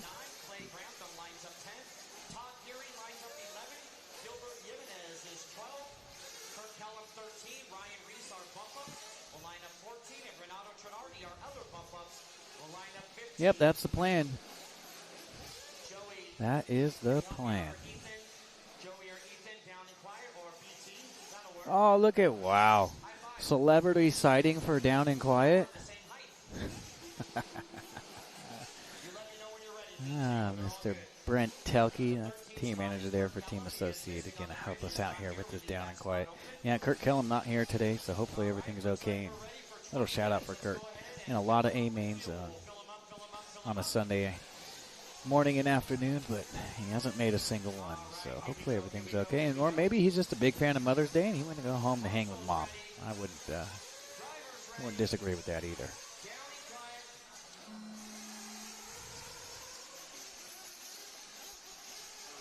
Yeah, Drake getting a little bit of a late drop there. The tone went off, and his mechanic's still holding that car in the air. He got it down. He got it done. It wasn't perfect, but he got it done. Man, this is a star-studded field right here.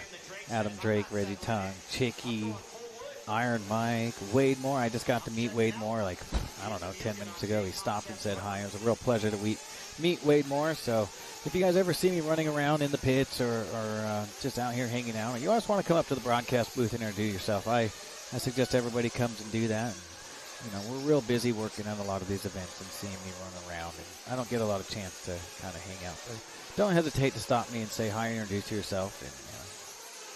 And I always appreciate when they do that. Jimenez in this one, Richard Saxon the King. Saxon with the rental ride this weekend, so didn't have the qualifying effort that we normally see out of the King, but he says, I saw him right here before this race as I was on my way back up here to the broadcast booth, and he says, yeah, he thinks they got a little something here. Not his car this weekend. He's got the rental ride. I think he said it's in Trevor Olin's associated ride. Jimenez, Wade Moore, Trinardi, Rodriguez, Clay Grantham, Todd Geary, and Ryan Reese. Buggy A main event for 20 minutes. Sportsman Nitro Buggy A main for 20 minutes.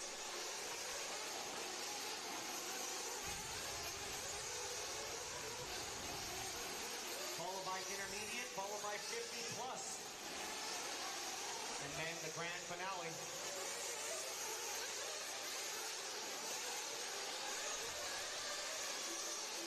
Drake already 4.8 right here in the Mugen. Reggie, longtime Techno driver, now Kyosho. Paul Ciccarello in the X-Ray. Not sure what Zabato's running. Of course, Saxton in the AE ride. On Pro Line tires.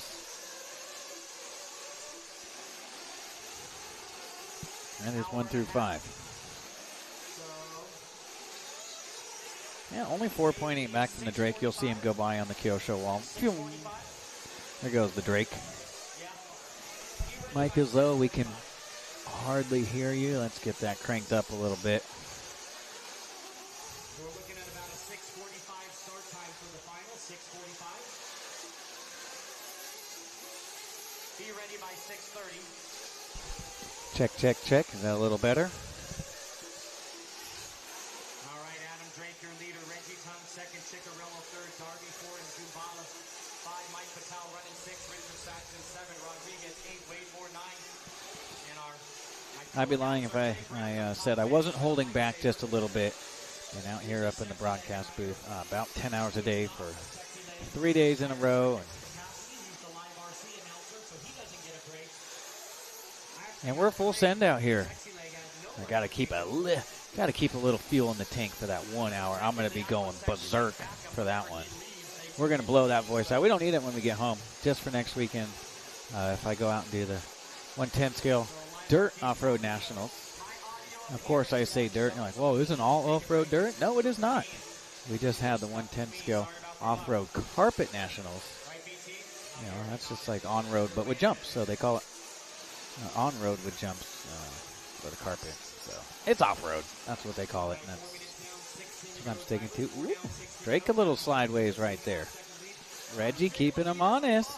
I like this. Only 2.6 back. Oh, like Jimmy heard me say that. He literally just said the same thing.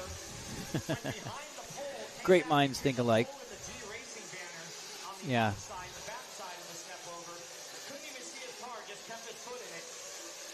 Yeah, so that's from my understanding that everything's been fine. Every once in a while I get the comment of it's low, so I'm just not going to change anything, and if it's low, turn your stuff up. So Drake already working on lap number 8. Already putting driver's lap down. Working his way through the field, the Mugen pilot. J Concepts tires here. Drake from Beaumont, California, I want to say. Yeah. Right there near Thunder Alley.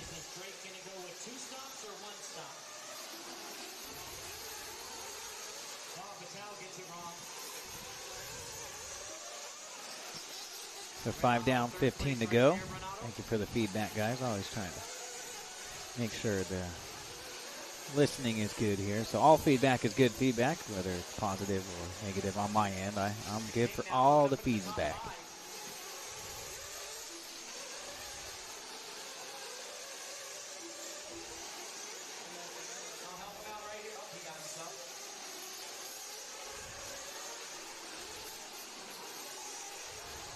Thank you, Gabe. Yes, everything sounds good on his end. That's what I was assuming, but yeah, trying to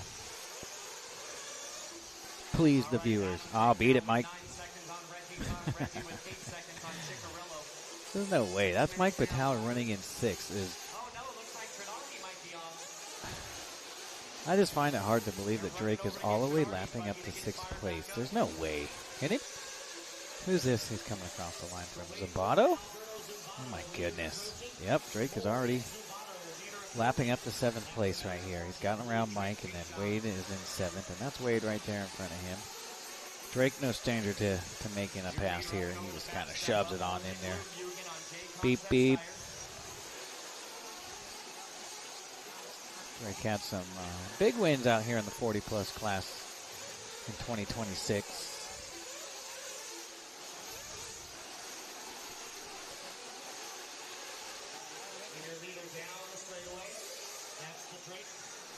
There's a Drake hot lap 35.2.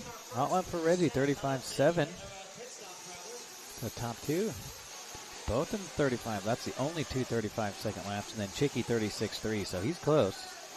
Next best after that would be Saxton 36.6. I was just walking around out there on my quick little break, and it looked like they did top 10 awards for each class. And it doesn't look like they've handed any out.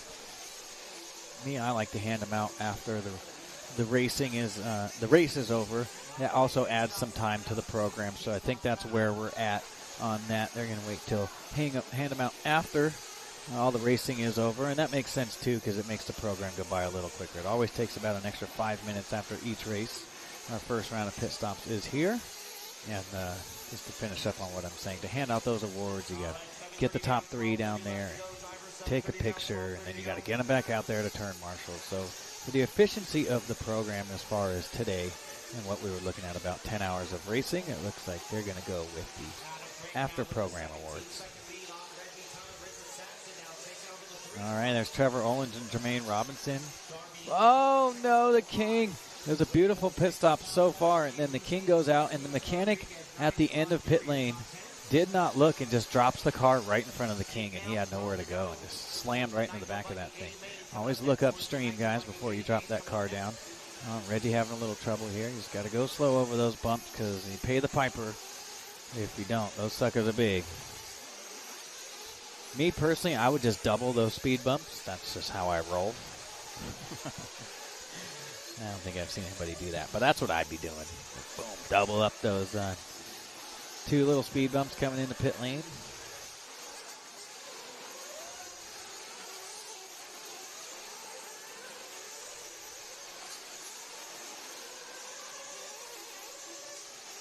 .845 down, 11:15 to go. So about a minute and a half, minute 15 away from the halfway point here in this one.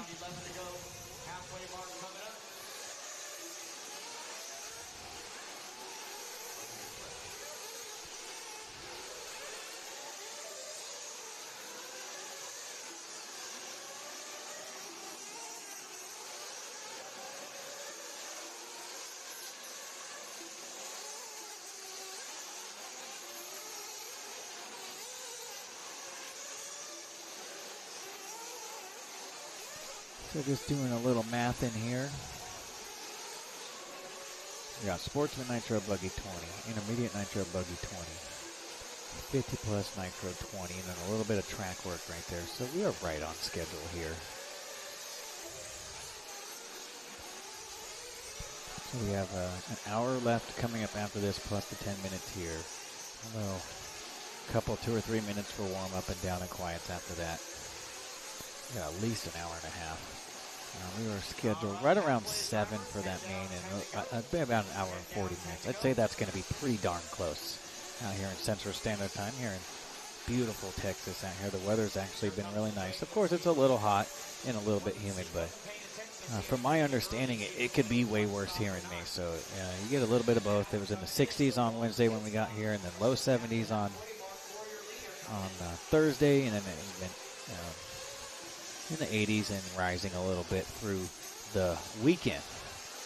So the sun should be kind of getting ready to go down for that main event, and we haven't done a ton of driving. The end of round 3, they got some nighttime driving in yesterday, so they've kind of gotten an idea, but I've got to feel as the temperatures kind of drop and the sun goes down, we are going to lose a little bit of traction out there. So it's going to be crucial to pick those right tires for that 1 hour main. You don't want to go too soft with the cooler temperatures because then you're not going to have any tire left. Pretty much whatever tire you grab anyways, I'm pretty sure those things are going to be blasted out and almost bald anyways during a 60-minute main as usual. Compound, oh boy. Looks like that was Tridardi Sr. kind of shortened, just double singling, and Drake went for the triple and just waffle stomped him, and over he went. A good thing, looks like that Mugen, those things are pretty robust.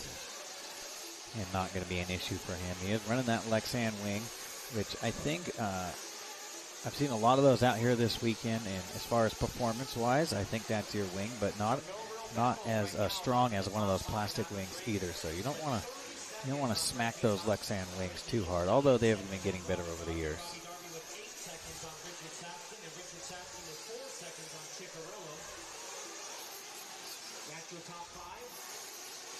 The closest battle really Saxon and Chicky at 2.5 seconds for 4th and 5th. 12 down, 8 to go. Our second round of pit stops should be cycling through here. Oh, I don't know. Next 2 or 3 minutes. Drake, Reggie, Darby from 6 on the grid, and Saxton. Looks like he found a little something with the rental ride. They threw a setup at it, and they're hoping it sticks. We're riding along here with Reggie.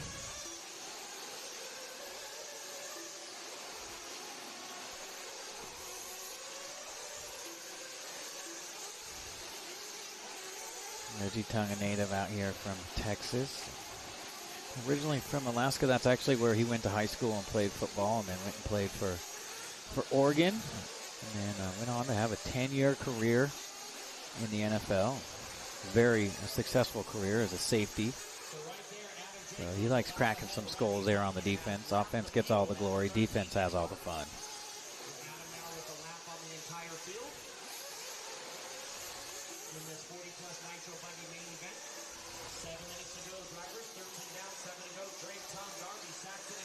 Yeah, so the humidity will go up as the sun goes down, so it should still be around the 80s,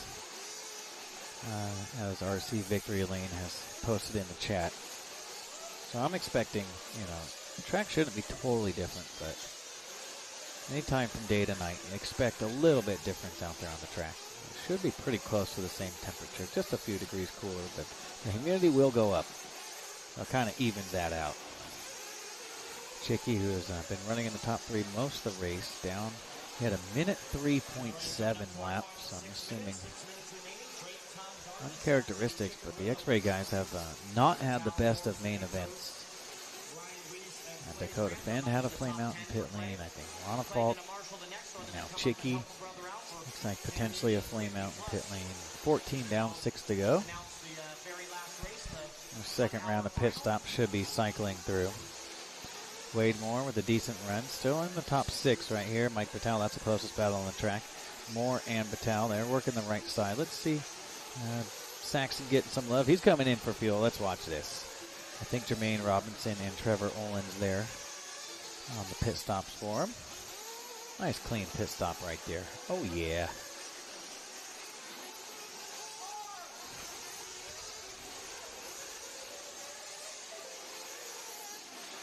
Marshall's getting a workout out there all of a sudden. Everybody decided to crash all at the same time. Long lap for Zumbato there, 131. 15 down, 5 to go with the break. 45 seconds. Saxon up to the 4 spot now, and he's only 5 seconds behind Robbie Darby for a top 3. I kind of smelt that coming. Car looked off. Had some tires coming unglued and stuff. He said they think they got it figured out right before this race, and I would have to agree as he's been climbing up the ladder. Could have been just been the pit stop. Yep, pit stop lap there for Saxton.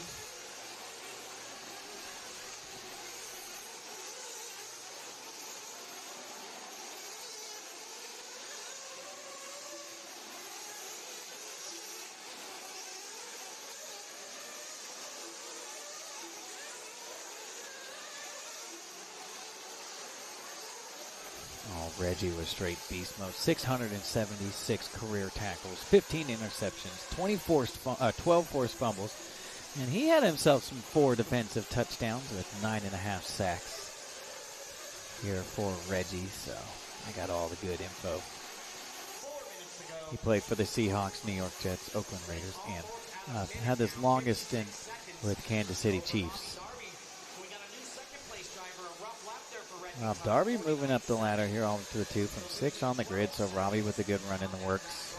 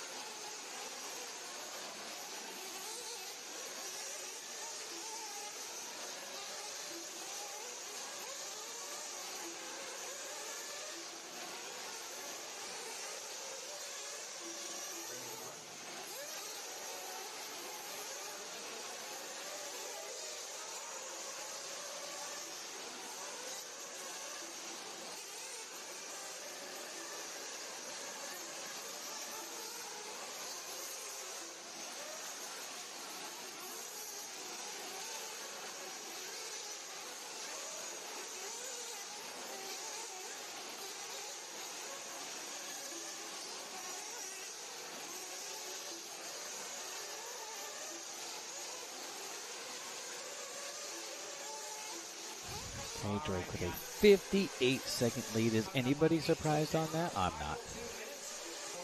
Darby, good run for Robbie. Man, look at these fast guys he's hanging right there with. Reggie Tongue still in that number 3 spot. Ciccarello and Saxon. It's a star-studded field out here. It's like a Legends race.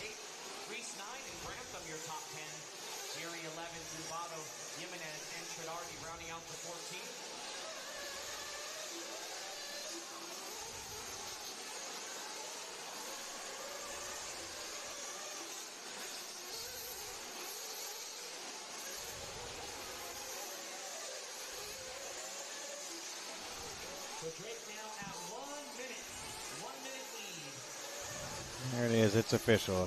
60-second lead there for the Drakester.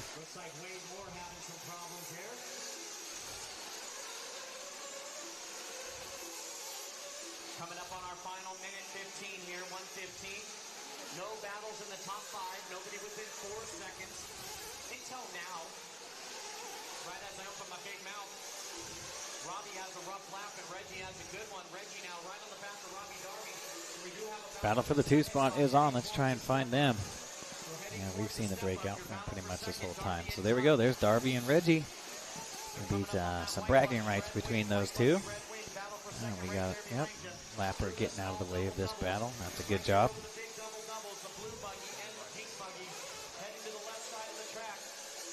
Stepping off. Here they come onto the straightaway. Your battle for the second spot. Robbie Darby and Reggie Tongue down the straightaway they go. 30 seconds remaining, drivers. 30 seconds remaining. So lots of traffic coming up here. Lots of coming up to the step up. You got a battle for second over the step up right here. Give them a little space, guys. They let them go. Good job, guys. Reggie Tongue right there. 10 seconds to go.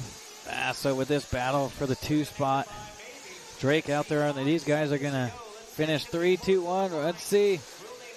Can Reggie take anything? No, Darby going to hang on to it. And let's find Drake, who should be coming up to this on-off section here shortly. Yeah, where is he? Where is he? There he is. Let me come up to the line right here. There it is. That's official. It's the Drake on the 1, Darby 2. Good run for Robbie from the 6th spot. Not easy to get around these legends here in front of him, but he managed to get it done with a nice clean race. Good job, and he does his best lap of the race on the last lap to stay in front of Reggie because Reggie was bringing it. And Ciccarello going to go in the 4 spot, Saxton 5, Mike Vitale, Rodriguez, Ryan Reese going to go 8, Grantham 9, and Todd Geary in the 10.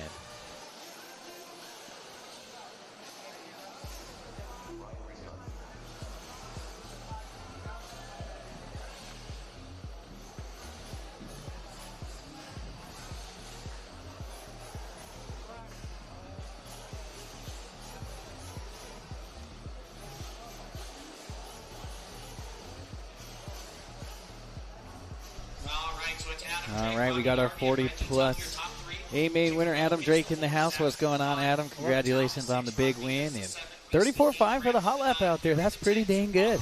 Yeah, thank you. I changed a couple things from the quarterfinals, so just kind of still here testing, trying to get ready for the Worlds. And, yeah, car was pretty good. Yeah, it looked really good out there, and you're not just testing for yourself there. You've been kind of mentoring some of the younger guys and helping them out, and they've been going really fast too. And so just kind of give me a little heads up on what you've been doing with them a little bit as well. Yeah, so I mean, between Cole, Frankie, myself, back at home, Travis Horn, you know, we're all kind of working together, just testing and bouncing ideas off one another. We made some changes from Frankie's car from quarterfinal to the semifinal. It was considerably better. So yeah, just trying to learn as much as we can, take what we learned from the Nationals, progress on that, so hopefully hit our stride at the Worlds. And just touching on the Nationals, is the track any different from the Nationals till here? I know it was super hot for the Nationals. What's the main difference that you would see from the Nationals till this weekend? To me, the track has been a lot more consistent this weekend. I heard that they kind of tilled the dirt a little bit more, maybe used a little bit different additive. I feel like the track stays cleaner. It's been more consistent from run to run. It has been a little bit cooler, but grip-wise, the grip is still really good. The layout's super fun. So hats off to the Thornhill crew. They've done an awesome job. Yeah, I was talking with Jason a little bit, trying to pick his brain. People in the chat were asking, do they glue or sugar the track? And they don't. What they do is they put an additive into the water tank. I guess it's a VP additive, kind of like a soap or like a detergent. Yep. That kind of helps make it a little stickier. And then they put like a de-duster out there, I guess is mainly the main difference from what you saw at Nationals till now. So it sounds like some good feedback from the Drake. And, of course, you would know traveling the world racing RC cars, so I'll let Jason know. You said the track's been really dialed up, man. Give us a little shout-out for your sponsors, and we'll get you out there to Marshall. Yeah, first and foremost, just want to, say Happy Mother's Day to all the moms out there. My mom's actually in Europe. My stepmom's in Tennessee, and Rhonda's mom, so my mother-in-law's in California. So mainly just want to give a shout-out to them, all the moms out there, and then, of course, all my sponsors. Thank you very much. Awesome. Thanks, Drake, for your time, and congratulations on the big win. Thank you. Thanks.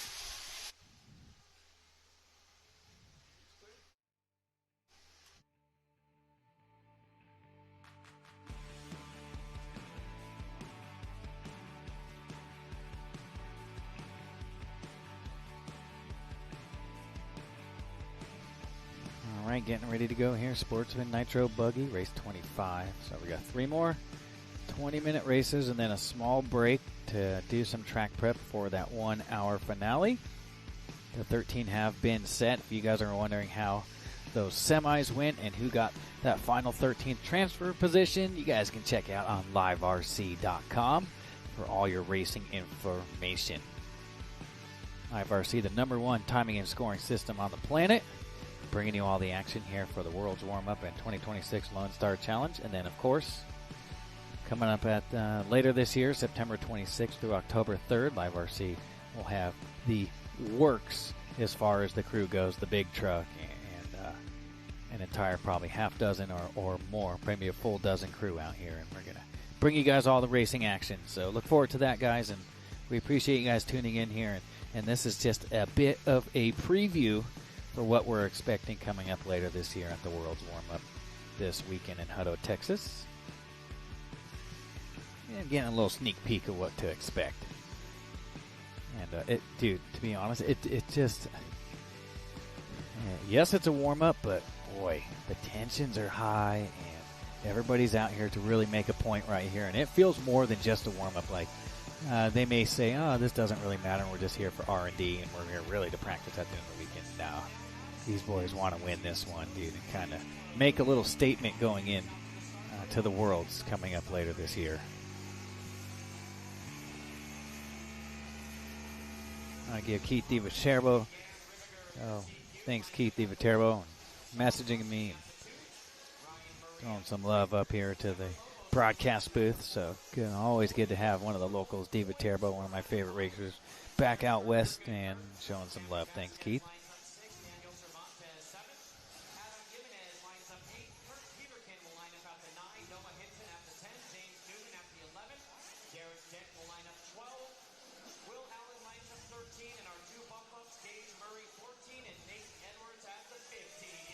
I got no check from Coy Moore. So we'll leave the 5 spot open. I know Coy went home. He already let us know, so there'll be nobody after 5. I need somebody for my down and quiet.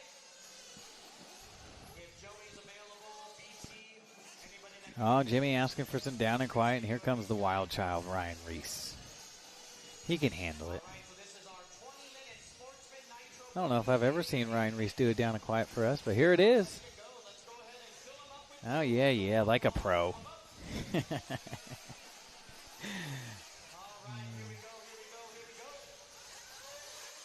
Marshall's ready. Driver's ready. Down and quiet.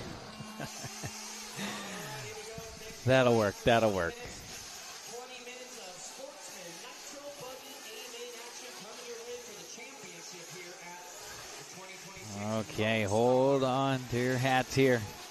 On lap number 1, it was looking pretty good for the first third of the track, and then, boy, we got a pile up like the 405 and the 101 back home. Oh, somebody getting a late start right there, and they cross the loop. I'm sure Jimmy will pick that up. Remember, drive accordingly. You crashed a couple times on the first lap. You're going all the way to the back.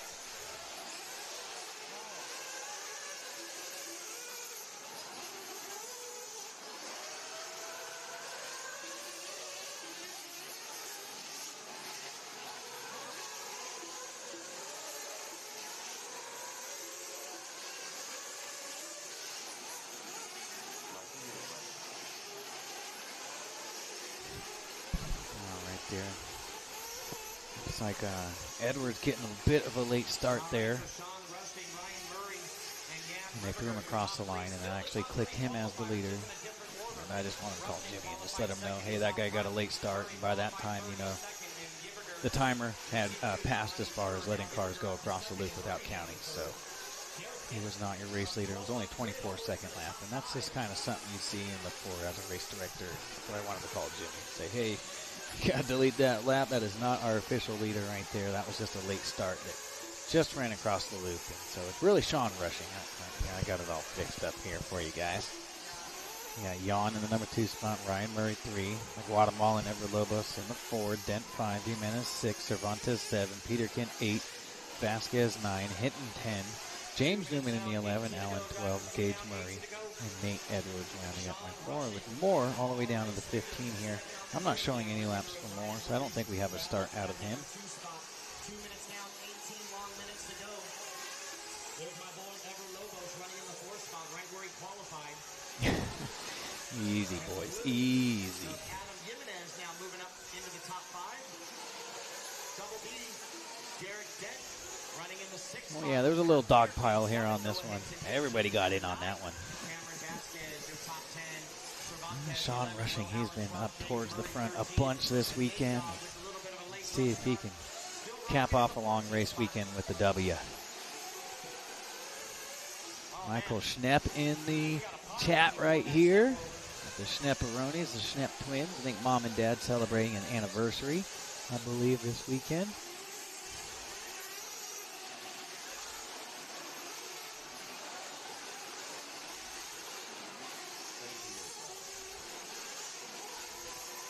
Back it down a notch, Michael. Back it down a notch, man, in the chat.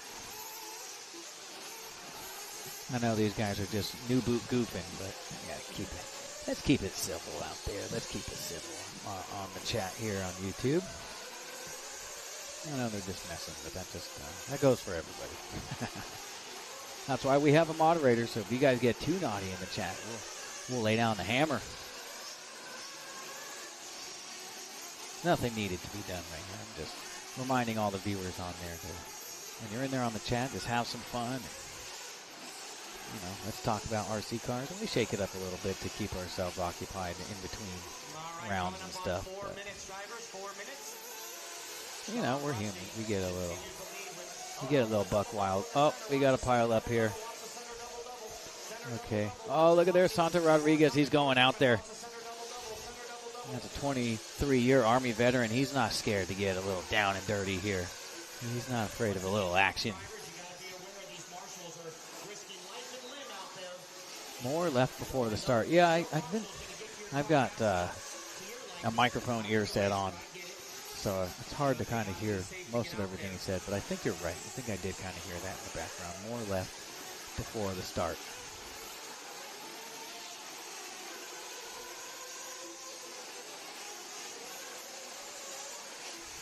Round 1, fight!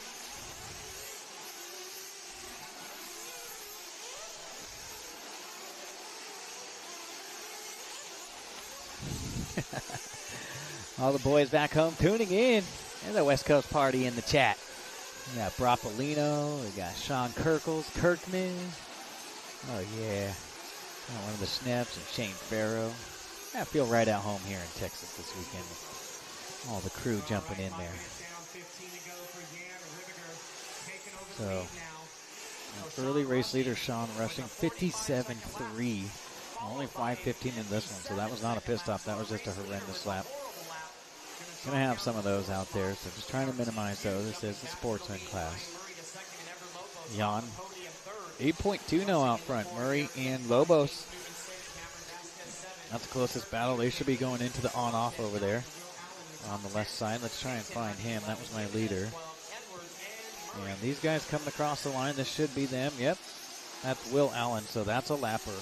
But that is Ryan Murray, the all-pink ride right there. And then Lobos, a long lap right there, 44.5. Going to drop back here a little bit, rushing another 3.3 back. Dent, Newman, Vasquez, Peterkin, Cervantes, Hinton, Allen, Jimenez, Edwards, and Murray. Moore went home.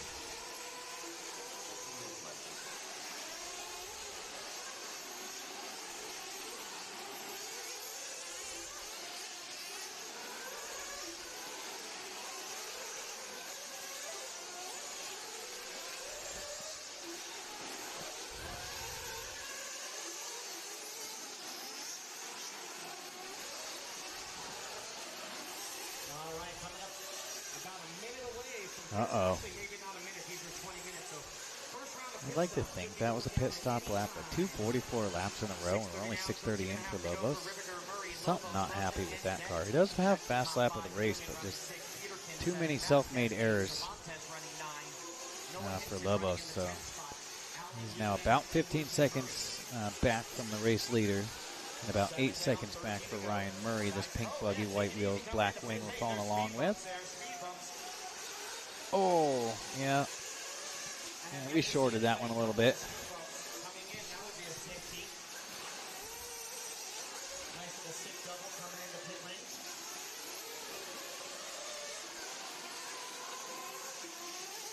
Intermediate Nitro buggy coming up next. 2 more A-mains. And then the grand finale. So we got intermediate Nitro buggy followed by 50-plus Nitro buggy. And then the World's Nitro Buggy 1-hour final.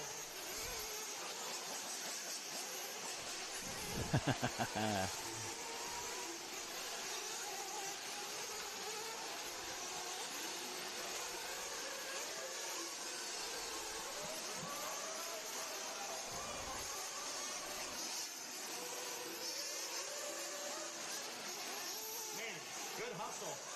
We almost had a collision amongst turn marshals, but they were hustling.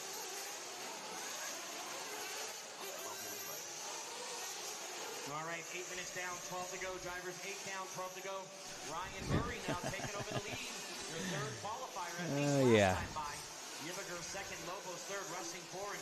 Peterson now battling with Dent for a top 5, so good run for Kurt. Oh, tumble Ruski. So Murray and Ribbager. Watch it, one coming. Way to go, good job. Good job, everybody. Way to be safe out there. Oh, that's Bogey Givens right there, pitting for one of the guys. Man, really good to see Bogey, and long-time Southern California racer, and used to race down at the yard in Anaheim. I believe that's where. Is that where the yard was? I think so, but very loved racer out on the West Coast for many years. And I think he's out here in Texas now. All right, 9 minutes down, Really sick bicycle racer. 1 minute away from the halfway mark in this one. Murray, And 9 down, 11 to go. Just about the halfway point here in this one. See if I can't do a little research here. Everybody kind of all spread out here in my top 5. Closest battle on the track is Peterkin and Newman. That's for 5th and 6th. I miss having Bogey and back west, man. He was yep, Kyle, Texas now. He used to be from Cerritos, California. Now resides in Kyle, Texas. So you guys are lucky to have Bogey out there in Texas, man. Just one of the coolest dudes you'll see down at the track. Super fast RC racer, too. So your leader, Murray, might be following along with here, but he came in for a pit stop, and then he's had a few mistakes on this lap. He had a 16-second lead. Nope, that's our leader down on the right side of the track. There's Murray. Still learning some of the paint jobs here in the Sportsman class. Oh! A fancy footwork right there from the Marshal. So he was about 60 feet away from that car upside down. The other Marshal about 10 feet. And he was hustling for that thing. That's the way to do it. Back each other up. If the Marshal doesn't see that car next to you, don't just stand there and point. Yeah, throwing a little extra effort right there and back each other up, and that's exactly what that Marshal did. So not only did he go over and get that car 60 feet away from him, he hurdled a car, our leader, on the way over there to it. Oh, maybe I'm not following the leader here. There should be 2 cars in front of him. So white one, maybe the one back here. Maybe one back. Let's see.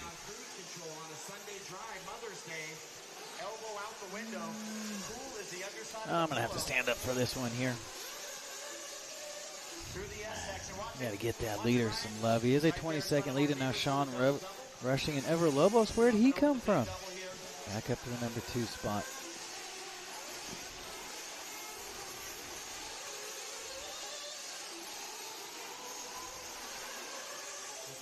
Yeah, this white one right here with the red front end, a blue front end, yeah. That is our leader. And give him a little love on the live RC Cam, since he's out front here leading us around, and then we'll go back to that battle for second here shortly, since they're only separated by 1.2. But get that leader some love out front right here. Murray is rushing 21 seconds back. Lobos another 1.5 back. Dent, Peterkin rounding up my top 5. Cervantes 6. Vasquez 7. Newman 8. Will Allen in the 9. Jan 10. Hinton 11. Jimenez 12. Edwards 13. And Gage off the track here, unfortunately, after 9 laps. We'll see him out here in about 8 minutes for return marshal duty. So 12 down, 8 to go. We're just a couple minutes away here from our last and final round of pit stops. 12 down, 8 to go. It's Murray rushing, Lobos, Dent, and Peterkin are top 5. Peterkin and Vasquez still battling it out for that 5th spot. Cervantes 7, Newman 8. Riveter trying to fight back their TQ down in the 9th spot. Hinton 10, Will Allen 11, Jimenez 12, Nate Dogg running 13. Yeah, that battle for second is fizzled out. Still within 2 seconds, but if they get any closer, we're going to go back to them. We're showing some love to Ryan Murray out there. From the 3 spot on the grid, too. Not bad, not bad. That car looking good. 39.7 the hot lap for him. Rushing 38.7, 38.7. So Rushing and Lobos both with the same hot laps right here. They're within about 4/100ths of a second from each other. And let's go back to that battle. Yeah, they're within 0.3 of a second. It is the blue car and the orange car up over the right side triple. Right in front of the Tech-owned banners. I'm back on the Pro Tech short chute back there. Yep, these guys right here. The unit catching all the action for us here.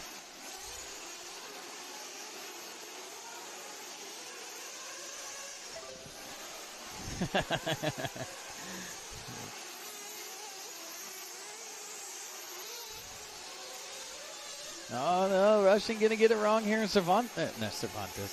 Lobo's gonna get by here, and now we got some back markers in between them. Oh, that looks like that Lobos. No, Lobos driving an all orange car. So Rushing down to 3 and Lobos to 20 seconds. So this is looking pretty good. What happened to Jan right there? Oh, Jan with the flame out. 140 right there. So he was actually the early race leader. He was a TQ. He started on the pole here for this class.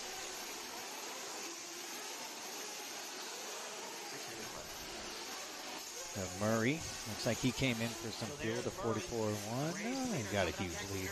Lobos and Rushing separated by 2/1000ths of a second last time by the loop. So it looks like Rushing has got back by Lobos. And you can see, guys, as he's starting to pit cycling through here. And Paul Scholes and Smiley Hand here. In pit lane for the boys. Great shot right there on them. And Cole Ogden in there in pit lane helping out. That's cool.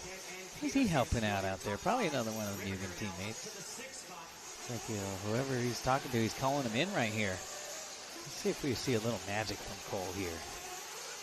She gone. So Murray came in for fuel here with 5 minutes to go.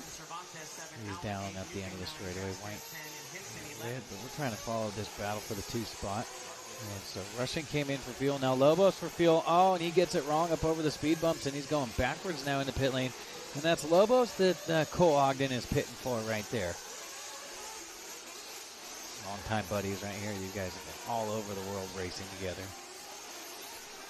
That's kind of cool to see the pros come out and run with some of these Sportsman guys and fill them up. If that ain't cool, I don't know what is. We're following along here with Lobos and Guatemalan. See if I have any Lobos. I don't know what kind of car he's running, but I believe he's running on those TZO tires. Possibly a Mugen, maybe, since Cole's helping him out. I mean, they're just buddies, too. That doesn't mean they have to be teammates if he's out there helping him out. Oh, a little rough here coming. Looks like a Kyosho to me, as far as I can see. But 16 down, 4 to go. 16 down, 4 to go. Everybody all spaced out here now. Jan, even with the flame out, back up to a top 6. I believe they have awards for top 10 out here. Pit's starting to thin out here just a little bit as the weekend winding down. Yeah, that looks like a Kyosho to me if I've ever seen one. Ryan Murray, Sean Rushing, Ever Loboster podium. Garrett Dent, 18 seconds out of the podium. So Murray's 22nd. Did Lobo go underneath the Marshall chair at the 11? He lifted his feet up. It's just enough gap right there for the car to get by. I don't know if he went next to it or under the chair. That'd be kind of cool. Ryan Murray. Uh-oh, we got a car upside down here on the red Kyosho wall. That's a bad spot to be in between that front double. Nope, that is not. I believe that is, let's see, Vasquez. Yep, it was. 17 down, 3 to go. Uh-oh, now we got the other Schnepp in here. Justin Schnepp in the chat now. What's going on, Schnepp twins? They're dropping like flies here all of a sudden. Yeah, Newman off the track here. Jimenez, Murray off the track now. And the battle of attrition here. Oh, Marshall running another car in here. That might be Will Allen as he's gone red on timing and scoring.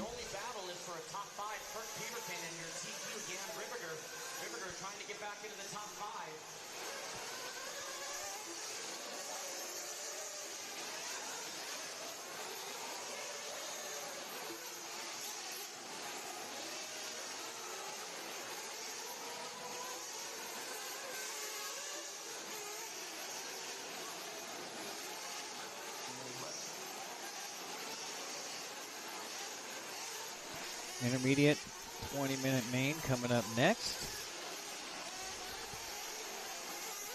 Darby, the top qualifier there of that one.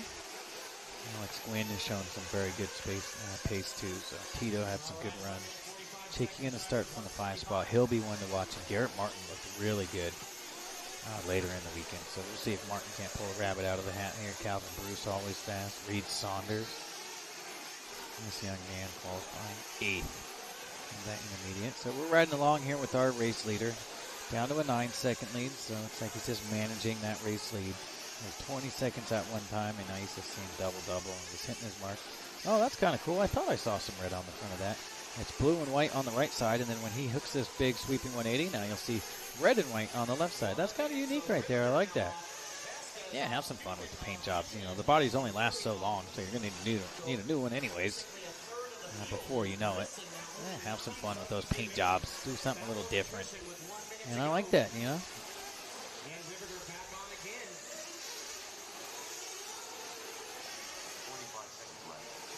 45 seconds to go, so Murray earned himself a little live RC airtime.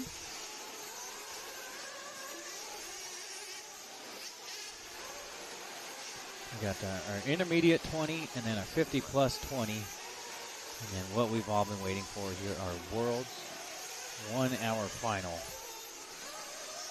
With, you guessed it, the Gavide Ongaro going to start us out on the pole.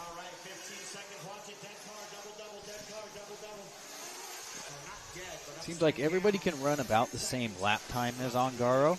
They're all, you know, mid 33s. But he can do it for an excessive amount of time, where everybody else, you know, has a little mistake here and there. And racing the line, when he crosses the line, he will be done. There's Lobos done with the top 3 run right there. But Ongaro can do that, but he can do it for 30 minutes to an hour straight. I mean, he is just full beast mode and an absolute machine right there. And Ryan Murray.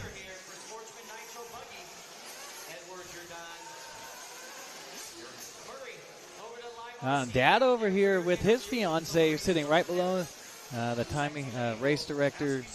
What am I trying to say? The live RC broadcast booth. I got it. I spit it out. It wasn't perfect, but I got it.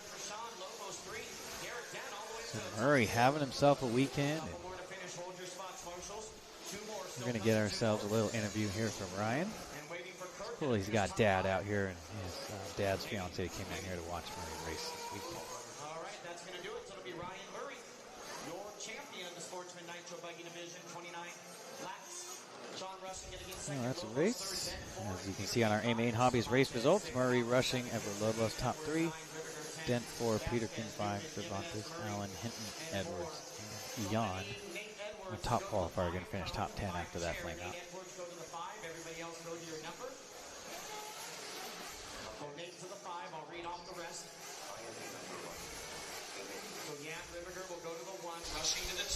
All right, here we got Murray back up here. So not the only fast Murray in the house out here. I believe that was your brother up here earlier. Yes, sir. Yes, if sir. I'm not mistaken. And it was kind of cool. Your dad and his fiance sitting right in front of the Live RC broadcast booth, and I heard the cheers, and they were clapping, and they're super stoked for you, man. What are you feeling right now? Man, I'm excited. That was my first Nitro win, actually.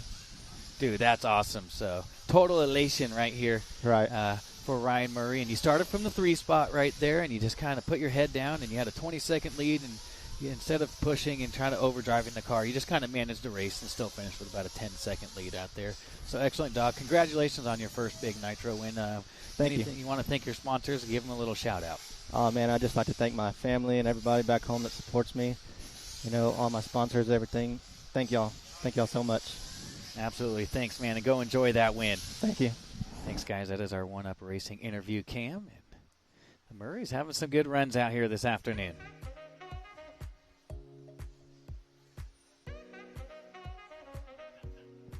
Sounds like the Murray's still hooting and hollering out there.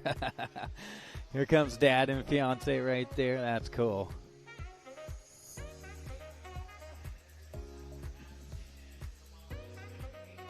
Oh, man. Murray's getting a big steak dinner tonight. On Dad. Sorry, Dad. I just spent some money out of the wallet. The Murray family came out in full force here for the main events. So they didn't. Yep. Jimmy asking some racers that did not finish, probably back in the pits or whatever, but they still got to go out there and turn marshal. Here comes Gage.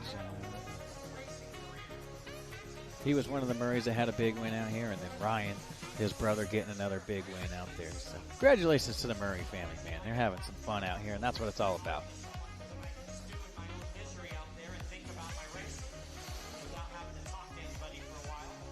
Yeah, so just so if you break out, that does not excuse you from turn marshaling. I know you're going to be a little salty out there, but like Jimmy was just explaining, sometimes that's the best way to go out there and deal with a bad race. You go out there and you go turn marshal, and that gives you some time to cool off and let it be what it be. And then, when you get done turn marshaling, you just kind of turn the page and move on. And that's what he did. And he was a pro for many, many years. 15-time national champ for Jimmy Dog, A-main finalist. At the same 2- and 4-wheel drive. So he knows a thing or two about racing and having good days and bad days. He was a bit of a kicker and a screamer on the driver's stand, so he knows. At that level, I guess we can all be every once in a while. So when you have a bad race, just go out there and fulfill your turn marshal duty. You don't want to stew on it too long, and by the time you're done turn marshaling, you just get right back on the horse.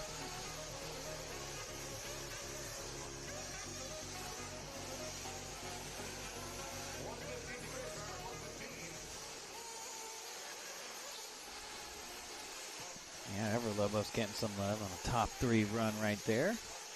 It was all Cole in the pits, right? Nah.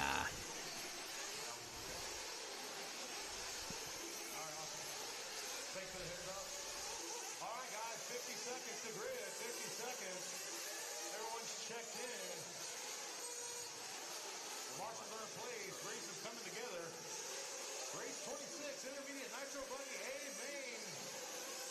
Like Jimmy said, we're 3 races away from calling this one done and dusted. Yeah, there's a couple TLR drivers out here still. They depleted their full factory team. But there's still some, not privateers, but intermediate and Sportsman TLR drivers out here. They didn't go away fully. But definitely they got rid of that full pro team.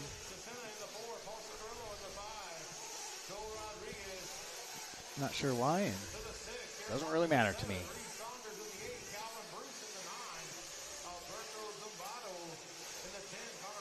We all have our reasons for things we do, and no explanation needed.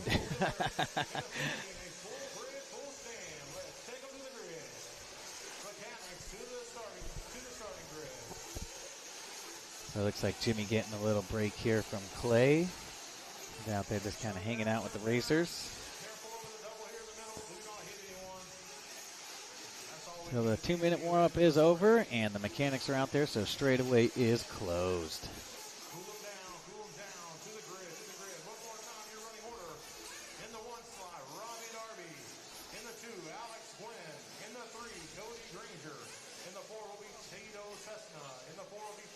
get Ken at the world famous Hot Rod Hobbies. He must have the broadcast on and the TV back at the hobby shop. What up, Big Ken? Holding it down at Hot Rods while Jimmy's out of town. In the 11 is Connor Rivas. Number 12 is Tyler Duff. And the 13 is Wade Moore. 14 is Heath Evans. And 15 is Boomer Wheeler. Let's fuel them. Mud Duck tuned in. What's up, Eddie Fikesand? That's the homie right there now in Bullhead, Arizona. And here we go. Oh, leader. A little bit of a jump right there. Looks like he checked up just a little bit after that. He kind of realized. Got to wait for the tone, guys. Wait for that tone. Darby was ready, though. He wanted the whole shot. Yep. No harm, no foul. It's all single file here through the center section of the track. One to keep an eye on, Reed Saunders making his the full official move to intermediate here this weekend. He pulled himself out of the Sportsman here in this class, and he made the A intermediate, and I commend that and respect that youngster. Let's see what he can do here on those raw speed tires. I think he's driving the Mugen car now, if I'm not mistaken.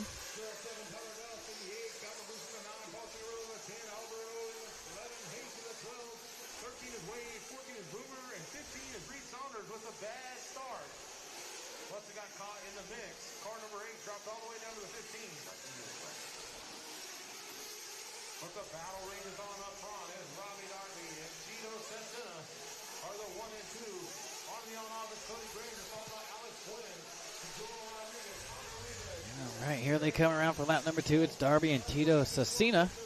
He's been having some real strong runs out there, Granger. All the way up to the, well, that's where he qualified. And right there in the 3, Gwynn 4, Rodriguez 5. Connor in the 6, Garrett Martin 7.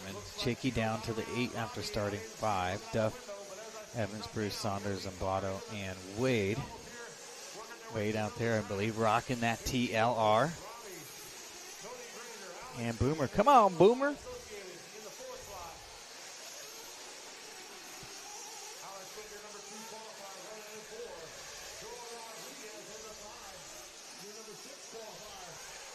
Darby getting some love out there. Alex Gwynn getting cheered on in the chat here. And woo, Darby, hang on to it. Oh, that might have been Cody. So a great battle right here, 2nd, 3rd, and 4th, as Tito has taken over that race lead, starting 4th on the grid.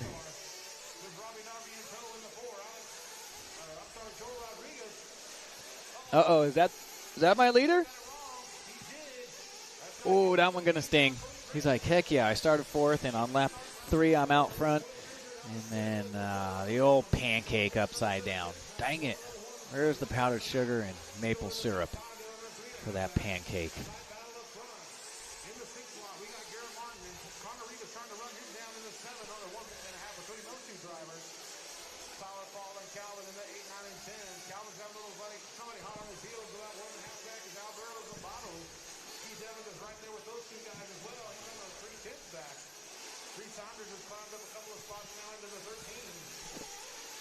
Here comes our leaders. That's Cody from 3rd on the grid. Alex Gwynn. All the cheers on the chat and are helping Gwynn right here. As he is 0.8 of a second back, and we're already coming up on some back markers here. And he realizes it and lets these guys get on by. That's nice. Ooh, a little love tap. Oh, and then he's going to have a little landmine here on the lander of that step up. What's happening, Ethan? I got Cody Granger. Out front, Alex Gwynn in the 2. Tito Cecina in the 3. Darby 4. Martin 5. Rivas 6. Rodriguez 7. Duff 8. Chicky down to the 9. Come on, Chicky. Bruce in the 10. Zimbato, Evans, Saunders, Boomer, and more. That's 1 through 15. So we are inching our way closer to that 1 hour A-main final here for the World's Warm-Up.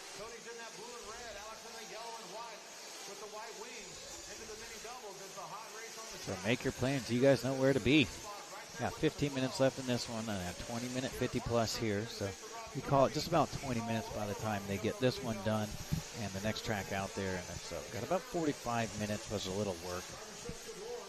And we're right on schedule for that 7 p.m.-ish start. So that was Jimmy who told me that. Leader upside down, and 3 turn marshals looking at it, and this gentleman over here on the number 2 cone. Because I got it, boys. You guys just relax and just sit there and hang out. I'll get it. DP in the house, y'all. He knows what time it is here. We're getting closer to those worlds. That's my bump up legend, I think, from, what was that, 2021 DNC. I don't know what game. It was like from the H main all the way to the A, and then I think he podiumed that race. I don't know if he won it or not. Maybe he can help me out with that, but that was our COVID year, and we did it over at Thunder Alley in Beaumont, California, and the new owner of Thunder Alley, Chris Nelson, Mr. TNR Fuels.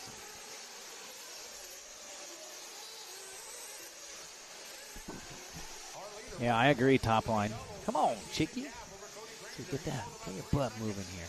You never count Chicky out, but I'm showing red for Chicky. Oh boy, dropping down the screen like a rock. We tried with the enthusiasm to get him going. It didn't work. So Gwyn to the point here. Got 2.6 now. Up on Cody. I believe we're just doing a nice pan across the track here. Let's see who Lucas picks to follow around here. Yeah, that looks good to me, Luke. That looks good to me. It's not my leaders, but we're going to show some love. These guys coming up on the track. This should be, I believe, Reed Saunders across the line. Yep. And that's Heath Evans. That's actually the closest battle on the track.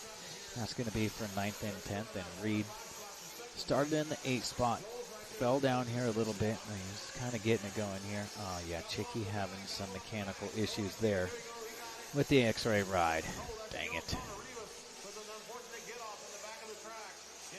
You never count Chicky out here in a race, but just not his weekend. One of the Ohio boys out here this weekend doing some racing with the X-Ray on J Concepts tires, Hobby Wing, A-Main, and Hoodie, some Chicky sponsors. We're still showing some love up here on the broadcast. So Glenn, we should be following along here with him. 7 down, 13 to go. Oh, that's Albert, so 1 car back will be our leader. There we go. Yellow and white.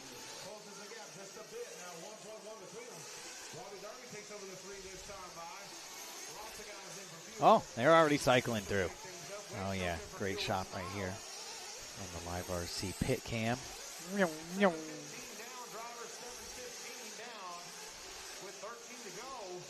Oh, yeah. Now, let's go back to that if we can. Looks like somebody filling up the gun. Let's see if these Associated boys got somebody coming in. Oh, we missed it. We tried. We'll get him here on the next one. A couple of the ladies down there in pit lane tearing it up. Here we go. Looks like Cody in for fuel. And Alex, so my 2 leaders are in for fuel. A little bang off the wall, a little bang off the pipe. No harm, no foul. Oh, that's Mama Saunders right there, and maybe the daughter. He said, Shane, you take a break. It's Mother's Day. I want a pit for him. On a Mother's Day, Mains Day, we got Mom right there, Erica Saunders, pitting for her baby boy. That's cool, man. You know, it's not always about results at these events.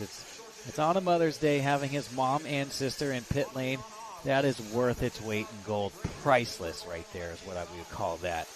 That was rad. Good job down there to the ladies in pit lane for Saunders. That was cool. Yeah, he'll be moving up here. It's a little bit of a shaky start. Saunders will find himself a groove. He's only 6'7" out of 8th where he passed. But, you know, in the intermediate class, these guys are going to have a little game here. And he will find his feet shortly. It won't take him very much time. The fact that he made the A's out here in a couple different classes, super proud of that young man for doing that. But, you know, he's getting some intermediate attempts out here this weekend, and I applaud that effort. The battle for the race lead, separated by 0.2 of a second. Cody, a little bit of a gutter ball. Not too bad. Could have been worse. Yeah, there's the ladies in pit lane. That's the Saunders gal. That's Mom right there and sister. Happy Mother's Day to Mama Saunders right there. And look at those game faces on. It's all business down there in pit lane.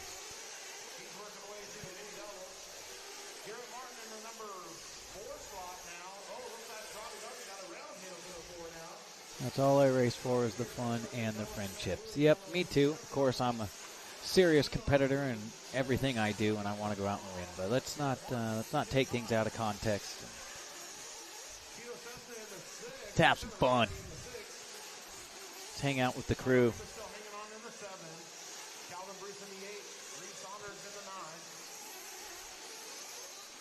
All the ladies getting some love on the chat saying, good job out there. I agree.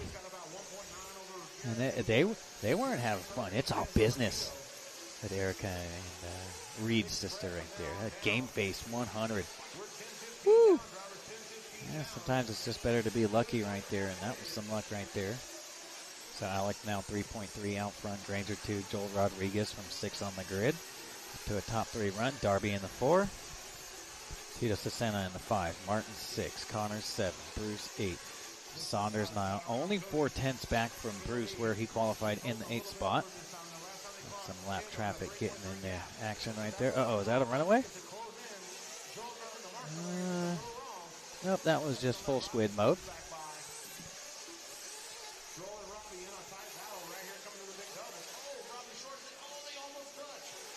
Yep, I couldn't agree more, Ward.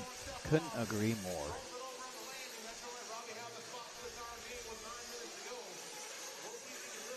So Reed only 2 seconds back from Bruce in the 8th, and then another 1.6 back from Rebus in the 7th. So top 10 run in the works. Let's see what he can do with that.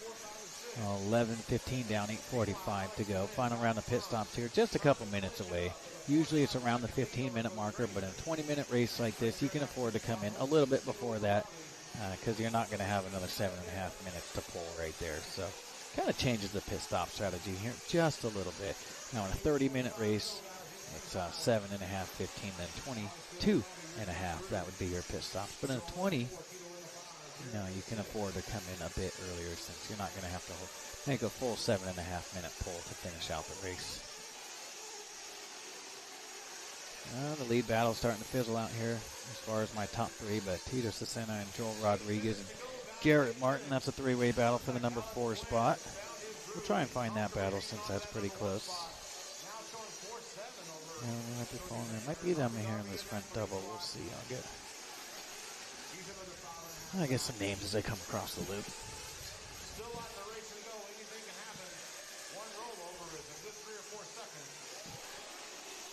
Let's see, are these Tito? Oh, that was not a scheduled pit stop right there. That was just the old buzz of the tower right there. He did not mean to come into pit lane, and in fact, that was about as lucky as you ever can get. He actually touched wheels. It was either Rodriguez or Tito right there, but they got slungshot into pit lane, and that was just as much a surprise to me as everybody else standing in pit lane. That could have been worse if that came up and out of pit lane and into the mechanics right there, but that was a full flyby there at full speed. Never lifted.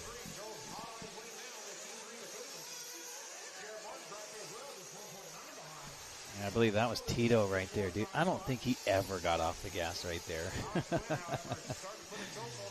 Yeah, he did fall back a little bit, so he lost a little bit of time, but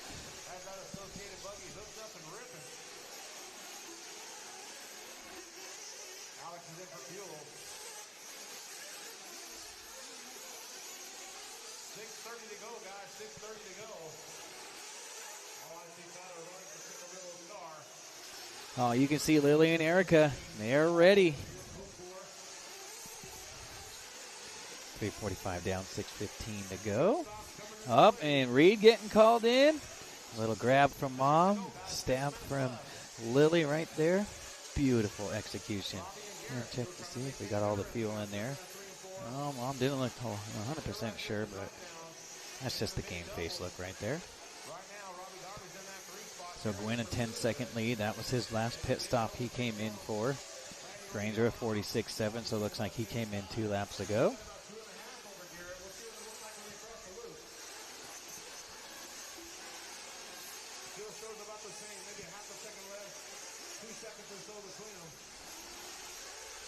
Pushes a little wide on that first landing over there on the right-hand side. Cleanly over that step up, though.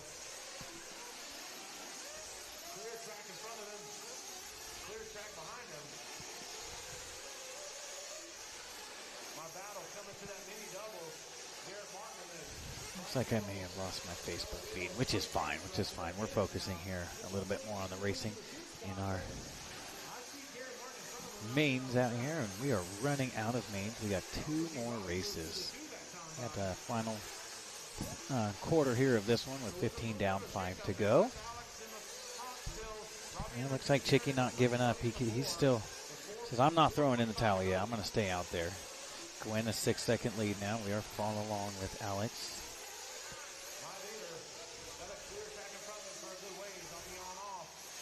So we got a 20-minute race coming up after this, the 50-plus Nitro buggy, and then a short break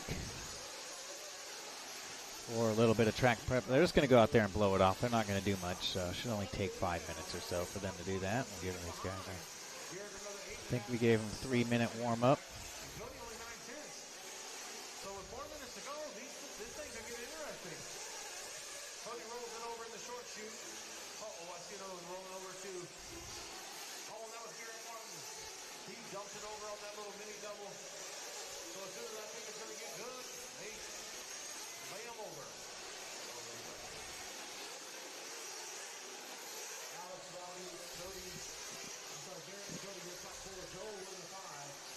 Down, 4 to go. So Darby, he not done yet. Only 3.9 back here. So there is Quinn, and then there's Darby. So, he had about a 10-second lead a few laps ago, but maybe driving a little nervous here.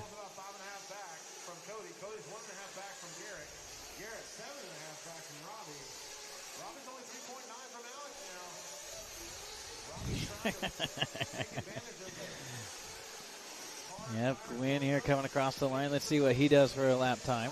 38.5. What about Robbie? 37.8 now, 3.2 back. There you can see Darby. He's in full send mode, trying to reel in that leader. He knows there's just over 3 minutes to go here. Lap traffic letting the leader on by, so we're following along here with Robbie Darby.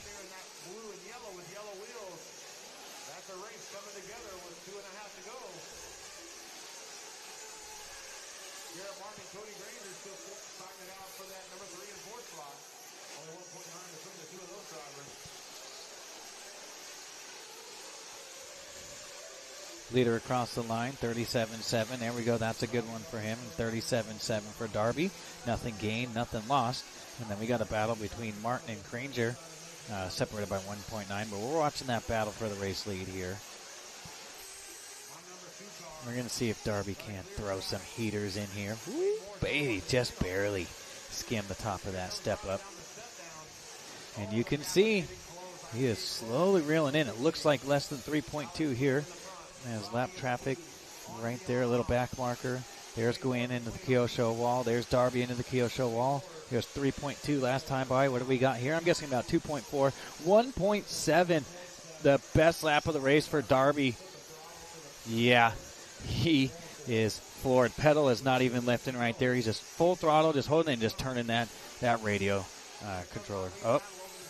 Some back markers. Let's see if they play a little havoc here with these leaders. And Clay doing a great job letting these guys know that these are my leaders, and that's exactly where we're following, and that's all on the race director right there following the race. And good job to Clay up there working with these leaders and kind of guiding them through here, the back markers, and that's it makes a huge difference when your race director's out there really having your back and watching the race up there. And Clay doing a great job here for these guys. So 1.8 now, losing a 10th here. Gwynn kind of sniffed that out, that Robbie was starting to catch up to him. We got 1:10 to go.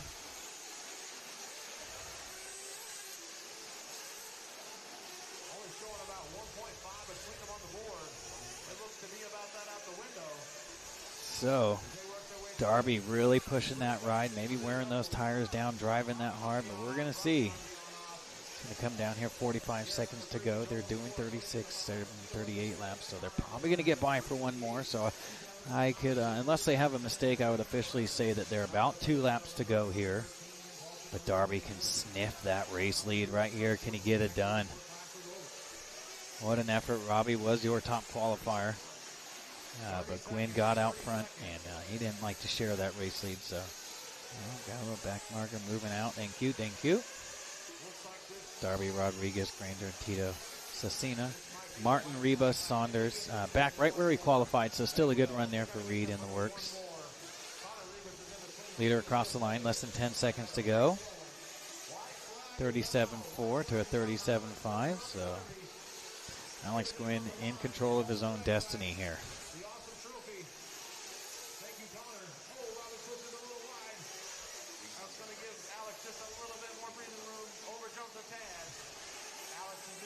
About a half lap to go here for Gwynn. Those palms getting sweaty and haven't blinked the eyes in about 20 minutes here, but he's looking like he's just cool under pressure right here. He's got 2 more big jumps to go and a left-hand 90-degree turn, and that's good. Let's get a little rowdy here for Alex Gwynn from the 2 spot.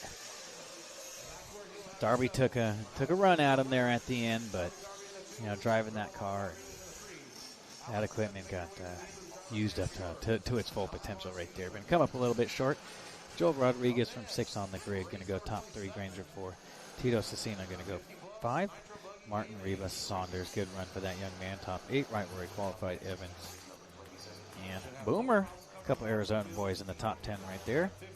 That's our A-Main Hobbies race results.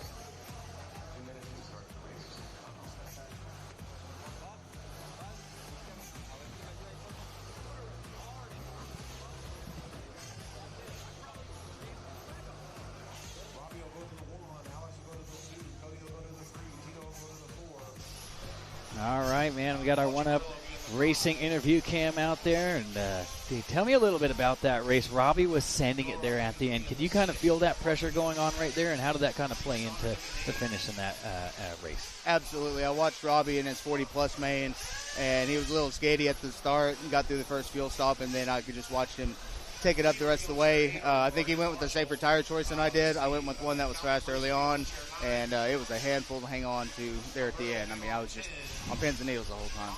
Yeah, and that's kind of the game out here. Do you pick a tire that's going to work early and then fade a little bit, or do you pick a tire that's going to be a little rough to drive early but come in as the race goes on? And so it sounds like you just gave up your secret right there. Yeah, absolutely. And, man, super proud of you. That was a fun race to watch and call right there. So congratulations on the big win. You want to give a shout-out to any of your sponsors here? Yeah, big thank you to Team Associated. Big thank you to my buddy Chris Lawson for fitting me all weekend. Big thank you to Jason Rona at J Concepts and Tommy for Science Fuels, or Rocket Science Fuels. Right on, man. Well, congratulations on the big win. Go celebrate. You're going to have to go turn marshal a little bit first. But, yeah, my legs are dead. I need to stretch them. Drink some water and maybe a Gatorade from some electrolytes. Will do. Thank you. Congratulations.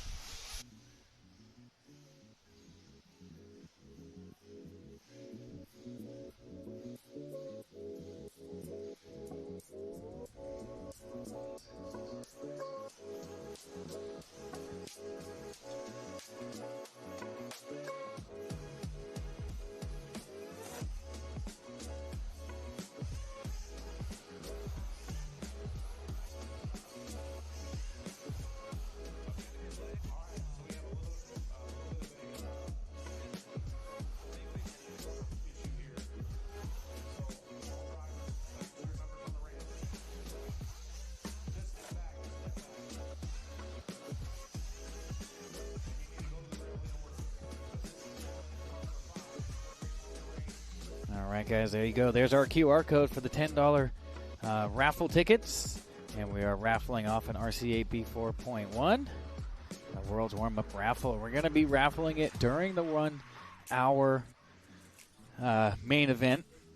So getting close to last call for the raffle, guys. We'll just make it official. Last call for raffle tickets, $10 a ticket.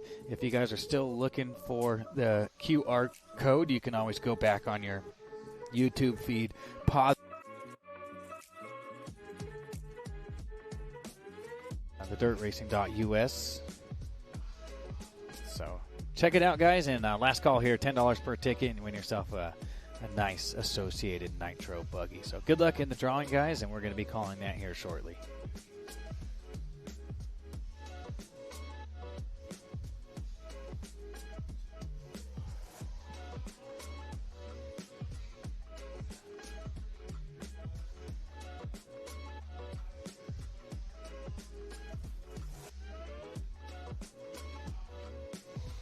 All right, we're getting ready to go here for our 50-plus Nitro buggy. Hey, Mike Vitale, your top qualifier here. So their 2 minutes of warm-up has started. There's Bogey Givens, and I knew he was out here racing. I think he's just racing one class this weekend. Gilbert Jimenez going to start second. Givens third. Sistrunk in the 4. That's Mark Robinson in the top 5. Jermaine's dad. Sean Rushing, who's had some good results out here. Eva Lobos is coming off a top 3. And Sportsman, Nick Lefebvre. I'm assuming that is Ethan Lefebvre's brother. Renato, that's the dad right there. It's Renato Tridardi Sr. racing with his 2 boys out here. And Donato, his younger son. 2 big wins out here so far this weekend. Ken Capson, Chris Lawson, Paul Scholes, Will Allen, James. There's my top 14 here. I'll show the top 15 on there. Amy and Hobby's grid lineup. 1 minute till we get this one going.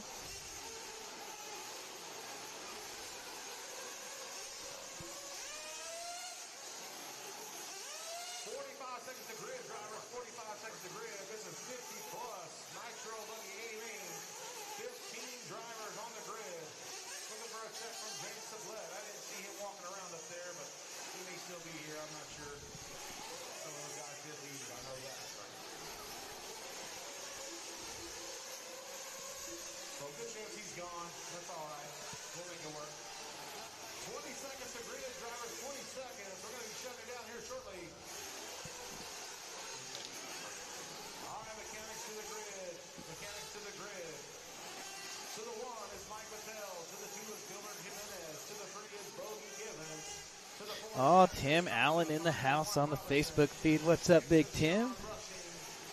What's going on, man? We got Bill Dunaway. So America is in the house here.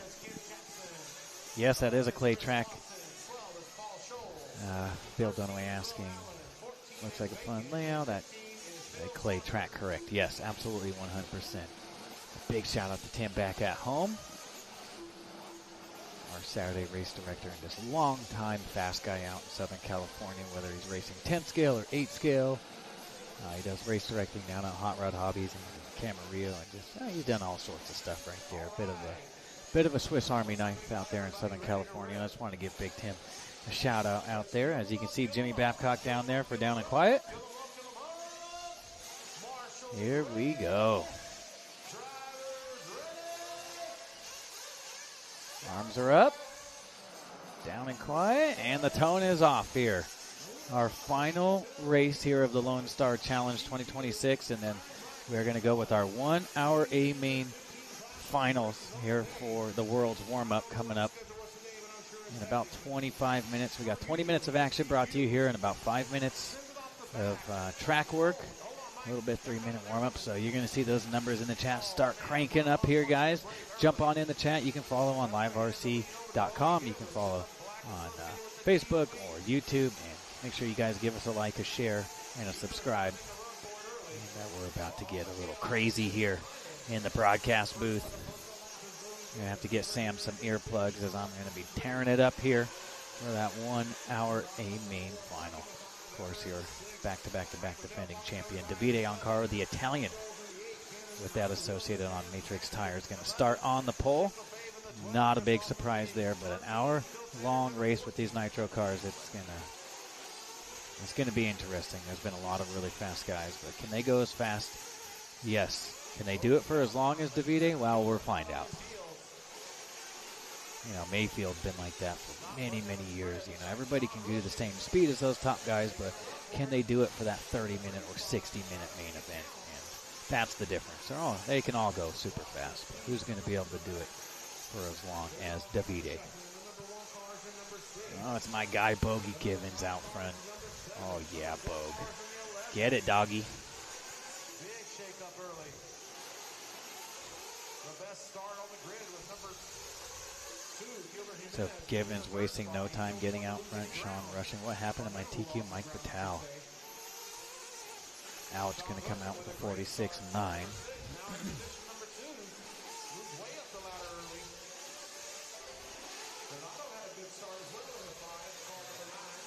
What's the last 4 of Joey's phone? Oh, they're asking me online. Let me get that for you guys real quick. I know I'm supposed to be announcing this race, but it's hard to send a Venmo if you don't know the last 4 of the digits. So maybe if I can have the my moderator, once I pull this up for you guys, post that maybe in the chat, the last 4 of Joey's digits. 9319. I think that was Joey. Forgot to put that on the flyer. But if you guys are trying to get that Venmo raffle in there, 9319 is the last 4 of Joey Christensen's number. Maybe my moderator here on the chat and YouTube can get that posted for me.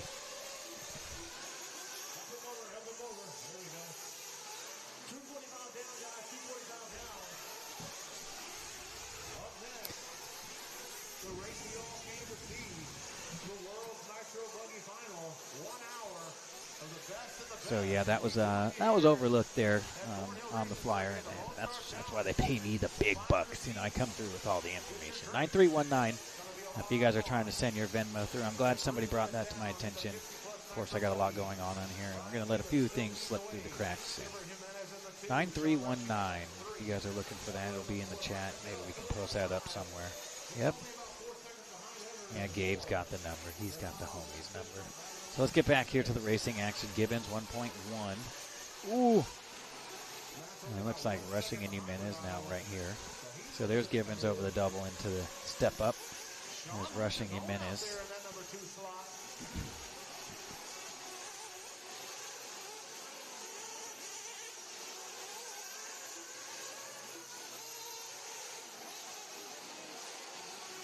He's not letting Bogey get away just yet.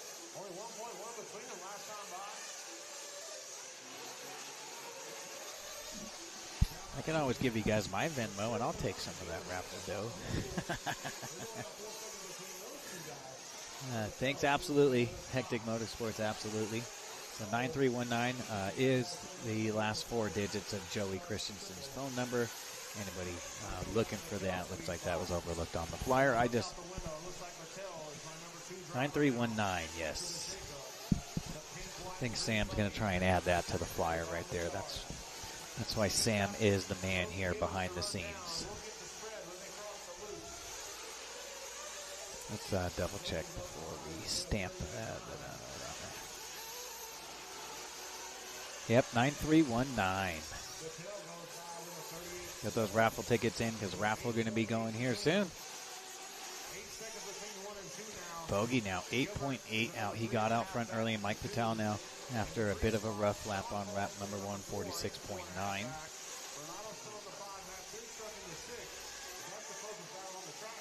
I'll send you some friendship fee. Yeah. Do it. Do it. So we're taking a ride along here with our race leader. We miss having Bogey out west, and it's good to see him out here. Got to see him and give him a big old hug. We didn't have time to chat too much because I'm so dang busy this weekend. But we got to hang out for a minute. Looking good out there. Always bad fast. I called him fast earlier, and I didn't want him to come out here and make me wrong. So he's proven me right. He is always fast, no matter what surface he's racing on. Yeah, long-time racer over there at the yard. Mike Patel, 8.5 back. And then you got Jimenez rushing. Sistrunk. Oh, Matt having a good run right here. Renato Tradardi from 9th up to 6th right here. And he's going to be battling it out. Let's see. We got a back marker here. Holding up that race leader. Let's try and find Sistrunk and Tradardi. Lucas, get out of my brain, dog. He is on it.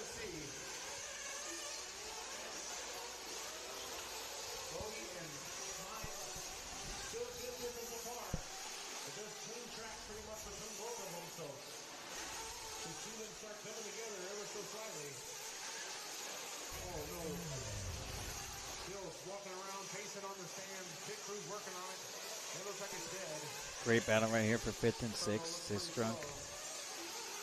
Only 1.2 up on Papa Tradardi right here.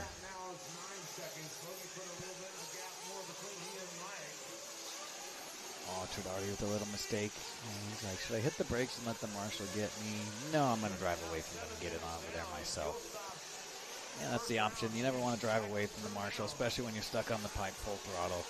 A lot of cars like to skate away, skate. What I'm trying to say from the marshal, but you got to choose. Do you got to try and get it back over that pipe on your own, or do you just stop and let the marshal pick you up? got a little bit of a rough start, but it looks like he's climbing the grid. Making clean, consistent laps will do Thank you, that. Hectic RC Motorsports, for pointing that up for us. And not everybody's going to have the last 4 of his numbers, so. Hectic Motorsports coming in with the good stuff. All right, first round of pit stops are here. 7:30 down, 12:30 to go. Let's see the action coming in. Oh, Sistrunk gets it all sorts of wrong. He almost made it in the pit lane. Here comes Tredardi in the pit lane. Uh-oh, is that Sistrunk getting a refire up? Maybe they just got him out so quick I didn't even see it. That's how fast Smiley was on that pit. Yeah, he gone.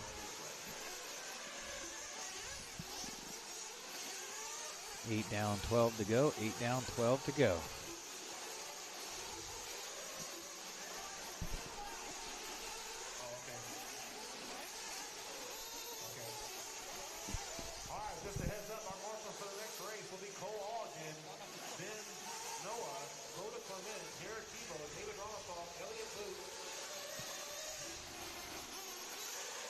Here's rushing across the line. He qualified 6, still running in the top 4. Patel still right around that 9 seconds back from Givens, so nothing gained, nothing lost yet. We're not quite here to the halfway point yet, but minute 15 away from the halfway point. Givens, Patel, Jimenez rushing. Sistrunk still my top 5. Tredardi, Lefebvre, Allen Scholes, Robinson, Capson, Lobos, Lawson, and Phil Saunders. No start out of James right there.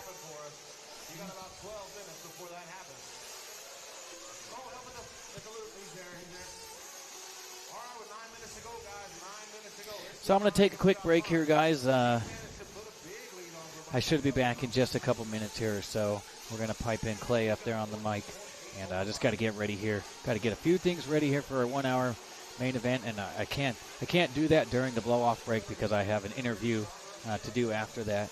And so I'm going to come back in here and get you guys fired up, and I'll be back for the second half of this race and our one-up racing interview cam. We'll get the interview with the winner of this one, and it's going to be popping here pretty soon at Thornhill Racing Circuit for our 1-hour A main World's Warm-Up race coming up soon. So, guys, go get the popcorn going. Grab yourself a cold Coca-Cola out of the refrigerator. And we're going to bring you guys some of the best racing action in the world here, brought to you by Live RC. Be back here in a second. To the right-hand side. If he gets close, give him a little space. Mike Patel closed up big time that time by now only 5.5 back. Bogey must have had a trouble lap. Not much of one.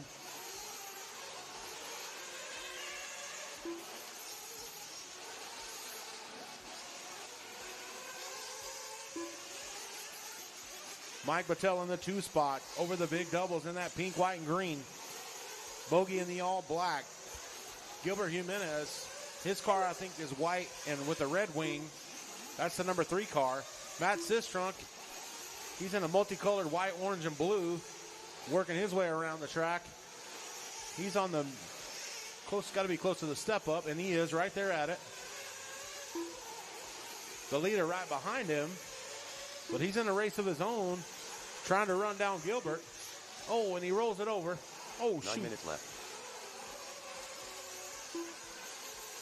11 minutes down, 8:45 to go, guys. 8:45 to go. Oh, caution right here at the doubles.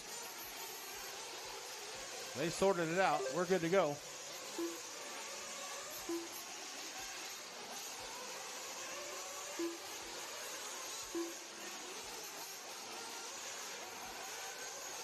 Looks like I got 3 or 4 cars off the field, unfortunately. Attrition starting to take its toll. We're only 12 minutes down, 8 to go. Mike Patel has got it down to 2.5 between them. Let's see if we can find them on the field. Here we are, looking out my left side window. Matt Sistrunk's between them. My number 1 car going to the right-hand side. My number 2.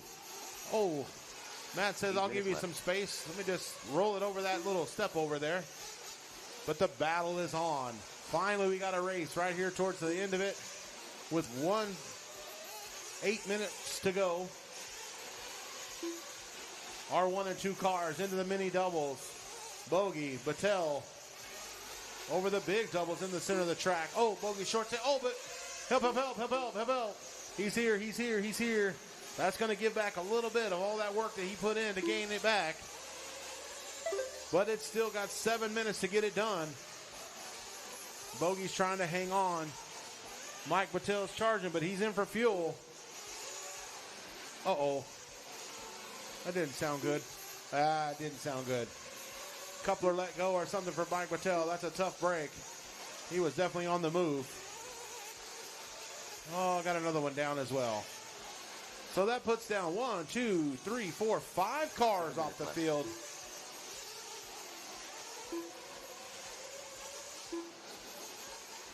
Again, my marshals for the 1 hour Nitro final. Cole Ogden, Ben Noah, Boda Clement, Jared Tebow, David Ronefalk, Elliott Boots, Yao Figueroa, Jared Wiggins, Camden Lime, Frankie Contreras Jr., Kalki Cato, and Jermaine Robinson and Lee Setzer. You guys will be our marshals in about 7 minutes. 13 and a half down, 6.5 to go.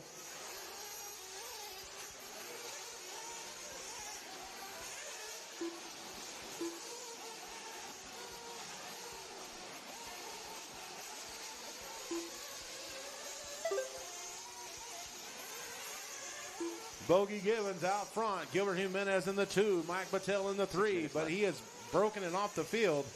But he had a few laps in the bank, so we'll see how he shuffles out.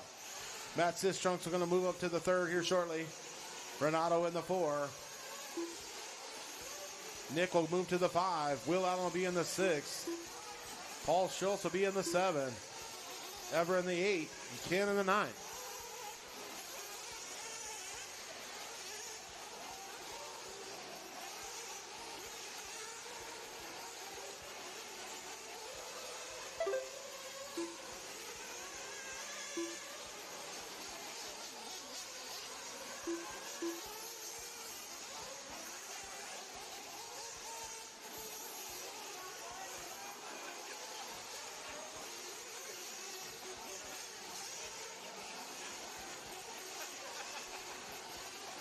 Final 5 minutes of regular racing.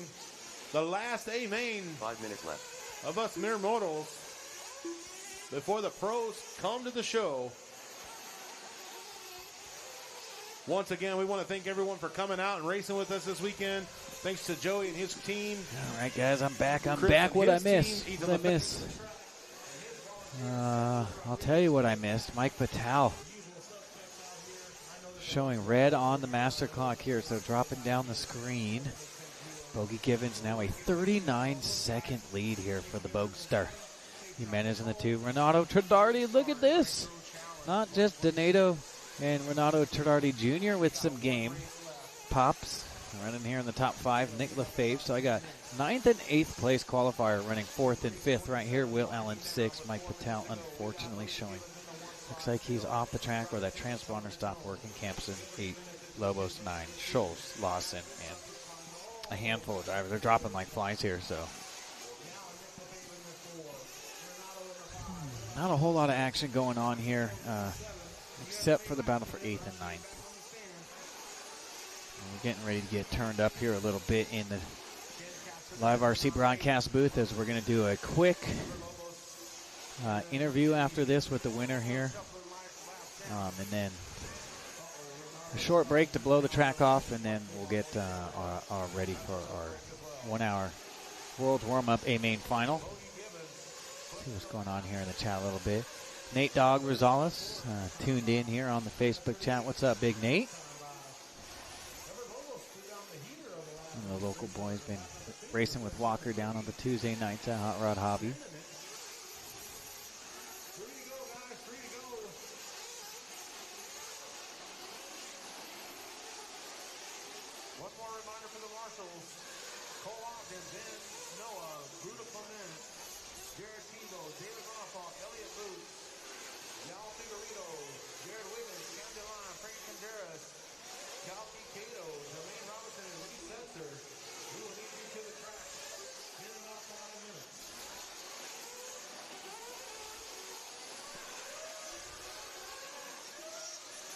Let's pull that up. There we go. 17:30 down. 2:30 to go here.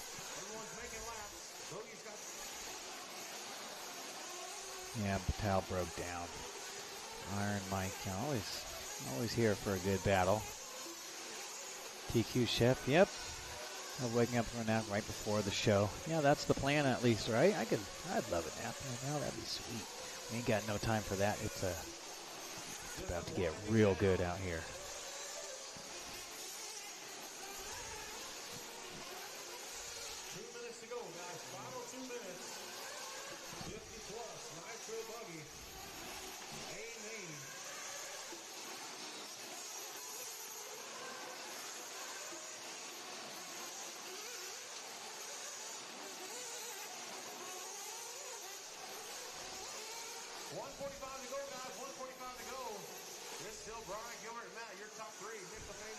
So we're following along here with Bogey Givens with 1:30 to go. He's earned himself a little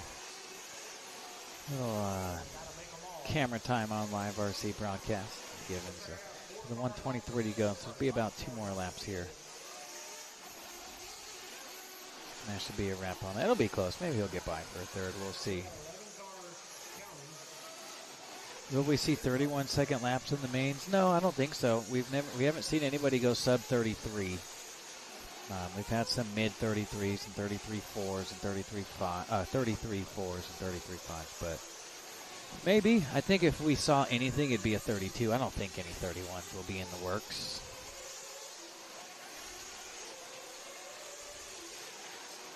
Yep, I agree with RC Victory Lane. About 32.9 might be pop right there, but depends on track conditions. The sun is still up, and the temperature is still about the same from earlier. Maybe a little bit cooler, but not much. And humidity has rose a little bit. So about the same with what it's been all day, but we'll find out. Maybe we'll ask Bogey if he can bring this one home and get an interview with us if the track still feels the same from earlier until now. Or I'll just ask him how the track is, and he'll let me know. 15 seconds to go. So it's going to be Coast. It's going to get 10 seconds. And with that right there, this will be his final lap. All right. Good job, Bogey Givens. Congratulations, brother. There it is. Bogey Givens, your 50-plus Nitro Buggy A-Main winner on a 30-20-01. Looks like Patel back out there, so whatever he was broke, he was off the track for 3:45. He fixed it and threw it back out there. He's going to just monster truck over Lobos right there for the 6th spot. Lobos was all sorts of sideways, so good job, Mike. Way to never give up. That's how you do it. Got to set the example for those youngsters. You don't throw in the towel if you're having a bad race. You just let the cards lay where they lie. Looks like we're waiting on Paul Scholes, so looks like Paul's still waiting to finish. Yeah, here comes my buddy Paul. Finish strong, finish strong. There it is. He's going to go top 10.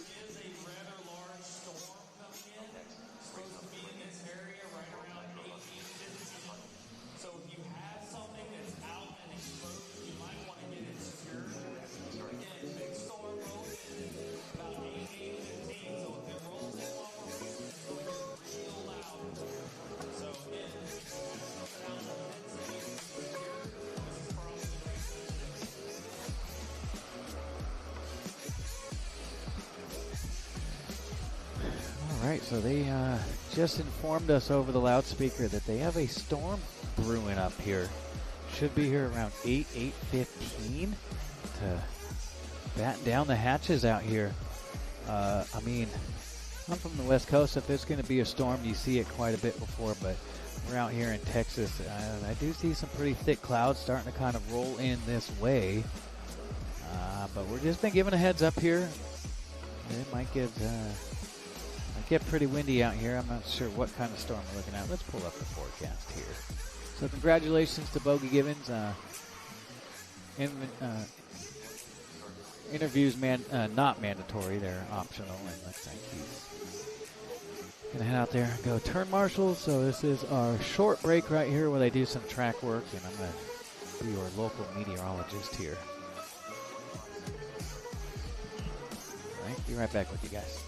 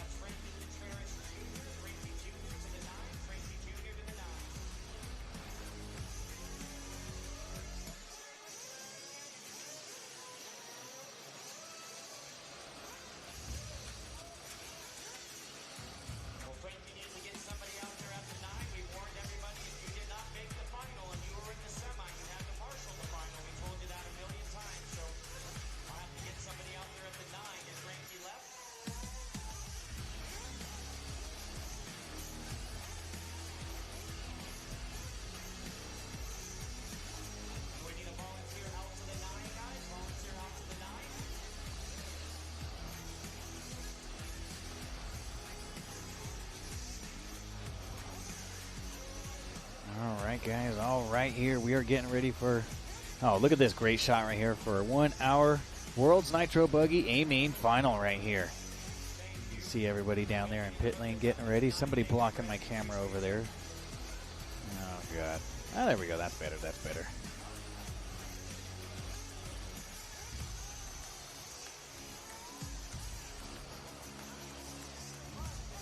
So thanks, guys, for tuning in. We're up over 1,000 viewers here on YouTube. Yeah, we're full send out here, so we should be good here. Should be able to get this in here before just a flash of weather. They're just giving us a heads up here.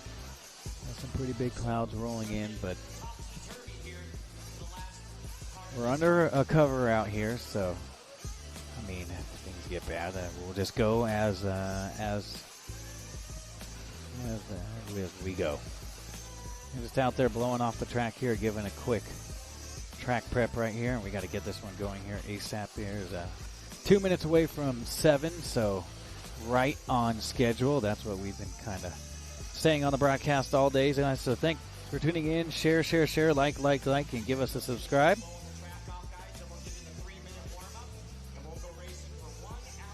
Thanks, Big Shane. Who are we rooting for here? Who's going to be the underdog? Who do you think might come up and steal this one? Is Ongaro just going to run away with this one, or somebody going to come up here and give him a good battle? JCC's been fast. Polito, super fast all weekend. B. Rose, he did win his semi. Van Dalen, you can never count him out. 2 big wins down there in Paris, California at the Dirt Race Park. Jonah Wilson will start 6. Felong will start 7. Chase Lemieux 8. Rifkin will start 9. Mayfield, Fuller, Barufalo, and Fenn. That is my top 13. Fenn was the fastest out of, after all the 12 were done. We took the top 6 and then the fastest laps and times from the even and odd semi, and that was our 13th place qualifying. That goes to Mr. Dakota Fenn here. So I want to wish all these racers the best of luck. And let's get this going here.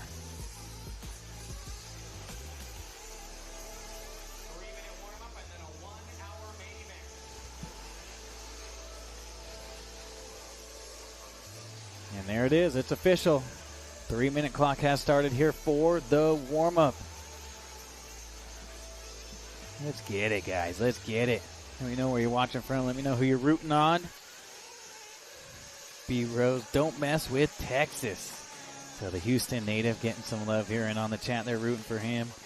Jonah getting some love. Yeah, lots of for Rose. Fuller getting a few shout-outs here. Polito, a little shout-out for Polito. Feed Long. When is the raffle? Well, I was told it will be during this A-Main final. I would have preferred before, but that's just me.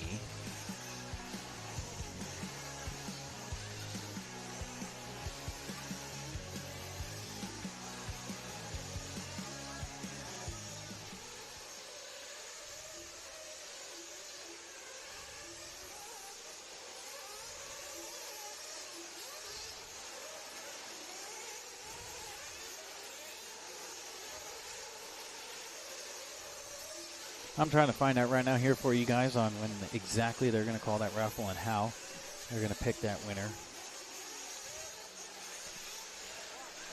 What's up? 1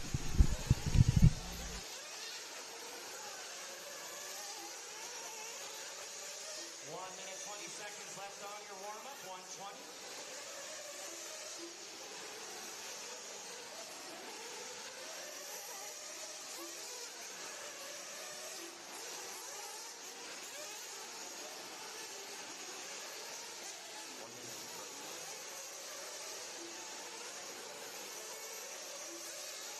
All right, so just to bring you guys the correct information, I just called Joey, and he says he's going to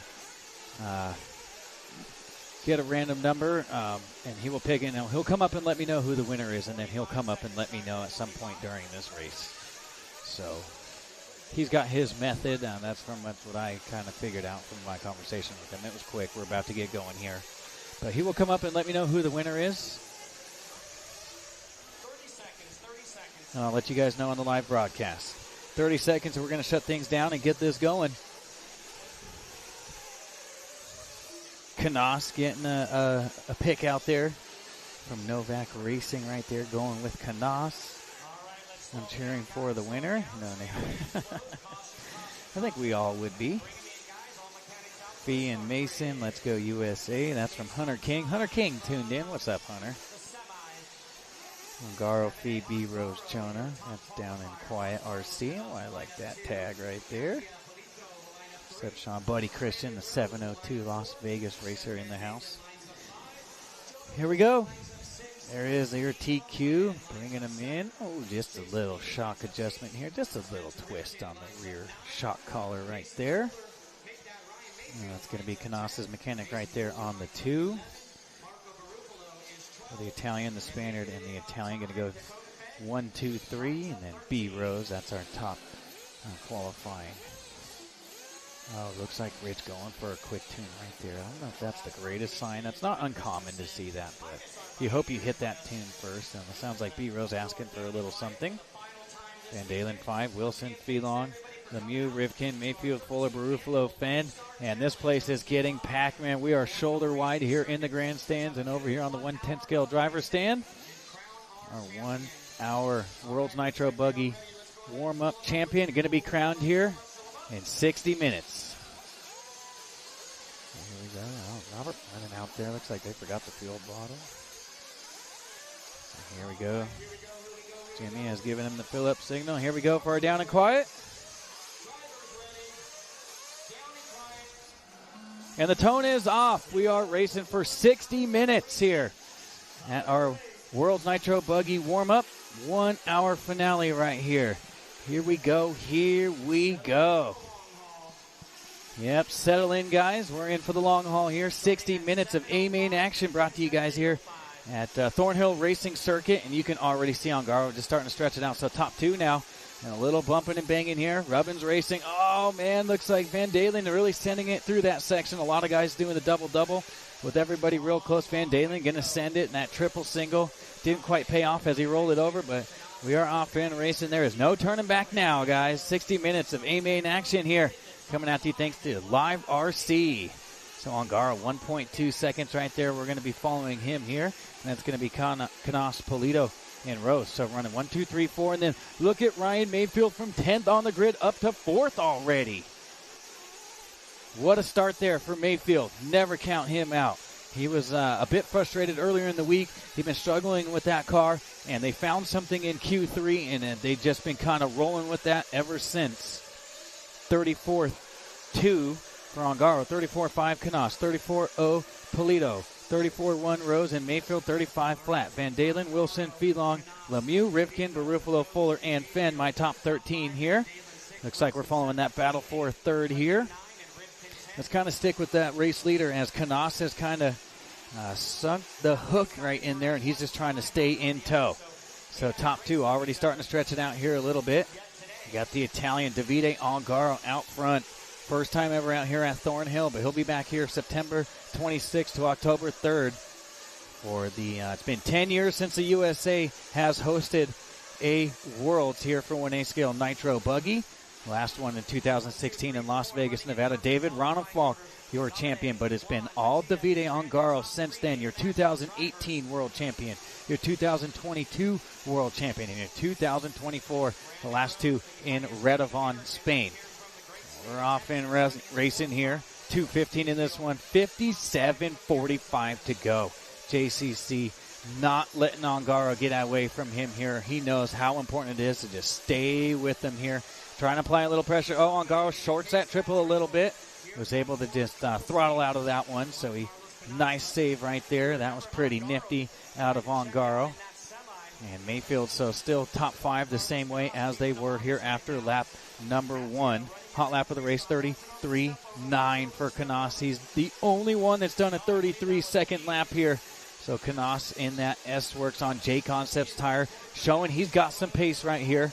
But he's going to have some work to do to get around the Italian in that Associated on Matrix tires here with 57 minutes to go. So 3 minutes into this one.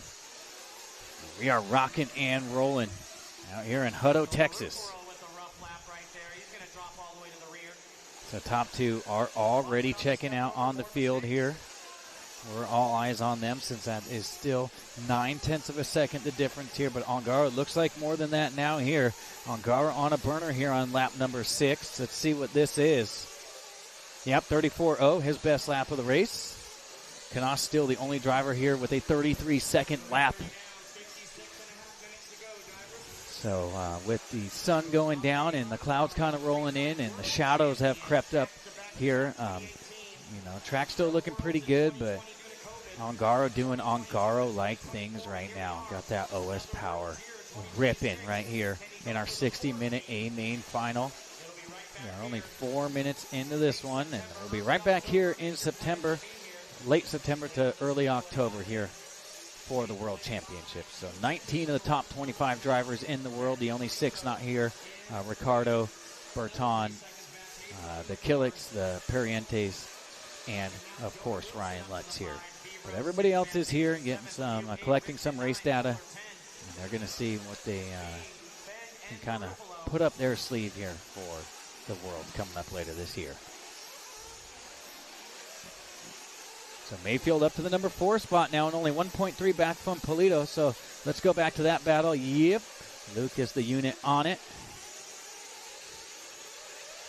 There's the young Italian star right there. And then our highest running American right now. That is no shock to see Mayfield into the number 4 spot from 10 on the grid. And then Jonah Wilson with that Sparko 6. B Rose 5. Rose 6. Van Dalen, Rivkin, Lemieux, Fuller, Pete, Long, Fenn, and Barufalo. So you can see the battle for 3rd and 4th right here. That's Polito, Matea, and then Mayfield. And then not far behind them, that's going to be Wilson, Rose, and Van Dalen. Yep, that's that battle right there. All eyes here. Our closest battle on the track right here, 0.8 of a second. And Ongaro stretching out to a mere 1.9 seconds. That doesn't seem like a lot. But in race talk, that's quite a bit little gap right there. And that's exactly just what Ongaro does. You can see him at the bottom of the screen. If that battle starts to close up here a little bit, we will go back to them and catch that racing action. But right here, we're following with the S-Works pilot right there and the Techno driver right there, Ryan Mayfield.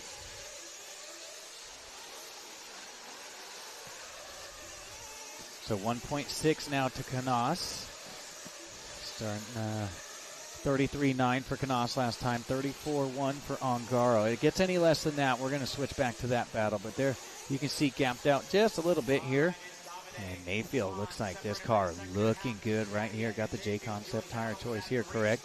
But all that stuff's going to fade. Those diffs going to start to heat up, and the shock's going to get some air in them and also get a little softer as the run goes on. So very important data being collected. A lot of these racers going to stick around Monday, Tuesday, and Wednesday.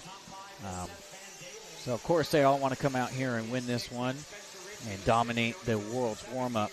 But these guys really out here to just collect data for the Worlds later this year. Still at 1.6 for Ongaro and Knaus, so we're not missing anything. I'm keeping an eye on it. Closest battle right here. That's the young Italian in the S-Works. And Mr. Mayfield, never count out Mayfield here with that Techno. Kind of changing up the colors as you get a little bit older. Used to run the purple out back, and now it's all white. That's just kind of how it works as we get older. That's still my top 4. Van Dalen running in the top 5, so I got 2 Technos now into the top 5. Rivkin with the Associated 6. Wilson, Rose, Lemieux, Fuller, win. And our first round of pit stops coming up soon. 7:20 down, 22:41 to go. So I can't imagine anybody would, maybe, I know Fenn was able to go 9 or 10. It didn't quite work out. He did have a flame out, but he was doing it. So here we go. Polito peeling off into pit lane. You can see him jumping into pit lane. Nice pit stop for them. In and out. Nice and smooth right there. So pit stop's going to start cycling through here. Lead up to 1.9 now for Davide Ongaro. So it's been under 2 seconds for the first 8 minutes. And our first round of pit stops cycling through. Great shot right here on the Live RC pit cam. Here we go. We got one coming in. Coming in hot, boys. 100-mile-an-hour fastball. And that was your leader, Davide Ongaro. Great shot right there as he came in for field in and out. Drake right there doing the one-man band right there for Mayfield. Yeah, these boys have been racing together a long time. So as expected, Mayfield was right there on Polito, but a little bit quicker pit stop right there from Mayfield. So going to gain a position right there. They were only separated by just less than a second there, but it looks like Mayfield with Drake on the field gun going to pick up about a second. Now he's leading by a second here. So Ongaro, his pit stop here. I don't think I've seen a stop out at JCC here yet. So a little bit different pit strategy. Let's try and find him as he goes around for another one. So now it's Juan Carlos Canas, 4.2 up. We're looking at about 6 seconds for a good pit stop out here. So let's try and find JCC as he's going to be coming in here soon. Should be working through the center doubles. Yep, up to the on-off section and right in front of the Kyosho wall now. One car back. There we go. Let's see if we can catch him coming in for fuel. And yes, here he comes. So let's see. Can they put in a good stop right here and hang on to that race lead? I think that was Ongaro, that flash that went by, and yes, it was. So Ongaro going to take back over the lead here, and then I'll give you the gap difference as they come by the loop. And you can see there goes Ongaro on the left side of the screen. There's JCC. He got the lead a lap right there. But that looking at about 3 or 4 seconds of difference right there for him. Polito and Mayfield separated by 0.3 of a second here. And we're right back on that action right here in the little double-double section. So, as expected, these guys going for more of a consistent run instead of just sheer speed.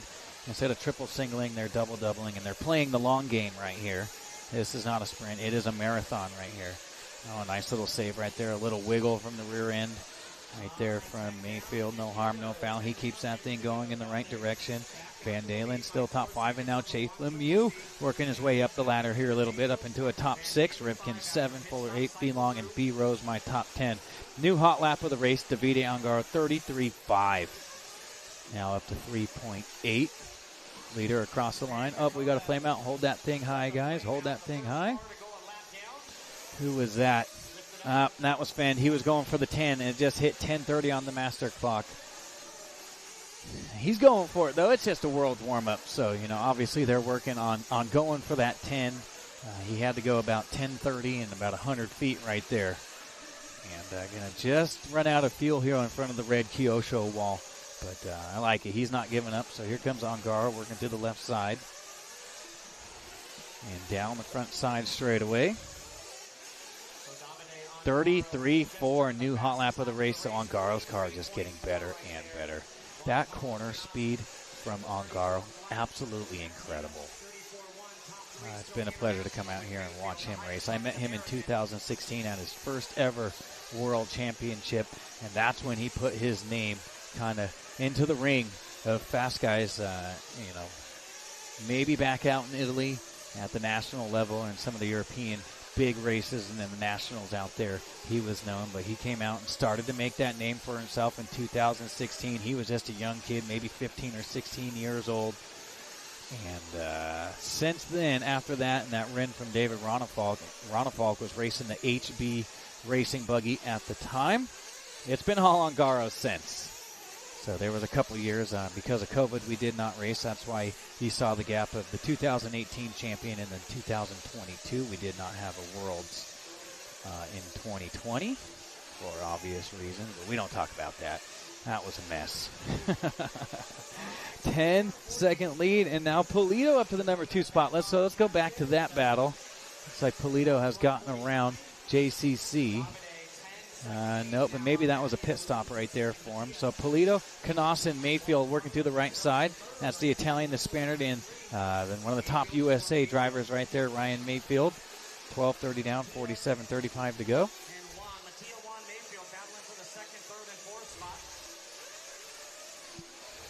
So there's Polito into the 4-pack. Then it's going to be Juan Carlos Canas, Carrasco, and Ryan Mayfield. A 3-car battle for the number 2 spot. And we're only 12:45 into this one. And Davide Ongaro, a 10.5-second lead right here. Surprised? Not in the slightest.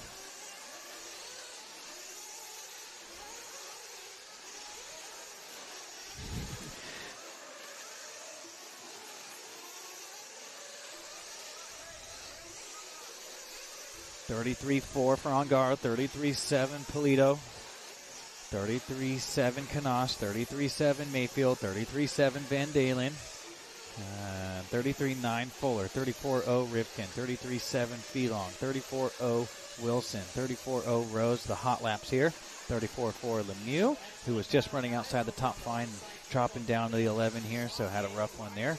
Marco Barufalo and Dakota Fenn. Rounding out my field, 12 and 13. But this is where the action is, so this is what we're bringing to you guys here on Live RC Cam. Looks like Fenn moving out of the way here for that battle for the 2 spot. Thank you, DP. And I got just a big glorified practice race right here. Of course, these guys want to come out and assert their dominance for the Worlds coming up later. But this is just giving us a little peek of what we're expecting here and what kind of work these guys are going to have to do if they want to stop the 3-time defending champion here, Davide Ongaro. And down to 8.5 right here. So we're about 45 seconds away from our second round of pit stops. Davide coming across the line and I'm assuming Davide will come in here next time by. Battle for second, still hot and heavy. Looks like Mayfield dropping back here a little bit, getting ready for our second round of pit stops. Looking at, if you're doing a 7:30 rip right here, we're looking at about a 7 pit stop race here in 60 minutes. So a quarter of the way, 15 seconds away from a quarter of the way done with this one. Let's find Davide. He should be coming up to the loop here. Is he coming into pit lane? Nope, he's going to go by for one more. So we'll stay with this battle with Polito and Juan Carlos Canasta. Mayfield only 1.5 back, so he's still kind of hanging in there. Looks like Polito going to peel off here. He's coming in for fuel. Oh, a little doink off the pit lane wall. No harm, no foul. That's just going to scrub a 10th or so. That's not a big deal. So Davide working through the center section of the track. Let's see if we can find him. I'd like to see. I'm assuming he's coming in for fuel. Yep, up into the on-off into the red Kyosho wall. There we go. One car back. There it is, and here he comes.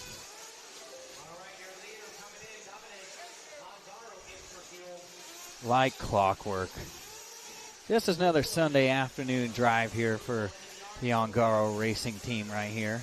Representing for that team associated. Matrix tires right here.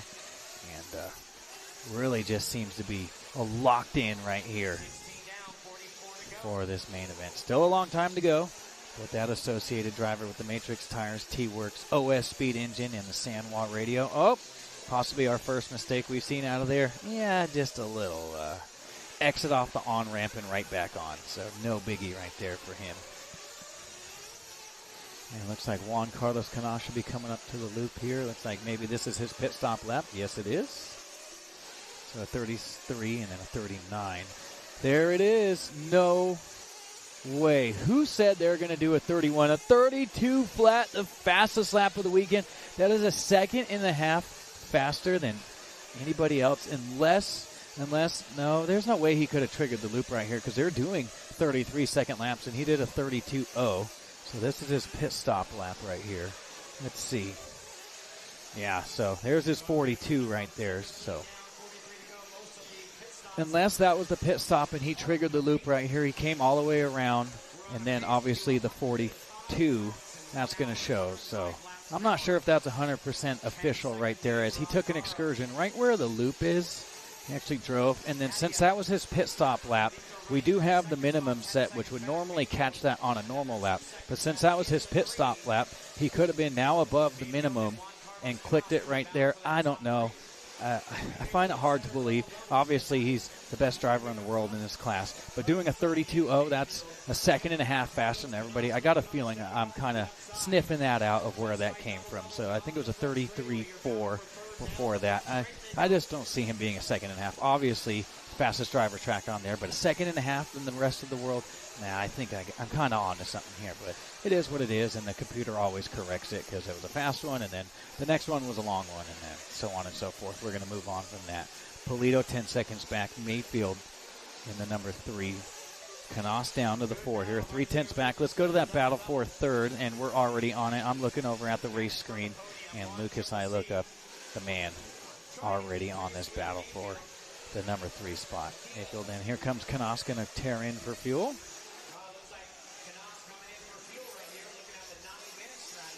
Yeah, he's trying to go 1 pit stop less. Everybody else on the 7.5. Dakota trying to go 10, but JCC on the non trying to make it a 6 pit stop race instead of a 7 like it would naturally be.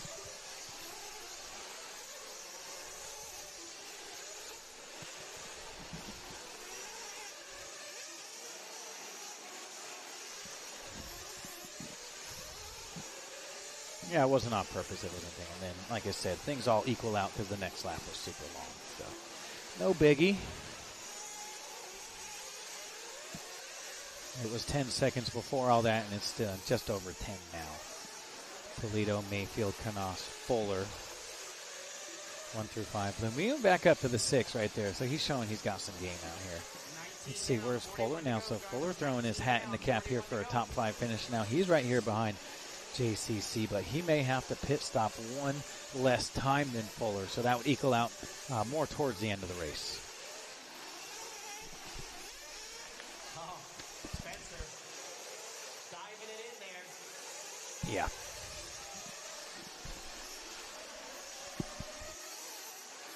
Chase the mute there. And here's a good battle coming down the straightaway. That's going to be for 6. So great battles all over the racetrack right now. We're on that battle for 4 spot, and then we're going to switch over. There's a 4-way battle for the number 6 spot. That's B. Rose, Rivkin, Lemieux, and Phelon. Oh, looks like Van Dalen, the first one, showing off the track here. 20 minutes down, 40 to go. 1/3 of the way done. 20 down, 40 to go.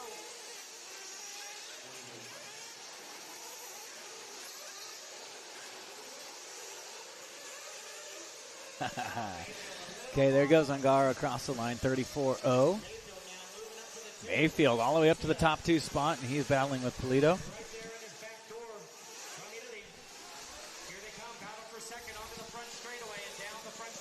So down the front straightaway. Let's switch to that battle, Mayfield and Polito. These guys have been duking it out pretty much since the beginning of this one. Here we go into frame.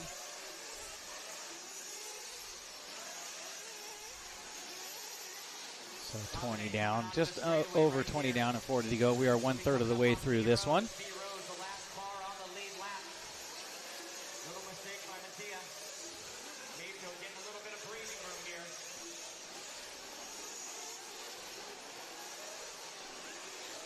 So Mayfield coming by, and let's see what he does. 34-2, Polito 35-6. They're going to drop back here so slightly. So our second round of pit stops of 7 scheduled if you're on the 7:30 schedule are in the books. Good to see Mayfield really finding something here with this car in Q3, and he's making the best of it. Did not have good runs in Q1 and 2. Good enough to still make the semi with that great run. I think he went top 5 in round 3. He had a decent enough round in 1 or 2, taking your top 2 out of the 3. So now separated by 1.6. And that is still the closest battle on the track.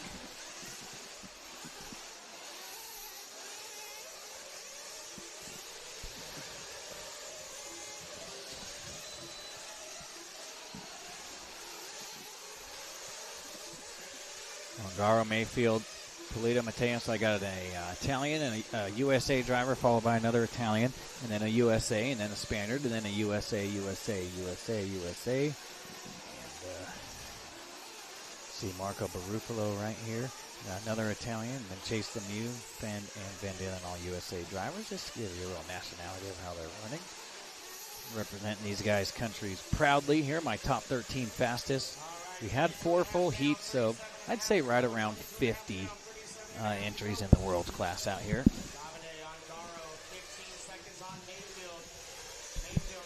15-second lead now for Ongaro. 33.7 2 laps ago for Mayfield. That'll be his best lap of the race. 22-inch pick right there. As the King flexing out there as he muscles that car up there with one hand. He flexing. All right, great shot right here of the Drake. The double hand grab right there. The King did it with one. Yeah, King.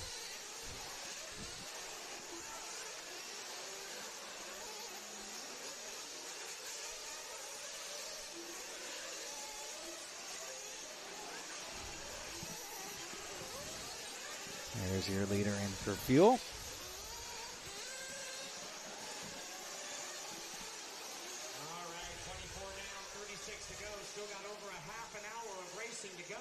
So getting closer to that halfway point as our third round of pit stops cycling through here.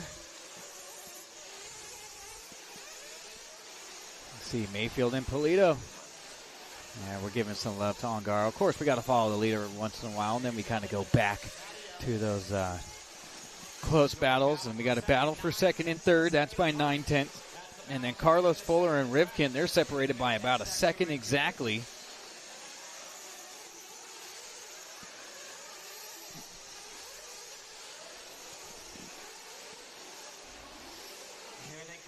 24-30 down, 35-30 to go. We're watching that battle. That's Canas, Fuller, and Rivkin. Canas was up there early. He tried to stay with Ongaro. He threw everything he had, including the kitchen sink at him, and just wasn't able to make it stick, as Ongaro just proving that that car is going to be a force to be reckoned with come late September, early October. All it takes is one issue, to go on. So to win 3 in a row, absolutely incredible. To do 4, oh boy, it's going to be tough to do it. But if anybody can do it, I'm on him. And there's Carnos breaking out the triple. Yeah, it's a tough little triple, but he says, what do I got to lose? This is the warm-up. Let me show these boys I got some game. Halfway point, 5 minutes away. 25-15 down, 34-45 to go.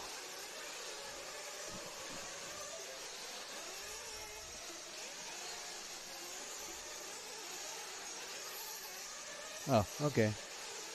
Yeah, turn your volume up, Gabe. Everybody else saying, yeah, I worried here. I was looking in on the chat, and they said no sound. It sounds like everybody else has sound. So if you don't have sound, let me know. If we do, don't bother saying anything. Only if you don't. I did see that. That gave me a little scare right there. Yeah, cool. Thanks, guys, for the feedback. Trying to focus mainly on the race, but I'm going to take a peek down. And for exact reason on the chat, make sure everything's all fine and dandy. Wayne Ryrick tuned in. Clay Keats, Robert. Thanks for tuning in, guys. We're having some fun out here. It's our final race of the weekend at the 2026 Lone Star Challenge. 13 years of the Lone Star for Joey Christensen out here. And then he'll get a little bit of a break and go back and go back to the dirt and work on his home track. And his traveling isn't going to be over for the year, but it'll be the heavy portion of his traveling will be for the year. And 26. This is not sure the pit strategy he's going on. As usually they should be if you're on a 7:30 schedule. Maybe on an 8 or 9 minute run right there for Rivkin too. Yeah, maybe just trying to do something a little bit different than what everybody else is doing.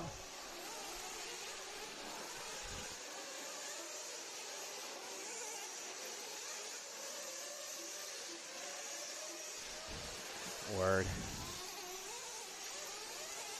So the battle with Mayfield and Polito kind of fizzled out, and then Fuller and Rivkin 1.3 back. Really our closest battle, that would be Felong. Lemieux, Canas now down to the number 9 spot here. Barufalo 10. That would be our closest battle on the track here. So we're just going to do dealer's choice right here, and we're just following along with the leader. And we'll give everybody a little bit of love and kind of let their sponsors get some airtime out here. And at the halfway point for the next few minutes here at least, we're going to follow along here with Dakota Fenn. And give these guys some love. All of these guys deserve a little love. Top 13 fastest here in the country this weekend.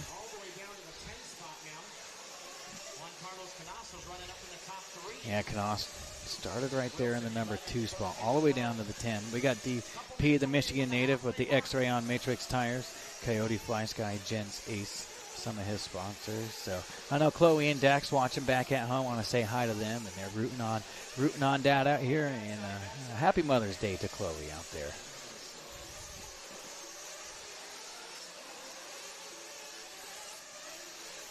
"15-second lead, and we're 2 minutes away from the halfway point. We're following back here with nope, that's Polito.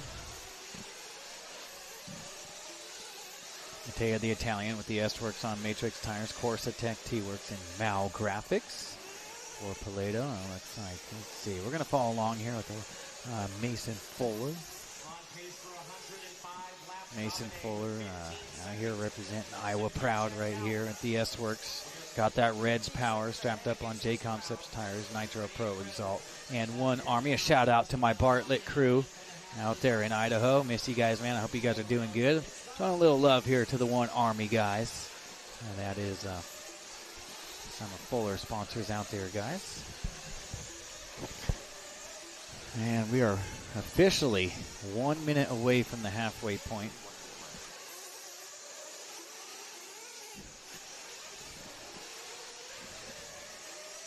Ongaro, Mayfield, Polito, Fuller.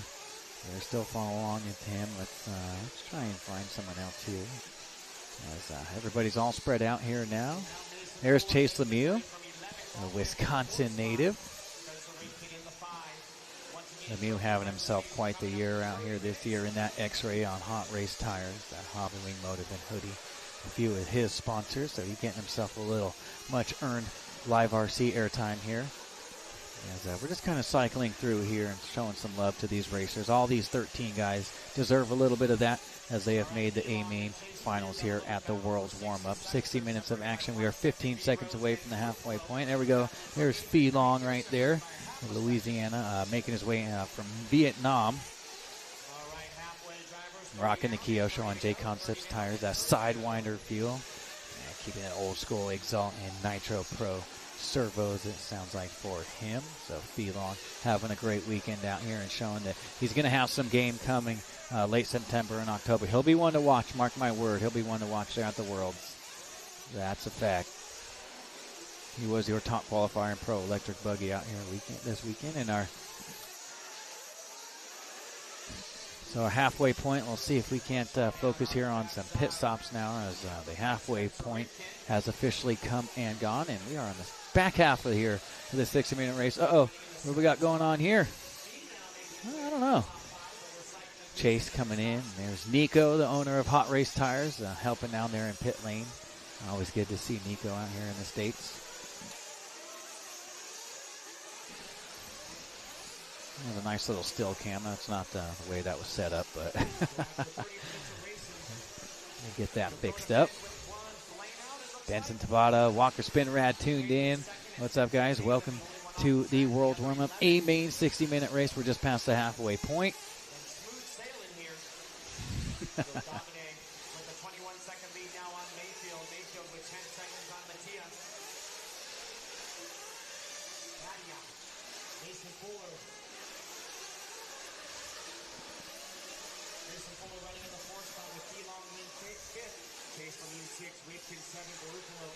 Yeah, so Canassa second. Well, let's follow him right here with Rivkin right here.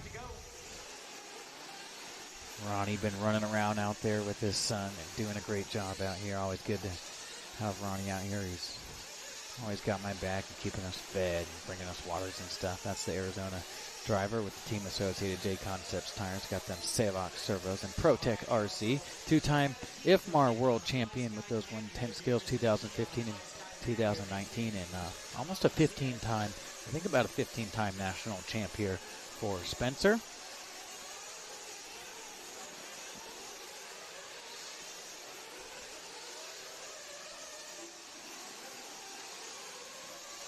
So a 26-second lead here for Ongar, barring any major disasters, and there's a lot of moving parts on these Nitro cars, so anything can happen. Let's not speak on that too much. I don't want to speak it into existence, so just throwing it out there. You know, it's never said and done until that tone rings and you cross that line. But a nice little run from 10th on the grid for Mayfield. Showing only 18 seconds back here, so 42-second lap right there. So maybe a rough lap right there. I don't think Ongar would have come in for fuel here. He's been on about the 7.5. He would have come in at 30 unless he was trying to push it here a little bit. So we're not scheduled for our next round of pit stops till 37:30.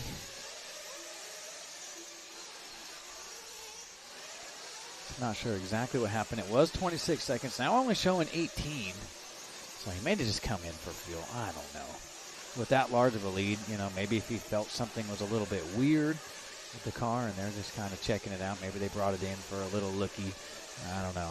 But lost 8 seconds somewhere out there. And back down into the 34s, 33.9 last time by for Mayfield. 34.4 for Polito last time by. 34.3 Fuller last time by the loop. 34 flat for Rivkin. A nice, respectable run there for Spencer. With that associated, that is the three-way battle for the 5th place spot right here. Man, you could throw a blanket over him down that front side straightaway. Great action we got going on right here. I got 0.3 of a second between these 3 drivers here for a top 5 battle.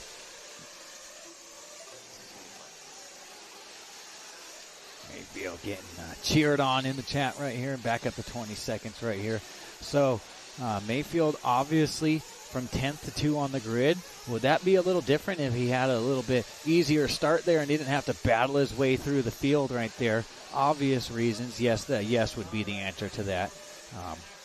33.6. I think Ongaro had the hot lap at 33.3 before his little traverse down the front side as he made a mistake on those big doubles right there. And then he had a real long lap after that. So that's kind of how that goes.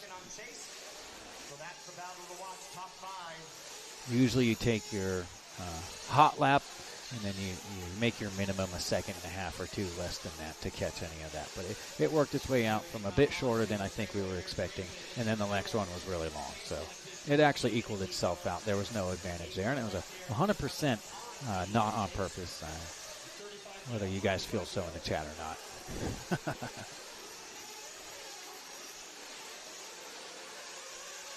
So Joey should be coming up here with the raffle, whether it's during the race or after. I think you guys stick around, and I'll let you guys know. And it'll be posted online. We can have voice here at Live RC maybe make a little note. Have that. That way you guys can look online later. Second round of pit stops should be coming up here in the next 2 minutes.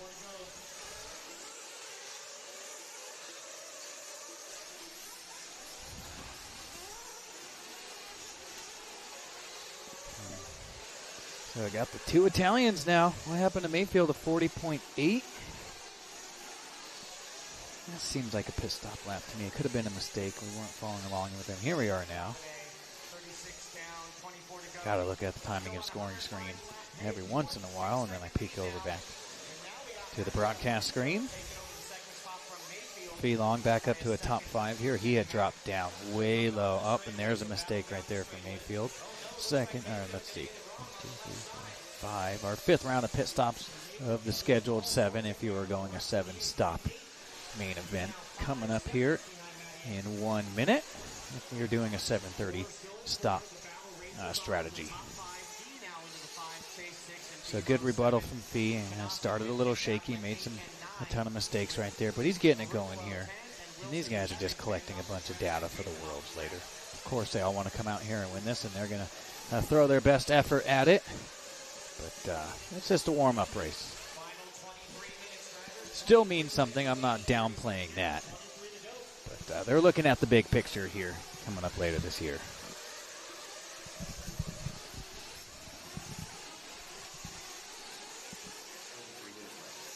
Oh, I see.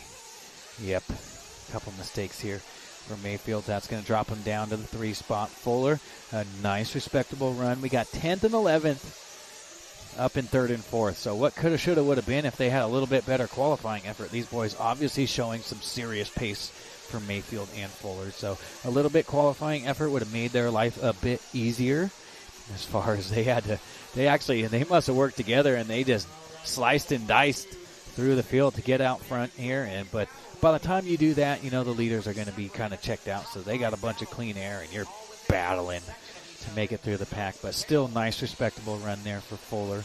And Chase Lemieux running top 5. Win in the 6, 7. Canos, Rivkin, Barufalo, Wilson, Fenn now looks showing off the track here. As our 5th round of pit stops coming in here and cycling through. We'll get some action on that. And here comes, looks like Barufalo in for fuel. Got Renault, the Shark Savoia, helping him. Yep, and you can hear him get called in. If you're old school, you just shout and tell your driver to come in. I know everybody's got these fancy headsets now. B-Rose coming in for fuel. Richard King, the one-man band right there in pit lane. Yeah, that'll get it done. That's a couple tenths lost right there. And the Drake, he's pitting. That's Mayfield coming in. And then it looks like somebody coming in. They're calling in their driver. That looks like maybe Mason Fuller coming in for a little top-off here. It looks like I can see John Yep, John yelling up to Feelong to come on in for fuel. So we'll just kind of stay right here on this live shot. Here he comes up over the rumble strip and in. Looks like Sean and John on the fuel bottle right there. Sean Runcie and Dad John helping out here. And oh yeah, we're getting all the good action right here. Great shot, guys. And that's our leader, Davide Ongaro. A 30-second lead coming in this time by. Yeah, just pure domination.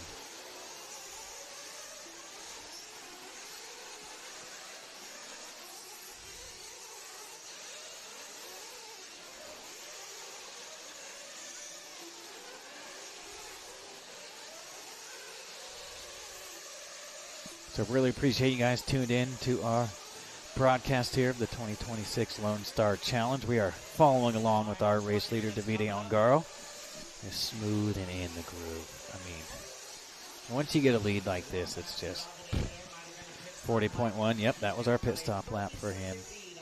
I mean, he just makes it look so easy. That's the crazy thing. Usually drivers, when they're driving so fast and it looks like they're kind of hanging it out, I mean, it just looks like he's on a Sunday afternoon drive right here.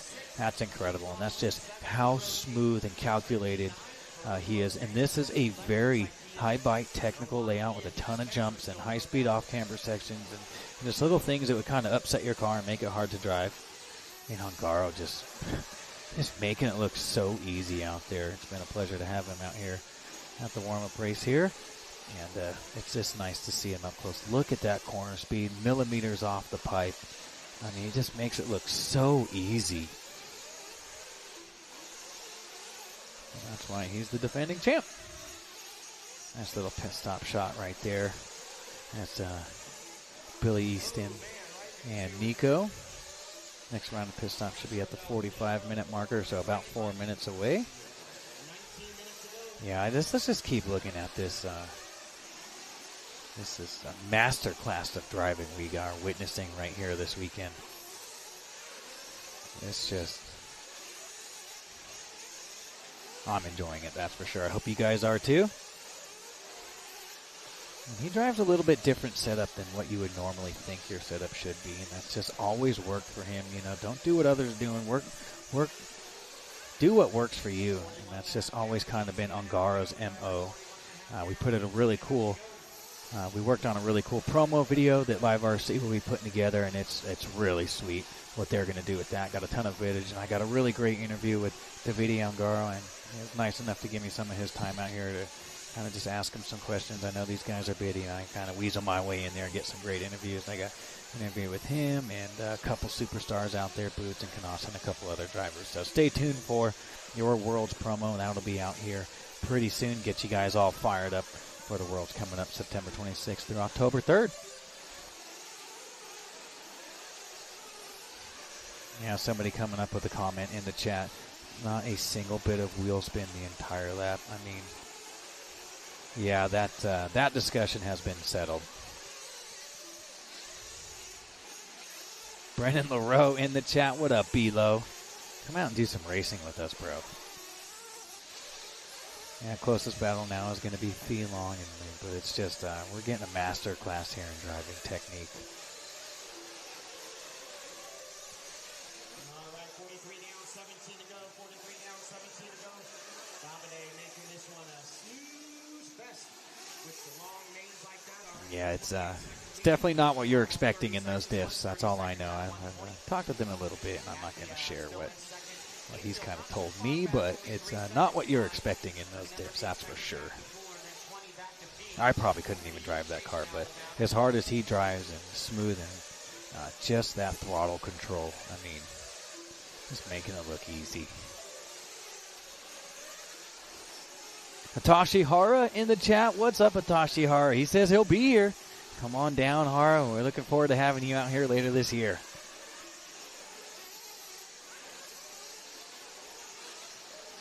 So, second to last round of pit stops is what I'm trying to say. Coming up here at the 45-minute marker, so we're about a minute and a half right there. And we'll kind of follow him until he comes in for his second round, and then we'll go back to the closest battle, and that'll be the two associated factory pilots, Rose and Rivkin. They're separated by 7/10, and there's a great shot right there from our pit cam. Let's see, it looks like the AE boys got the mic down, so I got a feeling they're calling him in here pretty soon with 44 down. And officially, if you're running the 7:30 pit stop strategy, you should be coming here in the next minute or so. So still Polito, Mayfield, Fuller. Felong now up to a top 5. He has shown some serious pace out here this weekend. Just didn't quite happen early for him as he fell down to the bottom of the pack and worked his way back up to a top 1. So good run here for Felong. Proud of him, man. No matter the results, he's really come out here and shown that he's got some pace out here coming up later this year, and he'll be one to watch. And a top 5, I think he'll take that. Youngest driver in this race, possibly. I know there's a lot of them guys. Polito, pretty young. And who else really young here in this one? B. Rose, I think only 19 or 20 years old. So Felong may take the cake here for youngest driver. And 45 down and 15 to go here officially. So.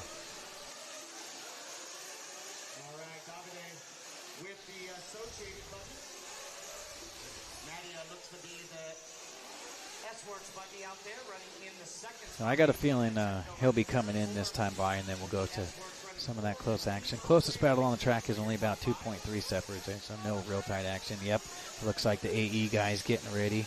They got the fuel gun all filled up with fuel. And he's going to go around for another. But that doesn't mean that we're not going to get some other cars coming up here in the pit lane. Yep, here comes Mason in for fuel. Bang, great shot right there. Oh. And it looks like Fuller, they're going to get that thing fired back up. Nice quick fire back up, and he's back out there, so good job from them. And if I was a betting man, I'd say he's coming in this time, but I don't see a pit stop yet. Let's see if he runs a little wide here. And I would be losing that bet.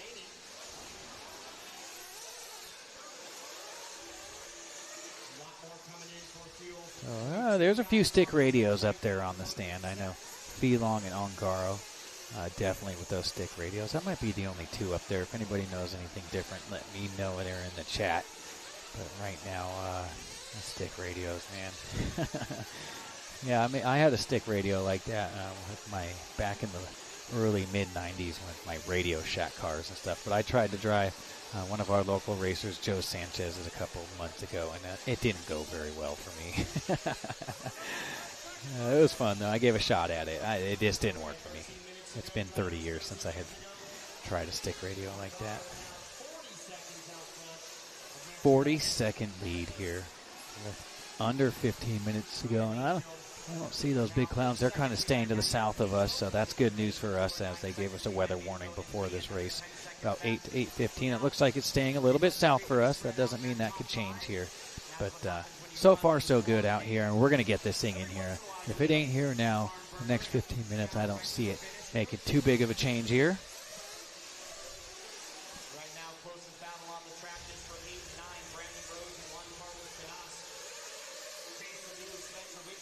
So Juan Carlos Canas and B. Rose, that battle for 8th and 9th. And, of course, Luke is already on it. Dude, he is just inside my head. Does he have a screen up there where he can actually see the racing action, or is he just that good?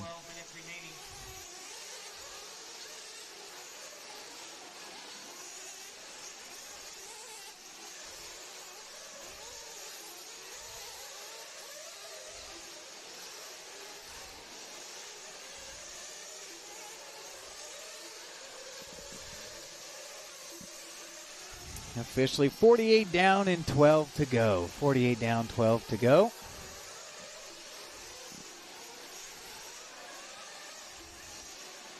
Oh, Jose and RC. What's up, Jose? He's tuned in watching on the old Facebooks. We're here watching the closest battle announced. That's going to be Lemieux and Rivkin. So we got a couple good tight battles on there. Lemieux and Rivkin separated by 1.4, but this battle between Rose and Canas, they're separated by less than a second. So that's my closest battle on the track.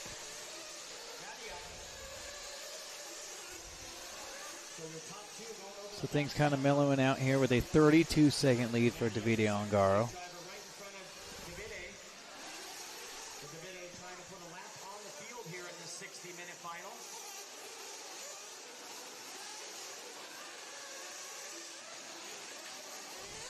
Now the track is treated with, there's no sugar or any sort of substance like that out there, or glue. From my understanding, talking with the guy who runs the track, Jason Glass, doing a great job out here. They use a de-duster to kind of make it create a little bit less lust, and then they use, the best way to describe it is a VP additive to the water, which is kind of like it's like a purple, best way to describe it to me is like a laundry detergent that you would kind of add in there, and that just kind of, as Jason described it to me, as instead of the water just running off the face of the jump, it just kind of thickens up the water a little bit, and it keeps a little bit of moisture underneath the top layer. And anybody knows that races on clay, if you didn't water that clay from time to time, that track would just crack up and get these big gnarly cracks, which they dealt with. And actually, I talked to, I think it was Adam Drake was talking about the Nationals, and he said the track was a little bit different, a little less traction, a little more dust. So no glue or sugar or anything, but they definitely add a little VP additive to the water to kind of help with the track drying out too much on the top layer and creating those big thick cracks. And then they use a de-duster.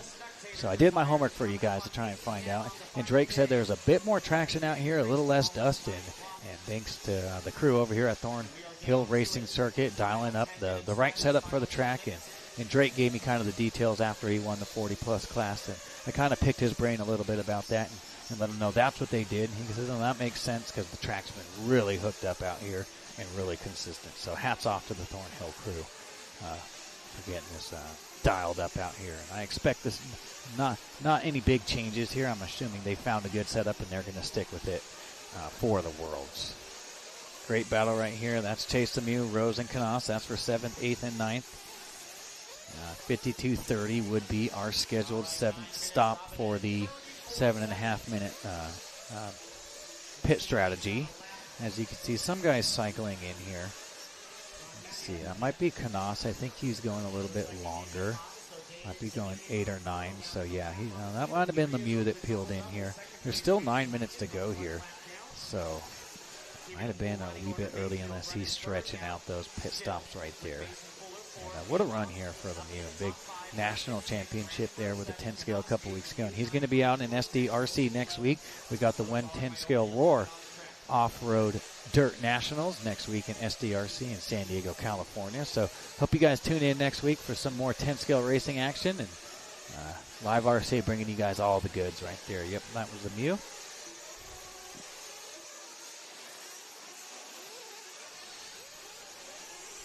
And the crowd has not gone anywhere out here.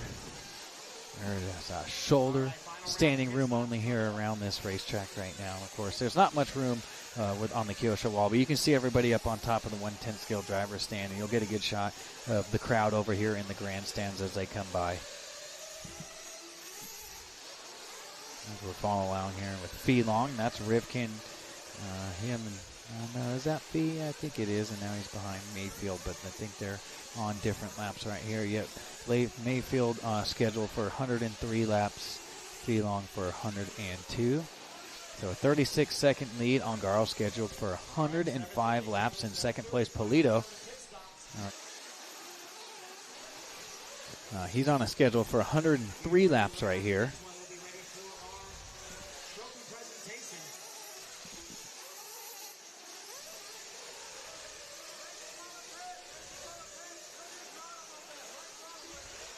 So top 5 has really stayed the same here for about the last 10 or 15 minutes.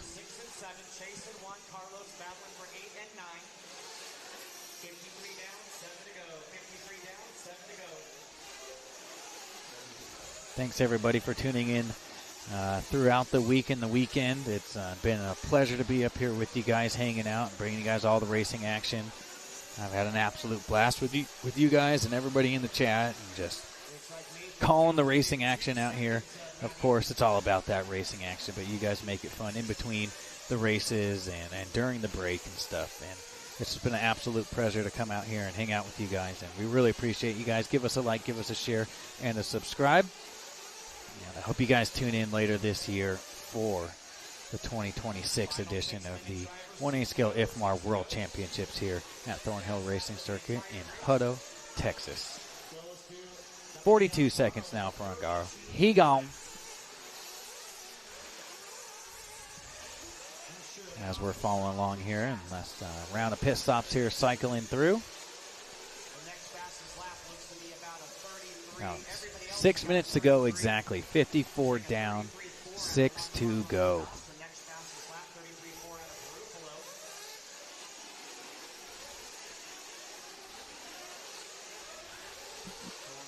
Ungaro, Polito, Mayfield, top 3. Fuller, 4. Feelong win. Counting out my top 5. Great run for Mayfield and Fuller up to the 3 and 4 from 10th and 11th on the grid with this stack competition. That's got something to be worth mentioning. Lemieux going to go 6. Juan Carlos Canas now 7. He was started 2nd, and he tried to stay with Ungaro as long as he can, and then he fell back a little bit. And that's Barufalo, Wilson, Fenn, and Vidnilin. So 11 of the 13 cars that started this A main event still out there running. And these guys, all 7 of our scheduled pit stops here have cycled through.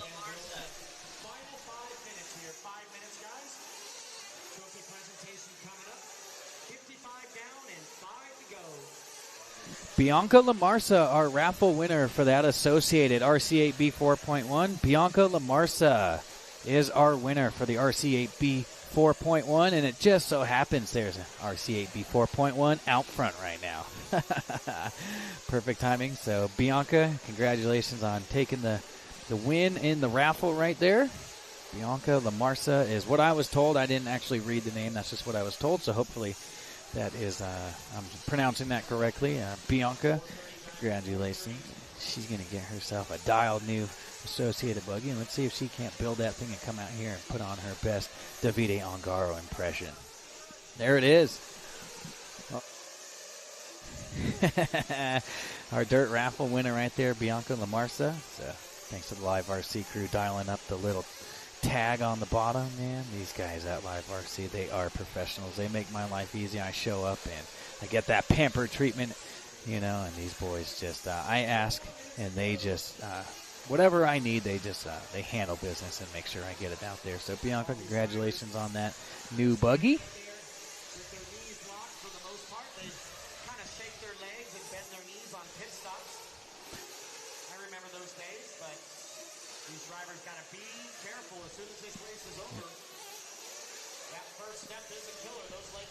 So closest battle on the track, well, that would be B. Rose and Rivkin, the team associated boys. So let's try and find that battle. That's the battle for 7th and 8th. They're working right through the center section of the track.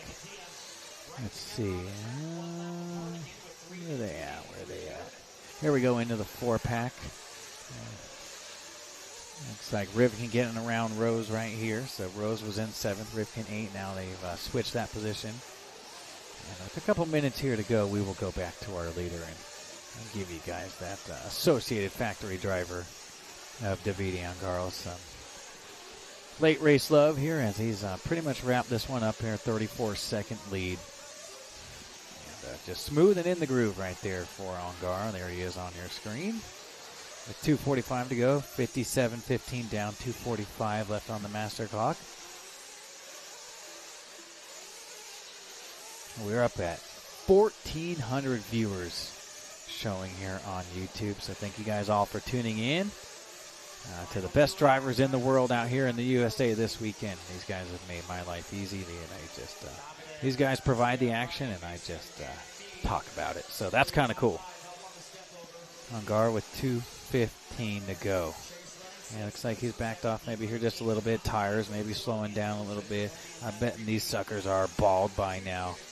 But you couldn't tell by the way he's driving. And he is about to put a lap. Is he going to put a lap on the field here? I believe that's Polito right there in front of him. He is. So in a 60-minute race, he is going to lap all the way up to second place if he can get around Polito. And that's just, what an incredible drive right here we're witnessing. And this is just awesome.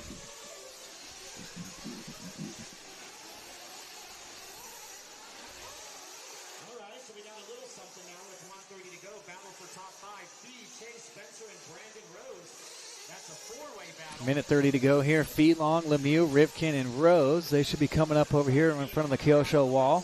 We'll go to them here, and then we'll finish off with Ongaro. So there's Feelong across the line. There's Lemieux across the line. Rivkin lost the line. And then what happened to be Rose? Oh, a bit of a mistake right here for Rose. Nope, he was right there. I was the wrong green car. So it's a four-way battle for a top 5. You know, that's got to be worth something here at the A-Main Worlds warm-up. 1 minute to go. 59 down, 1 to go.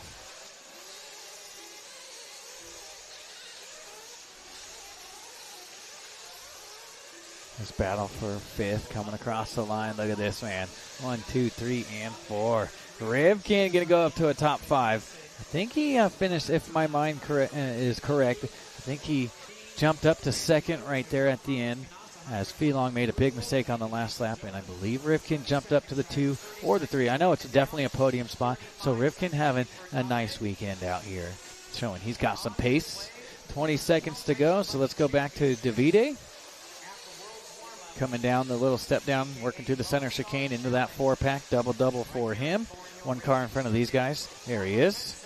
10 seconds to go, so it's going to be close if he gets by here for one more. 5, 4, 3, 2, and he gets by for one more. So he's earned it. He's going to get a parade lap. The arm's out the window. And no matter what, a 38-second lead. And he lapped the field here in the last 60 minutes. So looks like we're going to get it in here. Once again, thanks to all of our viewers checking us out here. Been an awesome weekend out here. The battle for a second coming. Nope, that was the battle for 5th, 6th, and 7th coming across here. Fee going to throw that away. So Rivkin going to get by. He's going to go top 5. Rose going to go 6. Lemieux 7.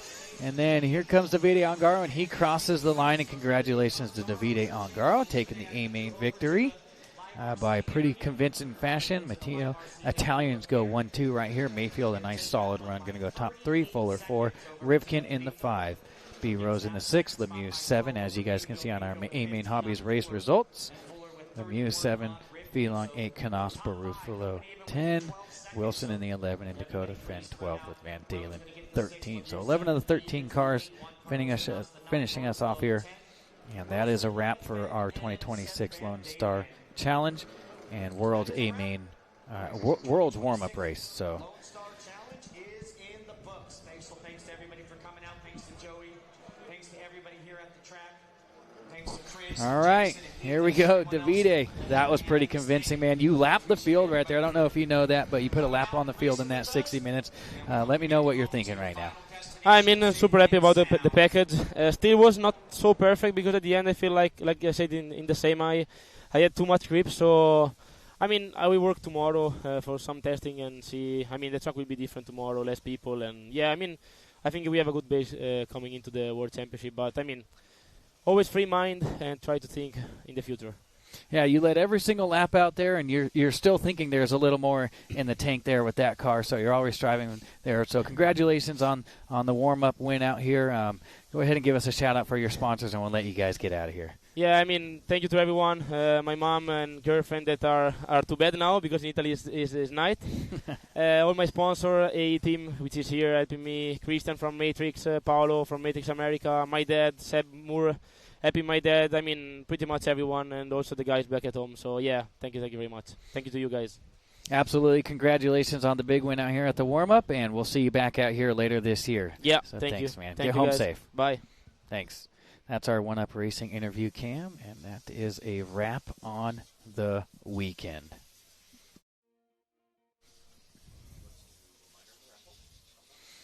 Don't forget, guys, our dirt raffle winner taking that Associated RC8 B4.1, Bianca Marsa. All right, there you go, Bianca, getting that new buggy. Let's get that thing built and racing by next weekend. So congratulations on that.